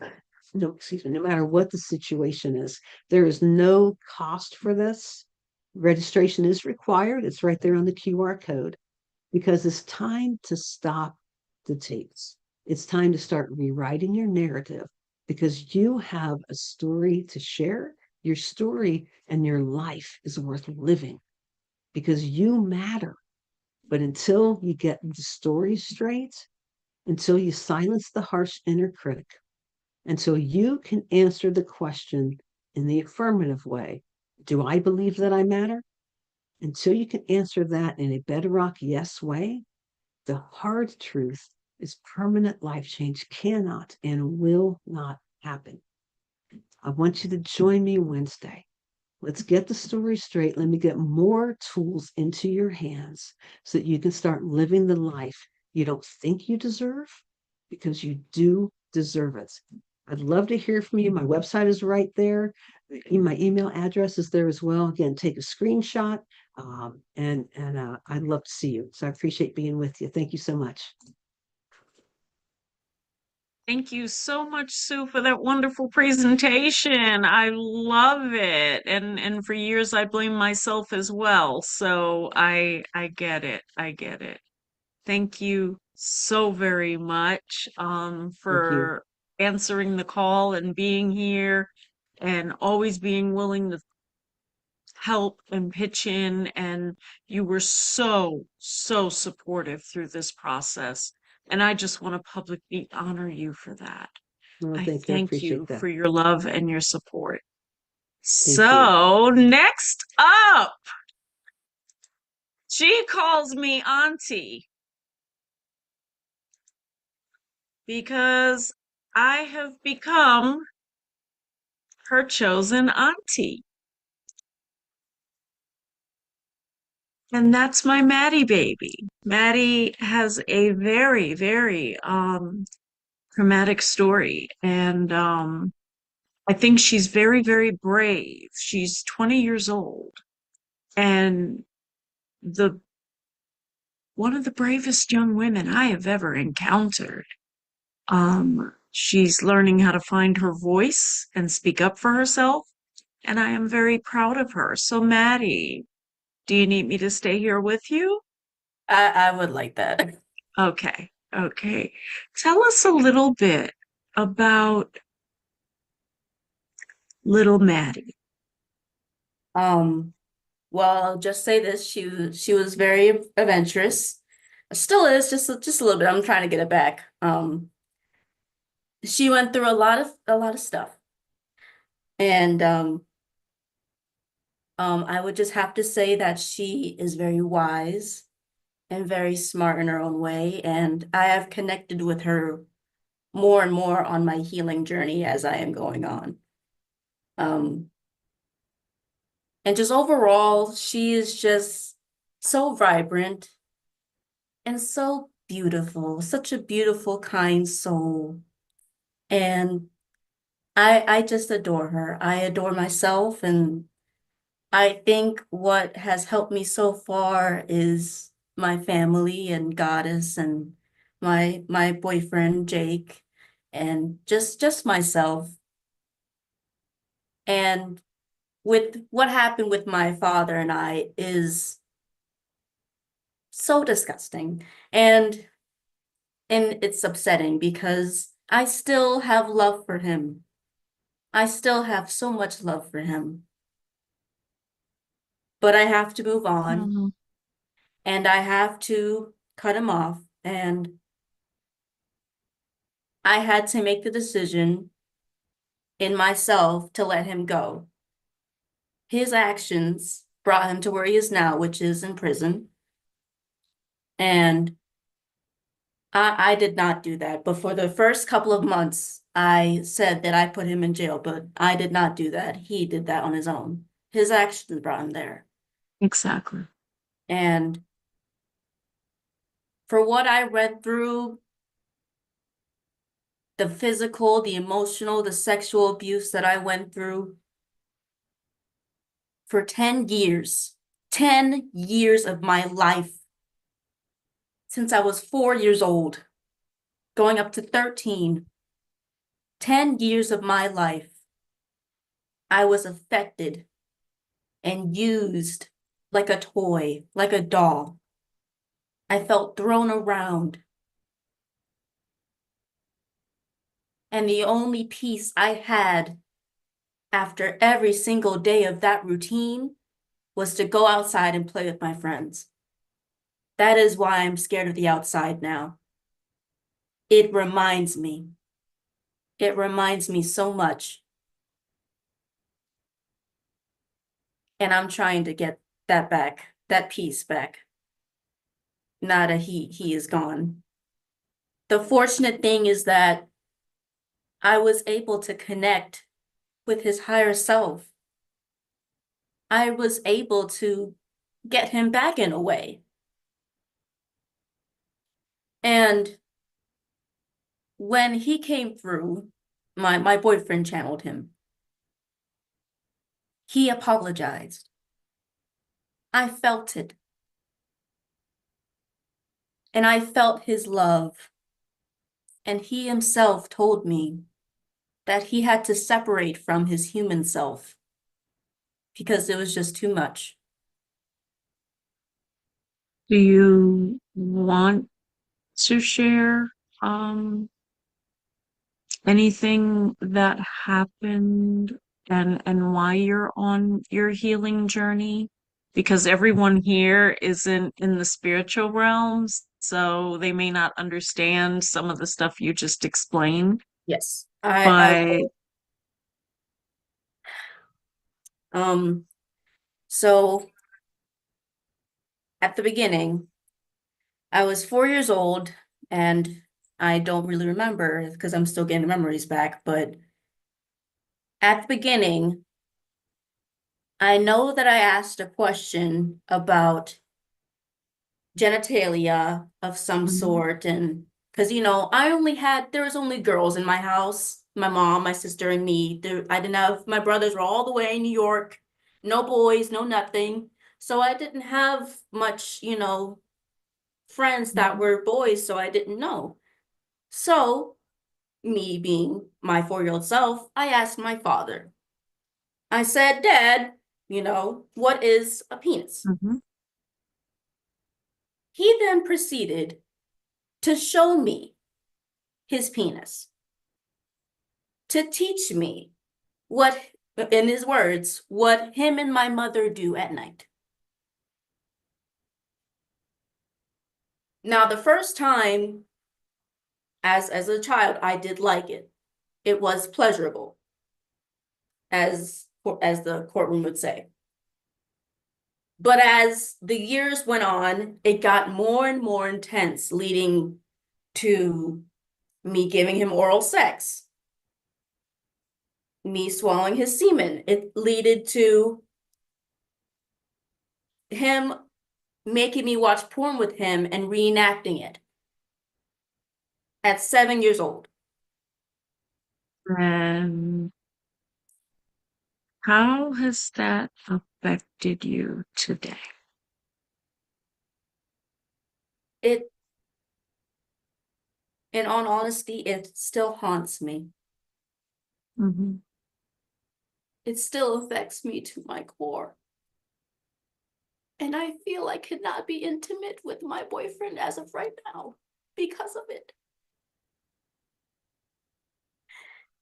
And as I'm reliving these memories, and there more and more are coming up, I have these nightmares. These nightmares about him and what he does to me. What you did, baby, it's past. Remember, you're safe. You're safe. He's gone. You're safe. It's in the past. I hear his words. I hear him say, I own you. I hear him say that to me.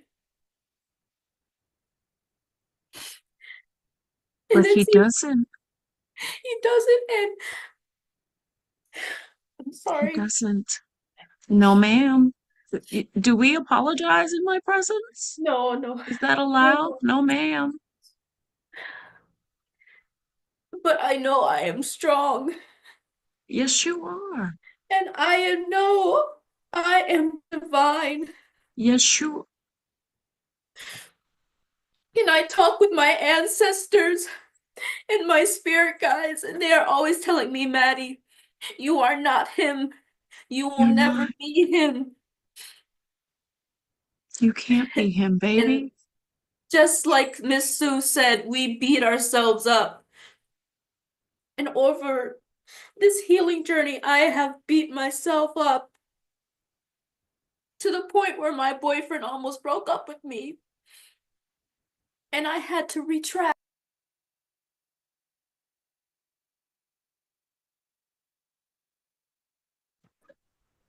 Here she is. Okay. What It's does that okay, baby. It's just the phone. There we Oh, go. There we go. It's okay. It's okay. No, um, ma'am. No, ma'am. and with the way that I am processing things now, especially at my young age, it is so overwhelming.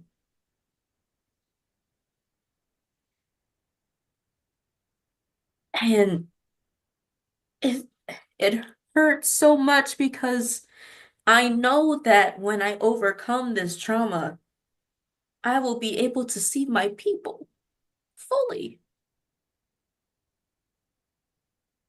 But sometimes I'm sure all of you feel this way too. If you are a psychic or a medium, sometimes I get so frustrated that I cannot hear them, that I cannot connect Baby, because we of my talked about trauma.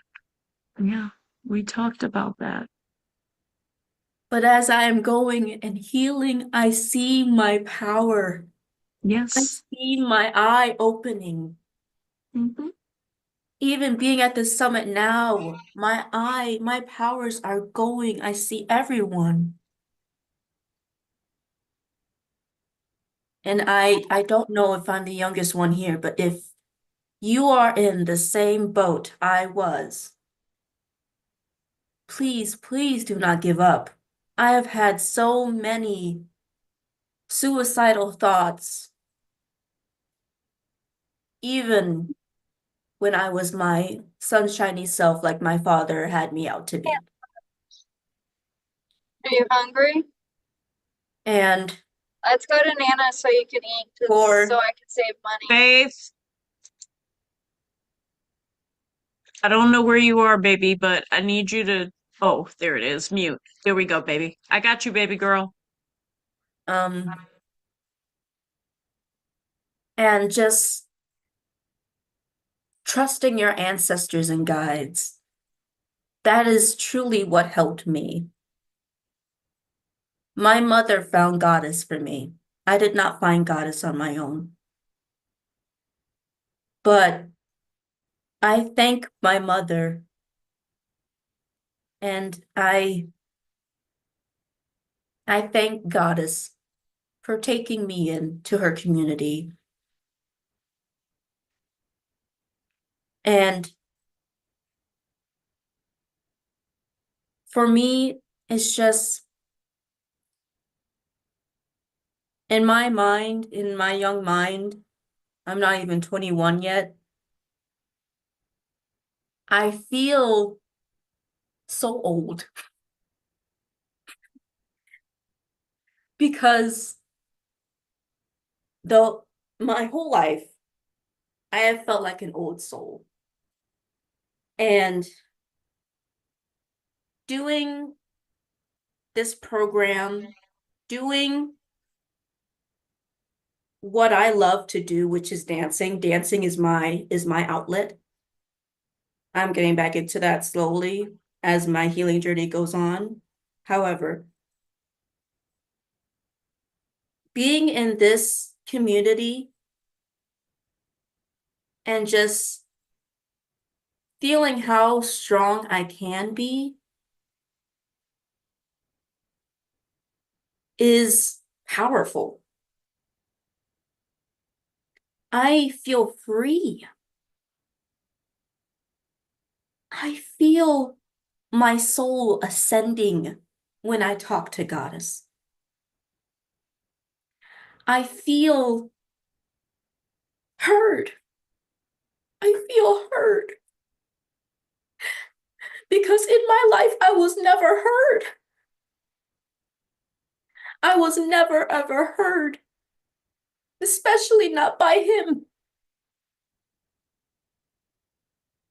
Every time I tried to stop it, he would do something to make me not stop. This one time I tried to stop with him. I walked in my parents' bedroom and saw him with my 4-year-old sister touching her at 7 years old.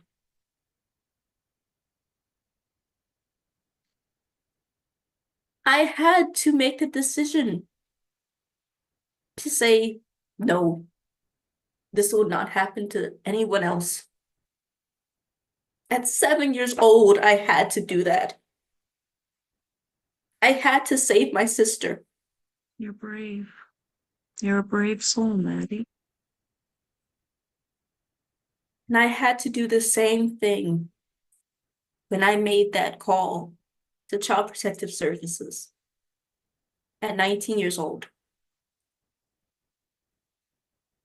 I forgot all about this, all about my trauma. But guess who brought it back? He did.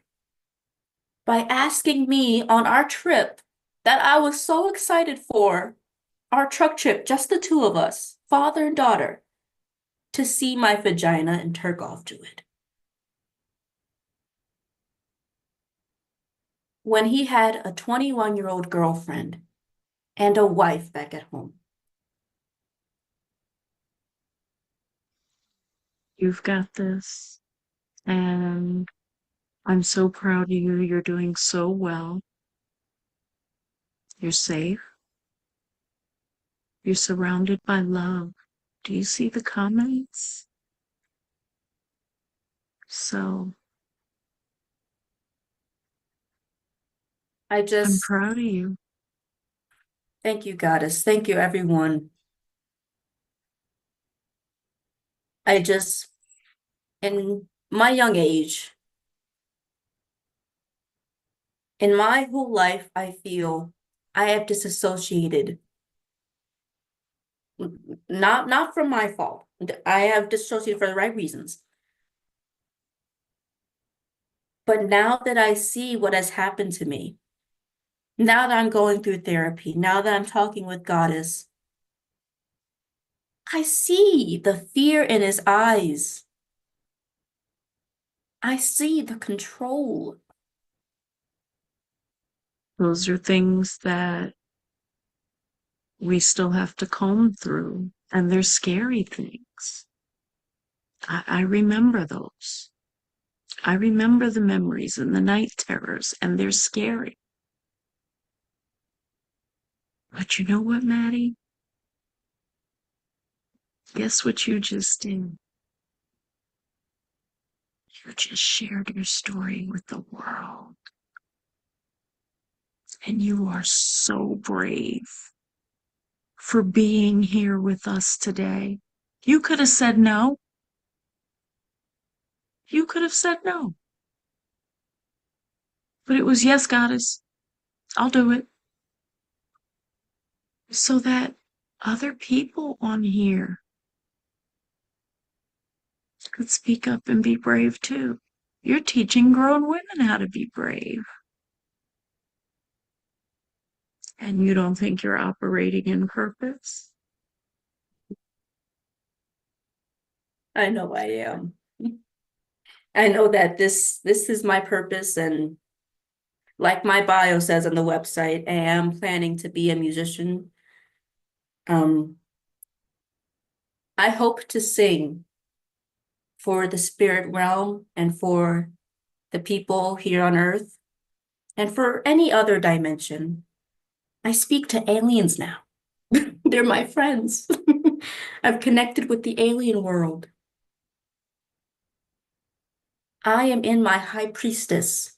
My high priestess is named Takana. She is my light and soul. She is me. And that little Maddie is still there.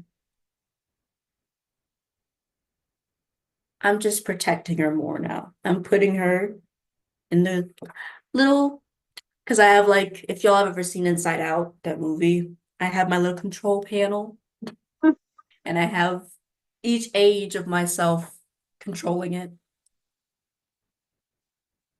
But you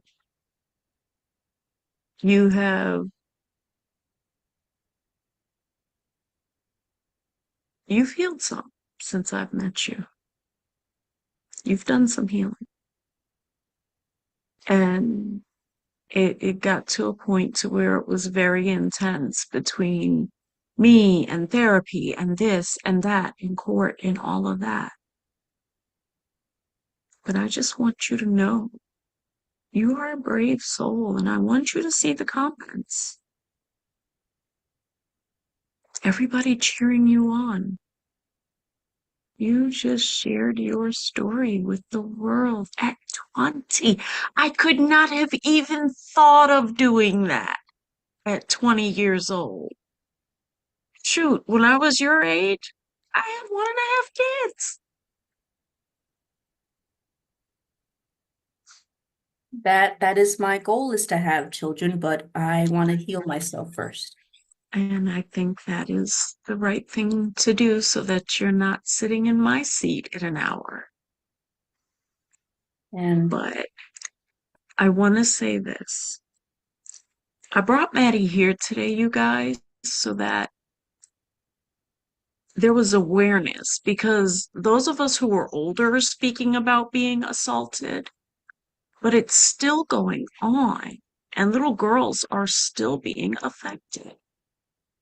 We're not safe in our own homes.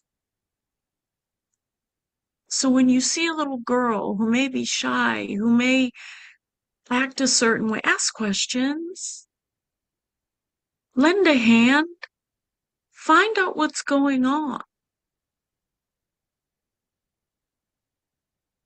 Because so many of us weren't safe at home. So, Maddie, I thank you for being here and being such a brave soul. I love you, love you, love you. I love you We too, honor Auntie. you.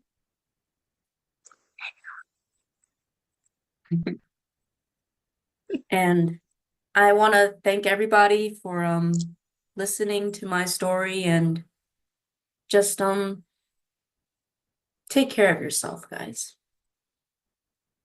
Because you guys have a lot of family here. I feel that it is family here. And I am so honored to be here and to speak, and just to help any other young women like me that have been in my boat, whether it was your father, grandfather, whoever. I don't care. Speak your truth if you would like, but speak your truth. Because you don't know who might listen, just like Goddess did. Thank you. Always. You're welcome, baby. I love you. I love you too, Auntie.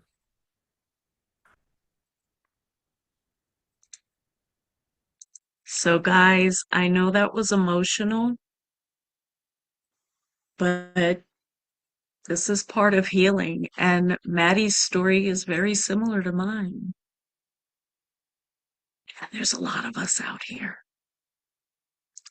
So, next up, we have Kiana Turner. Q. What's up, girl? What is up, girl? How are you? Why you look nervous? Huh? Why you look you look nervous to speak? You? I had to listen back. Look, it's a Saturday. I've already had a person cancel. I did my live show. Then I've been listening since this morning, for the past couple days, in and out. But now I'm over there like, I just feel this way. I just don't do what Maddie just said. Looks like we about to do what Maddie just said. That's why it happened to be okay, one of them things where this was right here, but we just gonna put that down. I'm gonna keep that right there because I need a little something that I gotta tell y'all too. But I ain't nervous. It's just a change up. Okay. Well, you change up. You do Mama you. Mama Everybody, said, this is Kiana. What, Mama? What about Mama? She's happy this happened. Okay, that's Mama it. said, yeah. Huh? Mama said, tell it. Who? You know how Mama, big Mama, Grandma. I know, but you said what? She said, tell it. Get that paper. Tell it. Tell it? Tell it like a THI happened. Well, you tell it like it THI is, and you have gotten till 4:25. Take it away, girl. Thank you so much, my big sister, for having me. And it's the same time last year she was on my show. Yay! Of course, my message is you do matter, unfolding beauty within. We're not even going to look at the paper right now. I'm going to just let you know you matter, I matter, we all matter. And I didn't always think like that. I ain't always think like that. See, I'm a child. That woman who's over there in the kitchen at 5, 6 years old when she sent me to my daddy, that's about the last time I seen her till I was almost 40. So my first time of somebody wanting to touch on me, take my innocence from me, my biological father. And then it just continued because the woman he with decided to want to take me with her. See, we ain't just talking about somebody just touching you. We're talking about somebody taking your whole self and removing you from anybody that you know. My daddy, rest his soul, I would never forget. So my gratitude when I'm saying, oh, I'm grateful, I could touch that woman. Mama, come here just for a hot second. I know, just got to be in back up. Just give her a second, okay? She got to straighten us. I just want you to touch your hand. I just want you to put your hand in the camera. They ain't gonna see you. They ain't gonna see you. You go see me reaching over there. You can hear.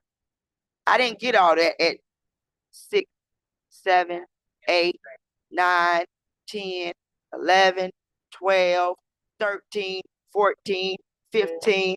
I couldn't do all of that. So to y'all that could, it's a real difference for me when I say I'm grateful. I watched everybody else do what they did with their families.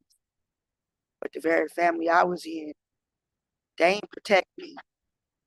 Who am I gonna tell because your friend that you with has us in the social worker office. At 9, I can demonstrate what a man and a woman do with the little dog.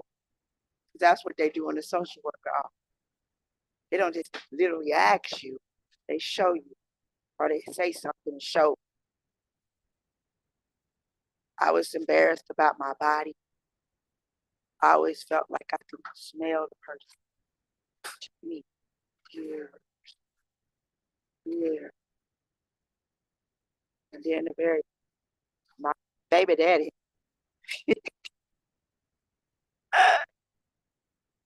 I laugh because I'm healed. See, when you heal from stuff, you laugh at it. This is where we got to get into. You do matter. See, I skipped all of that because we know what did happen. We know a bunch of stuff that happened. Well, let me tell you what Maddie said when she said your grandfather, the very man who used a whole reverend such and such. You as an upstanding citizen in little old Water Valley, Mississippi. Got 2, 3 churches. Everybody know you own all type of land. But the very dirt, the very ugly thing that you do to me is what they now know. Because I've been know. Tell it like THI is. Touched me from the moment I got down there. Told me not to tell nobody. Nobody's gonna believe you. And then as an adult, when I finally did realize my voice, when I did, I had to block some of your children. Because they wanted to say, why you didn't say it then? Because you ain't believe now. I knew you weren't gonna believe then. My knowing mentality let me know. It took me years to just forgive somebody that did something to me intentionally. Intentionally. I ain't have nobody to tell nothing to. Nothing. I kept it to myself. And then the very man who I'm thinking is supposed to love me and care for me, we've been together since we was like 14, 15, 16 years of my life. Thinking and believing our relationship was going to be at 15 and 16, going to be beautiful. It was. It went from whatever to a whole Ike and Tina, 3 kids. I went deeper and deeper into despair. I cut my hair twice of all of my life, and I'm 49. I'll be 50 this year. Cut my hair twice. When I say cut it, I cut it because that woman made me up mad one day. And I was going to the Navy. Then I cut it again because I decided if I can't take myself out, I can do something. Maybe make somebody feel something. But I only made myself feel just more and more just,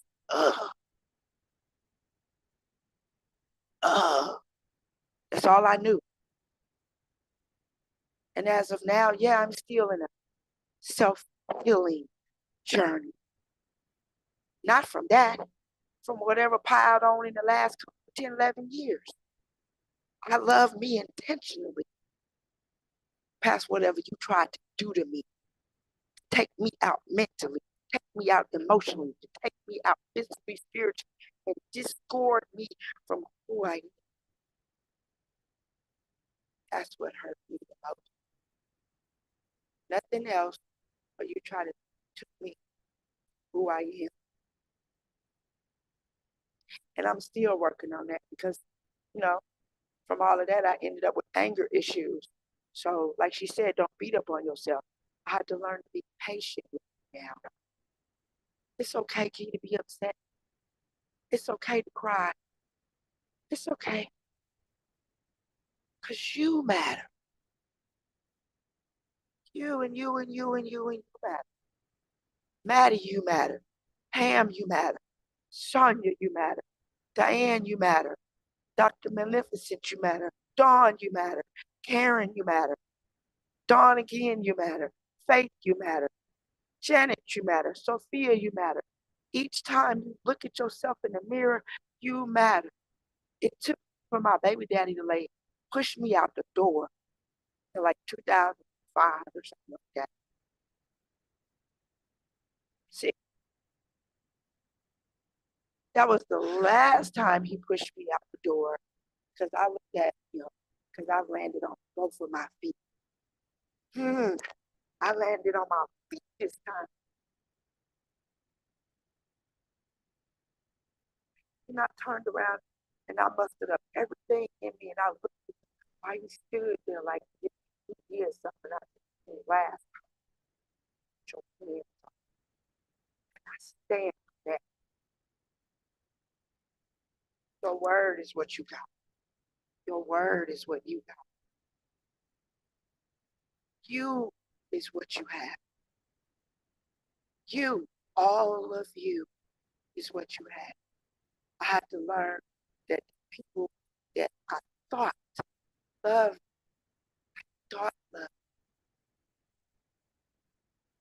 was only just trying to bury somebody.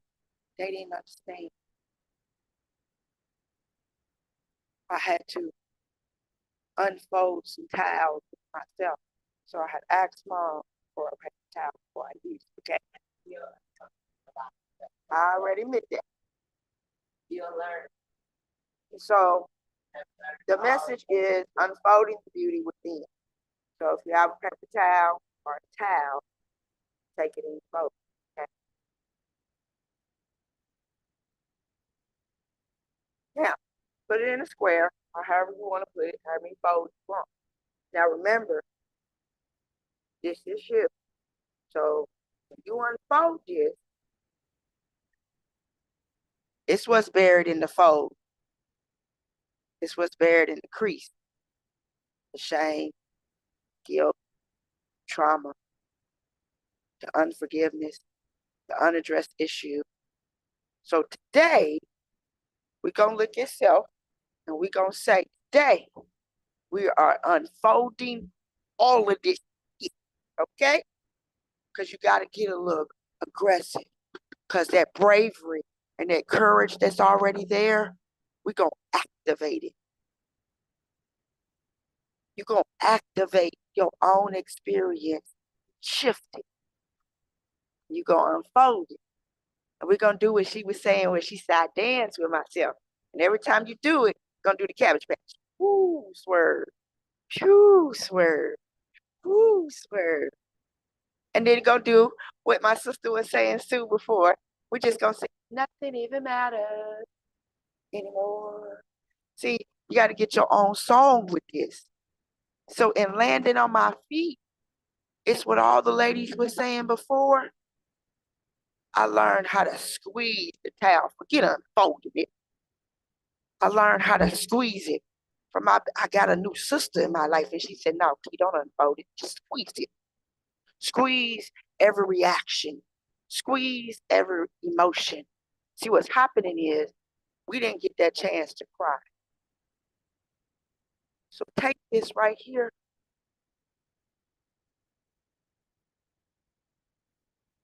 Every time. Because it's you wiping your own tears. You know that man that you want, that person that you want to come hug you, that person that you want to come and maybe dap your eyes and give you a little love. You know, some of us just don't want to be honest in that area, right? But if we honest, you really don't want somebody to come and dap your eyes and tears and really give on you some love in this part where it hurt at. So what we're going to do is we're going to take it and we're going to squeeze. Because every time you squeeze,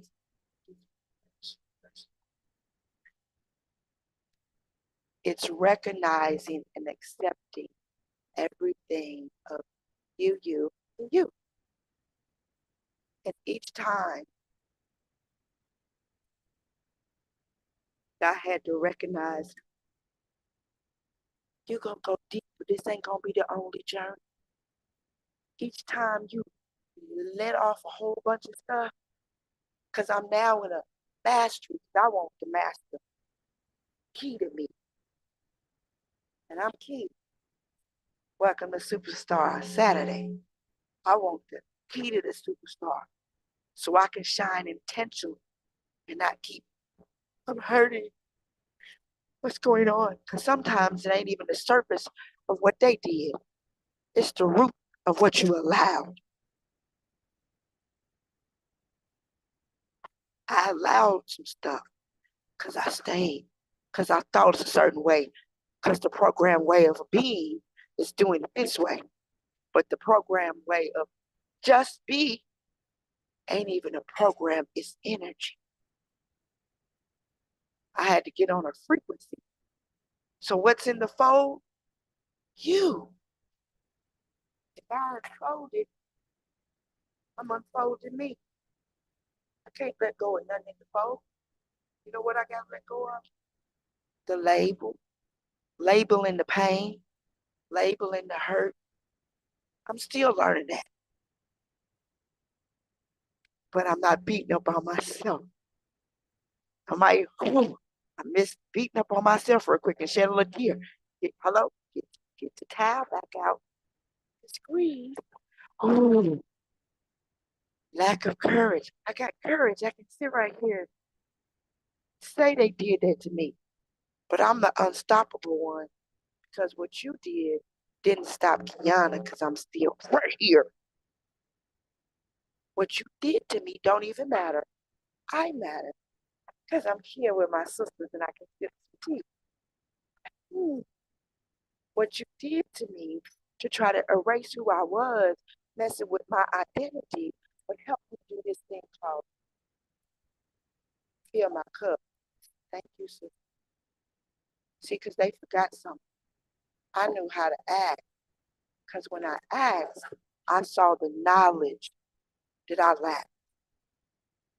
I saw that I wasn't hearing myself.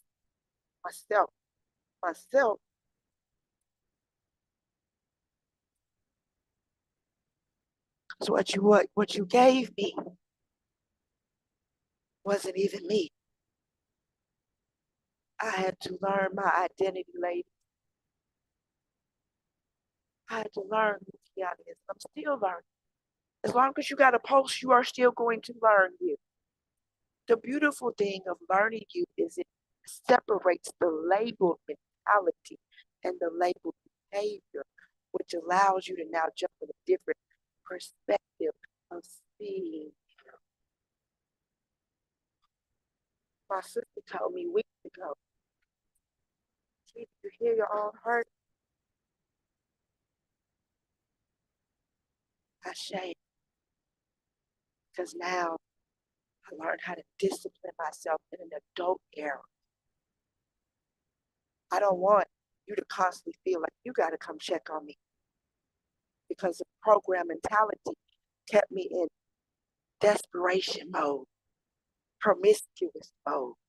It kept me in relying on the lie mode.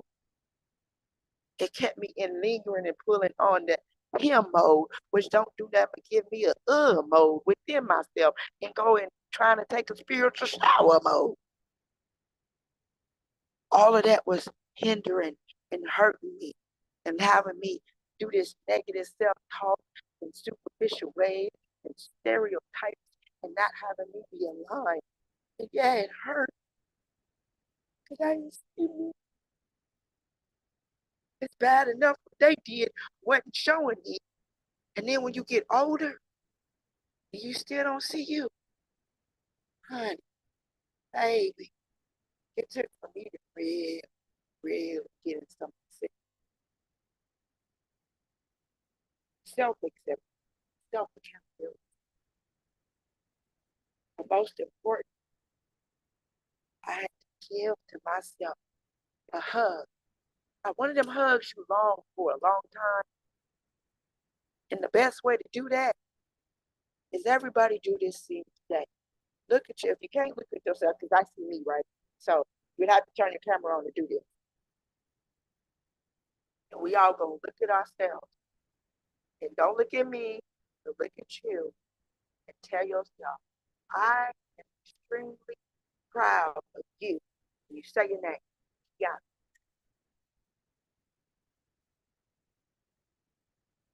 You keep saying this to yourself every time that you look in the mirror, and then you just go silent.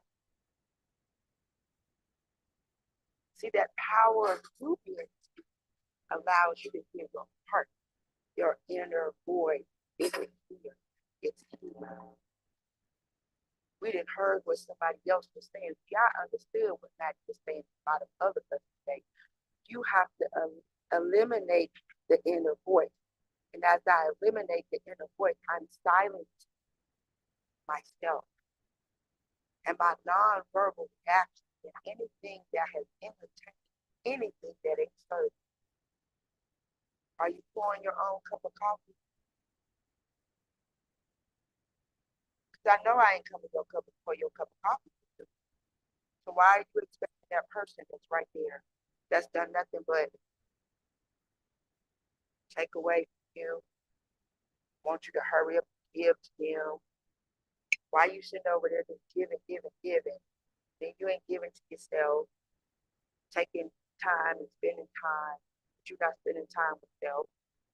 And then you wonder why your frequency and everything about your cabinet in your mind that is doing it. You over here like,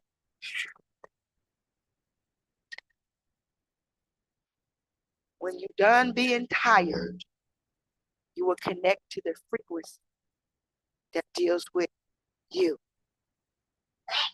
And then you will be able to create and see the who in you, the power that resides. Like coffee, when the coffee is emptying out the cup, the little grains might be in there, little coffee resides up in there. What's in your cup though? What's in me? I have to take my eyesight off of what you did to me, and I have to put it in a cup of you. I have to see the fire and the flame of myself. I have to love me fiercely. I have to remember that I own this pen. I have this pen. I have the power to take a notebook and do this right here and write my own story. I do. I'm the power. I'm the power of myself. I'm the one that matters. I matter. You matter. And we all matter. I had to learn how to pace myself in my own truth and stand for that. But I had to most importantly learn what you did to me, it don't matter. I do. And each and every day that you wake up, you tell yourself, I matter. Who's the master? I am. Who's worthy? I am. Like she said, remember who you are. To thy own self, be true. Are you really being true? Are you pouring into your cup of worthiness? Are you pouring into your cup of valueness? Are you pouring into your cup of purpose? We can't live in expectation world and expect somebody else to do it. And then you're not getting what you need. And now I got to go squeeze because what you gave me was a soul trauma. And now I'm traumatized from something that I didn't, dang, I allowed that to come in my life.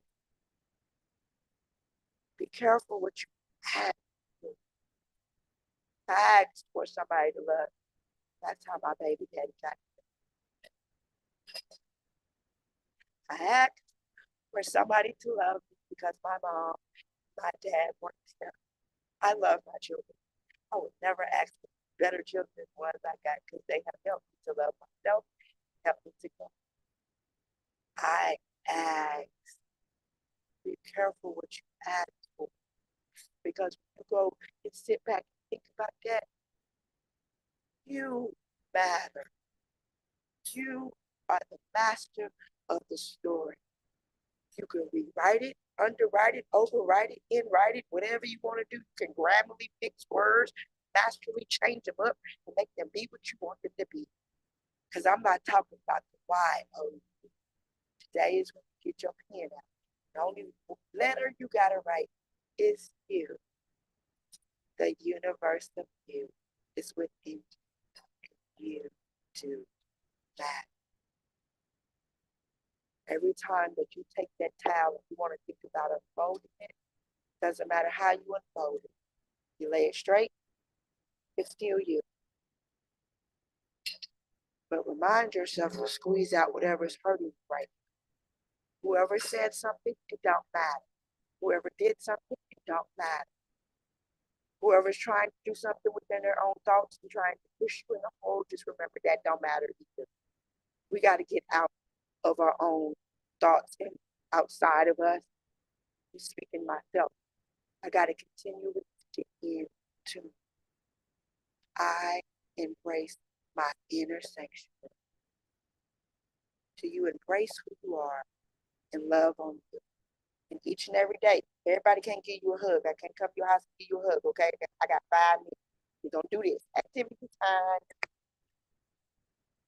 Take your arms, okay? Because my mama went there all the years to give me a hug. We ain't always got a sister right on the other side. So take your arms, wrap yourself. And any affirmation, because it's been a whole lot poured out today, right? While you're hugging yourself, you tell yourself what she said. Remember, I am love. I value you. I love you. You are incredible. I appreciate you. Remember, you are the architect of your life. You can do anything. Oh, you shine so bright, Goddess. Shine your light intentionally, on purpose, and say yes to you. We got this. And I always say yes to you. That's about my time, you guys. I don't know if she wants to ask me any questions or anything, but you can reach me on Facebook and the TikTok. My name is Kiana Q, the name right there. And also, you guys, 3 things I want you to really know before you leave. Self-acceptance and accountability are going to be your key factors in telling yourself, I am extremely proud of you, and say your name. And you have to say it like a little kid, because it's the little kid in you that got you where you at right now. Yourself right now ain't got you nowhere. The little kid in you is the one that's brave, strong, courageous, and yes, I can do what I want to do, be what I want to be. But you got to go be number 2, silent and still. So go back to playing the game with yourself. Be still and be quiet, because it's in your stillness and your quietness that your heart is going to speak. 3, connectivity, connection. Everyone brings an energy and a frequency. So find the safe people who are supportive of your well-being. I'm not leaving you without you understanding this. Well-being is holistic. My being has to be holistically well, mentally, emotionally, spiritually, physically. Everything about you is it well in a safe space to heal and continue allowing nature to nurture your heart, your mind, body, and soul. That's my time. Gratitude to you guys, and continue to say yes to you and be super on purpose. I love you, darling. Thank you so much. That was amazing. You always bring the acronyms and all of that. I love how you flow with that. I love it, love it, love it. Does anybody have any questions for Kiana?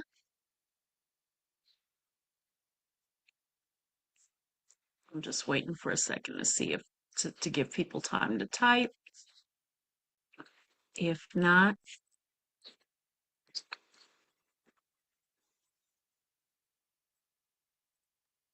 I just love, love, love, love, love. I've been waiting for months. Gratitude to everybody. I just want you guys to know that this lady right here, I'm not get it. Okay. I wanted you to know that this is, I like to tell her, universal. Universal. She is over there on the East Coast, and I am over here on the West Coast. When you can reach and connect people globally, internationally, that's beyond the gift.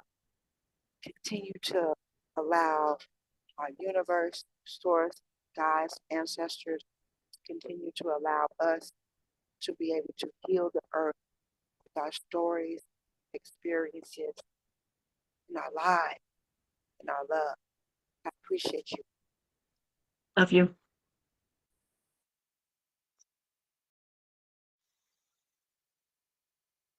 Lord have mercy, this pin, this unpin, this replace the pin, move the pin. I'm not going to see the word pin. I'm not going to want to see it for months. Let's just say that. After all of this pinning, I don't want to pin nothing, okay? But my girl is back with a photo walkabout. So we gonna find out what that's about, because I need to know. You will. Thank you. I'm glad. I'm ready. I've been waiting for months for this. Hi, friends. Hi. Welcome back. Thank you for being here. And think about what it took for you to be here today and right now and with this new community.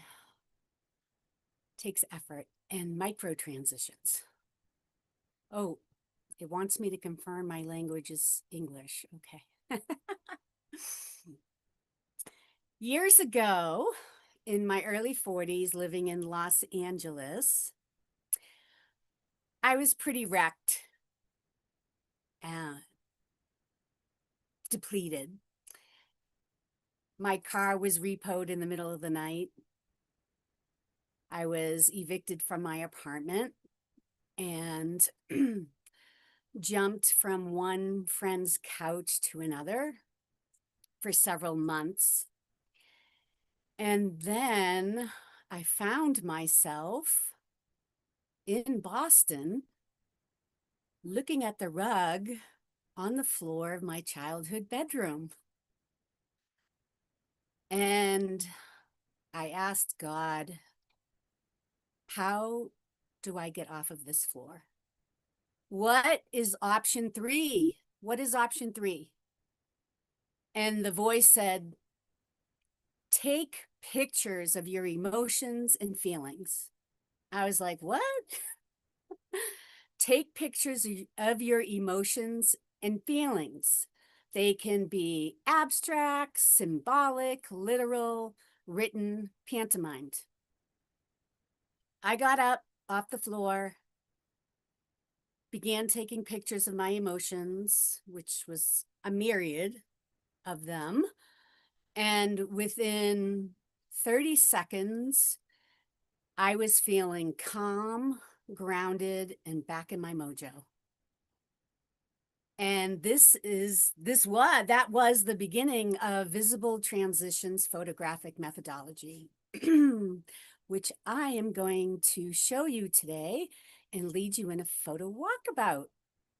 So first, I'm going to give you a context of the science and the benefits of it. The brain hates change, very resistant to change, and yet change is all around us, micro, macro. So it's our job to have a curious conversation with our brain on the regular to help it chill out. When the brain is feeling in freeze, it's stuck, there's fight, flight, the emotions are all over the place. It's dealing with two parts of the brain, the amygdala and the hippocampus. So the hippocampus is the part of the brain where we learn. And maybe some of you agree with me, way back when in school, perhaps like me, you thought you were stupid or you just weren't doing well in school. And that's because we were stuck sitting still at a desk. And so maybe many of you agree that we need somatic practices to learn. Moving our body, doodling, etc. So the photo walkabout we're going to go on today, if you wish to, is going to be working with the emotions and feelings to regulate them. You're going to be working directly with the hippocampus and turning it into a happy campus. Literally. It's going to release the happy hormones, dopamine and serotonin. And it's going to help you learn.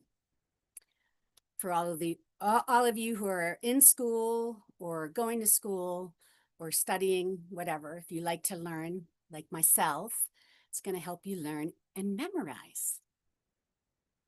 Yay! Okay. So when that moment when I got off the floor and started taking pictures, what I realized is, oh, hello, anger, hello, frustration, hello, shame. hello, Mojo. Hello, this. Oh, you need to flow. You just need to flow like clouds in the sky. There's no need for me to become resistant and attach to the good ones and have an aversion to the bad emotions and stuff them down. There's no need for it. If we don't let our emotions flow, physiologically, they get stuck in our body and typically show up as illnesses. So the emotions are here to communicate with us and give us a message. That's it. You don't have to analyze them. You don't have to attach. You don't have to push them down. You're just going to let them run through you. So before we go on the photo walkabout, I wanted to give you that context.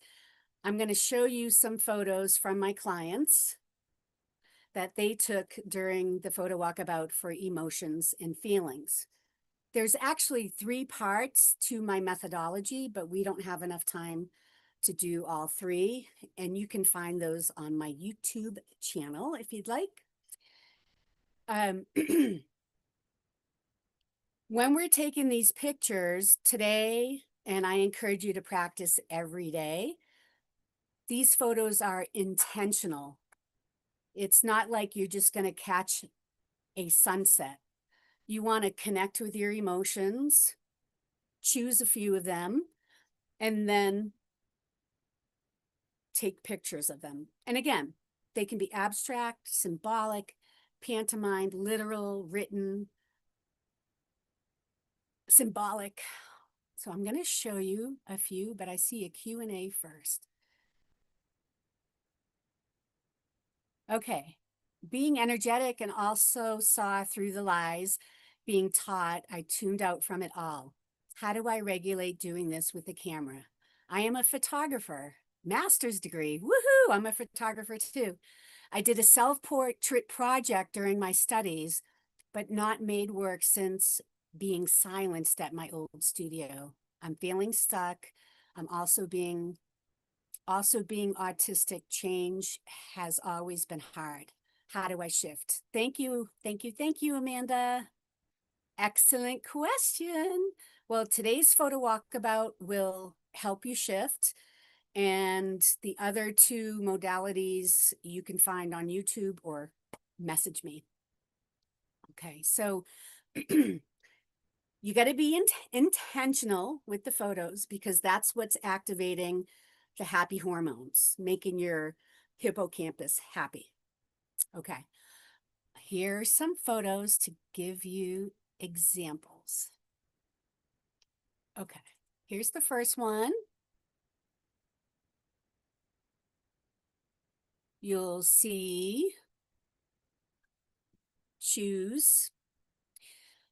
A young client of mine, he was on, we were on a group photo walkabout and he wanted to gather some feet together.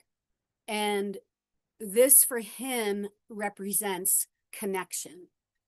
So he was feeling connected. He had the feeling of connection. So that's a symbolic picture. Let me show you a few more.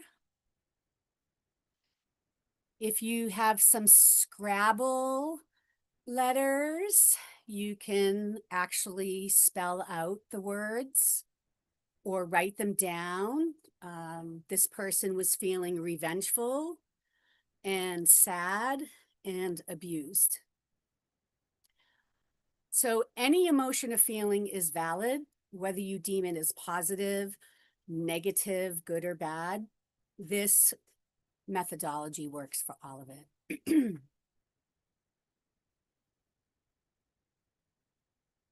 And let's see this one.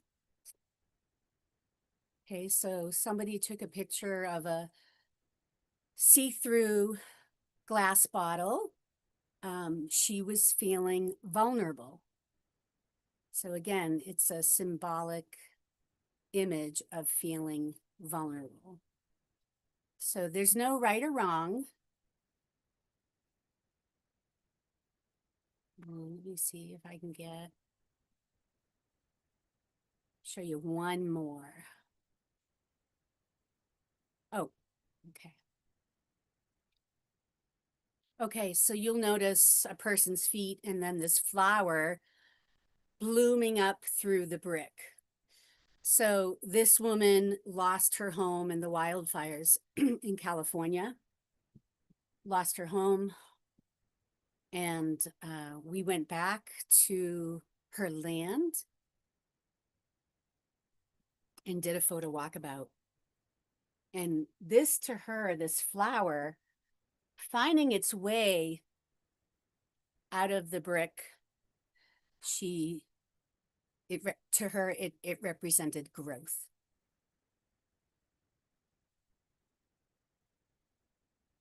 Okay, any questions so far? Okay, all right, cool. So you got some examples, and now we're going to go on the photo walkabout. Again, there's no right or wrong. Really quick, honey. You have time. There's an emergency with my daughter. She can't make it. Oh.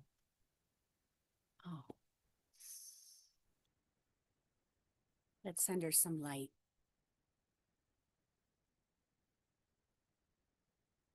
I was looking forward to that. So we may have some new emotions right now based on the news. Why don't y'all close your eyes or lower your gaze. Check in with your feelings, the sensations, and emotions. Could be one, it could be several. Some you might deem as positive, some negative, but I really stay away from that. And connect to 2 or 3 of your emotions now. Make a note of your emotions and feelings. Okay. So if you have your smartphone camera with you, and if you don't, you can come back to the recorded video and do the photo walkabout at your convenience. And if you have your smartphone camera, I'm going to invite you to stand up. Okay, let's see. Okay. I'm trying to find myself here because I'm going to move around my computer. Here we go. Okay. All right. Let's take one more moment for Taiwana and her daughter. This is a perfect time to do the photo walkabout. Okay. So I'm going to invite you to stand up. And I'm going to unplug some of my things here. Look at your environment. Okay? You're going to look at your environment. Look at your surroundings. Tap into your feelings and emotions. And now you're going to walk around. So let's say like one of my emotions right now is concern. So I'm going to look around my room as you are and take a picture of anything to me, to you, that represents concern. Again, there's no right or wrong.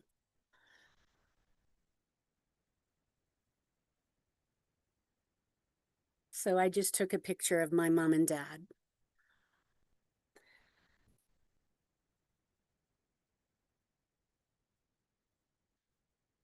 Take your time, walk around.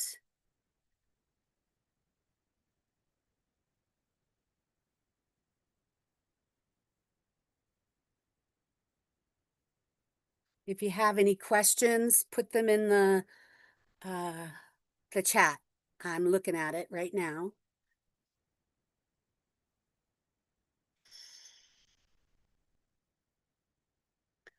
Okay, so I'm also feeling at peace. And I just took a picture of Kuan Yin. Sorry about the lighting.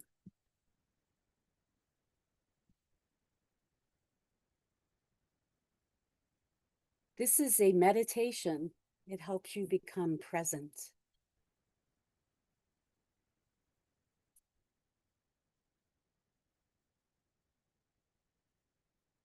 I'm feeling blessed.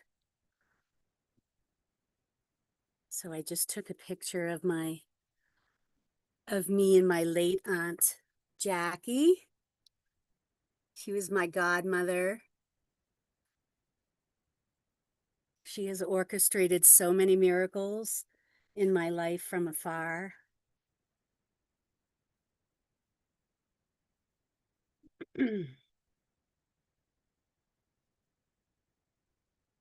My neurodivergent brain is feeling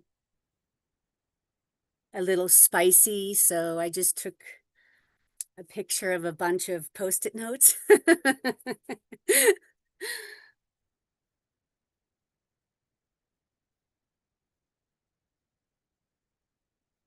you have any questions, and if you can, and you want to share some pictures, you can put them in the chat, or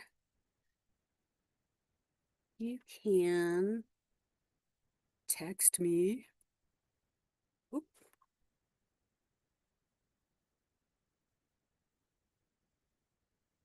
Okay, now my thing doesn't, here we go.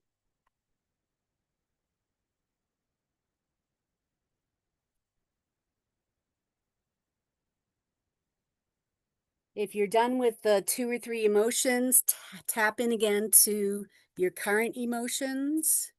Oh, cool. Thank you for showing. Ooh, that looks like a good mix too.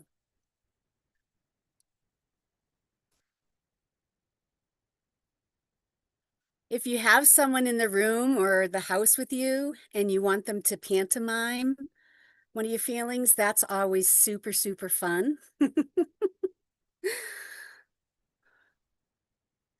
So notice how you're feeling as you're doing this.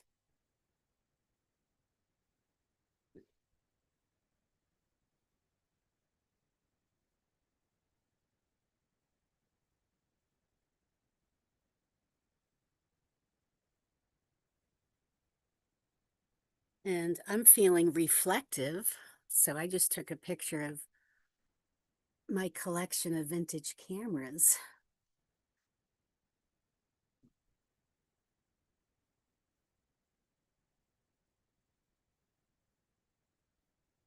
I'll give you like 2 more minutes.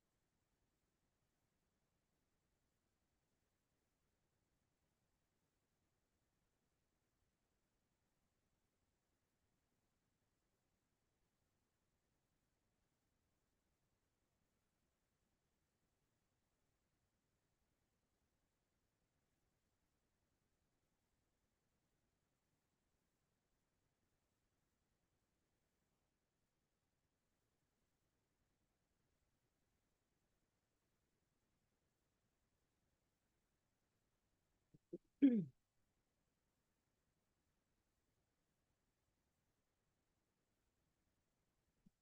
right, and if you're ready to come back to the room,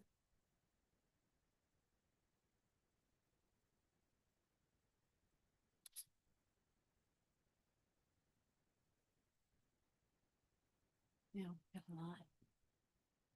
Yes, wrapping you in your own love, Kiana. And you're feeling peaceful and relief, feeling loved and positive, supported, feeling calmer. Sorry, that was my Boston accent. Calmer. Feeling grateful, calmer. You love this idea. Yes, please do it. Rashida, how can we share? You can text me. Hold on. I think I can bring Rashida up. Let Oh, me good, see. good. I'm gonna see if it'll let me do it. I saw earlier, um, where there was some option.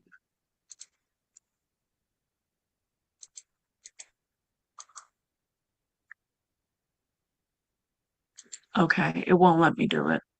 Okay. Well, I put my email and my phone number in the chat. So you can text them to me or email, and I could make a really nice collage if people would like that, and we can share it through the community.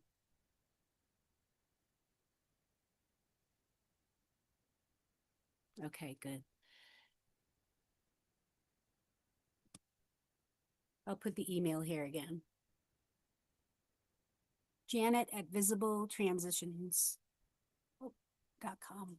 Okay, so does anybody want to share more questions, comments, insights? You see how simple this is? Yes, I hear somebody.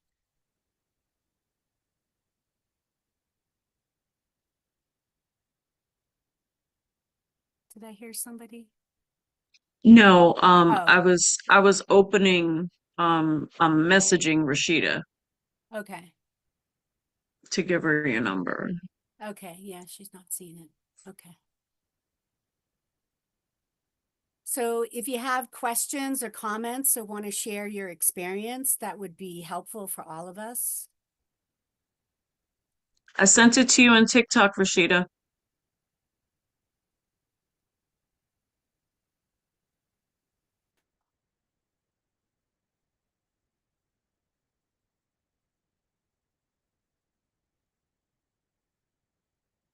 So Amanda, you had asked that question before. Oh, I'm not seeing anybody. Maybe that's why they're not seeing, now I'm not seeing anybody except for Taiwana. Rashida, unmute. You can talk.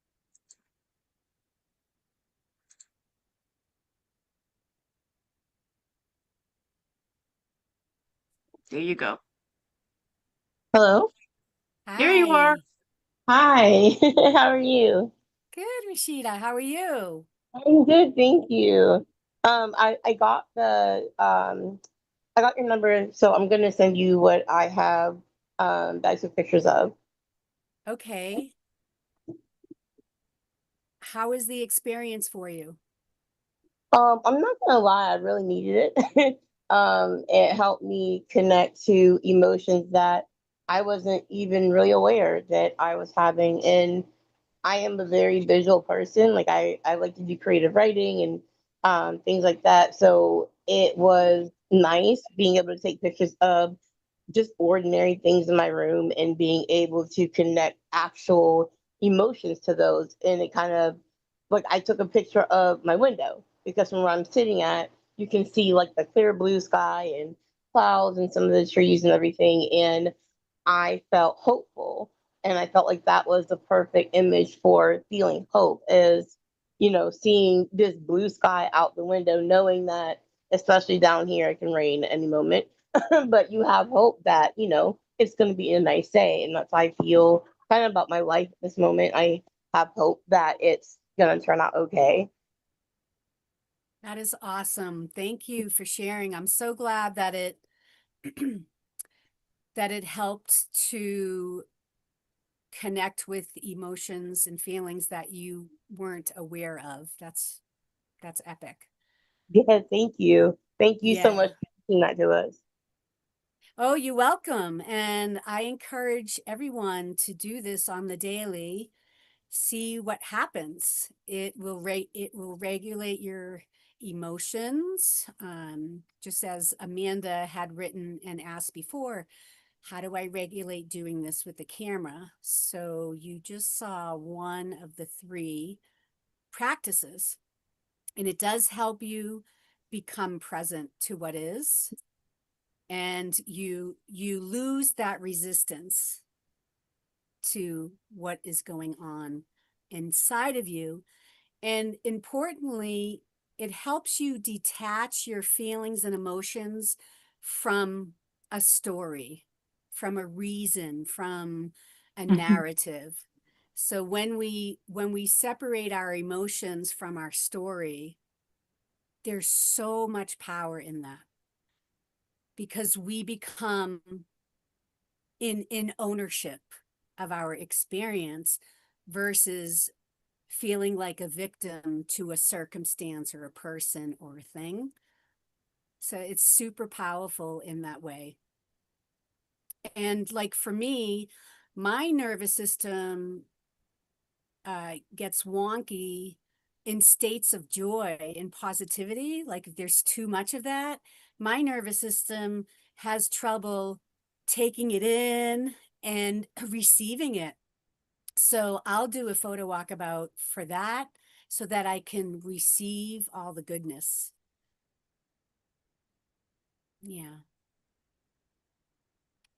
Oh, you're muted. Amanda, would you like to share?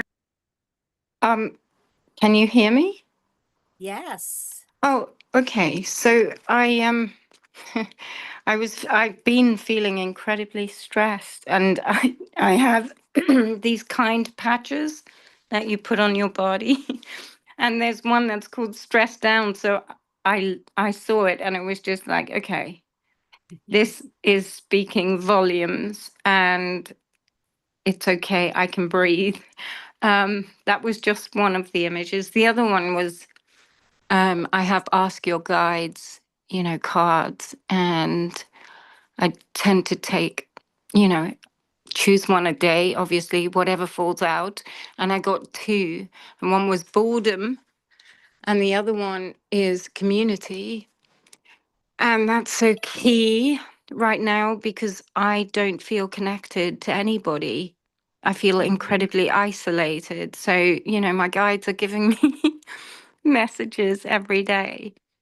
That's wonderful. And so you can close your eyes at some point and see what community looks like to you. It might not be an image of people. It could be an image of a herd of cows. Well, Or I do prefer, to be quite frank, animals and the birds and the swans. I do love to just go and sit by the canal and, talk to them. That's peaceful to me. wonderful. Yeah, it's important for us to take time, even if it's a little micro transition, to put ourselves in those spaces that calm us and give us that inner peace. Yeah, and then there's just some. I found I took a jacket out of my cupboard the other day, and it still had like a flower rosette thing. I don't know what you call them, and they died obviously because they were fresh, and it's just that yeah, feeling pretty weary, and that is representative of yeah, the dead flowers feeling really weary. Yeah, I recommend that you do this every day. Some of my clients do it a few times a day, and it'll start to have you detach from The stories. the stories and the aversion to your emotions. Yeah. Yeah. Thank you so much. You're welcome. Yeah. Just everybody be really playful with it. I love this idea. It's brilliant. Well, you can thank Great Spirit. I You was the know, channel. yeah, it would be so wonderful to have like a community here of people that are struggling and to do this. That would be an incredible community. Right. Well, we Well, could actually, arrange yeah, something we are like that. doing that. Yeah. Where is she? Amanda, that was going to be announced tomorrow that you guys are invited to my community, Ashes to Ascension, on the Mighty platform. There is a free option and two paid options. So you guys will have that information tomorrow. Oh my goodness, you are so, so generous with your time. And this has just been the most unbelievable, like, conference, call it. I don't even know what you call it, but it really has been. So I'm so utterly grateful. So glad you're here. And it looks like Rashida wanted to say one more thing. Yeah, so I forgot to include this. And I actually am gonna show my cousin Laura this method because we both have borderline personality disorder. And I've gotten a lot more better at regulating my emotions. And she's still struggling a little bit. But and anything I come across, I feel like will help a lot. I always share to not just her, but a few other friends I know that have been diagnosed with it as well.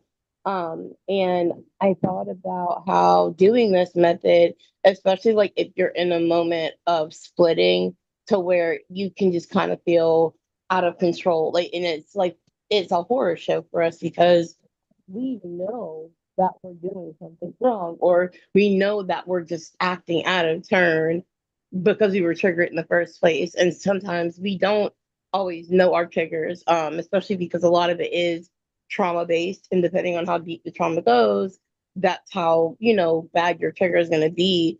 And sometimes it is uncontrollable and we struggle to control it. I've gotten more under control, but I know some can't. And I thought about how in a moment of just feeling like I don't know, I'm very agitated, I'm trying to explain how I feel to somebody and they're not understanding me, is this, finding something and having to calm down enough to look around you or walk outside and look around you and, choose something that can best show how you feel and take a picture of it. And eventually, I feel like it'll get you out of your head enough because you have to, be grounded and pay attention. So now you're kind of, a little away from that feeling of either uttering complete despair or uttering complete I'm mad and I'm raging. And now you can start walking yourself through your feelings of, okay, so how did we get here in the first place? And who do I need to apologize to? Because usually we end up splitting on somebody, and you feel this bad, this really deep, I'm not with anything because I can't control myself. And yeah, like you just get upset and you feel so bad. And a lot of people do understand as long as you communicate. And I feel like this really could help probably repair friendships, probably stop things from getting that bad. If you can just say, hey, so you were wondering how I was feeling and how I got that mad or whatever. Here is the image that can help me explain to you how I feel in that moment. And that puts that person there in your shoes. And like I said, also helps you get out of your own head. So I feel like it's a complete win-win for people that, have that, or, anything similar to a period.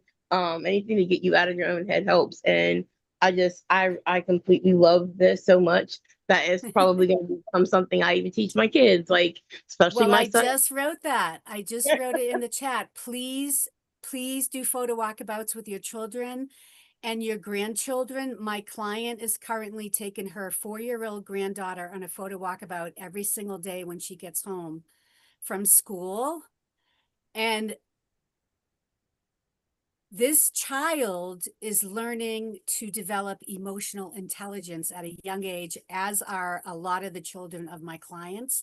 And this leads to world peace. It just does. And I love the idea of including your friend and taking her on a photo walkabout and sharing with your people that sometimes I have no words for my feelings, but here, click, click, click, click, click. That's wonderful. Thank you, Rashida.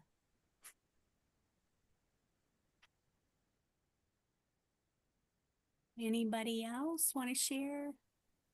Was there anybody else that wanted to share their photo walkabout experiences or give any feedback?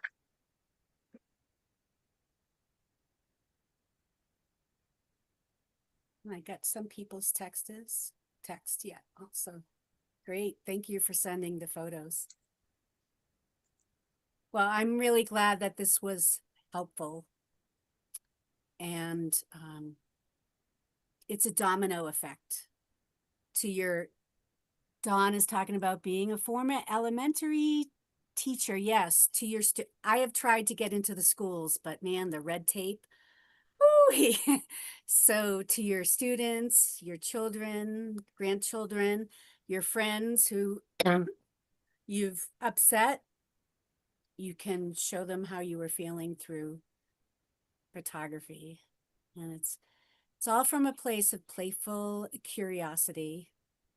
And wanted to remind people that I'm offering a free 30-minute call or a Zoom with myself. And that will be in the message on Tuesday when Taiwana sends out all that info. Yeah, and you put my YouTube channel up here somewhere as well. It's, yeah, it's in the chat. Put the Thank you link so in. much. Yeah, if you You're want to welcome. see the other practices. Yeah. Hence you being a former teacher. Dawn, yeah, I understand. Wonderful. Thank you so much, Janet, for that amazing experience. You're welcome. Thank So you, glad you were Taiwana. here. And how can we And support you right now? I'm okay. I'm okay. So everyone, we're going to end a little early today. I know it's disappointing that my daughter was not able to come, but she was in an accident. So, we are going to end early. I'm waiting for her to call me back. And I thank everyone for being here, being present. I thank everyone for your time, your energy. I appreciate all of you. And I will see you guys tomorrow.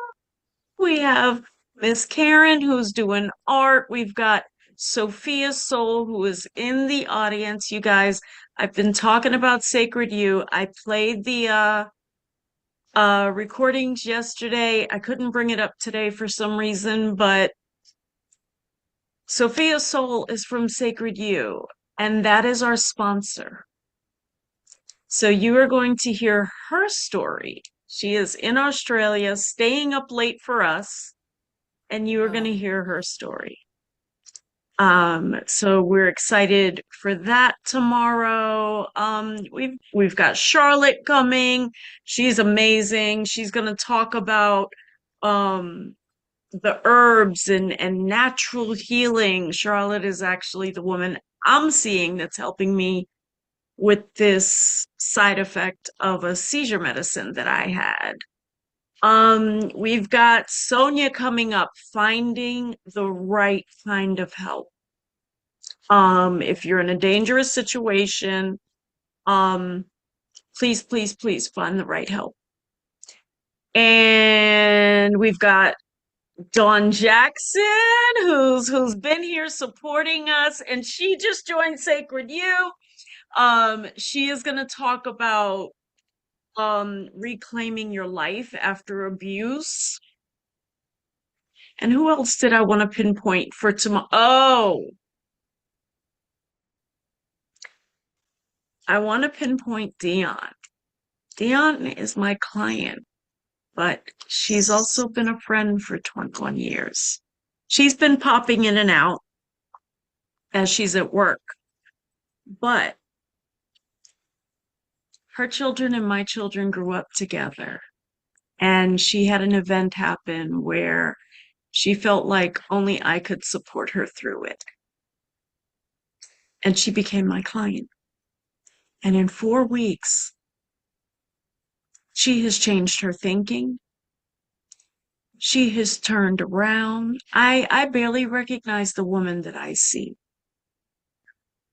So tomorrow, Dion will be sharing her story for the first time. Her children haven't even heard it. So, Sophia, did you want to say something? Okay. Just thank you for that's all. Just thank you. I've been listening to everyone in the bath. I've actually been having a bath. It's wonderful. That is Hey, nothing better than good listening stuff for when you're in there. I listen to all types of stuff when I'm in the bathtub. So Yes. this is wonderful. Thank you. So, yes, everyone, Dion is sharing her story publicly before her children even know it. They will probably find out. So we've had some really brave souls. And my whole point of doing that was to show you that it's okay to be vulnerable. And just like me and a lot of the other panelists, your story is what makes you special. It's what makes you, you. Only you know your story. But your story can change the lives of millions. My story has changed people's lives. My story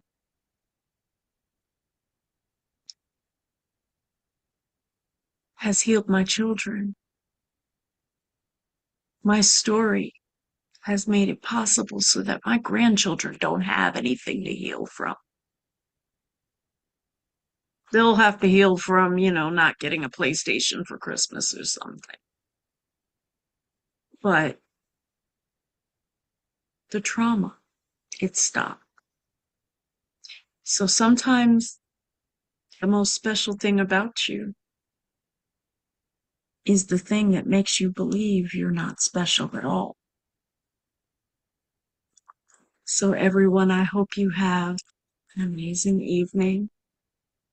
I look forward to seeing you guys tomorrow. Yes, breaking the chain of generational trauma. You guys know I'm all about breaking ancestral and generational trauma. We will see you tomorrow. I thank you and I honor all of you who are watching, anyone who watches the replay, and all of you who said yes to sitting up here, to being with these women. I thank my bestie.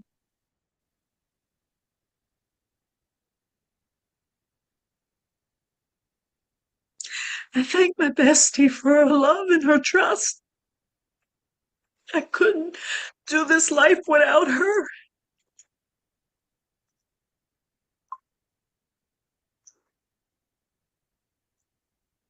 Got the best friend in the world.